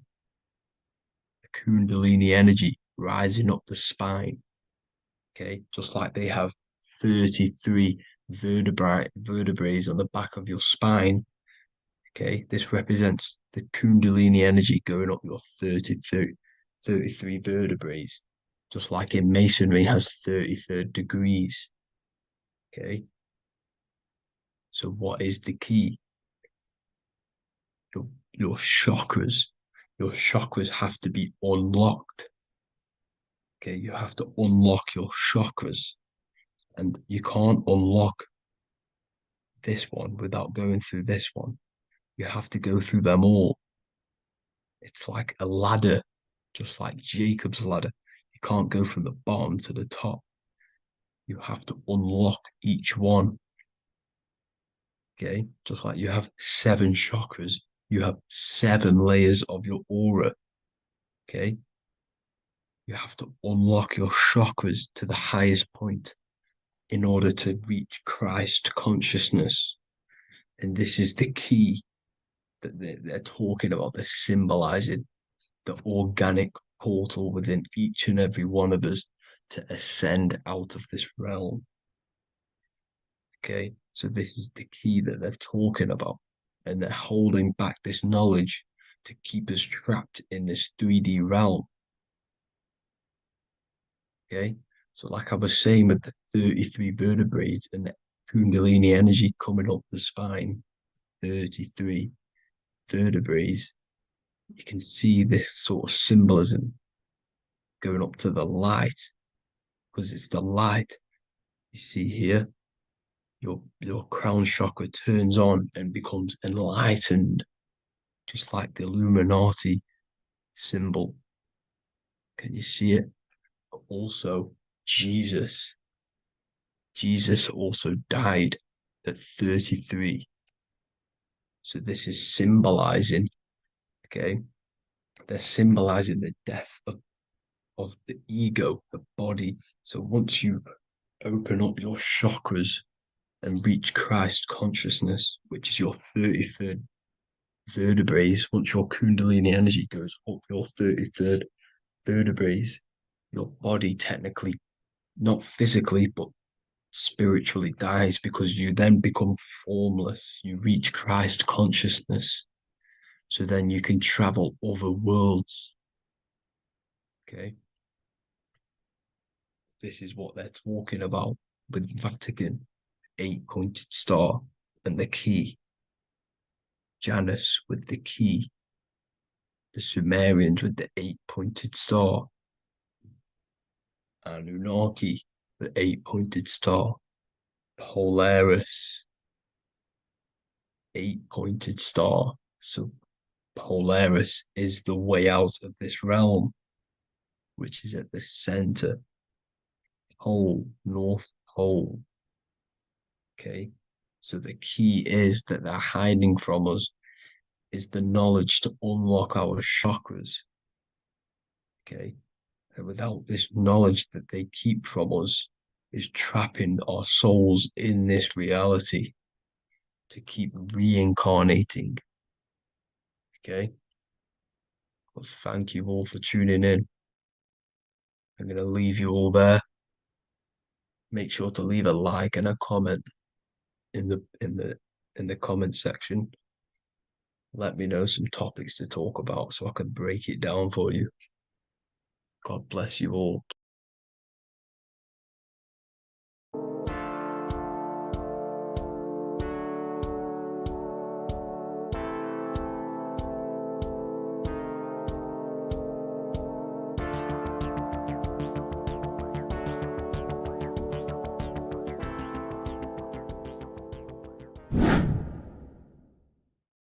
Hey people, how are you all doing? It's Revival of Wisdom, and today we're going to be talking about your birth certificates and how we are slaves to a system and how they have trapped us into this system.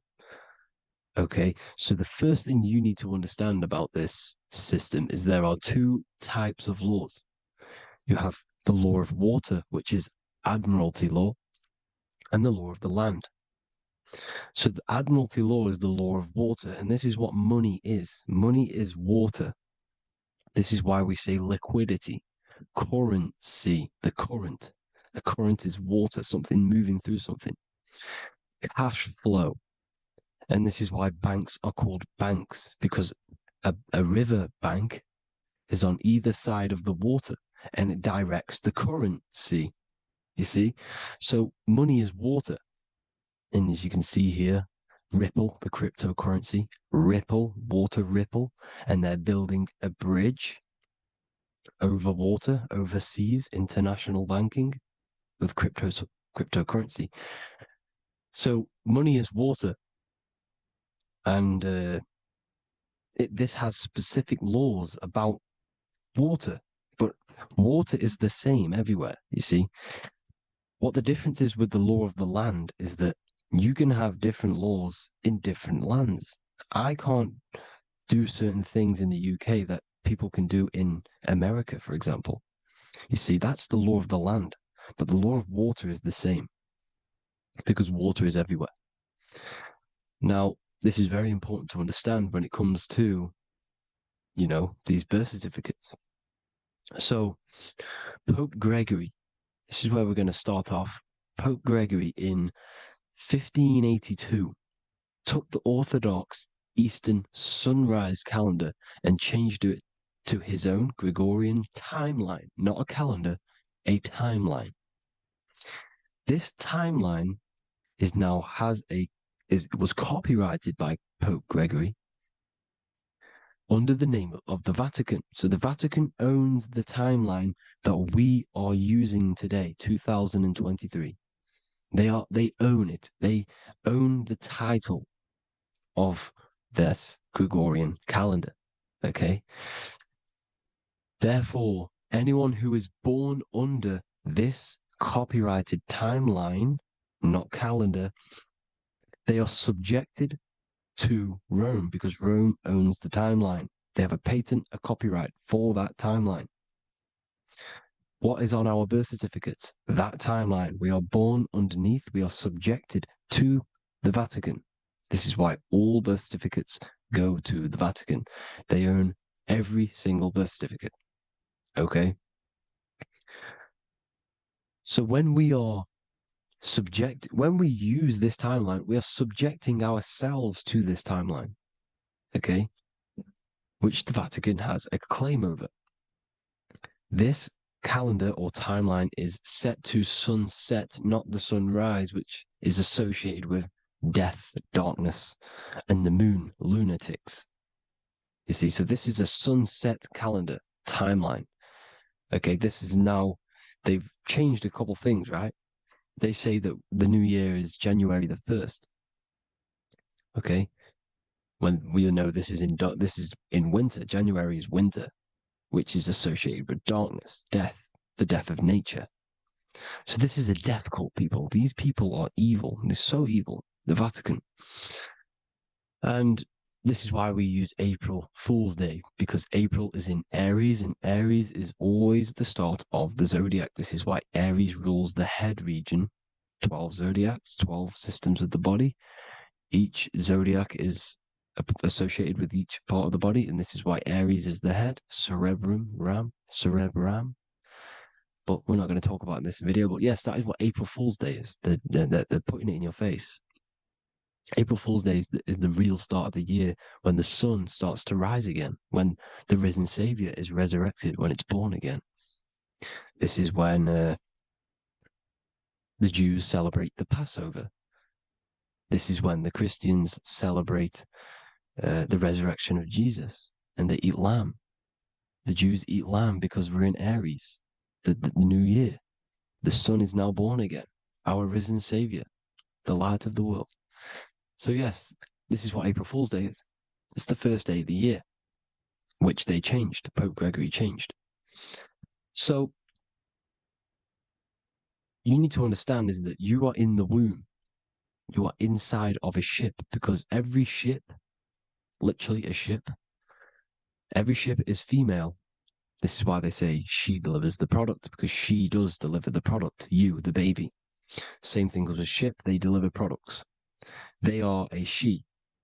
And when they pull up to the bay, like you can see on this picture, they're pulling up to the bay. This is now called the birth canal. The ship is now in birth on paper. Okay, this is law.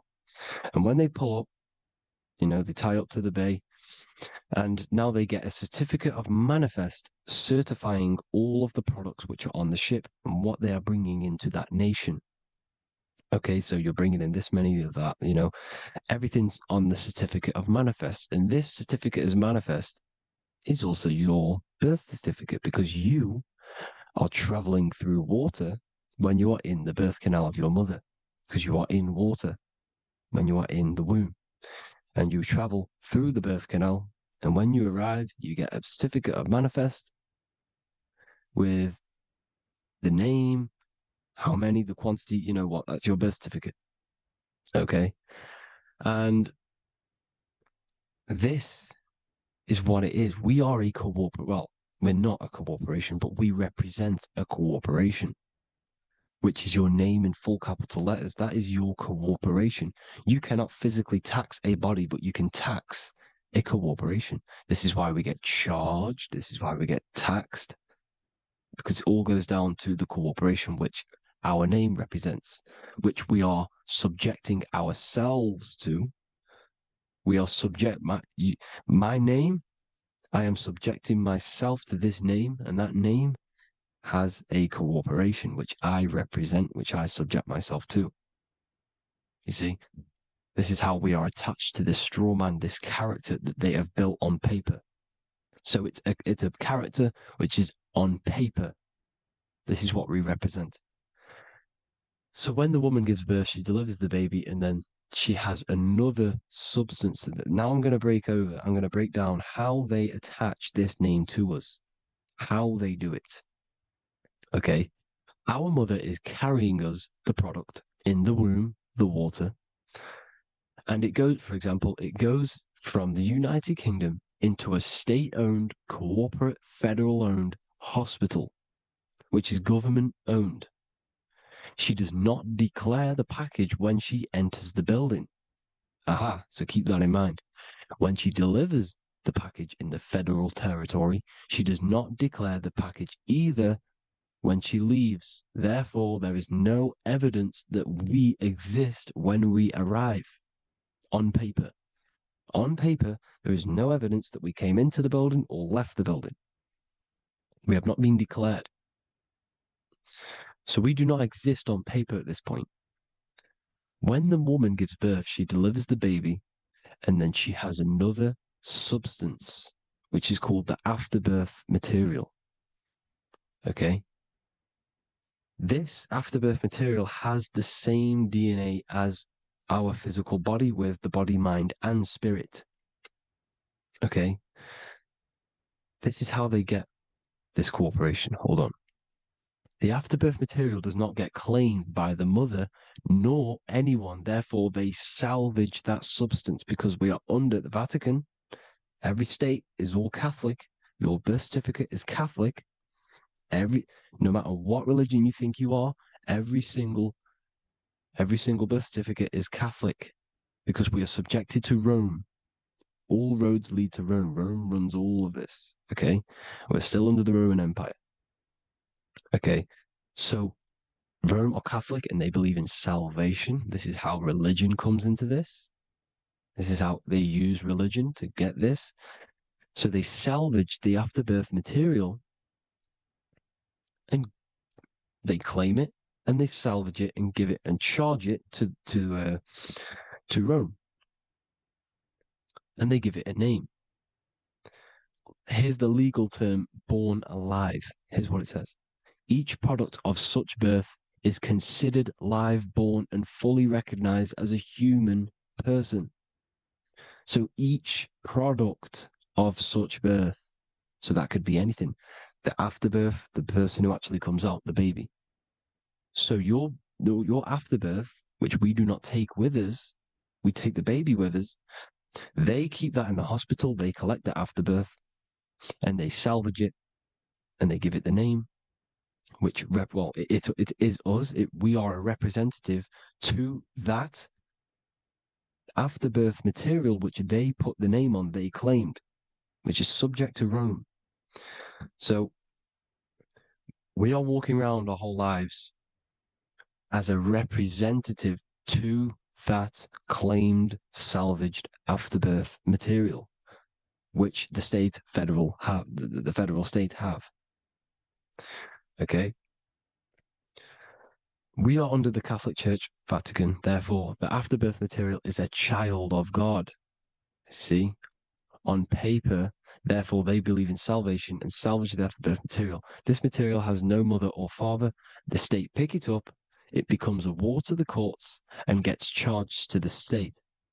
So we are a representative to that character they salvaged because it is the exact same DNA as you. Subject is the name or the title, and the matter is the physical aspect left behind in the hospital, which represents us. You see? So now we're moving on to Unum Sanctum. Unum Sanctum was in 1302, a very, very important year. Very important year. Unum Sanctum says this is basically how they claim everyone in the world. So the Vatican had all this power, all this gold, all these people under them. They need to get a claim for them so then they can rule over them and make them slaves. So what they did, they created Unum Sanctum. Pope Boniface VIII did this. And it says, the spiritual man judges of all things, and he himself is judged by no man. The spiritual man, keep that in mind, unless he invent like Manichaeus, two beginnings, which is false and judged by heretical, since according to the testimony of Moses, it is not in the beginnings, but in the beginning that God created heaven and earth. Furthermore, we declare, we proclaim, we define that it is absolutely necessary for salvation that every human creature to be subjected to the Roman pontiff.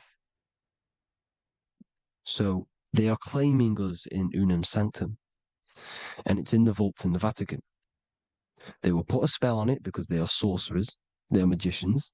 They put a spell on it, they lock it up, and whatever goes on that piece of paper goes. And this Unum Sanctum is claiming all of us. So what does it say in the beginning? The spiritual man judges of all things, and he himself is judged by no man. The spiritual man, the man with the body, mind, and soul, the first baby that comes out the birth canal. That's you, your body, you, body, mind, and soul. You have the Christ, which is I am, which is grace. Grace means here, now, in the present. You have the Christ, which means I am. Therefore, you have a soul. If you can say I am, you have the Christ. You have a soul. But a creature can be anything with no soul. You see, so no man can judge the man with the soul. However, as it says in the second part, we proclaim, we define that it's absolutely necessary for salvation that every human creature to be subject to the Roman pontiff. So they are subjecting the afterbirth, not the man with the body, mind, and soul, but the afterbirth to the Roman pontiff, to the Roman Catholic Church. We are the ones who are claiming to be the afterbirth material, which is our birth certificate, which is our representative. We represent that because it is our DNA. This is how we are stuck. We are stuck because we represent this DNA, which is on paper, recorded. You see? So we, being untaught, uneducated in these subjects, we are subjecting ourselves to this system, to this slavery, because we just want to live. We just want to live happily, just peaceful. Think about it. Where's all this coming from? Where's all this war, all this killing, deaths coming from? We just want to live. It's coming from the Catholic Church, these evil death cult, which has subjected us, which has used us as slaves, and we are still slaves, and it's just going to get worse and worse and worse. So this is how we have subjected ourselves to be the slaves to this system. It's a lot to take in, and there's a lot more deeper stuff which goes into this. I'm just going over the surface. I'm going quite deep, but there is little details that I still need to learn myself. But this is the general how that we've been stuck to this slave system. So we are batteries, okay? This is why we get charged. When you go in a court, you get charged, okay? Because you're a biological battery. This is why cities look like motherboards, because we are feeding energy to this matrix. Okay, when we look outside of ourselves, when we give power to so-called Jesus Christ, worshipping idols outside of ourselves, where attention goes, energy flows. We are feeding the matrix with energy. By looking within, placing your attention within yourself, you are taking back your power. Because the I am is Christ. The you, the soul, is Christ. It's God. The awareness is God. Okay? However, we are subjecting ourselves to this system. We're subjecting ourselves to this system and the feeding of our energy. So what we need to look for the future is that, think about it, with the end goal is to change our DNA, is to literally make us robots, transhumanism, slaves. This is why we have smart cars, smartphones, smart watches, smart meters, smart cities. And all of this is going to be connected by the smart grid, which is 5G. This is why 5G is rolling out. 5G is going to connect all of these technologies to one. It's like a big net system.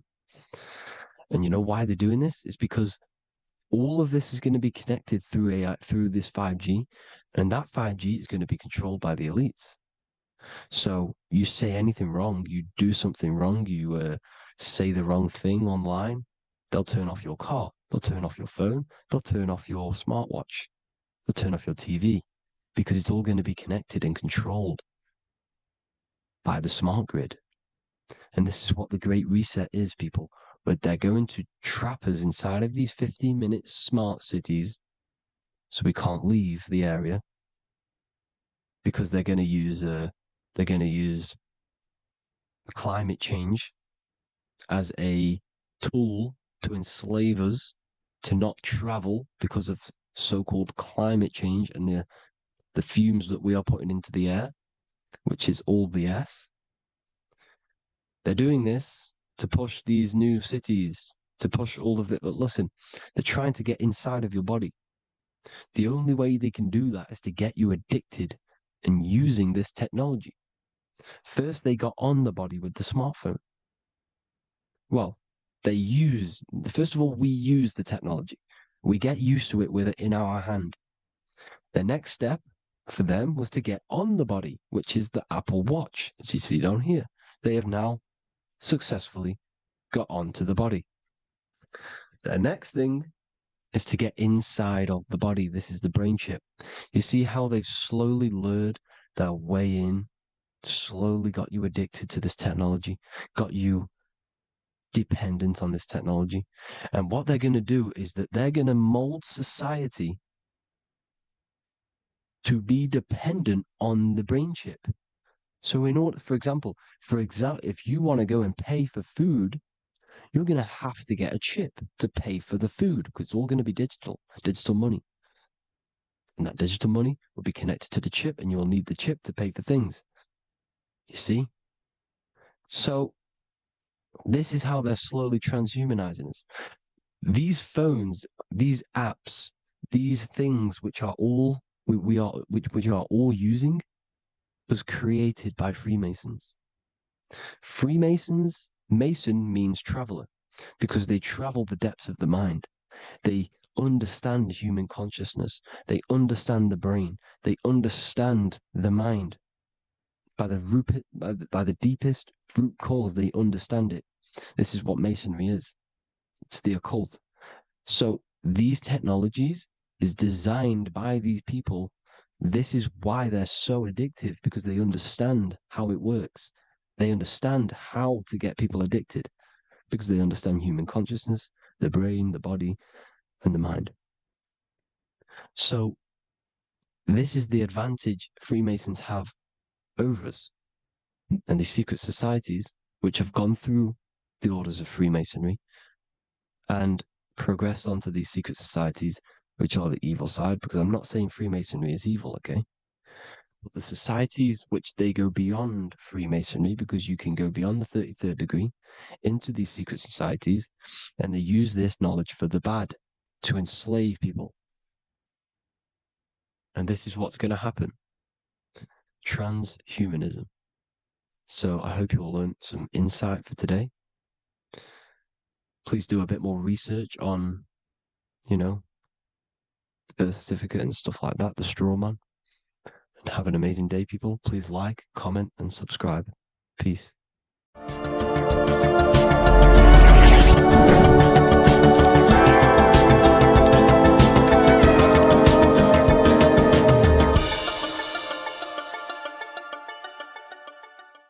Neo is plugged in on the back of the neck, which is the reptilian brain stem. The reptilian brain is all to do with survival mode, survival state. It's always scanning the environment for safety, whether that's physically, emotionally, or mentally. It does not think. It is instant. For example, do I smack the guy or run off?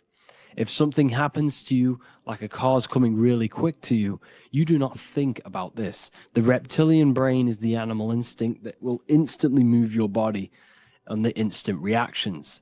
Hence why it's the closest brain to the rest of the body. It has instant access to the electrical nervous system to control the body at instant reactions. Now, Neo is plugged in on the back of the neck, which is the reptilian brain. Therefore, the matrix is the body itself. It is the lowest state of consciousness. This is what it represents. The word matrix means womb. It translates to womb because your body is a womb. Your body is a vessel for universal consciousness, for God consciousness. And the body is also a womb where you can be born again outside of this body by raising your consciousness, by awakening the neocortex. This is why Neo is called Neo, because it represents the neocortex. This is the higher aspect of our brain. This is all to do with new things, higher reasoning, higher thinking, new learning. You see, the brain is a receiver for universal consciousness. Now, what do I mean? It is a radio receiver. Think of it like this. You have a radio tower which emits frequencies, and each little frequency, 00.1, 00.2, 00.3, each 00 point is a different person. We are all the same universal consciousness, encapsulated inside of a different vessel. This is why our body is the temple of God inside of the Bible. Your body is a sacred temple of the divine essence of the universe. However, consciousness is controlling this physical body. And I'll show you this diagram here. Consciousness consists of imagination, emotions, thought, and memory. All of these things are not physical. They're not made out of atoms. You cannot think with atoms. If I split open your brain while you are thinking of a cheesecake, I would not see a cheesecake. It's because these things exist metaphysically within consciousness. They are not physical. The body is physical. It's part of matter. It's part of time. You see the Leonardo da Vinci, the circle and the square. The square represents limitation, beginning and end, because when you draw a square, there is a beginning and end.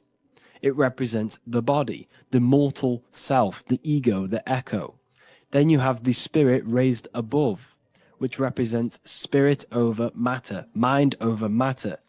Invisible forces create physical forces. Everything physical exists in non-physical.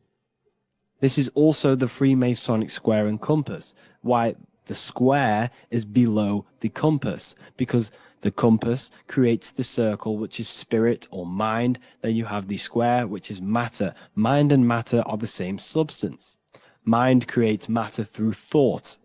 Everything in this physical universe manifested through thought. Everything began as thought. So you are spirit and matter. You have a material body and a spiritual body. And you are right in the middle. This is why humans are very, very important.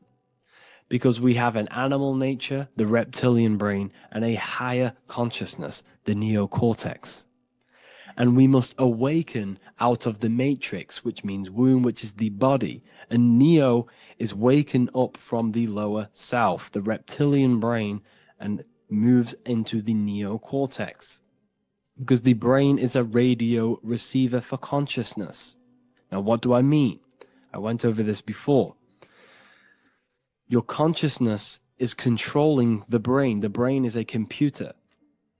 And when our consciousness, our imagination, our emotion, our thoughts, and our memories are all contributing towards just survival things, food, safety, fear, all of these things, and our consciousness is locked into a survival state, we are using the reptilian brain. We're no longer thinking. You don't think with the brain, but the consciousness is thinking, which activates the different parts of the brain. When we think for higher reasoning, we use the neocortex. It stimulates the neocortex. When we think about survival, we're using the reptilian brain. So therefore, when Neo wakes up, he wakes up to the higher aspects of consciousness, which is only utilized by the neocortex, by learning new things and expansion of the mind and expansions of consciousness. Okay? So the whole matrix is to keep you designed, well, the whole matrix is designed to keep you in a survival state, in the three-dimensional awareness. They want you constantly scanning for safety, scanning for food, scanning for emotional safety in relationships and other people.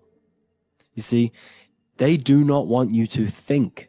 They want you stuck in that reptile, that animal state, that beastly state that most people are in. Most people, all they do is eat, listen to music, consume, have sex, lust, desire. This is all the reptilian brain. So when we say the world's being ran by reptilians, it's symbolic. There is no physical reptilian humanoid beings controlling, manipulating human consciousness. We are all the same consciousness. However, there is a corrupted state of consciousness running this world. And this consciousness worships the physical plane. And they control the physical plane. So by doing that, they keep you stuck in a reptilian way of thinking, the animal state, to keep you stuck in the lowest state of consciousness. Now, this is the god Osiris, which represents the reptilian brain. None of the Egyptian gods ever existed. They are all symbolic for the brain and anatomy of the human body. Osiris represents the reptilian brain. As you can see, this anatomy compare to the brain stem and Osiris statue found in Egypt. And we also see an ancient artwork of Osiris with green skin and two reptile crocodile alligators next to him, which also symbolizes the reptilian survival state of human consciousness and the activation of the reptilian brain. This is what it symbolizes. Now, this is what the Matrix is all talking about. It's talking about the awakening, the expansion of consciousness. The word divine is dive in because you connect with the divine by diving inward. There is no man in the sky going to save you. You must connect with the self. Know thyself. Truth comes from within. All of these things I'm telling you comes from within you. I'm just pointing it out. All of this is self-realization. A lot of people say, well, what are my sources? My sources is knowing thyself, observing thyself, using the neocortex of critically thinking, sitting down and thinking about yourself and having deep realization of yourself. You can realize that your thoughts are not of this physical world. It's quite simple. The brain does not think. The brain does not imagine. The brain does not hold memory. All of these things exist in consciousness, the one consciousness, but we are all fractal, infinite parts of. This is the eye on the triangle, consciousness being given down to the rest. This is separate. Consciousness is separate from the rest of the pyramid. The pyramid is your body. Neo is the one consciousness. This is the Egyptians symbolizing the one consciousness giving Ankh, which is life, to all the different life forms. However, you can see that the central sphere is giving a big Ankh to the humans, because humans, like I said, possess the advanced consciousness, an advanced brain that allows us to turn above our reptilian animal self.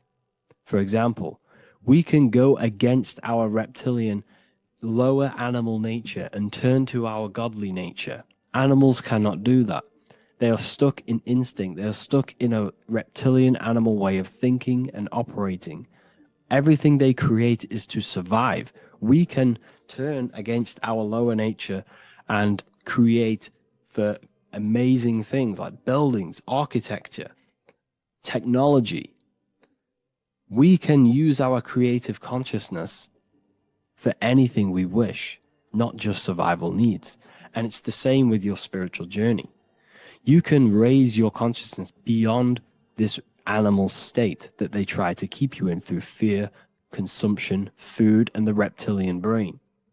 We must awaken, start to think critically,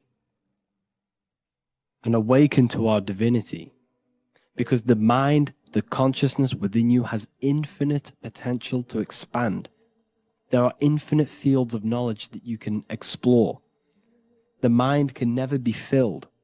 It can never ever be full of knowledge. It always expands, and that's why you are alive. That's why you are part of this universe. That's why the science always says the universe is always expanding, because the universe exists in your mind, and the mind is always expanding into new fields of thought, new fields of knowledge and information.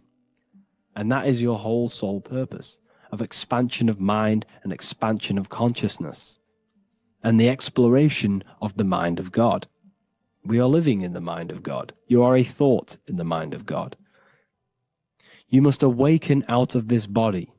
This is why Jesus says you must be born again to see the kingdom of God. You must be born again. You must raise your consciousness beyond physical limitation and awaken to your divinity.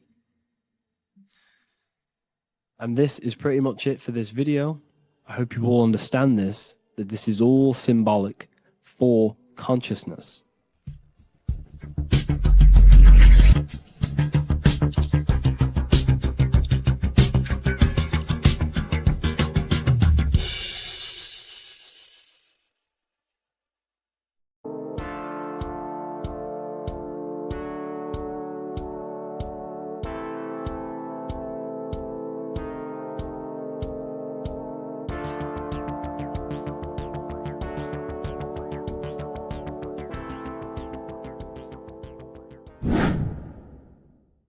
The earth has become a realm in order to trap souls within so that they can harness our electricity, our energy.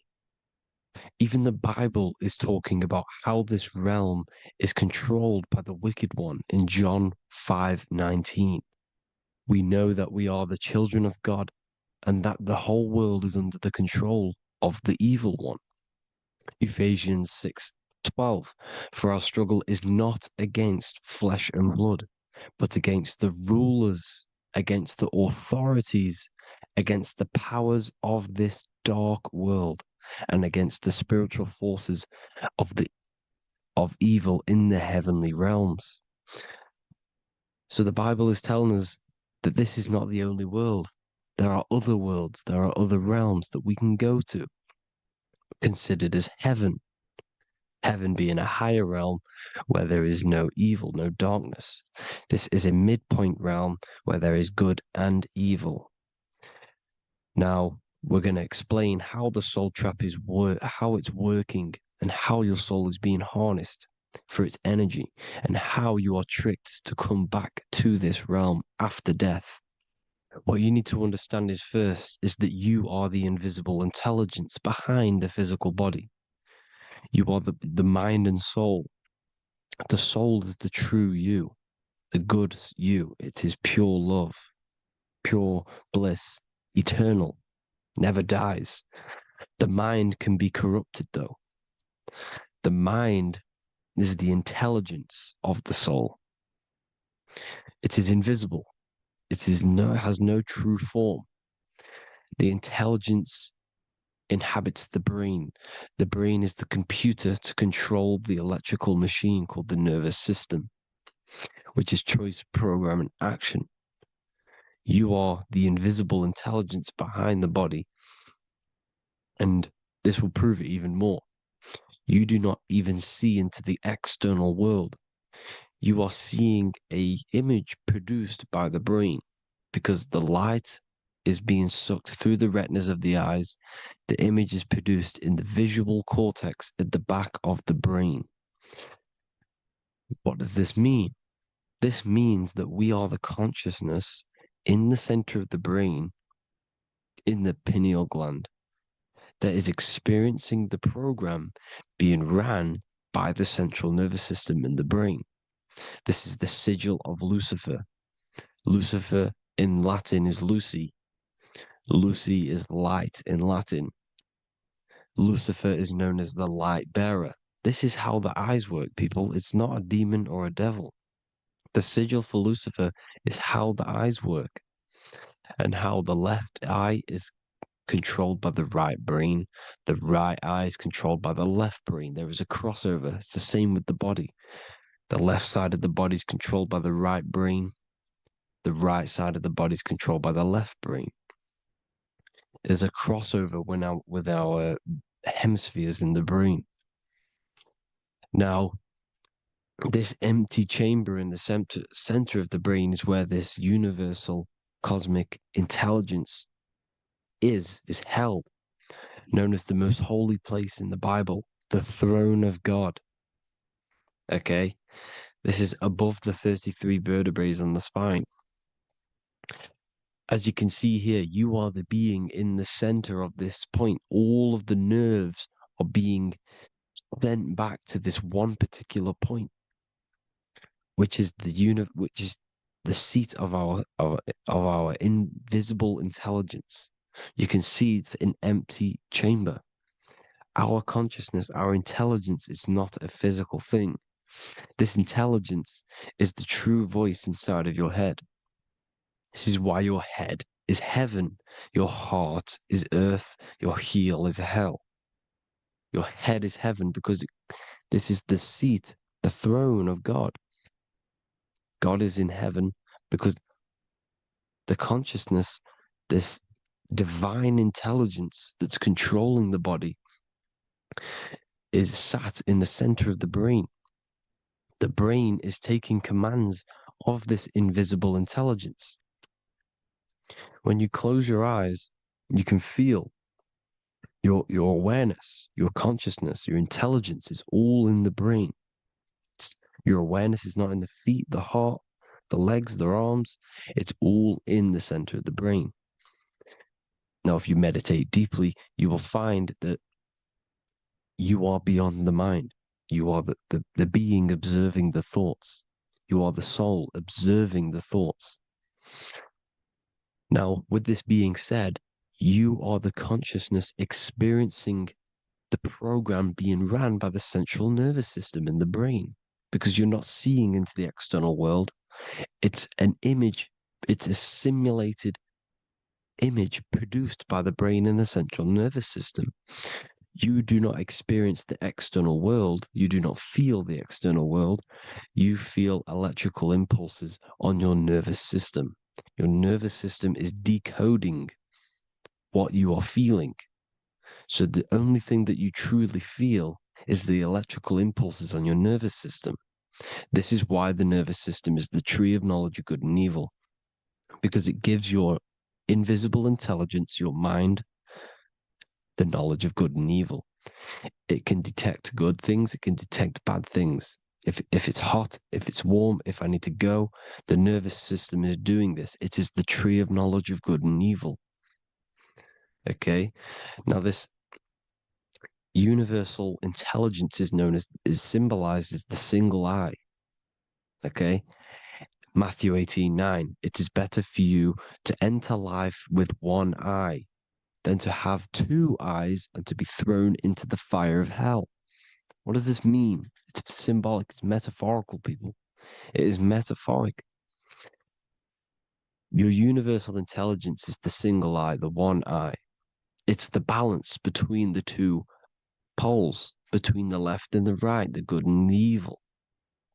It knows the right thing to do all the time. This is our inner guide. The inner self is the inner guide.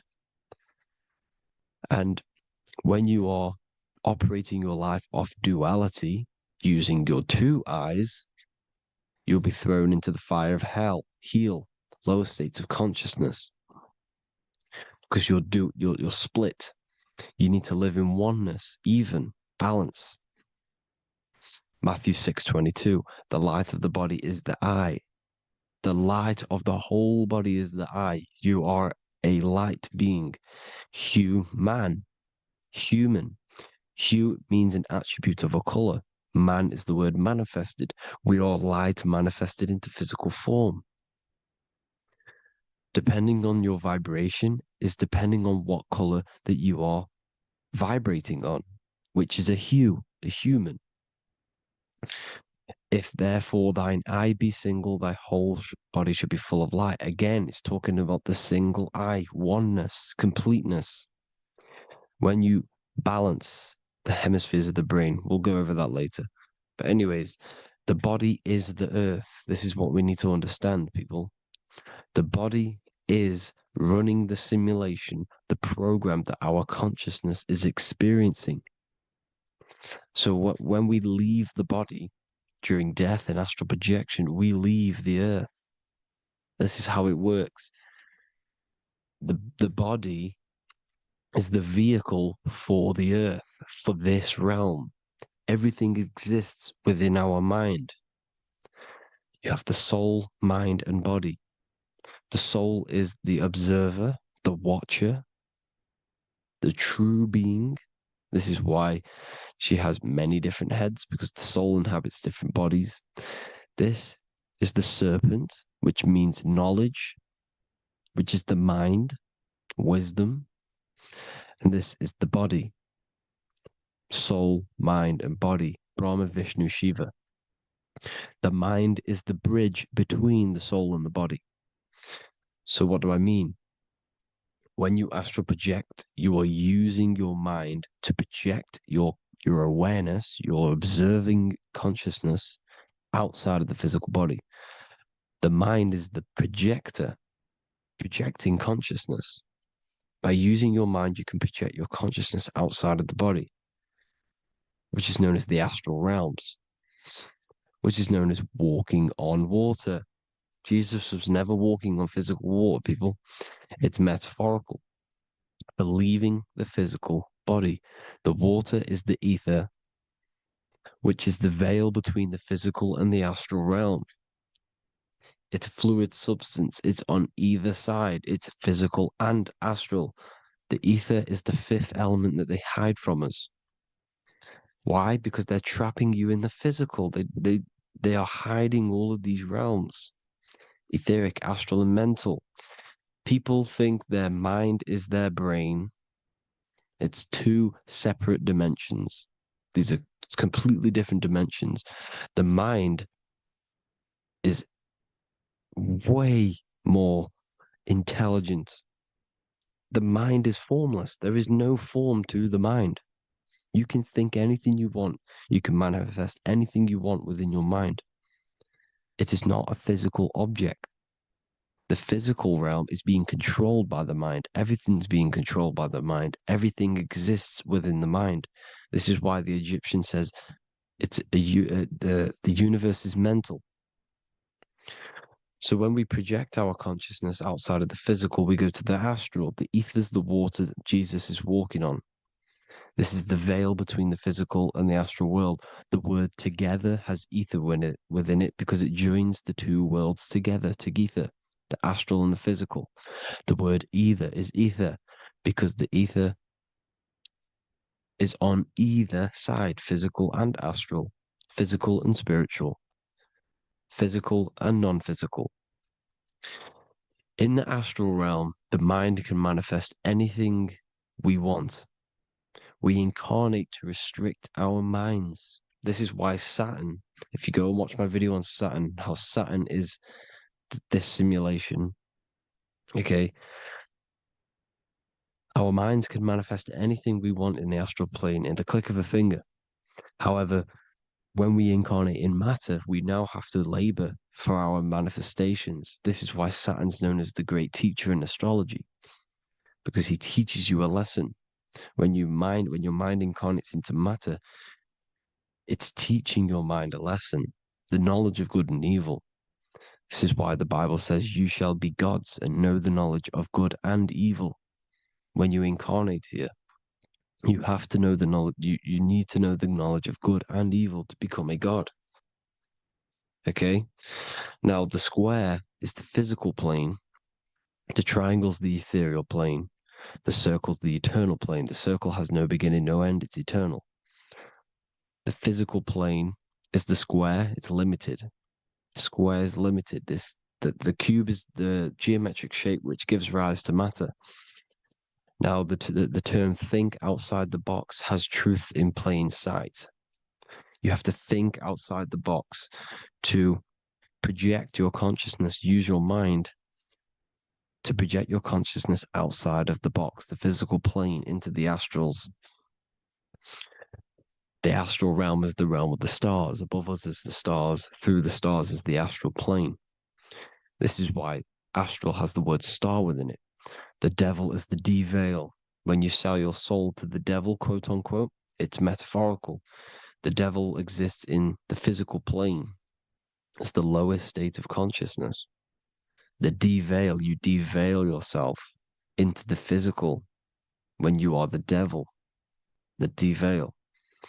The ethereal plane. Now, we also know what the famous symbol of the all-seeing eye, right? The all-seeing eye with the eye in the triangle.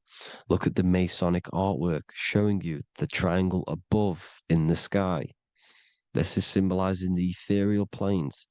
The eye in the triangle symbolizes your invisible intelligence, your mind, which has the ability to see on either side.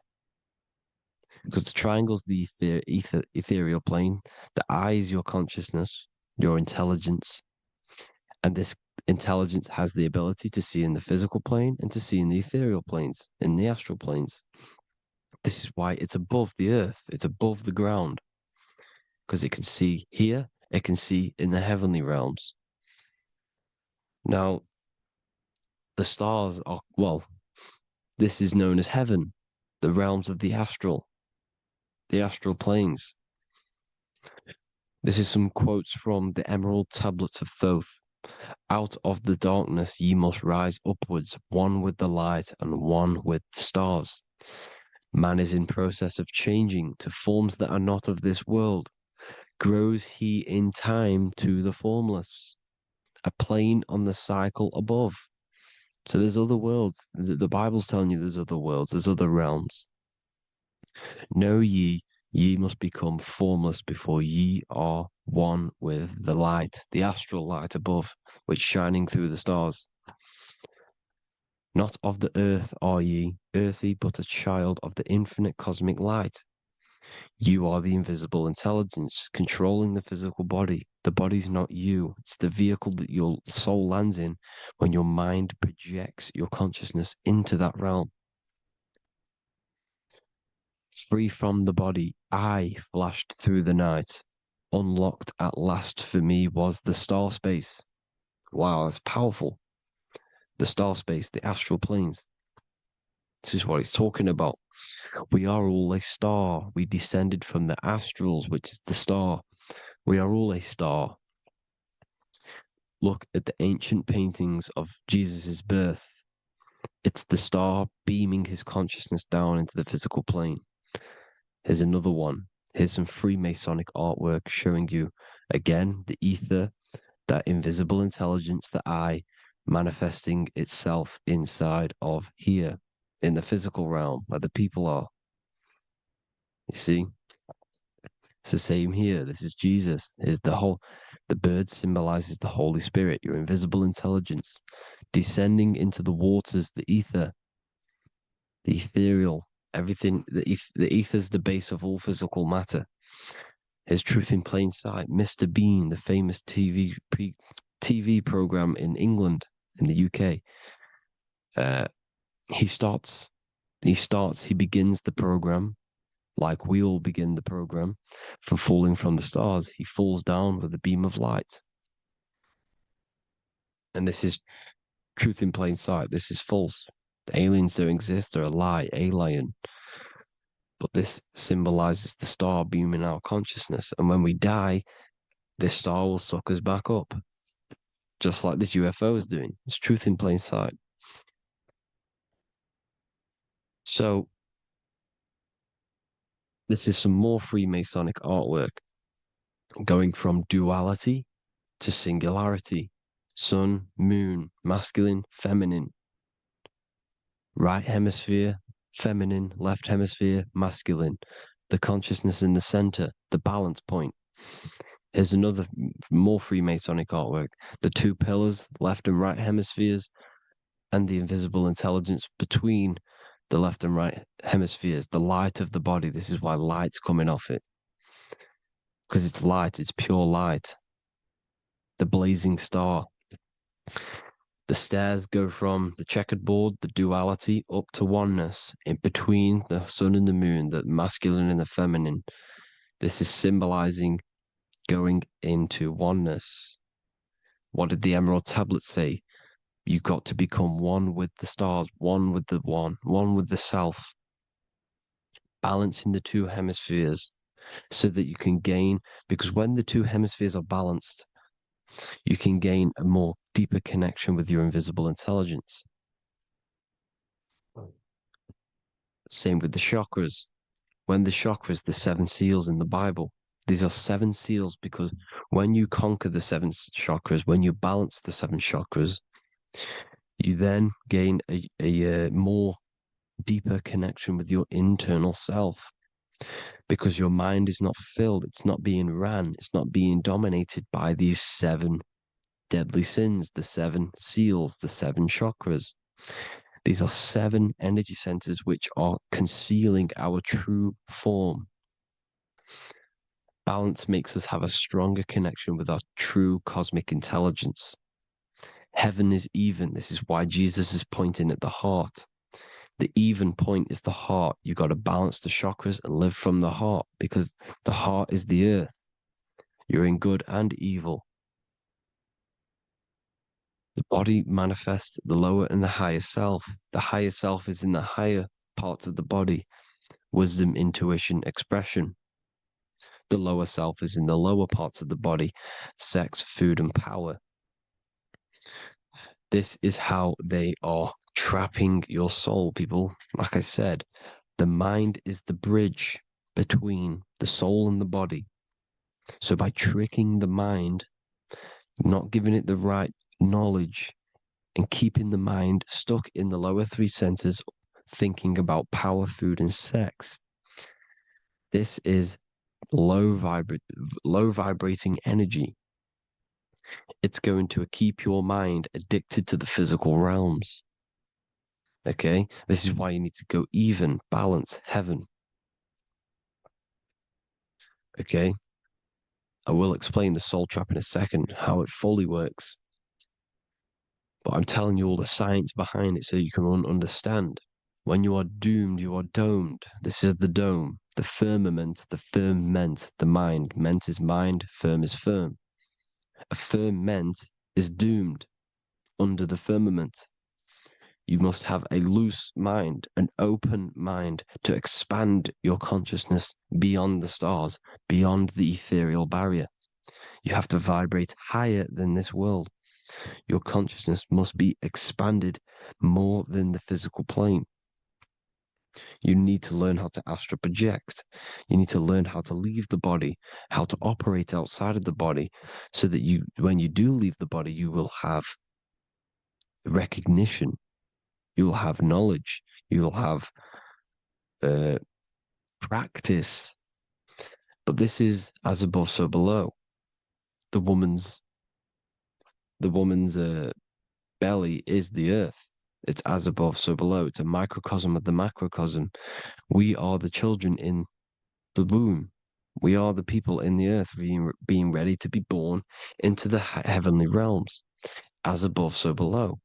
It's a microcosm, macrocosm. Everything is in everything on a bigger and a smaller and a larger scale. Now, when the baby figures out that there is a world beyond its mother, what happens? The baby starts to move around and tries to get out of the mother. Because once it starts to hear the external world, starts to hear people, it's going to wonder, what's outside of why am I in here? What's outside? So the baby will force its way out of the mother. It's the same with our minds, as above, so below. When our minds figure out that there are other realms beyond this world, we will seek a way out. This is the womb, the mother earth, mother nature. It's the mother. We're in the womb.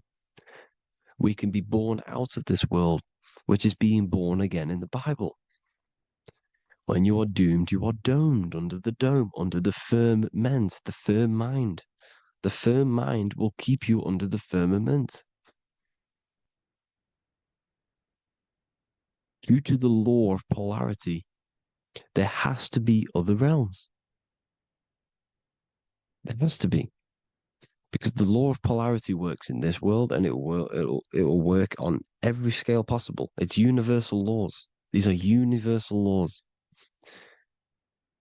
The law of polarity means that there are other realms polarizing this realm.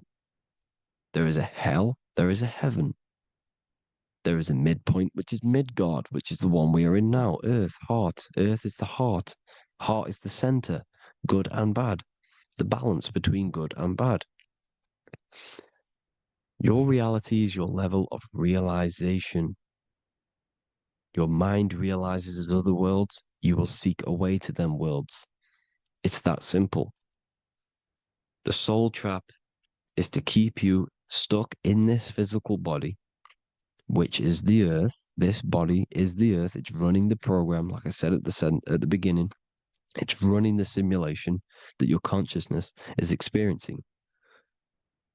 You are an electromagnetic being, and you're hidden in a cage, your rib cage, and you're stuck in cells, the prison cells. Look, you're in cells.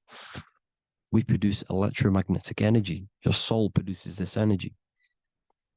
And by trapping your consciousness inside of this physical realm, they harness this energy within the astral realms. They're using you to manifest demons, because your mind creates demons through emotions and mental thought energy, which is a whole nother video. I can make a video on that. You're manifesting everything for them because they're trying to create a hive mind. This is why they want everyone to believe in one belief system, one government, one belief system, one religion, because they're creating a hive mind. This hive mind will manifest and be summoned within the astral planes, because the mind manifests the astral plane. The astral plane is the realm of imagination. The mental plane is the realm of just thought alone. The etheric plane is the energy. The physical plane is the matter. So all of our minds together are manifesting these demons within these subconscious realms, the astral.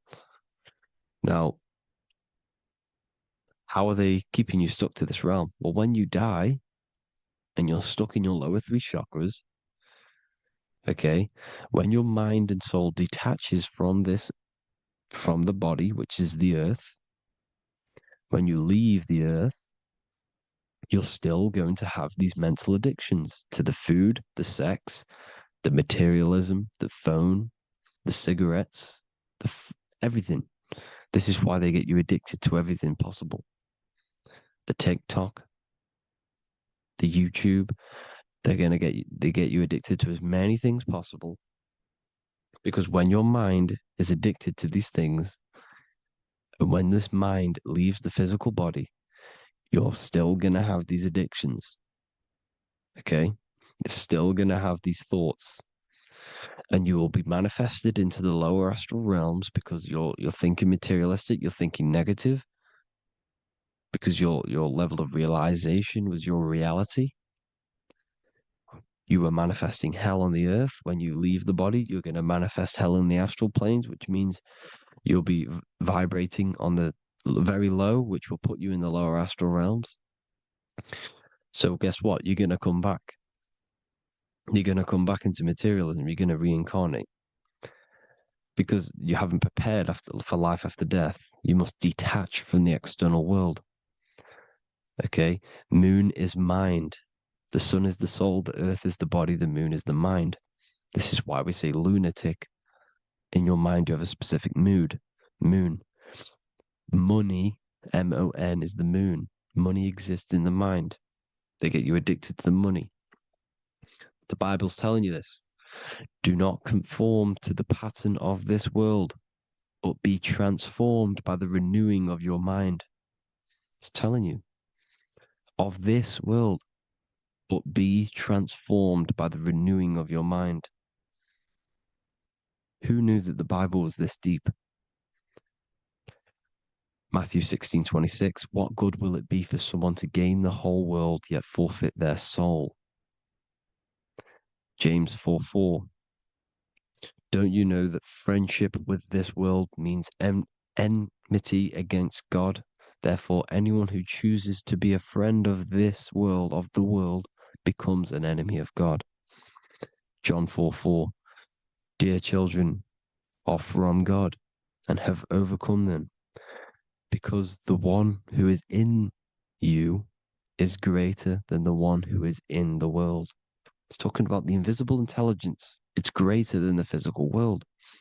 John 2:15, do not love this world, nor the things it offers you, because this world will create you to, if your mind has attachments to what this world offers, sex, money, and power, pretty much,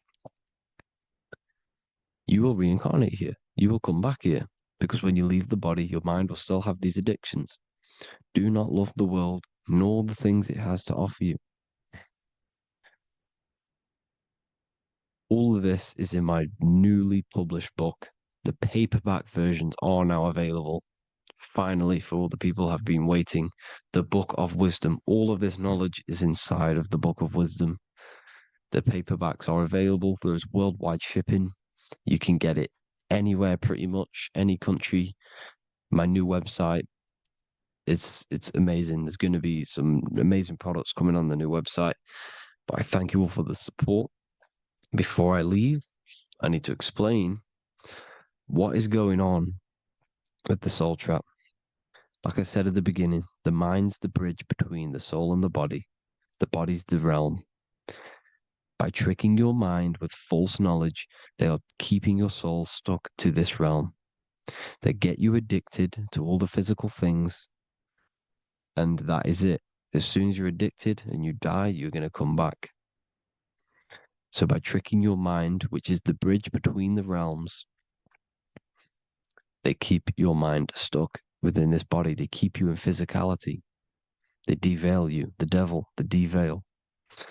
Thank you all for the support, people. If you do want to join the Academy, all the links will be posted below this video for the book, The Academy. Thank you all for the support and have an amazing day.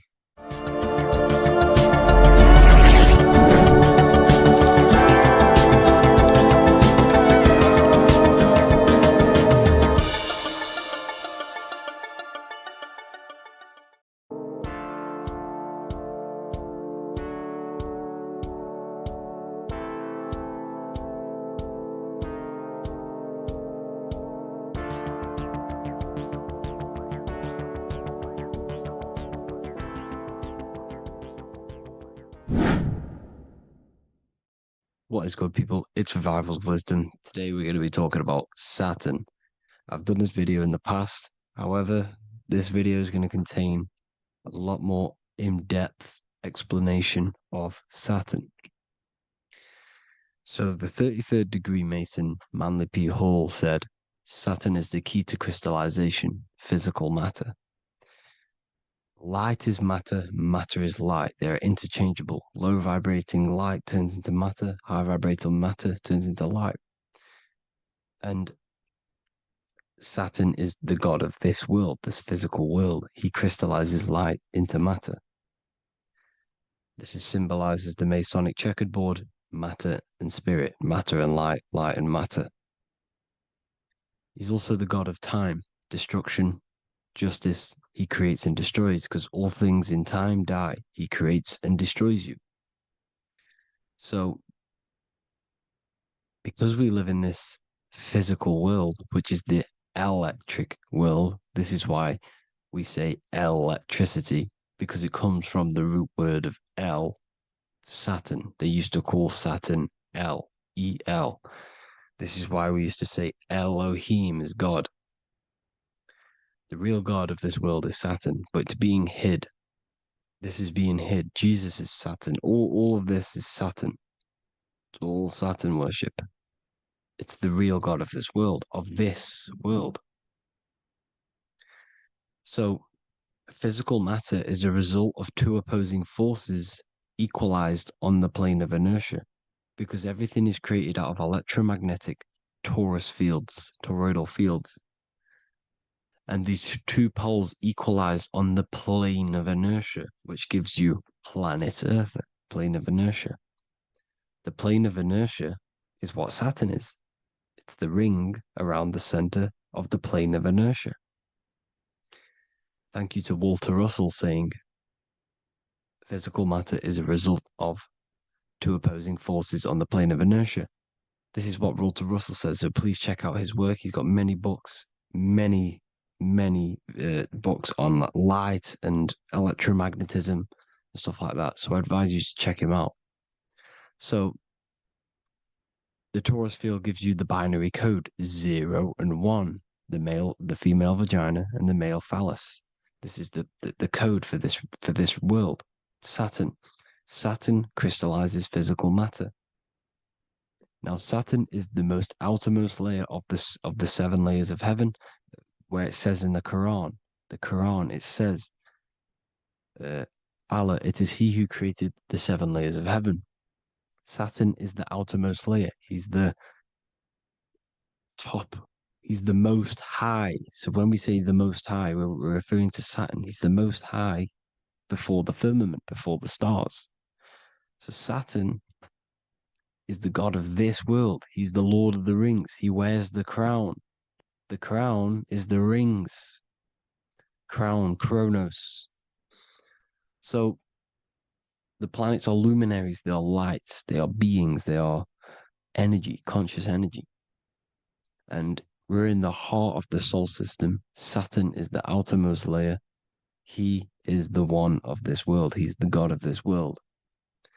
Now, on the North Pole of Saturn, you have the hexagon. Add up all the sides. It creates the 6-pointed star. Or it can be created as a cube. The cube is very important. The 6-pointed star is very important. 6.6 triangles, 6 side, 6, 6, 6. Black cube adds up to 6 in gematria. Now, what did I say in the beginning? Saturn crystallizes the physical world. He creates physical things out of light. You are a light being. This is why we say human. Hue means the light spectrum. Hue, man, we are light manifested into physical forms, human.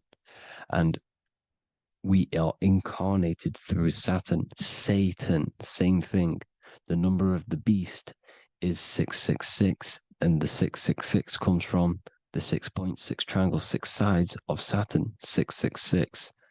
We are all known as carbon-based life forms. Carbon, the atomic structure of carbon, is 666, 6 protons, 6 electrons, 6 neutrons. We are materialized into our physical bodies through Saturn, through the number of the beast. These bodies are the beast, it's the animal.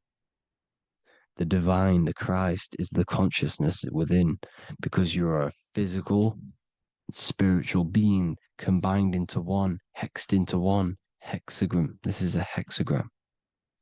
You're hexed into physical matter, spirit and matter, light and dark, combined into one. Now you contain of the mark of the beast, the mark of your body. Your body's the beast. It says in the Bible, Satan, who is the god of this world. This world. There are many different worlds, but this world is run by Saturn, and it says that in the Bible. Saturn is Satan. It's the same thing. And look at the crown of thorns are wrapped around the heart. The soul is in the heart. The mind is in the brain. The soul is wrapped around the rings of Saturn. You're wrapped in physical matter. This is what it's showing you. This is symbolizing the rings of Saturn wrapping you. And the cross on top is the cross of the cube. The cube, the black cube of Saturn, unfolds into a cross. So Satan, who is the god of this world, Corinthians 4:4 in the Bible, Satan, who is the god of this world, has blinded the minds of those who don't believe. Saturn blinds your mind because the god of this world materializes you, and he blinds your mind when you incarnate into physical matter. When you enter this soul system, not the solar system, you hit Saturn first. He materializes you.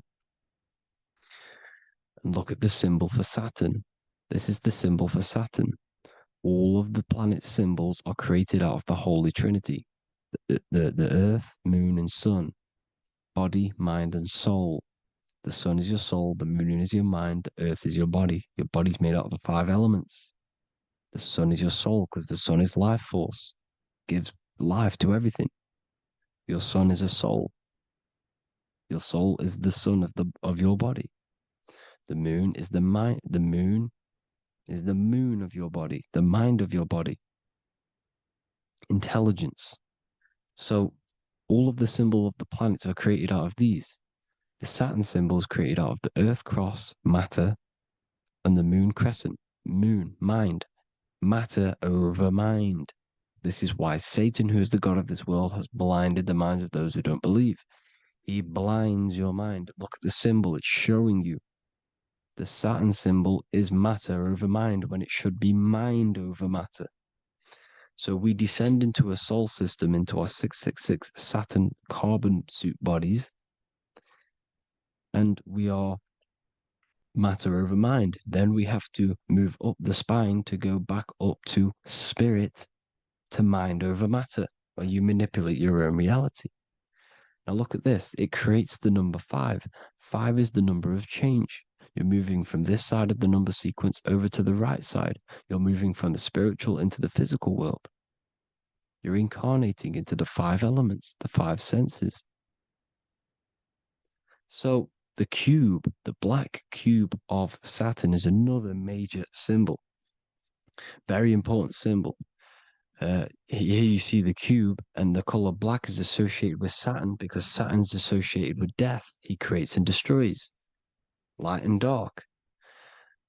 Death is associated with black, spirit, because you can't see spirit, which is blackness. So the black cube is black because Saturn rules the nighttime, which is dark, blackness, and he rules the winter, which is death, blackness. So Saturn is the black cube. Cubes have 6 sides. Up, down, right, left, back, and forward. Cubes are 6-sided.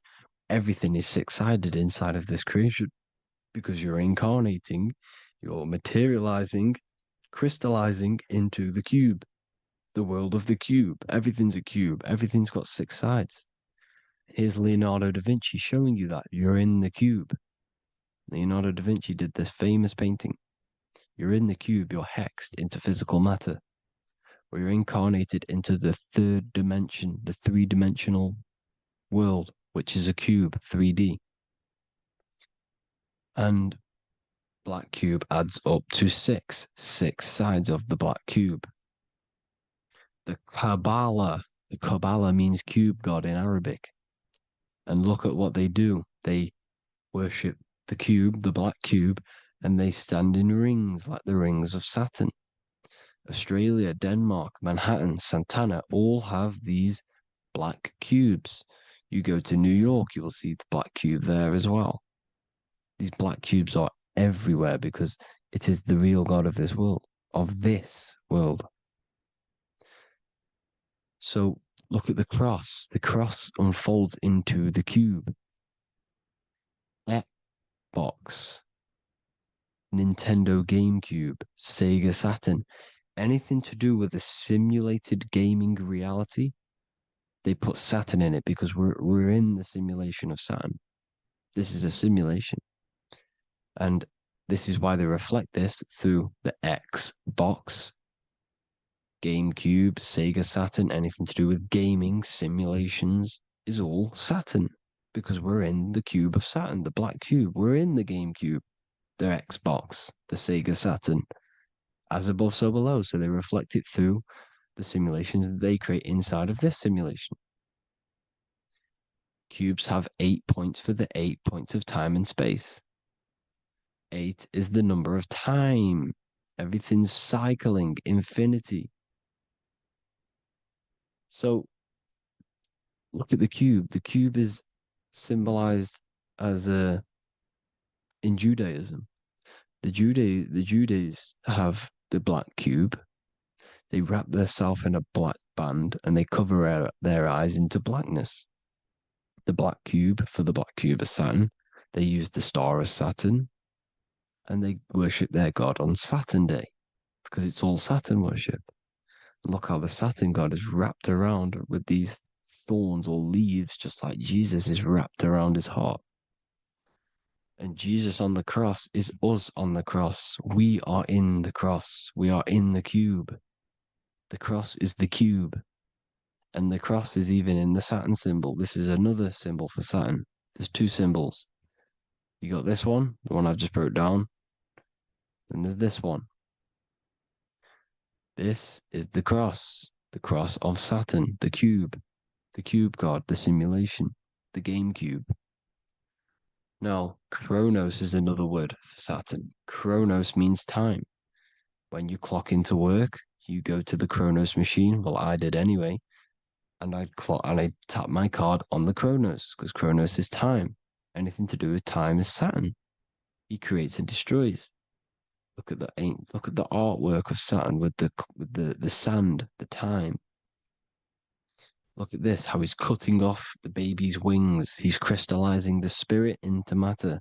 He's cutting off your wings. Satan, in the Bible, he falls from heaven into earth and he loses his wings. He becomes a serpent. You see, it's all symbolic for us. We are the fallen angels, fallen angles of light. We're fallen angles of light. We are light beings. Now we're fallen into physical matter. Saturn's chopped off our wings. He's chopped off our spirit wings because when you astral project, you can fly. You will fly around. He's got the Reaper staff here, always depicted with the Reaper staff. Now look at the clock. Saturn Day is the 6th day. The number of the beast, 666. Look at the clock. 6 take away 12. 12 take away 6 equals 6. 7 take away 1 equals 6. 8 take away 2 equals 6. 60 seconds in a minute, 60 minutes in an hour, 24 hours in a day, 2 plus 4 equals 6. That's 666. Everything's 666 because it's time. Saturn. All goes to Saturn. He's the god of time. We're in time now. We're in time. We're in the time, which is God, the God of this world, the God of time. Now look at this. The Reaper is also depicted as the Reaper with the staff, the black cloak, black symbolizing death, spirit, Judges wear black because Saturn is the law. He's the god of this world. He's the law.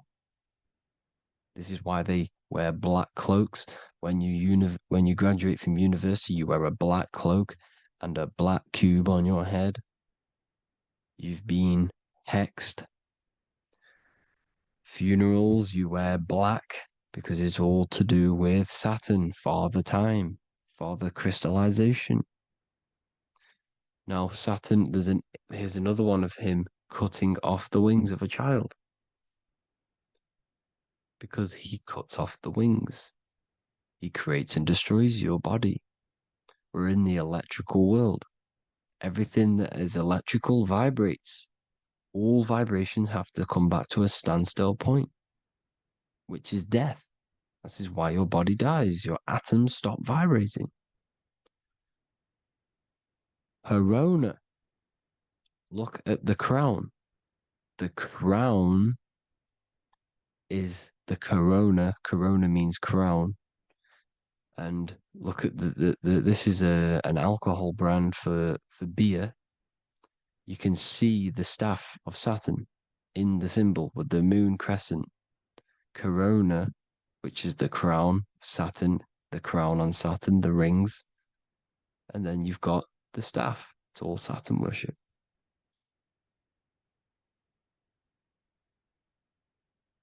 Is the black cubes of 9/11. Two black cubes. This was a ritual for Saturn. It's all ritualistic. And look at the Star of David, the Star of Saturn. It's not the Star of David. Creates IXXI, the sigil of Saturn. IXXI means 9/11 in Roman numerals. 9/11.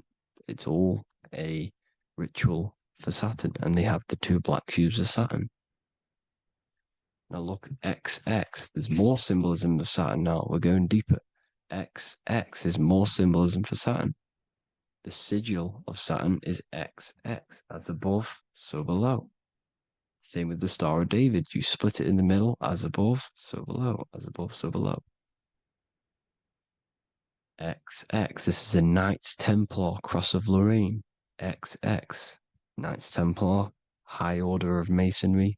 They all worship Saturn. Well, Saturn's the real god of this world. X Eon with the XX, XXL magazines, which is all to do with famous rappers and stuff like that. When you die, you put XX on the eyes because it's Saturn. He's the Reaper. Is Jesus with the XX crown with the thorns around his heart, around his soul, with the cube on the top, the cross cube. Lucifer with the XX Cross of Lorraine. Jay-Z with his alcohol brand, XX Cross of Lorraine.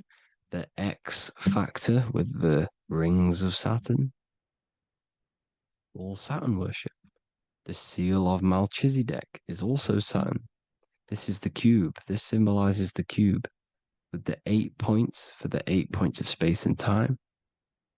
And this is the cube. It's another ancient symbol for Saturn. Here you see the star of Saturn with the Melchizedek symbol around it, which is all to do with Saturn. Here you see an altar, the Holy Grail, the Melchizedek symbol on it, and they're worshipping it.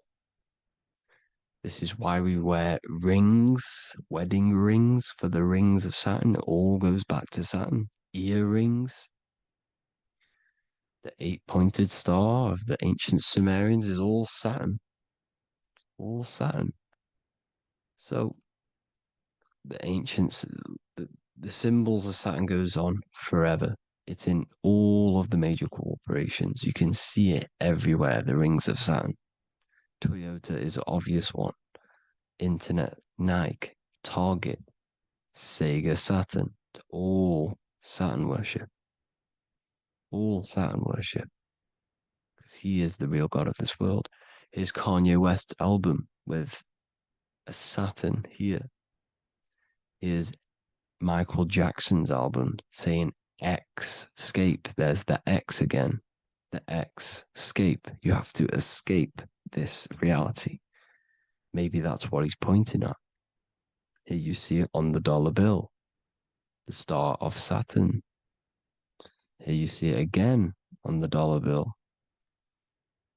So that is it for today's people. I hope you all gain some insight on Saturn. Please like, comment, and share if you can. Subscribe if you like the channel. Please have an amazing day. God bless.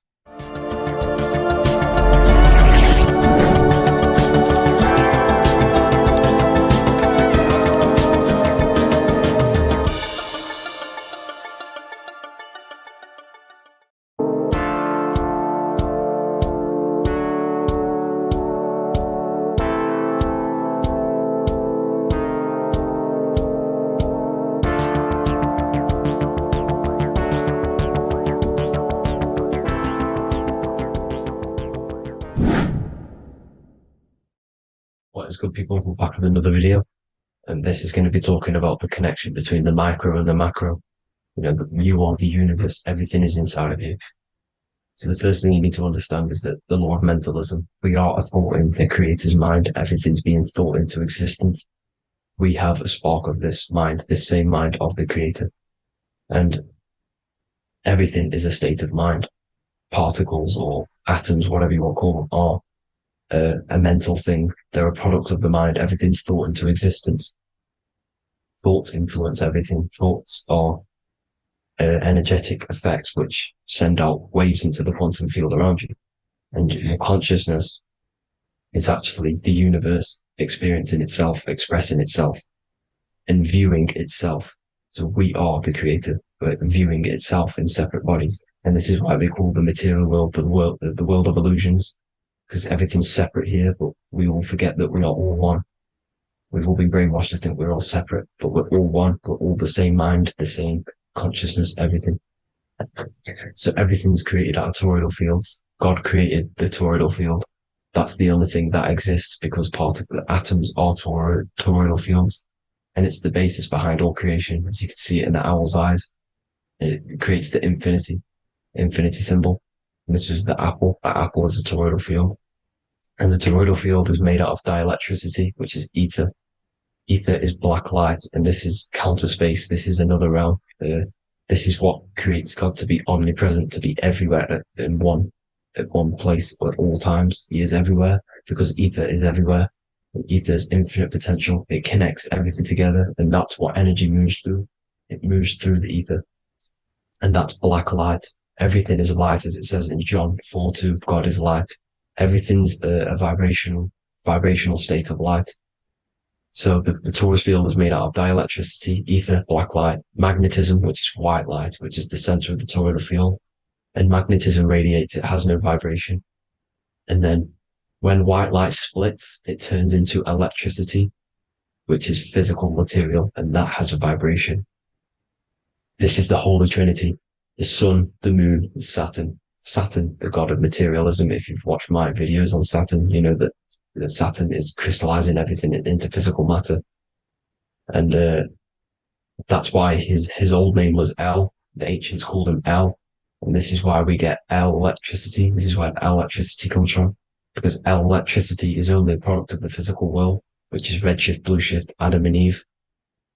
And this is what creates the redshift, blueshift is what is a product of magnetism. When magnetism, white light splits, and this gives us vibration. And this what creates the toroidal field, which is the basis of all physical creation. The sine wave is created out of the magnetic wave and the electric wave. The electric wave is the blue wave, and the magnetic wave is the straight wave, which is radiation. This is vibration frequency.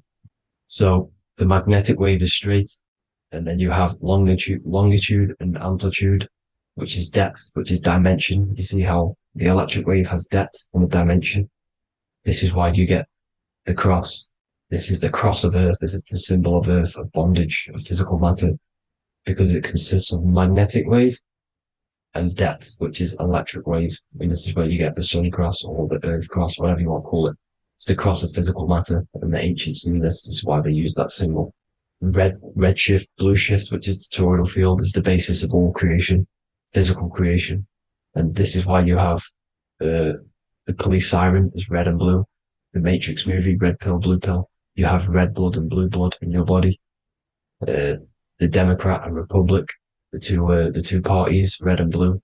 Like your taps on your taps, you have a red and blue tap. One's generative, and one's destruction. Fire, destruction, water, generative. So this is the basis of all things. And electric wave has dimension, like I've already said, depth, material, and it's measured in hertz. It's measured in hertz because it hurts you. It decays because the electric wave has a vibration, and vibration always has to go back to a standstill point.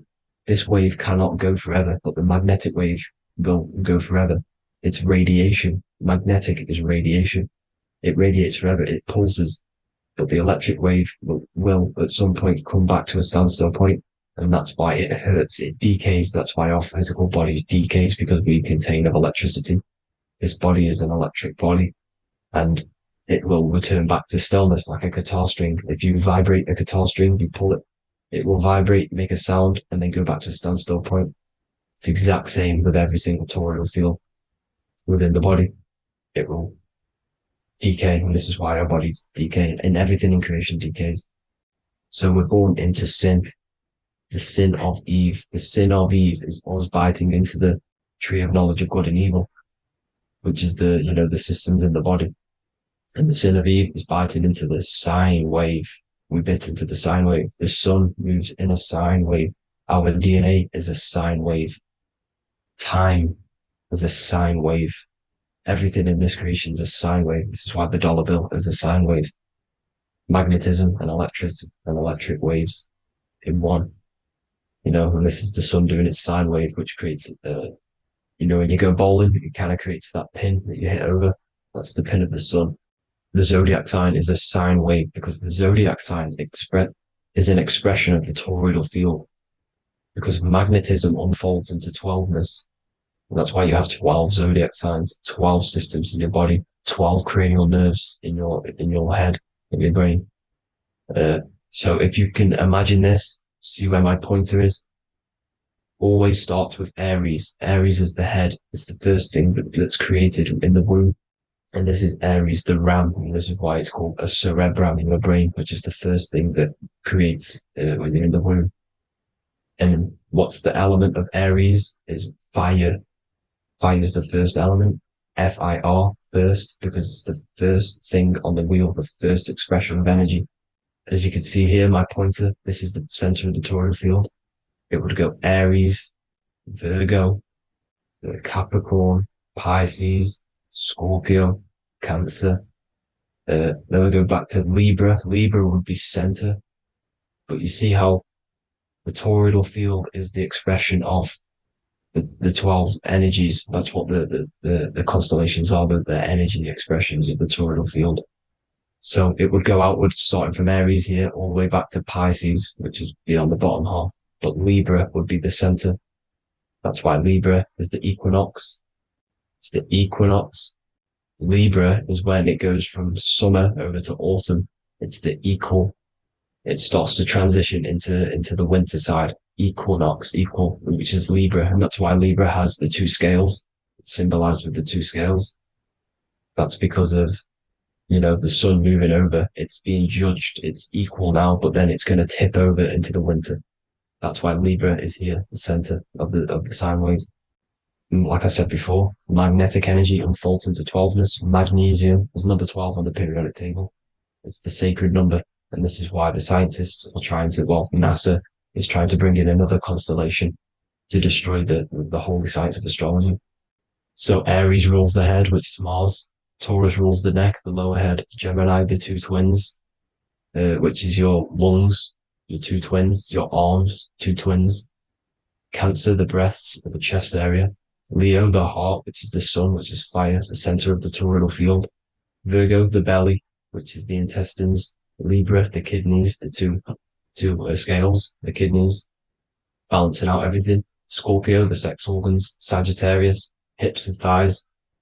Capricorn, I've missed that out, which is the kneecaps. Capricorn, kneecap. Aries, which is the ram, which is the cerebrum in your brain. And then Aquarius, the calves and the ankles. And the Pisces, the two fish, the 2 feet. So everything corresponds, as you can see here. This is an ancient way of depicting it, of the folded human. And this is everything. Each constellation rules that part of the body, gives energy to that part of the body, makes you do certain things. So magnetic energy unfolds into 12ness, electricity unfolds into sevens. That's why when you get electric, the light spectrum that we see, it consists of 7 colors. Why we have 7 planets. The 7 planets give us our 7 metals and the 7 solfeggio scale frequencies. So the rotor, this is the rotor, and rotor is an anagram for Torah, the Torah, which is I think it's the Hebrew Bible. Don't quote me on that, but it's one of the holy books, which is the Torah, the Taurus. Everything goes back to the Taurus field because it's the basis of all creation. So the chief cornerstone, it says in the Bible that the builders rejected the chief cornerstone.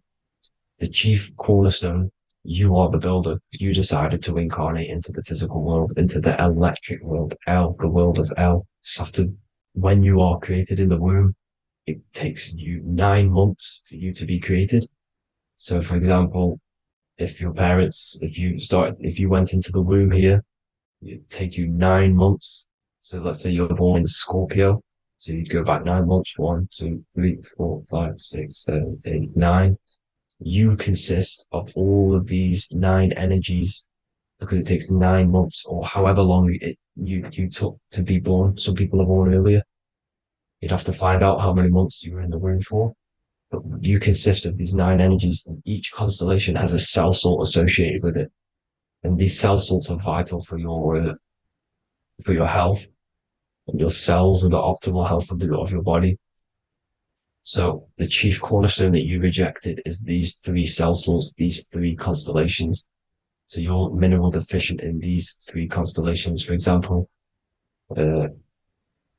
fluoride, magnesium, phosphate, and potassium sulfate.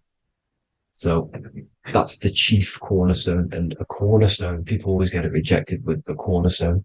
The cornerstone is not, it doesn't say the cornerstone in the Bible, it says the chief cornerstone. The cornerstone is a cornerstone of a building, but a chief cornerstone is the top of the pyramid. This is where we get the pyramid of the wheel. So you're mineral deficient in whatever 3 zodiac signs you're not. You were not in the womb for. This is the chief cornerstone you rejected. So the human body is the micro. It is the universe in a physical form. It consists of everything in the universe. Just like your consciousness is the universe watching itself, experiencing itself. Your body is the whole universe. 12 systems in the body, 12 zodiac signs, 7 chakras are the 7 planets. The Holy Trinity of you is your Temple of Solomon, the soul and the mind, the sun and the moon. You know, everything is in you. You consist of everything, all the energies, everything. Heaven and hell. Heaven and hell is a mind state. It's a state of the mind. Head, H-E-A, which is heaven, and the heel, the bottom of your foot, is hell. And the bottom of your foot is the soul. So they're basically saying, well, it's wordplay. They're saying that your soul is in hell because, you know, with the elites being in control. So they call the bottom of your foot the soul, trying to say that you're in hell. The Christ is in you. And this Christ is Greek for what? Christos. And Christos is Greek for the oil. And this oil is produced in the cerebrum, the Aries, the ram, the cerebrum. It goes down the pineal. Well, the pineal and the pituitary are underneath the cerebrum. Goes down the pingala and the ida. The pingala being the positive charge connected to the pineal gland, pin, and the ida connected to the pituitary. And this is the 2 serpents going down the spinal column. And this is why Jesus goes from Nazareth to Bethlehem, and then Joseph and Mary are waiting for Jesus in Nazareth. Joseph and Mary are the pineal and the pituitary gland waiting for Jesus to come back up the River Jordan, your spinal column. So this is the oil. This is the story of Santa as well. Santa comes from the North Pole. Why? Because the North Pole of the Earth is the center of the toroidal field, and the North Pole of you is your spinal column, which is the North Pole of the toroidal field. The North Pole, he comes from the North Pole. This is the North Pole. This is the South Pole of the toroidal field. Comes from the North Pole, which is your mind. And he goes down the chimney and then back up the chimney. This is the chimney. And he drops off the present, which is the Christos, the oil. And this is why Jesus is crucified at 33 because he crosses over the vagus nerve at the top of your spine. When this oil comes back up to 33 vertebrae, these are your vertebrae here. When it goes up to the 33 vertebrae, it gets crucified at 33 because it crosses the vagus nerve, and he's crucified on the cross at 33. This is the story behind Jesus and Santa. The Ark of the Covenant in the Bible is the two hemispheres which cover the vital parts of your mind, the brain side, which is the cerebrum, the pineal, the pituitary, etc. So the two hemispheres are the two angels, the Ark of the Covenant. This is the Ark of the Covenant covering the two vital parts of your brain. So these are the optic thalamus is another part, and it protects the Christ oil, which is inside at the center of the brain. See, the Bible is all a massive metaphor about yourself because you are the universe. You are a microcosm of the universe. Your consciousness is experiencing itself, and the universe experiencing, and your body is the whole universe. Your head's heaven. So Moses crosses the Red Sea. These are the two hemispheres of your brain. This is the corpus callosum, the Red Sea. So he's pretty much saying that he's uniting the two hemispheres of your brain, because most people in this generation are stuck in the left brain, which is just logic, reasoning, science and maths, writing. And this is what school teaches you to do. It keeps you stuck in your left brain.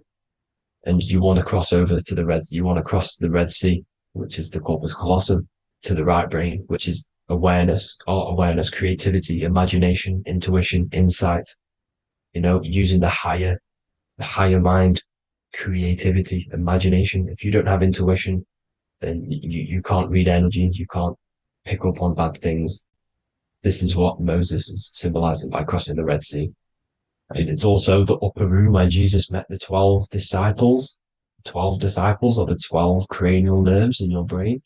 It doesn't just represent the 12 zodiac signs, the 12 disciples. It symbolizes many different things. It's like I said, the universe consists of 12ness.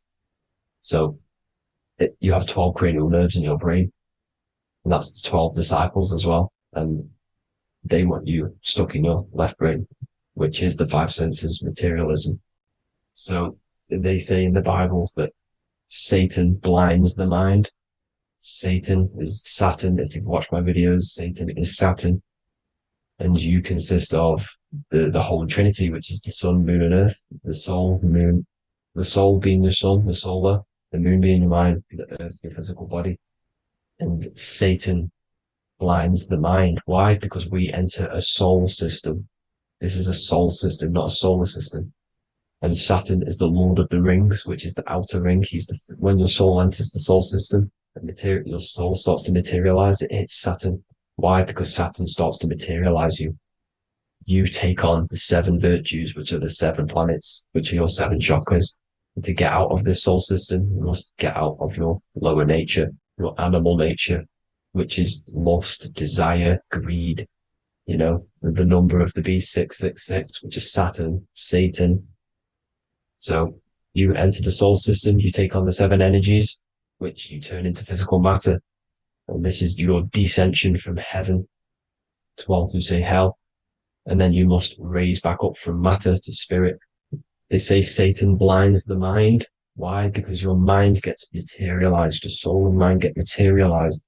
And when you get materialized, it's an intense experience. You lose the divinity within you. You forget the divinity. So Satan, which is the first planet, the first energy you take on, the material body, he blinds the mind. He makes you forget everything, your divinity. Then you must ascend up Jacob's ladder, the 33 vertebrae, to heaven. And this is a microcosm of the macro, because you will ascend back up to heaven if you do this, when you leave your physical body, when your body decays. So when it talks about in the Bible, completely destroy them, the Hittites, the Amorites, the Canaanites, all the ites, this is what God says to the Israelites. It says completely destroy them. It's basically symbolizing saying destroy your lower nature. The Canaanites, cannibals. We're under a Canaanite system now, which is cannibalism.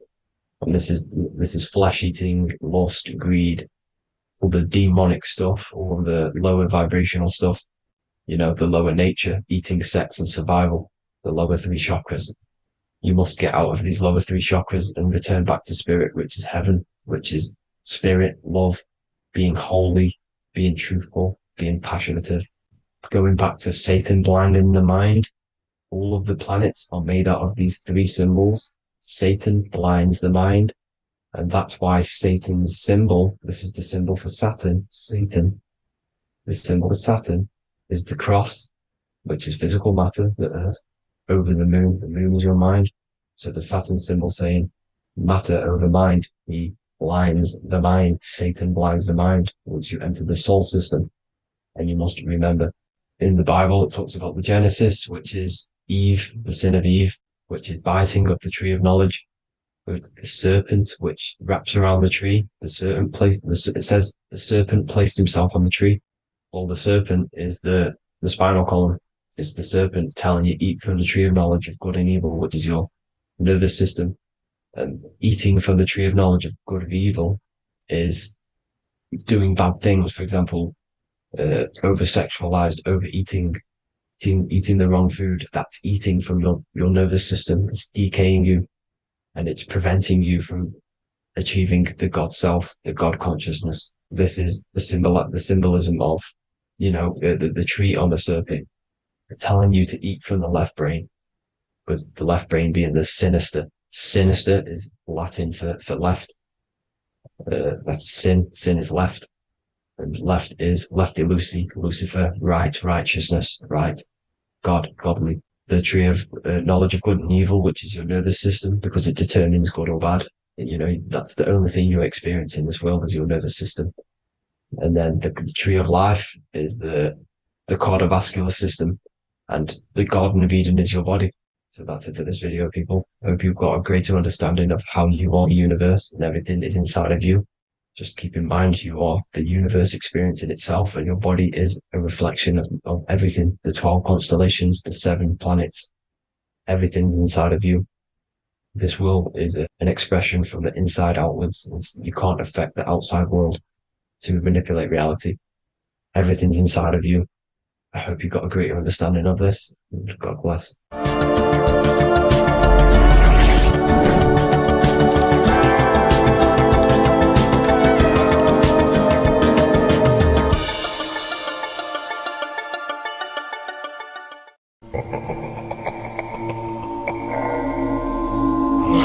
If your ultimate goal is to be famous, then you're gonna do a lot to get there, like sign your name in blood in a contract with the devil.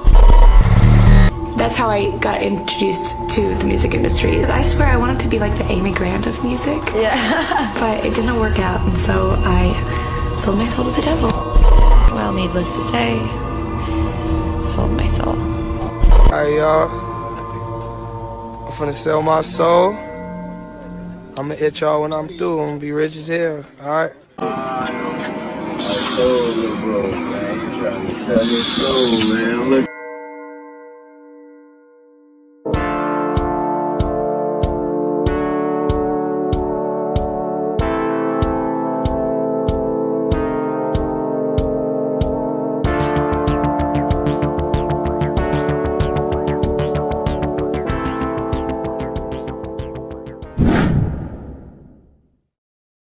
So what exactly is selling your soul?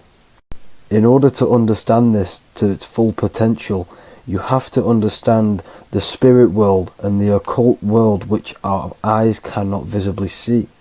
The physical world we see is nothing but an illusion and a product of the higher planes of existence. For example, you can see someone's physical body, but you can't see the complex structure of the consciousness and the thinking behind that being. With that being said, there are forces and entities not attached to physical bodies, which they exist on the astral and etheric plane behind the physical plane.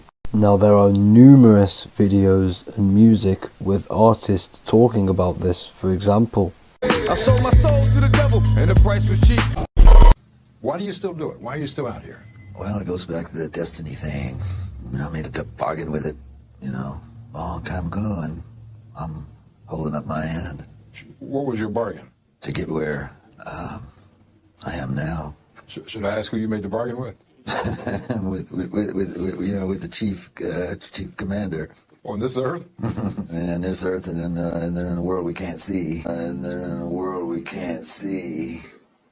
So selling your soul is cutting a deal with an astral plane entity in exchange for wealth and fame on this physical plane.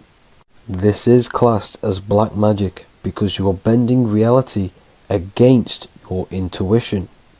Now, making deals with entities beyond the physical plane, you always have to give something in exchange. When it comes with demonic entities, it always involves some sort of sacrifice, bloodshed, or humiliation. Now, there are countless of rappers who someone close to them have died just before their career takes off to the next level.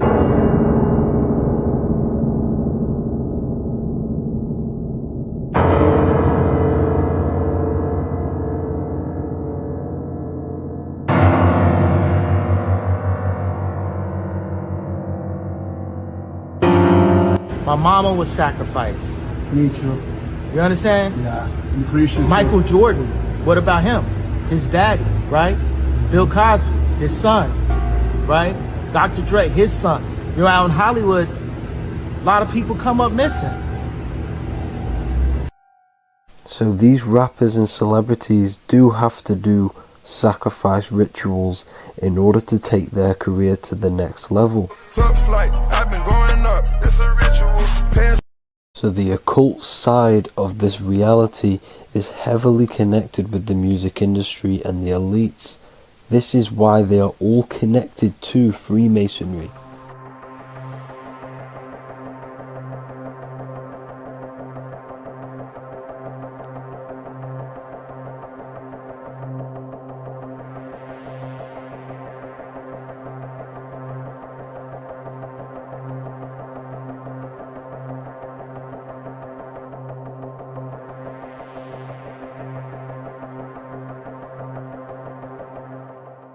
Now, this is why the music industry is one of the most important industries for the elites to stay in control and keeping the masses on low states of consciousness. Frequency is one of the most powerful things in reality because it's the only thing which can enter your soul and body without consent.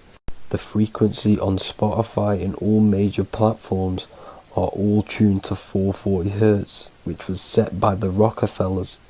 440 Hz turns off the whole right side of your brain, and the right side of your brain is to do with critical thinking, imagination, and your intuition. Music has the ability to influence your intent, your emotions, your thoughts, and your actions just by frequency itself. By controlling the music the celebrities put out and the things they talk about, they're actually molding society because of the celebrities' huge amount of influence over the younger generation and cultures within society. This is why the music industry is mainly talking about sex, guns, violence, and hating other people. These are all very low vibrational acts and things to do which destroys humanity and societies, keeping us all conquered and divided in order for them to stay in power. Music can actually reprogram your subconscious mind, and it is a form of MK Ultra, which is mind control. It's in my brain. Do you know that? It's living rent free. I can't get it out. You did that. Yeah, it's hypnosis. Yeah, it's hypnosis.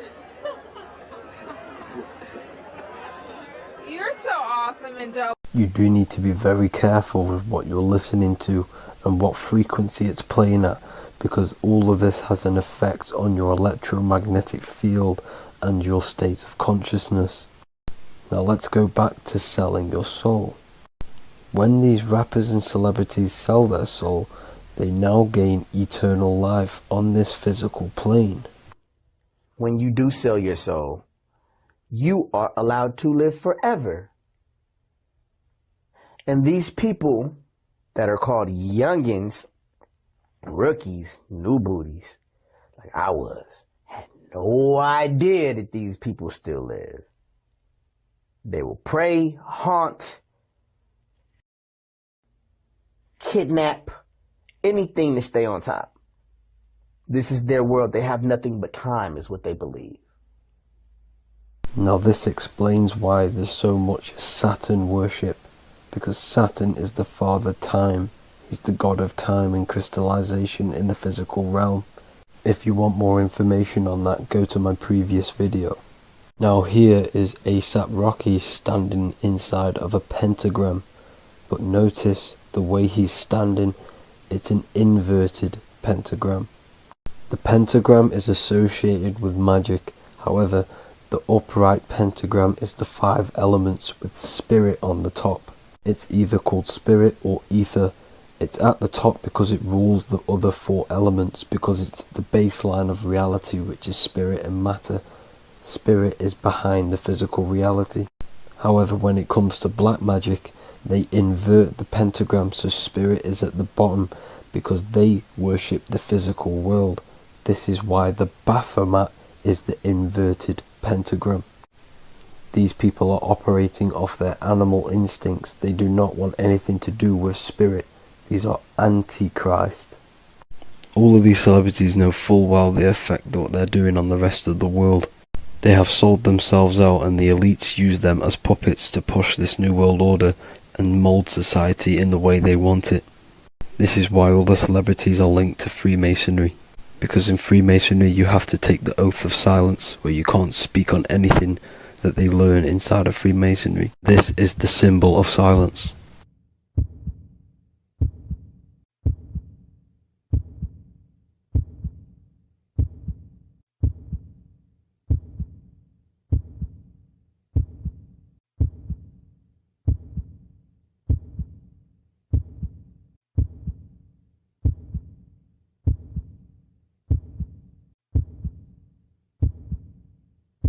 The elites need them under this oath, so they do not talk about certain topics and certain things to the public, because of the amount of influence they have on society. Now, even the name Hollywood is an occult term, because back in the ancient days when they used to create wands, they used to create them out of Hollywood, out of the holly tree, because each wood has certain attributes and virtues when it comes to magic. And the holly tree was known as the holy wood, and they used to create the wands out of it to cast spells. And Hollywood are still casting magic to this day through the films and through the music to the masses. That's it for this video, people. Hope you enjoyed. Please like and comment and subscribe. Peace and much love.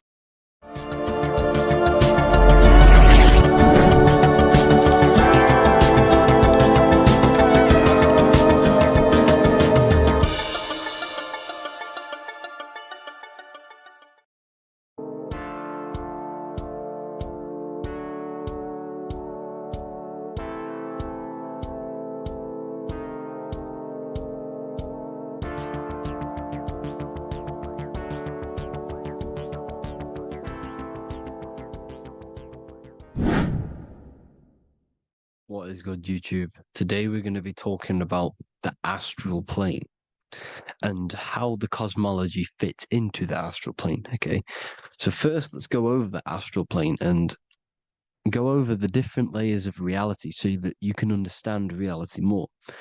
You are a multi-dimensional being. You are not in these, you are in all of these realities at the same time. They all interweave into one big reality. But there are different planes. They are different vibrational dimensions. There are different dimensions of reality. The mind is the root cause of reality. We're living in the mind of God. Everything is being thought into existence from the root cause, from the universal mind. This is why the ancient Egyptians said, all is mind. We're living in the mind of God. And we are a microcosm of this mind. This is why we all have the same mind. This mind is the world of thoughts.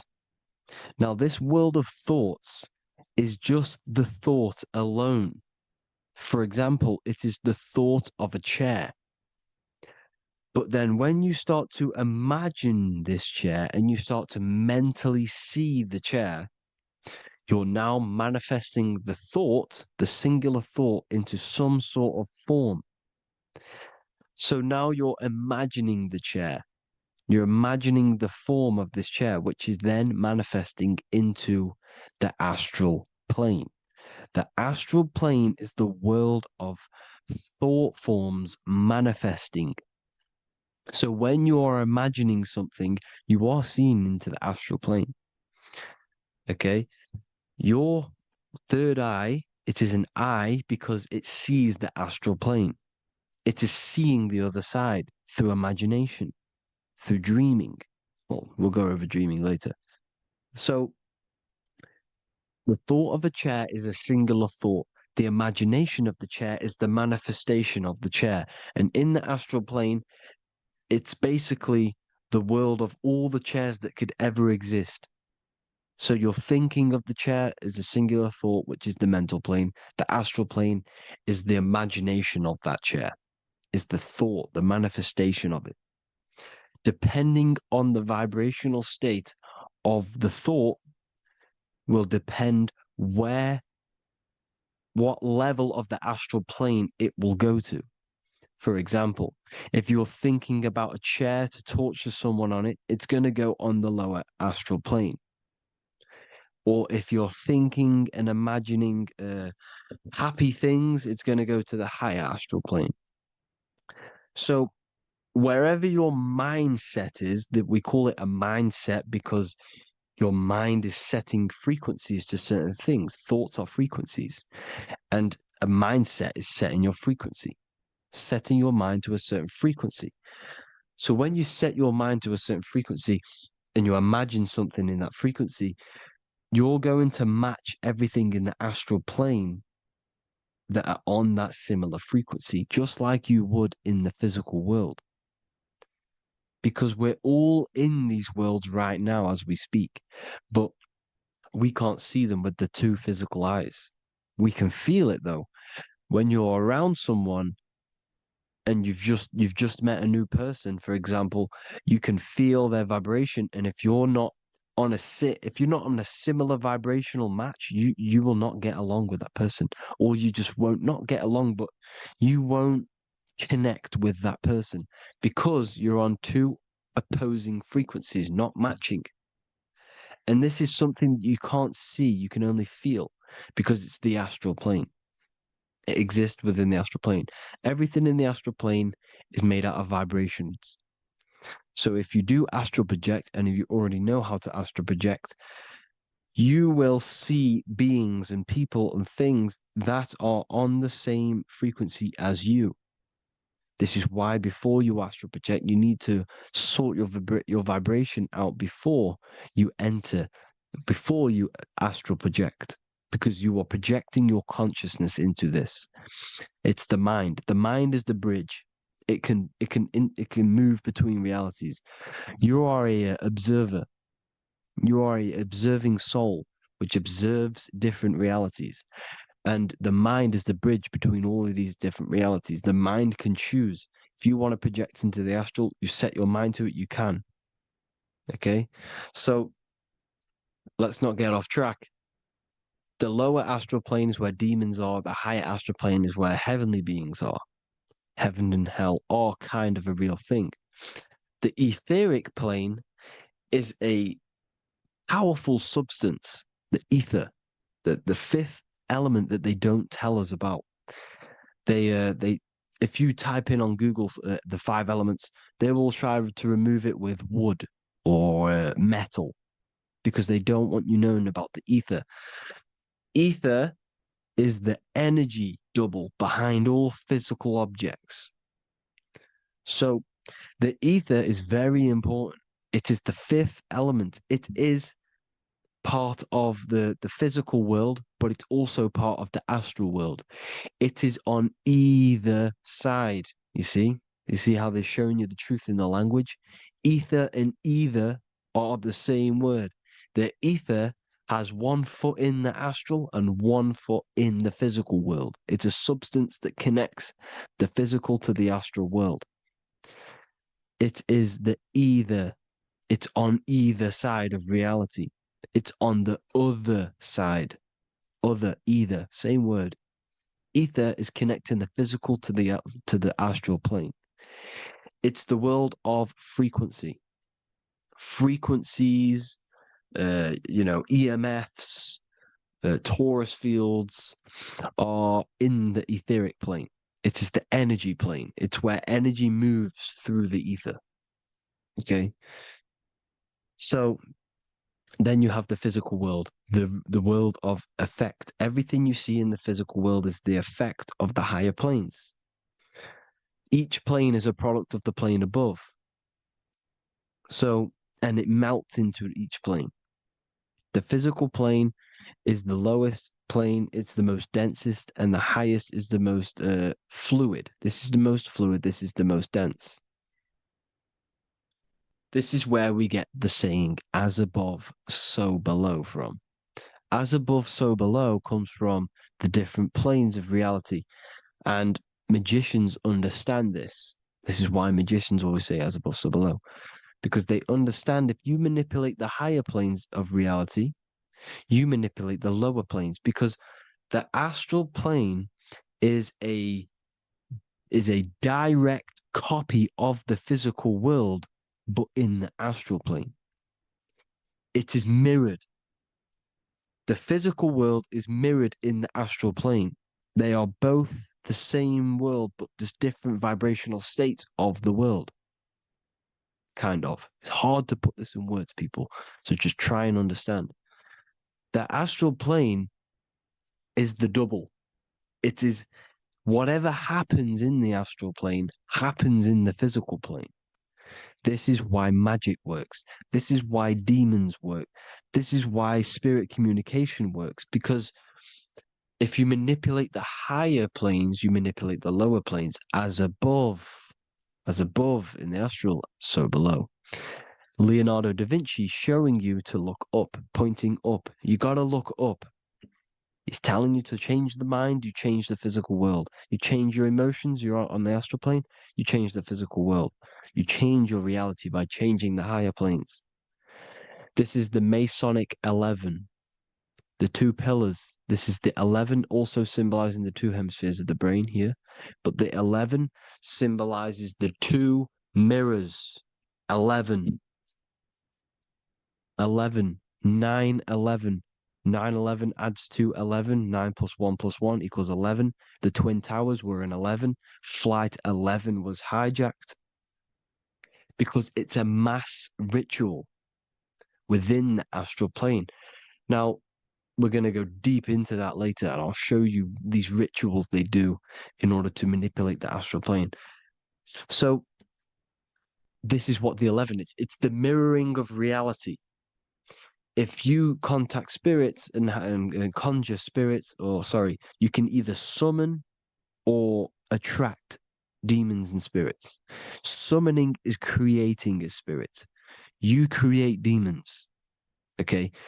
Like I said here, the mind is the root cause of reality. If you think of if you think of a traumatic event that happened in your life over and over and over and over again for years and years and years, where attention goes, energy flows.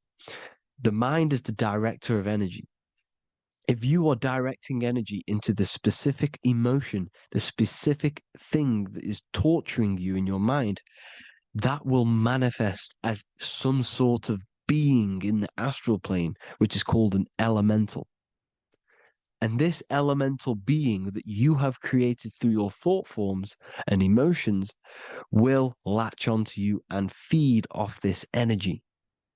So it's important that you get your mind right, okay? It's important that you sort that you file the mind and you discipline the mind. Make sure it's only entertaining positive things, because you are quite literally creating your own demons. The word demon has the word mon in it. And if you've watched my videos to know, mon means moon. The moon is your mind, the sun is your soul, the earth is your physical body. Demon is mon means mind, moon is mind. You create demons with your mind, summoning. Now, this is where the rituals come in. 9/11 was a ritual because everyone was thinking about this big fearing, the death of 9/11. Everyone was thinking about it.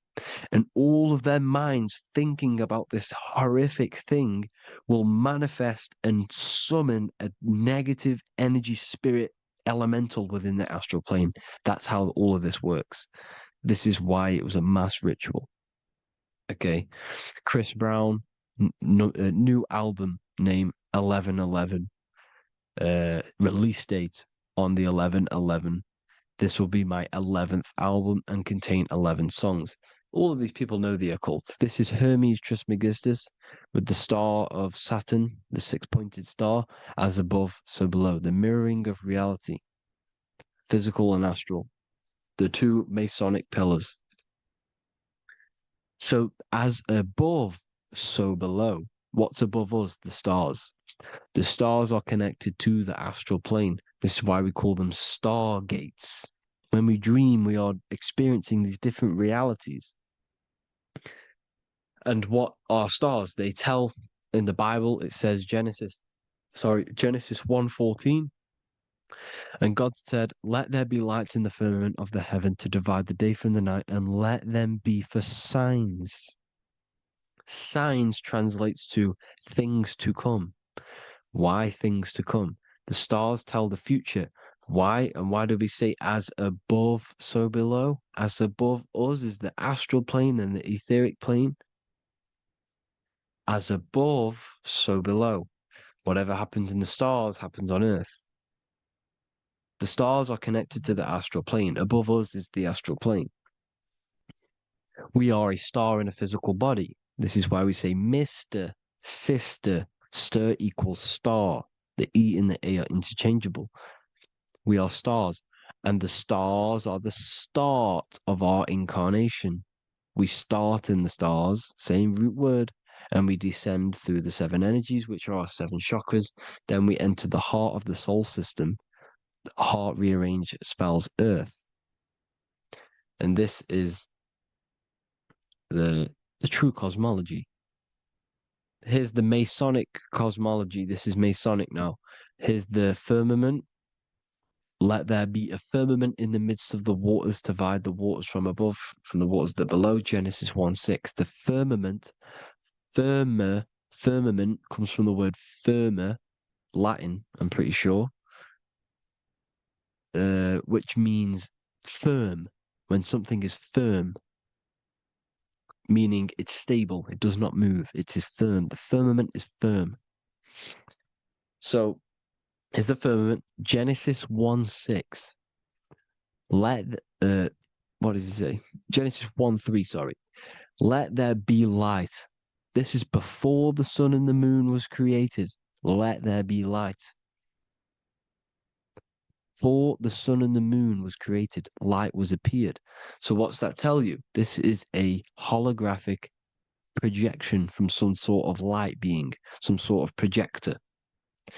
And that projector is the all-seeing eye you see in the Masonic cosmology. This is the all-seeing eye projecting the light beams. Let there be light. Everything is made out of light. The universe is created out of light waves. The torus field is one unit of light. The light projecting this reality is Polaris. Okay, the famous all-seeing eye. Now, what else? Then we have after let there be light in Genesis 1:16, and God made the two great lights. This is the sun and the moon, electric, magnetic, male and female. Then we have the Masonic checkerboard, the black and white symbolizing dualities within the dualistic reality we're in, spirit and matter, light and matter, rest and motion, positive and negative, good and evil. Everything's dualistic here. Okay? And it's a dance. The universe is a dance between flickering of white and black light, which is the torus field. We're not going to go over that, but this is all connected to the astral plane. This is the true cosmology. The astral plane cannot work on a spinning monkey ball in the middle of space. Does not work. Cannot work. It's impossible. Okay? Impossible. So even in the Quran, it says, Allah has made the earth for you as a carpet, flat. Quran 15:19. And the earth we have spread out like a carpet, set there on mountains, firm and immovable. It is immovable. In the Quran, it also says 65:12, it is Allah who has created the seven heavens of the earth. The seven heavens meaning the seven layers of heaven, the seven planets. And Psalms 104:5, he set the earth on its foundations and it can never be moved. Never. So here you see in Isaiah 40:22, he sits enthroned above the circle of the earth, and its people are like grasshoppers. He stretches out the heavens like a canopy and spreads them out like a tent to live in. We live in a tent. This is the tent. The projection of light. Here you see an ancient picture here. Here you see the ethereal barrier, meaning the firmament, the etheric barrier, and here you see his head popping out. Why is his head popping out? Because your head is heaven, your heel is hell. Your head has access to the astral plane. This is why your head is heaven. The pineal gland, when stimulated, has access to project itself, project consciousness into the astral plane. Here you see another ancient picture here with the Masonic Royal Arch, with the zodiac here, the zodiac on the top, arching, because there's a firmament above us. Here's God in the brain. Consciousness is God. Here you see the Masonic Royal Arch, symbolizing the firmament. George Washington above the Masonic Royal Arch. These are the stars. This is Polaris projecting reality.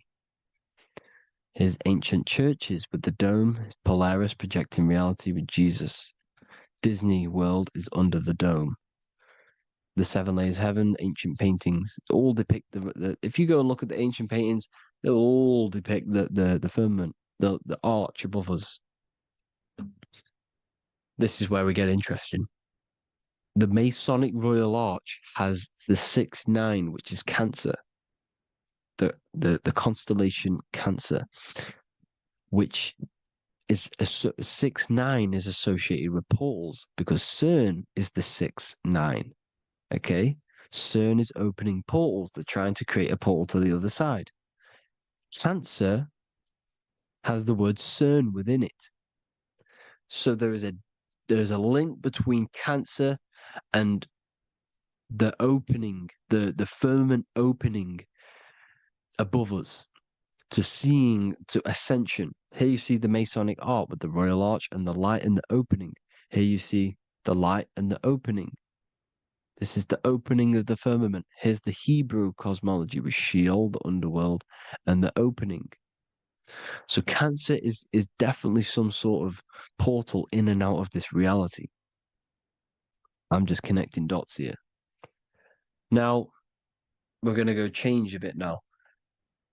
These celebrities that you are seeing they have not sold their soul to Satan, okay? They have not sold their soul to Satan. Satan is a demonic, low vibrational energy that has been summoned over the thousands and thousands and thousands of years of evil occult arts. So since Babylon was summoning this demonic energy, and this demonic energy in the astral plane will grow and grow and grow. It has no form. It has no physical form. Okay? But you can see it in the rappers. If your third eye is open, you can see clearly that these people are demonic. You can sense the energy that they're manifesting. Selling your soul is not what you've been told. It is gaining, because your soul is pure love, okay? Your soul does not want to do anything bad. So when you sell your soul, You're gaining physical you're gaining physical wealth, for example, like for these rappers, they will be given millions of pounds because the people in control of the music industry, which is the dark occultists trying to brainwash the masses, the people in charge, are they're dark occultists. They understand Satan and the energy. They are satanic energy, which has been summoned in the astral plane. They see that they have influence over the masses, so they will go to them and say, "I will give you this amount of money forever if you manifest this satanic, demonic energy through the music and through social media to blind the masses, to brainwash the masses into this demonic energy." Because when you listen to music, music is frequency. Whatever you listen to, you become that frequency.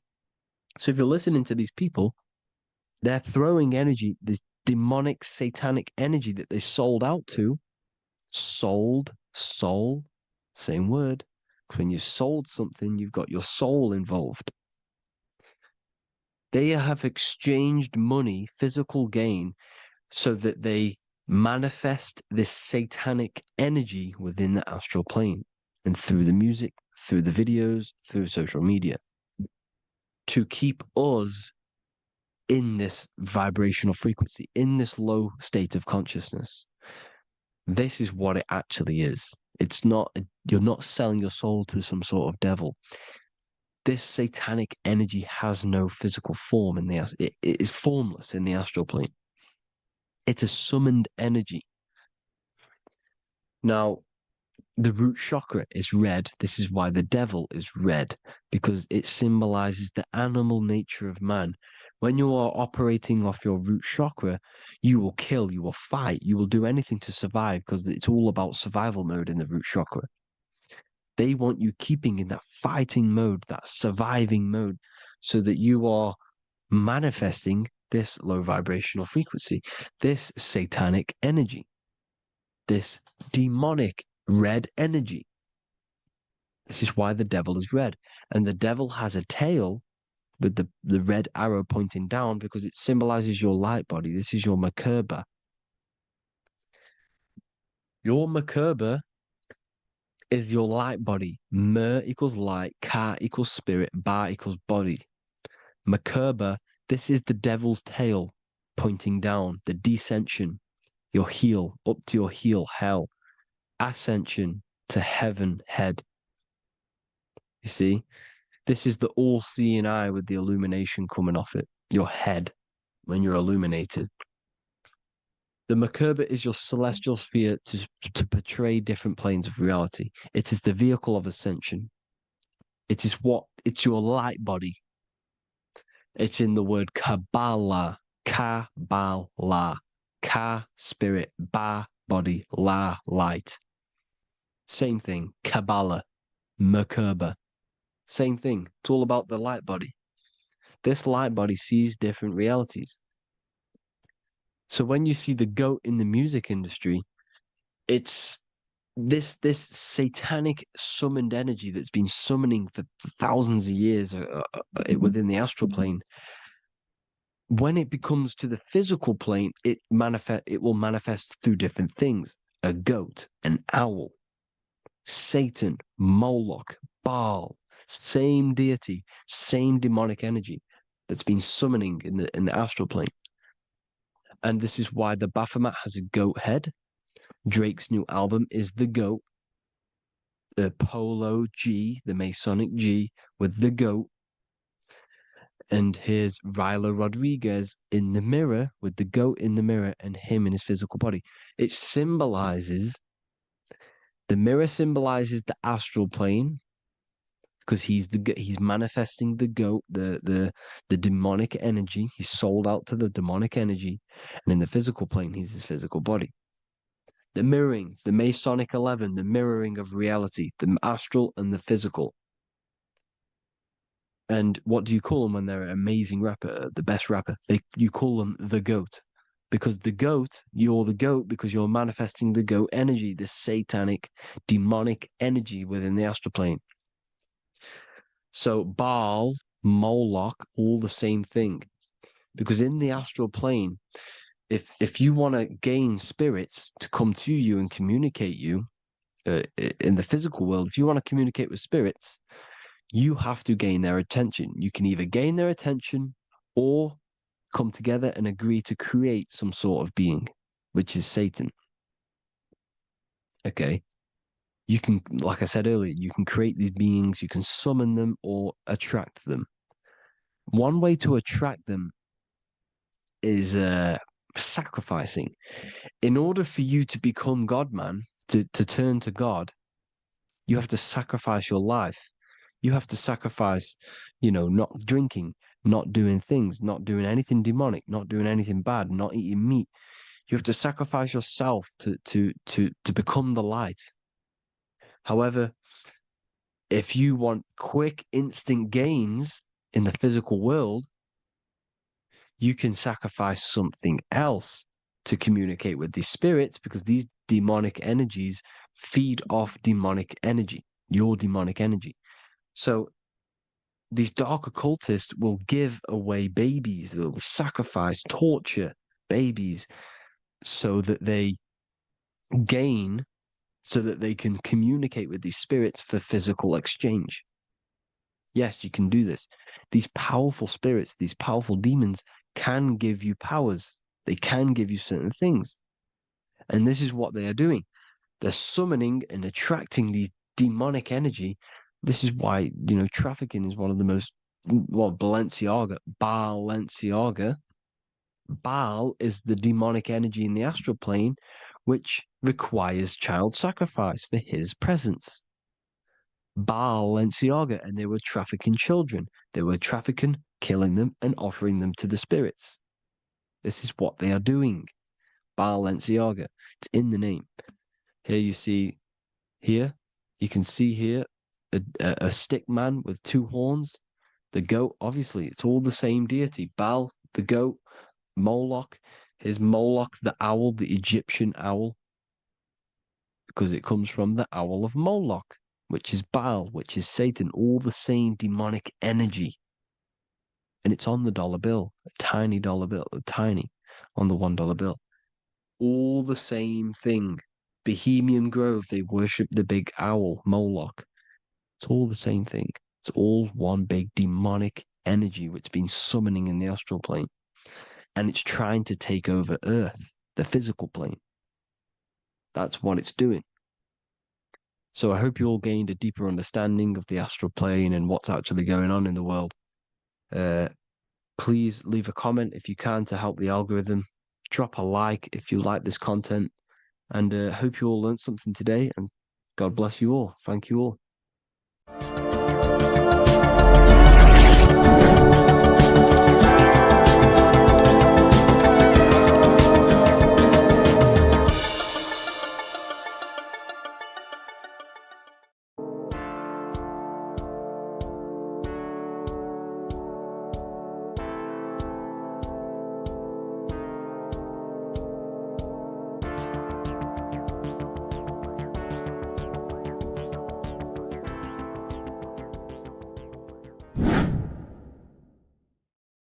How are we doing, people? It's Revival of Wisdom.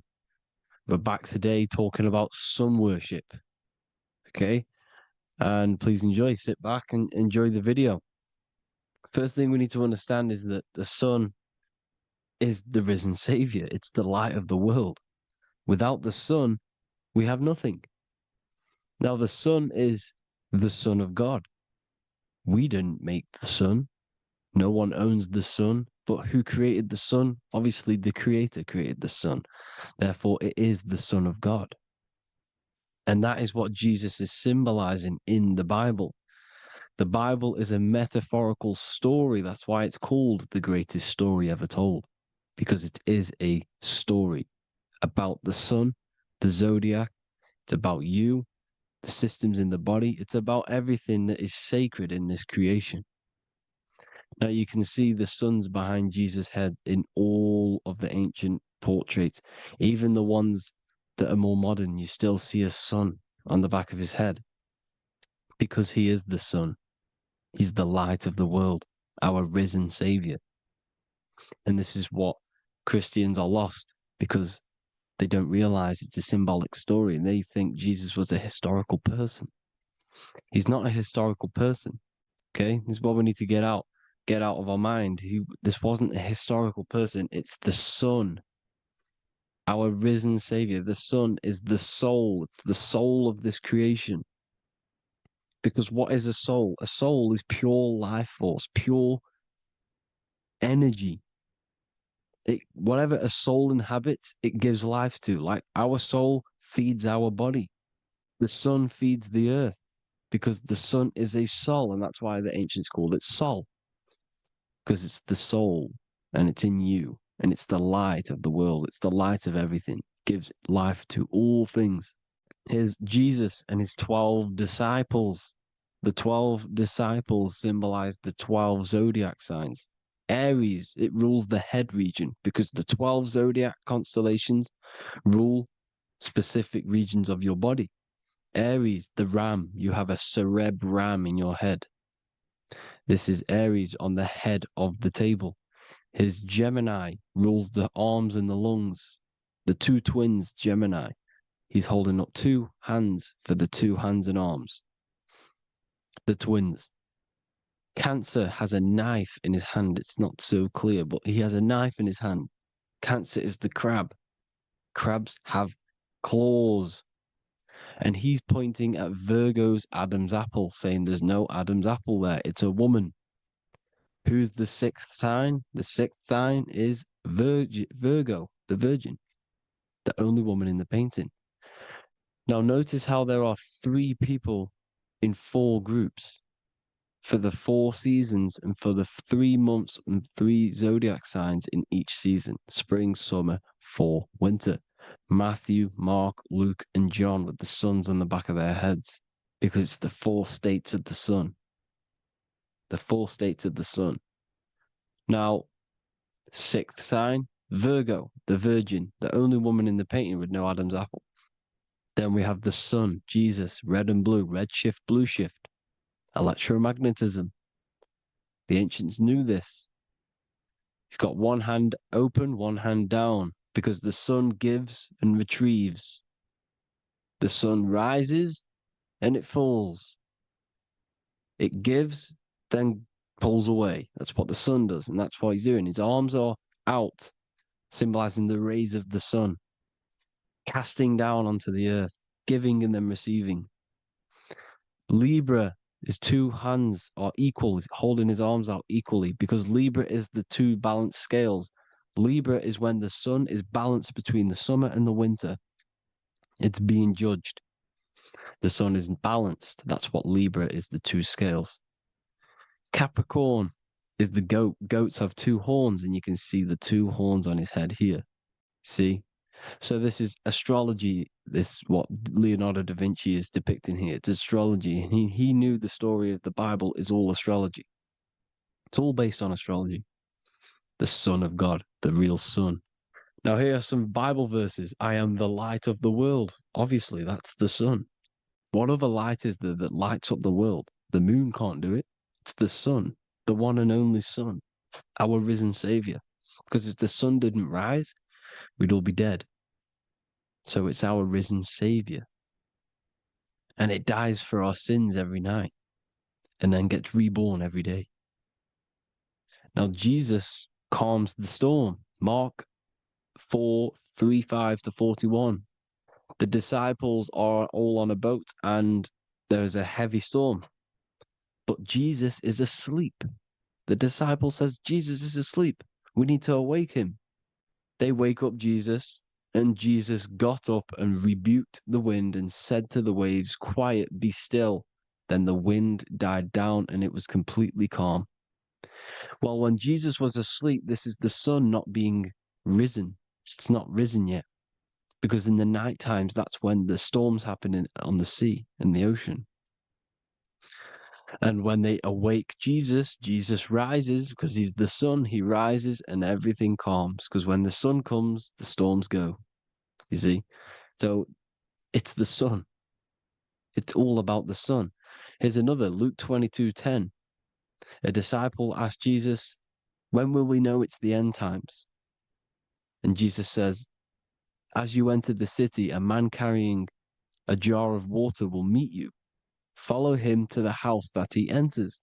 Well, this is clearly talking about astrology, the topic that Christians think is satanic, when they don't realize the whole thing's based on astrology. Because the end times is the end of Pisces, which is the two fish, which is the age we've just gone out of. And you can see all these ancient churches here with two fishes, because they knew it was the age of Pisces. There's an ancient photo, ancient artwork with the two fish, Pisces. And the end times, as it talks about in the Bible, when Christians think the world's going to end or something. But no, it's just the end of Pisces. As you enter the city, a man carrying a jar will meet you. Follow him to the house. The house is the zodiac sign that he enters. And the zodiac sign is Aquarius, because that's what it is, a man carrying the water. We know this is astrology because that is a woman's job in the ancient times. In the ancient times, the woman used to get the water. You would never see a man collecting water back then. That was the woman's job, whilst the man builds the houses, for example. You see, so we know it's talking about astrology because astrology is the man holding the bucket of water. It's the end of Pisces. Now we are in Aquarius. And of course, Luke 24:36, the risen Savior, the Son. Now, the Son is also born on the 25th of December, a virgin, just like Horus, Mithra, Buddha, Krishna, Hermes, and thousands of other gods, all born on the 25th of December. Well, it's because the sun moves 1 degree northward on the 25th of December. And on the 22nd to the 24th, it stays in the same degree because it's moving south. But then on the 22nd, it stays in the same degree on the Southern Crux constellation. And the ancients called this the sun dies on a cross, because the cross is the Crux constellation, the Southern Cross. And it stays on that same degree for 3 days on the cross. The sun dies on a cross, and then on the 25th, moves 1 degree northward, bringing back the summer, the light, the warmth, the growth of crops. And this is the sun being reborn again, a virgin, because it's pure. And here's Mithra, another sun god before Jesus was around, before Christianity. It was Mithraism, and Mithra, Ra is Ra, the sun god, Egypt. It's all about Ra, the sun. You can see the crown of thorns on Jesus' head, symbolizing the rays of the sun. And here are the rays of the sun on the back of Mithra's head. Krishna, the sun. Buddha, the sun. Horus, horizon. All born virgins, all did miracles, all resurrected. Dead for 3 days. Well, here he is, dead for 3 days on the cross. And resurrected, because it's the most ancient religion ever been on the face of the earth, the worship of the sun. And we should worship the sun, because without the sun we are nothing. The sun feeds us, feeds the earth, feeds everything. Without the sun we are nothing. It's been reversed, and now we're worshipping man, when we're worshipping a man called Jesus was never real. It's all about the sun, the most high, the most powerful, potent, celestial body in the sky, the orb that feeds us every day. It dies for our sins and rises every day. It's the sun. Now on the Holy Communion Day, it's the worship of the sun. They give out mini suns. It's Jesus holding a sun. And they raise the sun on Sunday, because they go to worship their sun god on Sunday. Not Saturn Day, not Moon Day, Monday, but on Sunday when the sun is exalting. And they hold suns up above their heads because the sun rises. They're symbolizing the sun rising above their heads as Savior. It's the sun. It's the Holy Communion Day. And here's Jesus giving a piece of himself to the children. It's the sun, the light. Judas was known as a backbiter, a backstabber, because he stabbed Jesus in the back. He betrayed Jesus. Well, this is just another astrological story about the constellation Scorpio, because the Scorpio is the J, looks like a J. J for Judas, the scorpion, the backbiter. Scorpions backbite, they bite with their back. And what does Judas do? He betrays Jesus by kissing him to let the warriors know who they need to get. So he kisses Jesus, and Jesus gets stabbed in the back. Well, when you get stung or bit by a scorpion, they leave like a kiss. So Judas kisses him and gets betrayed. Well, this is because the sun, when it hits Libra, it's balanced. The sun is balanced because it comes through summer. Now the sun's starting to die. The sun's starting to die. It hits Libra. And then as soon as it hits the Scorpio, it gets betrayed because now the sun has to fall to winter, and Saturn is there waiting to take over the darkness of the winter. So he gets stabbed in the back by Scorpio, Judas, the scorpion, the backstabber. You see, it's an astrological story. Here's Mary. Mary means marry, which means pure. The sun is pure. No one gave birth to the sun but the God. And it's born every day. It's born every day on every year. It's born pure. There was no controversy. There was no, activity for the sun to be born. It's pure. Now, the 7 metals come from the 7 planets. The sun gives you gold, and this is why the sun is golden. It looks gold. And this is why the banks are backed by gold, because gold is the most valuable metal, because it's the sun, the most valuable celestial orb in the sky, in the heavens. Well, here's Jesus, another ancient symbol of him being crucified on the cross with the big sun, the Southern Crux constellation. The sun dies on the cross constellation. And if you go to the old etymology dictionaries, you will see sun and son is the same word. They come from the same etymology roots. You can use them for no matter what, but they've been confused today. But if you go back to the old dictionaries of etymology, they are interchangeable. You can use them. Son, sun, sol, it's all the same thing. The 12 disciples, 12 brothers of Joseph, 12 tribes of Israel, 12 breastplates on the stones, because it's all the 12 astrological signs. They could have used any other number, but there's 12.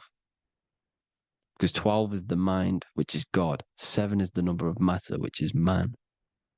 7 energy centers in the body. 12 cranial nerves in the brain, because it's the mind.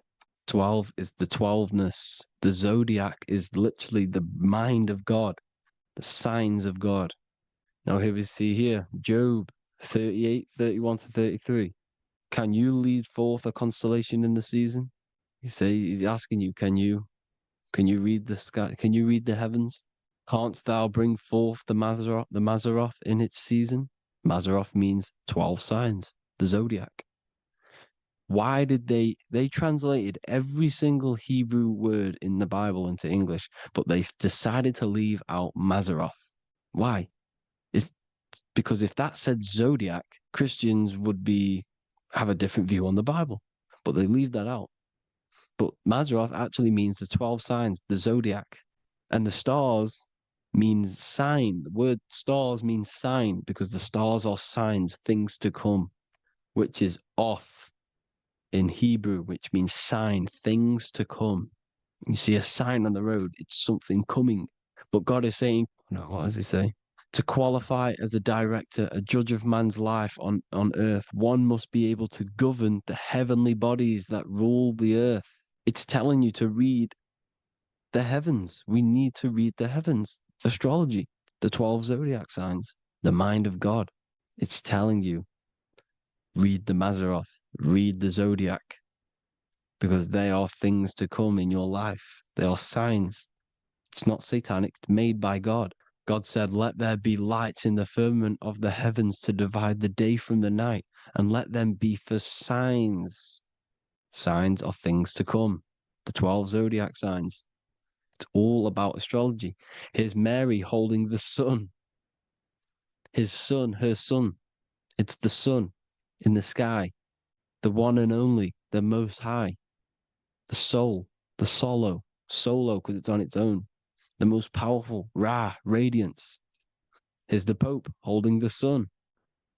All three popes holding the sun because they're sun worshippers and they know the true meaning and origins behind Christianity. Sun worship. Here's the Vatican. The Vatican is a sundial. Yes, this is literally a clock. Your watch is a sundial. It's got 12 sections on it for the 12 zodiac signs. 12 hours, 12 Horuses. Now here you see Jesus walking on water. Well, it's the sun, and here's the beard of the sun.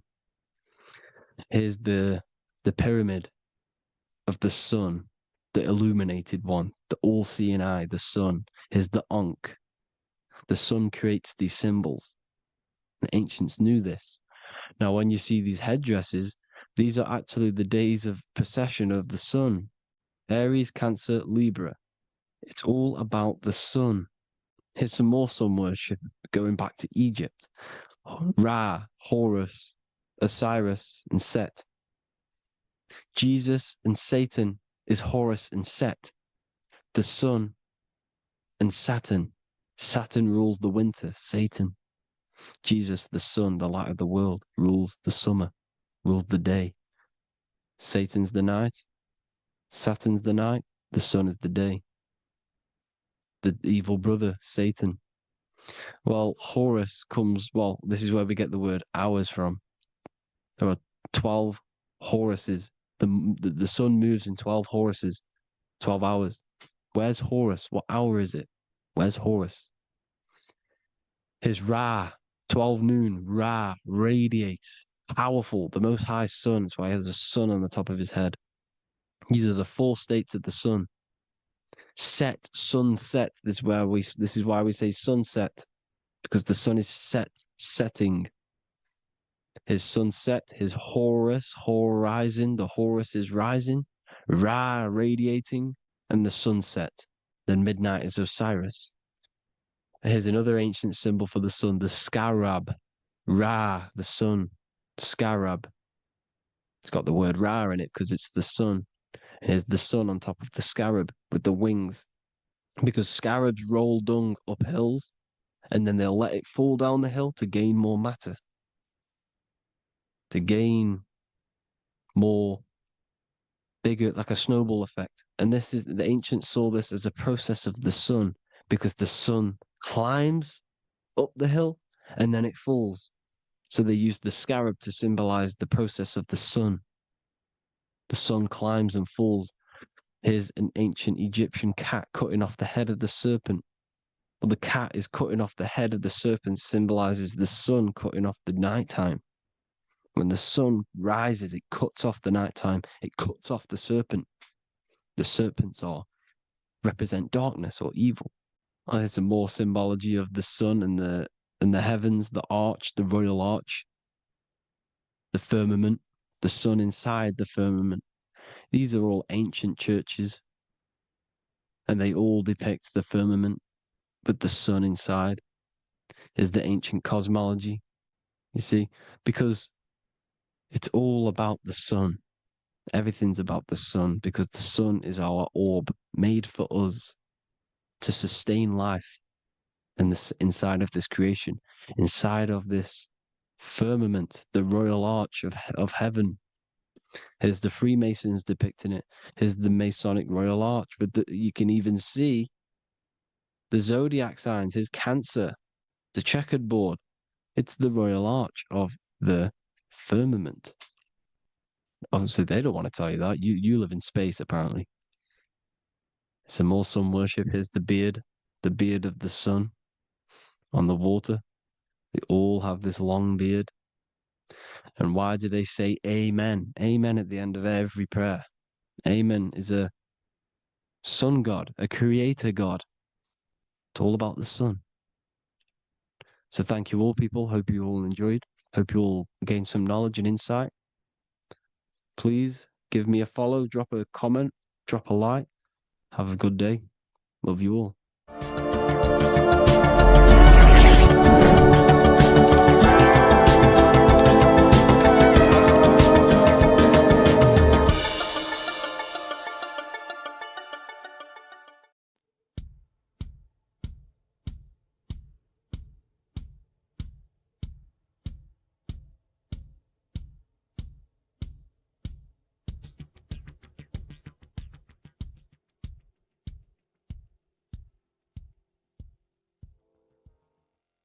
Welcome people, we're back with another video. I will now be keeping track of my YouTube and trying to upload every week. In this video, we'll be talking about the chakras. The chakras are the 7 attributes of God, and they are the 7 planets. These are literally vortex portals within us that connect us to these vices and characteristics of God. Each one of these energy centers are a spinning whirl of energy which controls the cells and organs in that particular area of the body.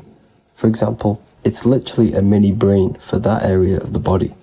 Each chakra has a vice which you need to turn to a virtue in order to climb up through the system. They work like a stairway system. You have to go through each chakra in order to unlock the one above. This process is turning matter into spirit as you descended from spirit to matter. Saturn is Satan, that's why it's the lowest chakra, and that's why the devil is red, because red is the lowest vibrational color. When you are in these lower states of consciousness, you are in your animal nature. This is your physical side of your nature, and you are mainly being driven by your animal instincts, or your ego. Moving back to your higher self or your spirit self is not an easy process, it takes a while. However, with discipline, consistency, and motivation, you can achieve this, and this is what the ancients called Christ consciousness. Once you have achieved this, it is basically a state of mastery of the mind. You no longer lust for the lower animal nature things. Now, let's start with the root chakra.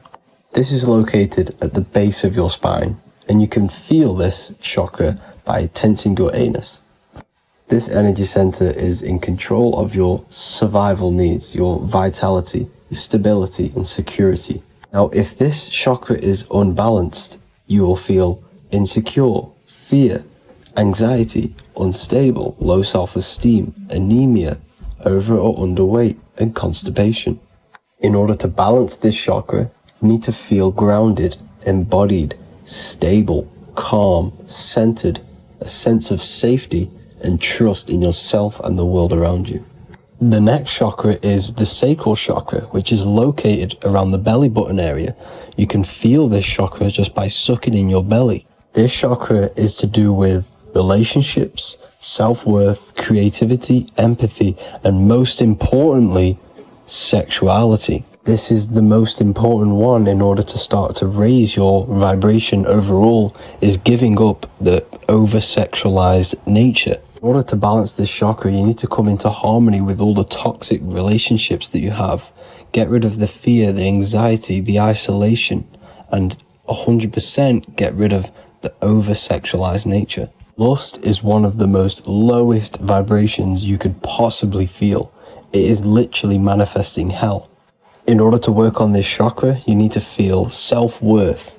You need to do creative things, empathy, healthy relationships, and 100% being confident.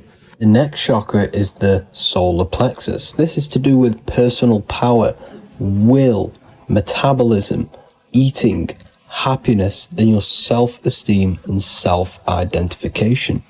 You can feel this chakra just above your belly, below your ribs, and you can suck in this area. If this chakra is blocked, you will feel lack of confidence, difficulty in manifesting your desires, low self-esteem, misuse of power, misuse of dominance, weak will, and shame in yourself. Biggest one for this chakra is overeating, as it's to do with metabolism. If you are overeating, you are literally unbalancing a lot of your lower chakras, not just the solar plexus. In order to work on this chakra and balance it, you want to have a positive self-identification. You want to feel happy, a happy self-esteem, effectiveness to people, not overeating, and a strong willpower. Now for the heart chakra, one of the most important chakras. Chakra is to do with love, understanding, trust, hope, openness, compassion, balance, and forgiveness. The most important because your heart is the tree of life in the body. It is the center of the toroidal field. It is the most powerful chakra. Your heart is 5,000 times stronger magnetically than your brain. Once you have hit the heart chakra and you start surpassing the heart chakra, you are now turning matter into spirit. as the lower 3 chakras are dense and physical, and the above the heart chakra are turning to spirit. As you can see already, this is a hard and long process of working on yourself physically and internally. The symptoms of a blocked heart chakra would be lack of love or too much love, difficulty to accepting or giving love, lack of compassion, loneliness, and lack of emotional fulfillment. Finally, a lack of connection with a divine or to nature. In order to balance this chakra, the most important thing and the most powerful thing you can do is loving people, accepting and giving lots of love. Second most important thing to balance the heart chakra is balance. You need a balanced life. You need balance in all aspects of your life. Now for the throat chakra. This is a very important chakra as it's to do with communication. A symptom of this being unbalanced is a lack of self-expression and putting on a front all the time, acting with the ego. In order to balance this chakra, you need to constantly self-express yourself. You can't be putting on a front. That voice inside your head, you have to let it come outward. Don't just block it off with a wall. Self-expression will lead to you gaining friends who actually like you for being you, and not these fake friends that you have to put on an ego for. In order to balance this chakra, you need to express yourself, express the word that's within you. Don't be lying to people, don't deceive or be deceptive. The next chakra is the third eye chakra. This is starting to get very advanced and you are coming very close to spirit. Just before we head on, I want to announce the PDF is now available, containing all the presentations I've ever made, all into a condensed 38-page PDF. The link will be below this video for you to access. And if you want to learn how to create reality using your mind, how to attract your desires, how to get out of the situation you are in, the link will also be there for the Manifestation Mastery course. Now for the third eye chakra. The third eye chakra controls the pineal gland, which is your first eye. It's to do with your psychic abilities, channeling, telepathy, astral travel, visions, and connection to the higher self. You need all of the chakras aligned to get the full potential out of your third eye or pineal gland chakra. For example, if you're astral traveling and you fear something, you will be instantly shot back to your body. So you need to master all of the chakras before you go on and try and do these higher spiritual activities. Symptoms of the third eye chakra being blocked is lack of imagination, lack of vision, lack of concentration, blocked or clouded intuition, can't see the big picture, and especially overly reliant on logic and intellectual thinking. A good way to work on this chakra is imagining things, vision things, trust your intuition at all times, always follow that inner voice. Cut out the tap water which contains fluoride. Fluoride blocks the pineal gland. And cut out all junk food because all of this is affecting your pineal gland. When in meditation, you want to focus your eyes and your attention to the center of your head between the two eyebrows. This is where the pineal gland is located. This will help and awaken the pineal gland over time when you keep doing these meditations. Finally, for the crown chakra, this is to do with universal consciousness, all-knowing, enlightenment, cosmic connections, the God source. This chakra is blocked by being cut off from spirituality, plagued by the senses, being tricked into the 5 senses and being tricked into thinking you are the body. In order to work on this chakra, you need to feel grounded. You need to know yourself, your real self, the voice within you. Have common sense, have specific decisions that you're making, be very direct. Now we've got out of the way all of the chakras, I can now introduce methods and meditations which will help you unblock them spiritually. When meditating, you want to get into the present moment in a nice, comfortable position. Bring yourself to the present moment by saying, I am here right now, nothing else matters. Keep repeating this over and over with your eyes open or closed. After a couple minutes of bringing your attention to the present moment, you can now start to Breathe in through the nose deeply and breathe out through the mouth slower than you breathed in. Place your attention on the chakra that you want to balance. Think of a high vibrational emotion like love, and think of this while placing your attention on that chakra. You can do this exercise every day for 10 to 20 to 30 minutes. The longer the better. Another practice you can do is by chanting the Bijis for each chakra. They are here starting from the root chakra all the way to the crown chakra. Or you can chant the 7 vowels. There are not 5, there are actually 7. A, I, A, O, U, M. A,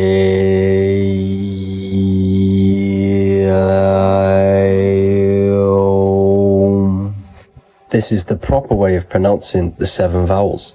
These are so powerful because these are the only things that exist. It is literally the sound of God. By pronouncing them right, you can actually create a lot of power within you and align your chakras. That's it for this video, people. I'd appreciate a comment and a like to help the algorithm. I appreciate you all. Love and light.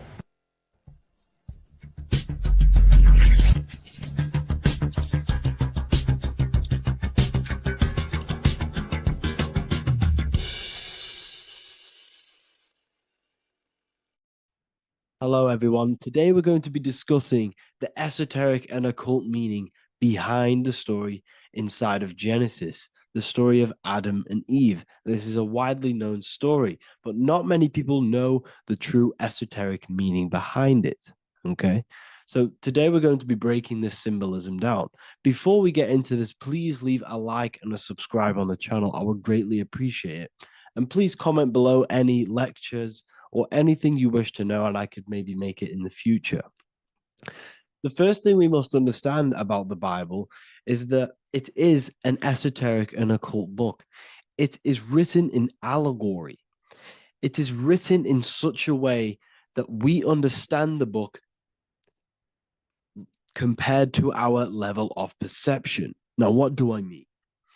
If a child read the Bible, they would gain a standard meaning and story behind it. They would gain a normal interpretation of the book, of being good, praise God, and be a good person.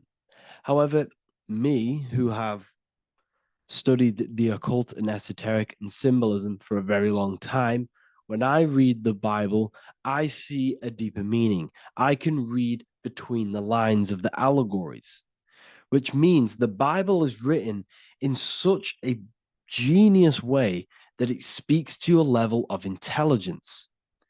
Depending on how advanced you are mentally and with knowledge, will depend on how you decipher this book and how the parables inside the book can speak to you in your personal life.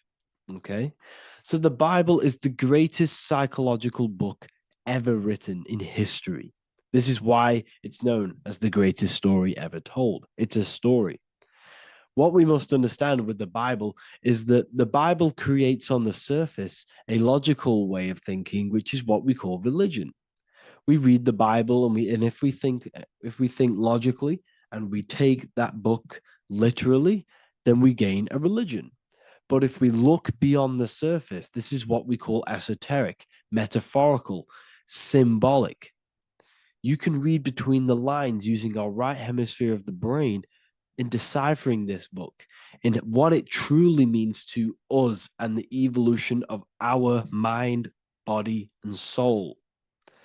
What this book actually reveals between the lines is instructions and stories which teach you how to level up your consciousness, how you can sync the mind, body, and spirit and the soul all together so you can live like a god. This is what the esoteric is. It's the purification of consciousness. Now, when it comes to Adam and Eve, okay, what we must understand is that this is the beginning of creation. This represents the beginning of your life in an esoteric way. This is symbolic for the beginning of your incarnation into this physical world. Okay. And we have Adam, masculine, Eve representing feminine. These are the two masculine and feminine energies which create the whole material universe. Okay. And as we are born with a pure consciousness. We are born with pure consciousness. Well, now, what do I mean? As a baby, we have no knowledge. We are pure essence of the soul. You know, we don't gain the knowledge of good and evil. We are pure. Yes, we're not happy all the time as a baby, and we're not sad all the time, but we have no ego. This is what I mean. Our consciousness is not split. As a baby, you are whole. You have a whole consciousness. You are yourself. You have no false identifications, no limiting belief systems, nothing. You are pure awareness and the pure soul and the pure mind. Now, this is what Genesis is representing. As we grow older, the more experiences we gain, the more thoughts we start to think, the more knowledge we gain of this world, the more impure our mind, our heart, our soul, our spirit becomes, the more impure our body becomes. As we grow older, we're infected with negative beliefs, negative thoughts, and society norms. This is a big one. As we grow older, we are molded by society. We shut off areas of ourself and we push them away so that we fit in with society. We all know this. We all did this in school. We pushed away parts of ourselves to act cool or to fit in, whatever it may be. Whatever type of person you were in school, we all went through this because society and culture is programmed. So as we grow older, our consciousness splits. We gain a persona, an ego, and we gain a shadow self, the subconscious, and we gain an ego. Now, the ego is what you show to people. It's that character that you show, that you put on to your culture, to your family, to your friends. This is a false identification. And we also gain a shadow self. The shadow self is gained through experience. This is the subconscious. Our ego is created through experience. And so is the subconscious and the shadow self. Okay. So as we gain age in this material body, we fall from the Garden of Eden. We gain the knowledge of good and evil. This is what the symbolism represents of us leaving the garden, us eating from the fruit. Now, the fruit represents the knowledge, it represents the insight, the experience, which splits our pure consciousness. Our soul splits. Okay? We lose connection with the divine. We lose connection with our pure self through material experiences. We may lose ourselves in material experiences. We may lose ourselves in lust and material gain, wealth, and all of these lovely things that the material world offers. We lose ourselves in this. Okay? And not only that, there's another symbolic thing that we're missing with being a child. There's another symbolic meaning behind this tree in this story of Adam and Eve. And this is sexual energy. Okay? As we are a baby, we have no ability to create another human life. We have no sexual urges. We have no desire for the material things as a baby. Nothing. As we grow older, our sexual energy cultivates around the age of, it's like 10, maybe earlier for some people or later for some people. This is what we call puberty, when our sexual energy activates. This is when the masculine and feminine energies are present within the body. And we are now given the ability to create human life.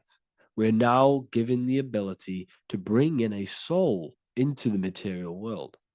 Now, this is what we believe and know in the esoteric world. That is what sex is. You're bringing a soul from the astral into the physical. Okay. So as you grow older, you gain this ability to use the power of creation. You gain this force within you that allows you to open a portal in the astral and bring in a soul to the material. Now, this power can be misused. This power is very powerful and should not be misused. In occult and esoteric teachings, we teach and learn sexual transmutation, how we transmute sexual energy into different areas of our life so we can grow and create. Because sexual energy is creative energy. It creates a whole new human being. So if we retain it, we can transmute it into creativity. So this energy is kind of corrupting us as well. And now I'm not saying growing up is evil, all this thing is evil. This is a natural cycle that we must go through. The soul of us must go through this cycle so that we learn, so that we overcome it, so that we gain mastery over ourselves, so that we expand ourselves. I recommend you watch the Evolution of Consciousness lecture that I did on my YouTube. An amazing lecture. Talks about the evolution of consciousness and how we're on a never-ending cycle of life and death and expansion. So leaving the Garden of Eden is symbolic.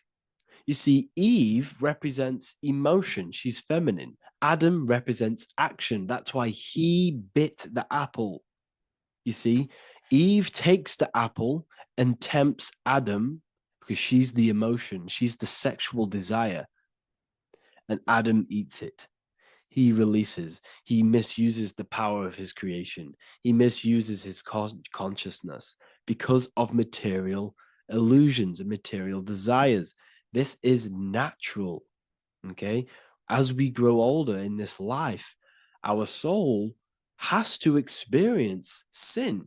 We have to experience negativity. We have to experience evil. Okay.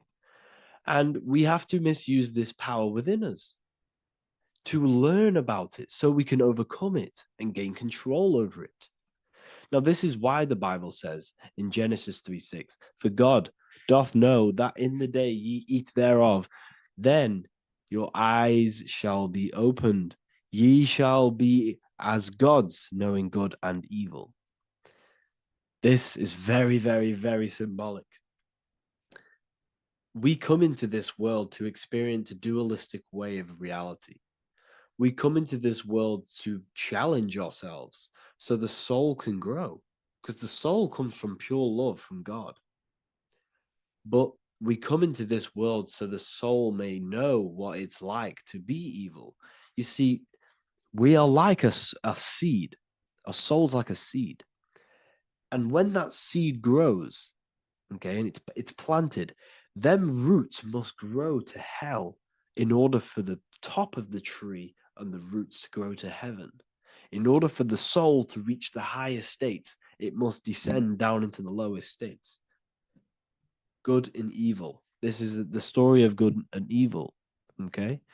And this is the story, a psychological story of how the human mind has functioned in this life. This is what this story is representing of how our soul and mind is functioning, how our consciousness is splitting and growing up and evoluting. Okay. Like I said, snakes represent sexual energy. They represent, snake, when you've been snaked. This is why we say you've been snaked, because it represents a temptation of sexual energy. This is why the Kundalini is symbolized as a snake. This is the serpent within us that we can rise to activate dormant brain cells in our brain. And that's called the Kundalini awakening. I'm not going to get into that into this video, but this is what it symbolizes, the tree and the knowledge of good and evil, because our body is the tree. Our central nervous system is the tree. The snake is our sexual urges and this false temptation that tempts us to interact with sin, the material world, okay, and go against our higher divine self. This is what it represents. Now, it's very, very symbolic. Not everyone is going to agree with this, but this is my interpretation of Genesis based on my research of occultism, symbolism, metaphors, and me studying the Bible.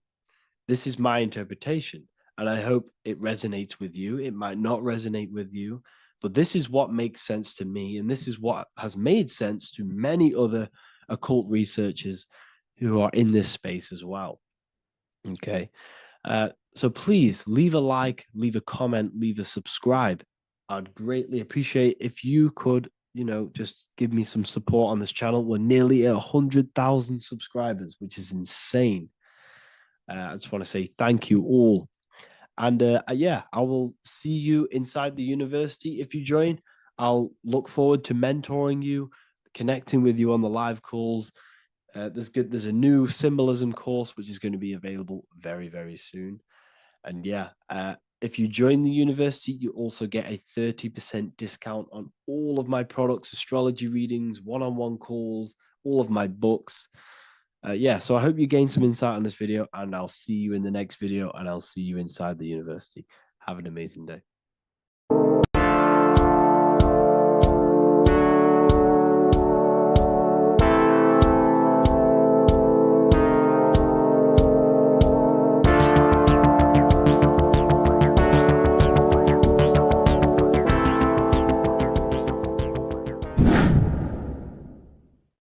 What is good, people? We're back with another video, and today we're talking about the chakras. Let's jump straight into this because I know there's been a lot of requests for this video. So let's jump straight into this. So you have 7 chakras, right? 7 chakras, and these chakras are feeding off your electromagnetic field, known as your aura. This is both positive and a negative pole, male and female, right? This electromagnetic field is made out of electric and magnetism, and together they come as electromagnetic. Now, your chakras, the word chakra just means wheel, spinning wheel, because that's what they are. They are spinning wheels of energy. They do not exist on this physical plane. They exist on the etheric plane. Okay. Now, these energy centers are known to regulate your emotions, and each energy center controls the organs and cells in that particular area of the body. So, for example, your sacral chakra will control the cells and organs of your sexual reproduction area. Okay, the navel chakra or solar plexus will control the digestion in your body. Same with the heart, same with the throat, right? So they are like mini brains for each center of your body. They run along up the spine, but notice the crown chakra exists outside the body. It's just above the head. Now, this process of the chakras is obviously the 7 colors of the rainbow, starting from red, which is the lowest vibrational color, all the way to violet, which is the highest vibrational color. This, like I said, these energy centers are feeding off your electromagnetic field. So if these chakras are unbalanced, they are taking too much energy from your electromagnetic field, making it weaker. Now, this is the North Pole. As you all know, the Earth is flat, and we live inside of a giant torus field, and the North Pole is the Earth's heart chakra. And this is why the aurora borealis, or the northern lights, whatever you want to call them, that's why they are green, and they are being emitted from this center point of the Earth, because it's symbolizing the heart chakra, which is green, right? Now, you do work your way up to these. However, this is a torus field. You are a torus field. You have different layers of this torus field, right? And you need to balance all of these chakras but you can't move up these chakras until you open the one below it. So it's like a stairway. You can't go to your solar plexus without going through your sacral. You see? So you have to work up these. However, you have to work up these and then live from the heart, because the heart is the center of the torus field. It's the balance between male and female poles, positive and negative poles. So you have to balance all of these chakras and then bring them all into one, which is the heart chakra. Now, they exist on the etheric plane. They exist on the etheric plane, and the etheric plane is a layer of the material plane. It's the one higher than the material plane. And then after the etheric plane, it melts into the astral plane. So they exist just between the physical and the astral aspect. Now, this is the yin and yang matter, which is the lowest root chakra, physical matter, and then to spirit, because high vibrational matter turns into spirit, low vibrational spirit turns into matter. So they're interchangeable. This is the yin and yang. Now, when you see ancient paintings with the halos, you see this is like a toroidal field coming out the top of his head, you see, with a halo. This was symbolizing in the old days, in the ancient days, that they've aligned their chakra, they've reached Christ consciousness, which is God consciousness, right? Now, this electromagnetic field is the apple that we bit out of in the Bible, because you see that apple is a torus field. So they were metaphorically or personifying the torus field. That's what the Bible is. It's a massive personification. It's all metaphors. You have to read it properly. It's got a greater meaning behind it. Now, when we bit from the apple, we ate from the tree of knowledge, which is good and evil. Our lower mind took over, so we materialized to feed our physical bodies. We materialized through Saturn. That's what Saturn does. Now, if you don't understand that, go and watch the video previous to this one called Occult Secrets of Saturn. And that will show you how Saturn is the materializer. Now, this is one of the secrets behind the Masonic compass, electric and magnetic, male and female, duality, positive and negative. Now, like I said, they teach you about the torus field, about a magnet in school, but they don't teach you about your electromagnetic field. Everything alive has a torus field. It is the building block of this creation. Absolutely everything has a torus field. There's not one thing without it. And as you can see here at the center of the apple, that's where the seed is. That's where the life is. The reproduction of that organism. As you see, this is where the most electromagnetic energy is stored, in the center, because this is where the two duality, this is where the field meets at the very center. This is why the seed is at the very center. Now, your spine is a elongation of the brain. The brain is heaven, and the bottom of the spine is hell. So this is Saturn, which is the root chakra. The 7 planets are associated with each chakra. Moon equals mind. Okay. Now, Saturn is physical matter, as I've just explained. This is the lowest vibrational color. And they want you trapped down here, which is your hell state, your animal nature, your physical nature. They want you to identify as the physical body. They don't want you to reach these higher states of consciousness. Okay? Now, in the brain, you have 12 convolutions. Now, this is what they were symbolizing in the Bible with the 12 disciples.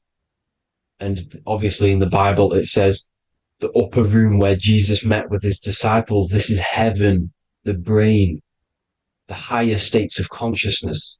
Now, this is your North Pole. This is Jacob's ladder. Okay. This is why you have 33 levels of Freemasonry. because it's symbolizing the 33 vertebrae, which are these little things here on the back of your spine. Because once the Kundalini energy from the bottom of your spine rises to the top, this is when you get enlightenment and opens your third eye.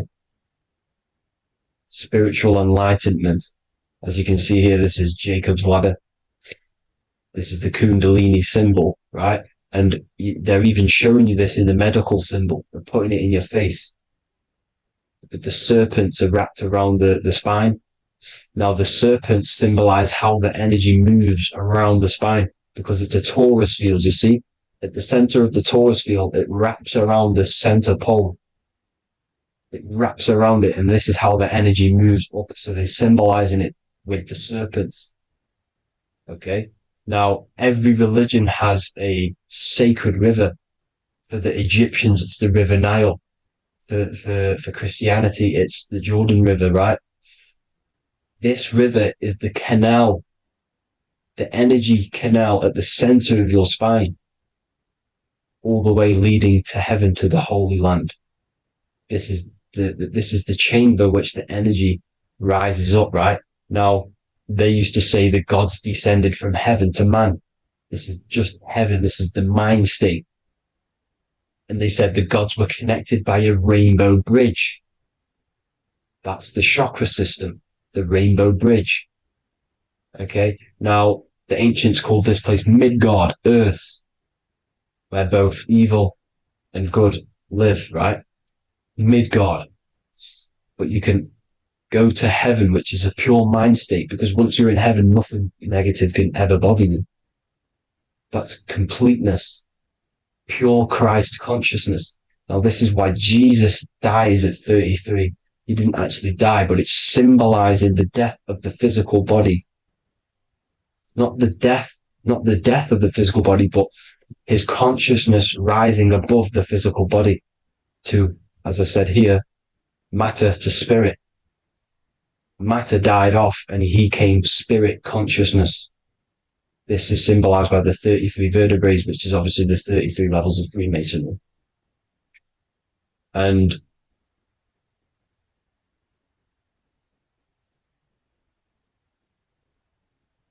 now the pineal gland, which is at the very top of this Jacob's ladder or the River Jordan, the canal, your 33 vertebrae on your spine. This is where the pineal gland sits, right? At the very top, at the center of your brain. Now, there's multiple ways this was symbolized. The Eye of Ra, which is used by the Egyptians. Now, this pineal gland is the seat of consciousness. This is where your consciousness is stored, right? And the ancient Sumerians used the pine cone, hence why it's got the word pineal gland, the seat of the soul consciousness. It produces DMT, dimethyltryptamine, which is known as the spirit molecule. And the pineal gland is wrapped in microcrystals, and we all know crystals transfer frequency and energy. Now, radios use crystals. A radio is a frequency transmitter, turning a frequency into a frequency that we can hear with our ears, right? Because all the radios are actually playing right now in your ears. However, our ears can't pick it up, so the radio transmits it into a frequency that we can hear using crystals. So this is the power of crystals, and this is what our third eye is wrapped in, crystals. Now, this third eye is not actually your third eye, it's your first eye. When you're being materialized in your mother's womb, this is the first gland that is produced, and everything's built around it, because it is the consciousness. It is your consciousness. Your consciousness never dies, ever. It's an eternal essence. It lives forever. You never actually die. Only the mortal body dies. Now that's what we call life. Life is abided by time, and time is change. And change is what we call life. because everything's constantly moving and transforming into different things, right? Now let's not get off track. The pine cone is obviously, this is in the Vatican here. The pine cone is symbolized as the pineal gland, pine. And this is the opened pine cone. The opened pine cone means or symbolizes the awakened man, the awakened third eye. But the ones here, which the Sumerian gods are holding, these are shut pine cones, symbolizing the unawakened man. But let's not get confused, people. These gods were not gods. They are human beings just like you. They reached Christ consciousness. They are nothing more special than you. They just had the ability to reach Christ consciousness.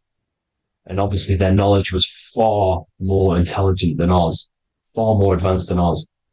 They knew the truth about this reality to the depths.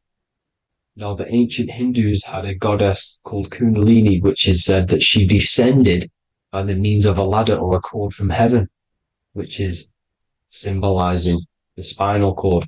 Now, this is what hickory hickory dock, the mouse went up the clock and came back down. This is all these stories, like Santa as well. Santa comes up and then down the chimney.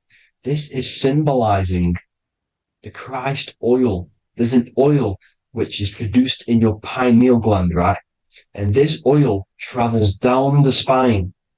And once it's down on the spine, you must have to raise your consciousness, just like I said, with the chakras. You have to raise your consciousness, raise your vibration to heat up this oil and turn it into a gas. And it travels back up the spine through like the serpents up the spine. And this awakens the third eye once it's coming back up the spine and hits the pineal gland. This is the secret behind Santa and hickory hickory dock, because Santa comes down and feeds the presents and goes back up the chimney. And he lives in the North Pole, the positive pole. This is the North Pole, people, and the presence is your sacred oil. This oil, your physical body is the furnace. It's the spiritual furnace, which you have to heat up this oil by raising your frequency and turning it into a gas to rise up this chamber, the River Jordan, to your third eye, right? Now, this is an alchemical process. Your body is the alchemical furnace. It says in the Bible, if therefore thine eye be single, thy whole body shall be filled with light. I shouldn't have cut that out, but that's what it says. The light of the body is thine eye. If therefore thine eye be single, thy eye shall be filled, their body shall be filled with light. This is symbolizing the pineal gland, enlightening the body, the spiritual body, filled with light. Now, as I said, they want you kept down here, which is the root chakra, which is your animal nature, which is obviously mind, matter over mind. This is the symbol of Saturn, right? As you say, we're built of body, mind, and spirit, the Holy Trinity. That is the sun, moon, and earth. The sun's your soul, solar. Moon is your mind. Earth, which is the cross, which is your physical body, the 5 elements, right? So body, mind, and spirit. So the Saturn symbol is actually made out of the cross on top, which is the earth, and the moon on the bottom, which is symbolizing matter over mind, because earth is physical matter. You don't want to be matter over mind. You need to be mind over matter. See, they want you identifying as your physical body. They don't want you to realize you're an eternal consciousness. You're an eternal essence of consciousness which never dies. They want you trapped in your animal nature. And this is why the Baphomet has a goat head, because it's symbolizing your animal nature, which is evil. Not evil, but you're more likely to do evil things, right?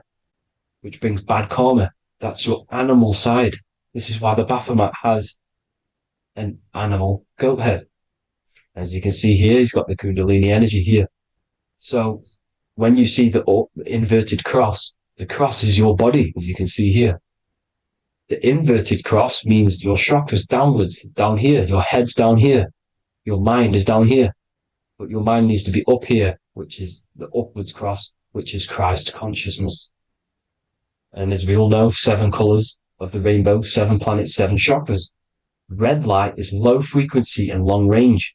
This is why Saturn is the slowest moving celestial body. And it's the lowest chakra because it's low frequency, long range. The moon being the crown chakra, which is high frequency. This is why the moon moves around the quickest. The moon is your crown chakra, which moon in mind. See, so there are multiple ways of your chakras becoming blocked. Now, each chakra has a specific intelligence. It has a specific thing that it's doing for the body, right? Now, this can be overused. It can be abused. For example, masturbation. That keeps you down here in your sacral chakra because you're abusing that energy center. You're abusing your sexual energy, which is then becoming unbalanced. So this is how energy, this is why these centers are pulling more energy out your electromagnetic field, because these centers are wheels. The chakras just mean spinning wheel of energy. So when you're abusing these certain centers, you're pulling energy out of your electromagnetic field, which is making your field weaker, which is making your frequency lower, which makes you prone to diseases, prone to lower negative energy, right? So you need to align these chakras. You need to unbalance them. And as you can see here, you can screenshot these to see how they're blocked. I'm not going to go over each one because it'll take me forever, but have a little read yourself. This is why they're blocked. Now, the ancients used to say Aum when they meditated. Now, these are the 7 vowels. There's not 5 vowels, there's actually 7. Now, when they say Aum, they're aligning all their chakras by saying this when meditated. This is where the Aum originated from. Now, emotion is energy in motion. So if you're feeling a certain way, that's the energy you've put in motion. It's a reflection. We live in a mirror reality. Everything's mirrored. Everything's mirrored. As within, so without, as above, so below. Everything's a reflection of some sort. So whatever you're feeling, you're doing something wrong. It's telling you you're doing something wrong from the root cause. Because your energies are the effect. You're feeling the effect of something you've caused. The law of cause and effect. Nothing escapes it. Now, the Jehovah's Witness believe that exactly 144,000 faithful Christians go to heaven or be resurrected, right? This is not true. This is symbolic. 144,000 go to heaven. Now, the petals on the chakras, this is the root chakra, this is the crown chakra. Now, if you add up the first 5 chakras, the petals, add up the petals on the first 5 chakras, you get 48. And then you get to the third eye, which has 2 petals. 48 times 2 equals 96. 96 plus 48, which you got from here, equals 144. The last chakra has 1,000 petals. Times 144 times 1,000, you get 144,000. This is a frequency. This frequency is the frequency of the ascension up your chakras. This frequency is a high frequency which turns that oil into gas, which rises up the spine, activating your third eye. Right? So this is all the religions are all symbolic for this sacred secret of Christ consciousness. As it says in the Bible, the kingdom of God is within. It's not out there, people. You must look within yourself. You are God. You are a spark of his consciousness, infinite consciousness, right? So 144,000 is a frequency, and you must achieve this. Like I said, these people in the past, they're not gods, people. These were just humans. Nothing special. They just reach Christ consciousness. Now, they keep you in these lower vibrational states with the food, right? And as you can see here, all of these fast food restaurants are mainly are red and yellow, which are these lower states.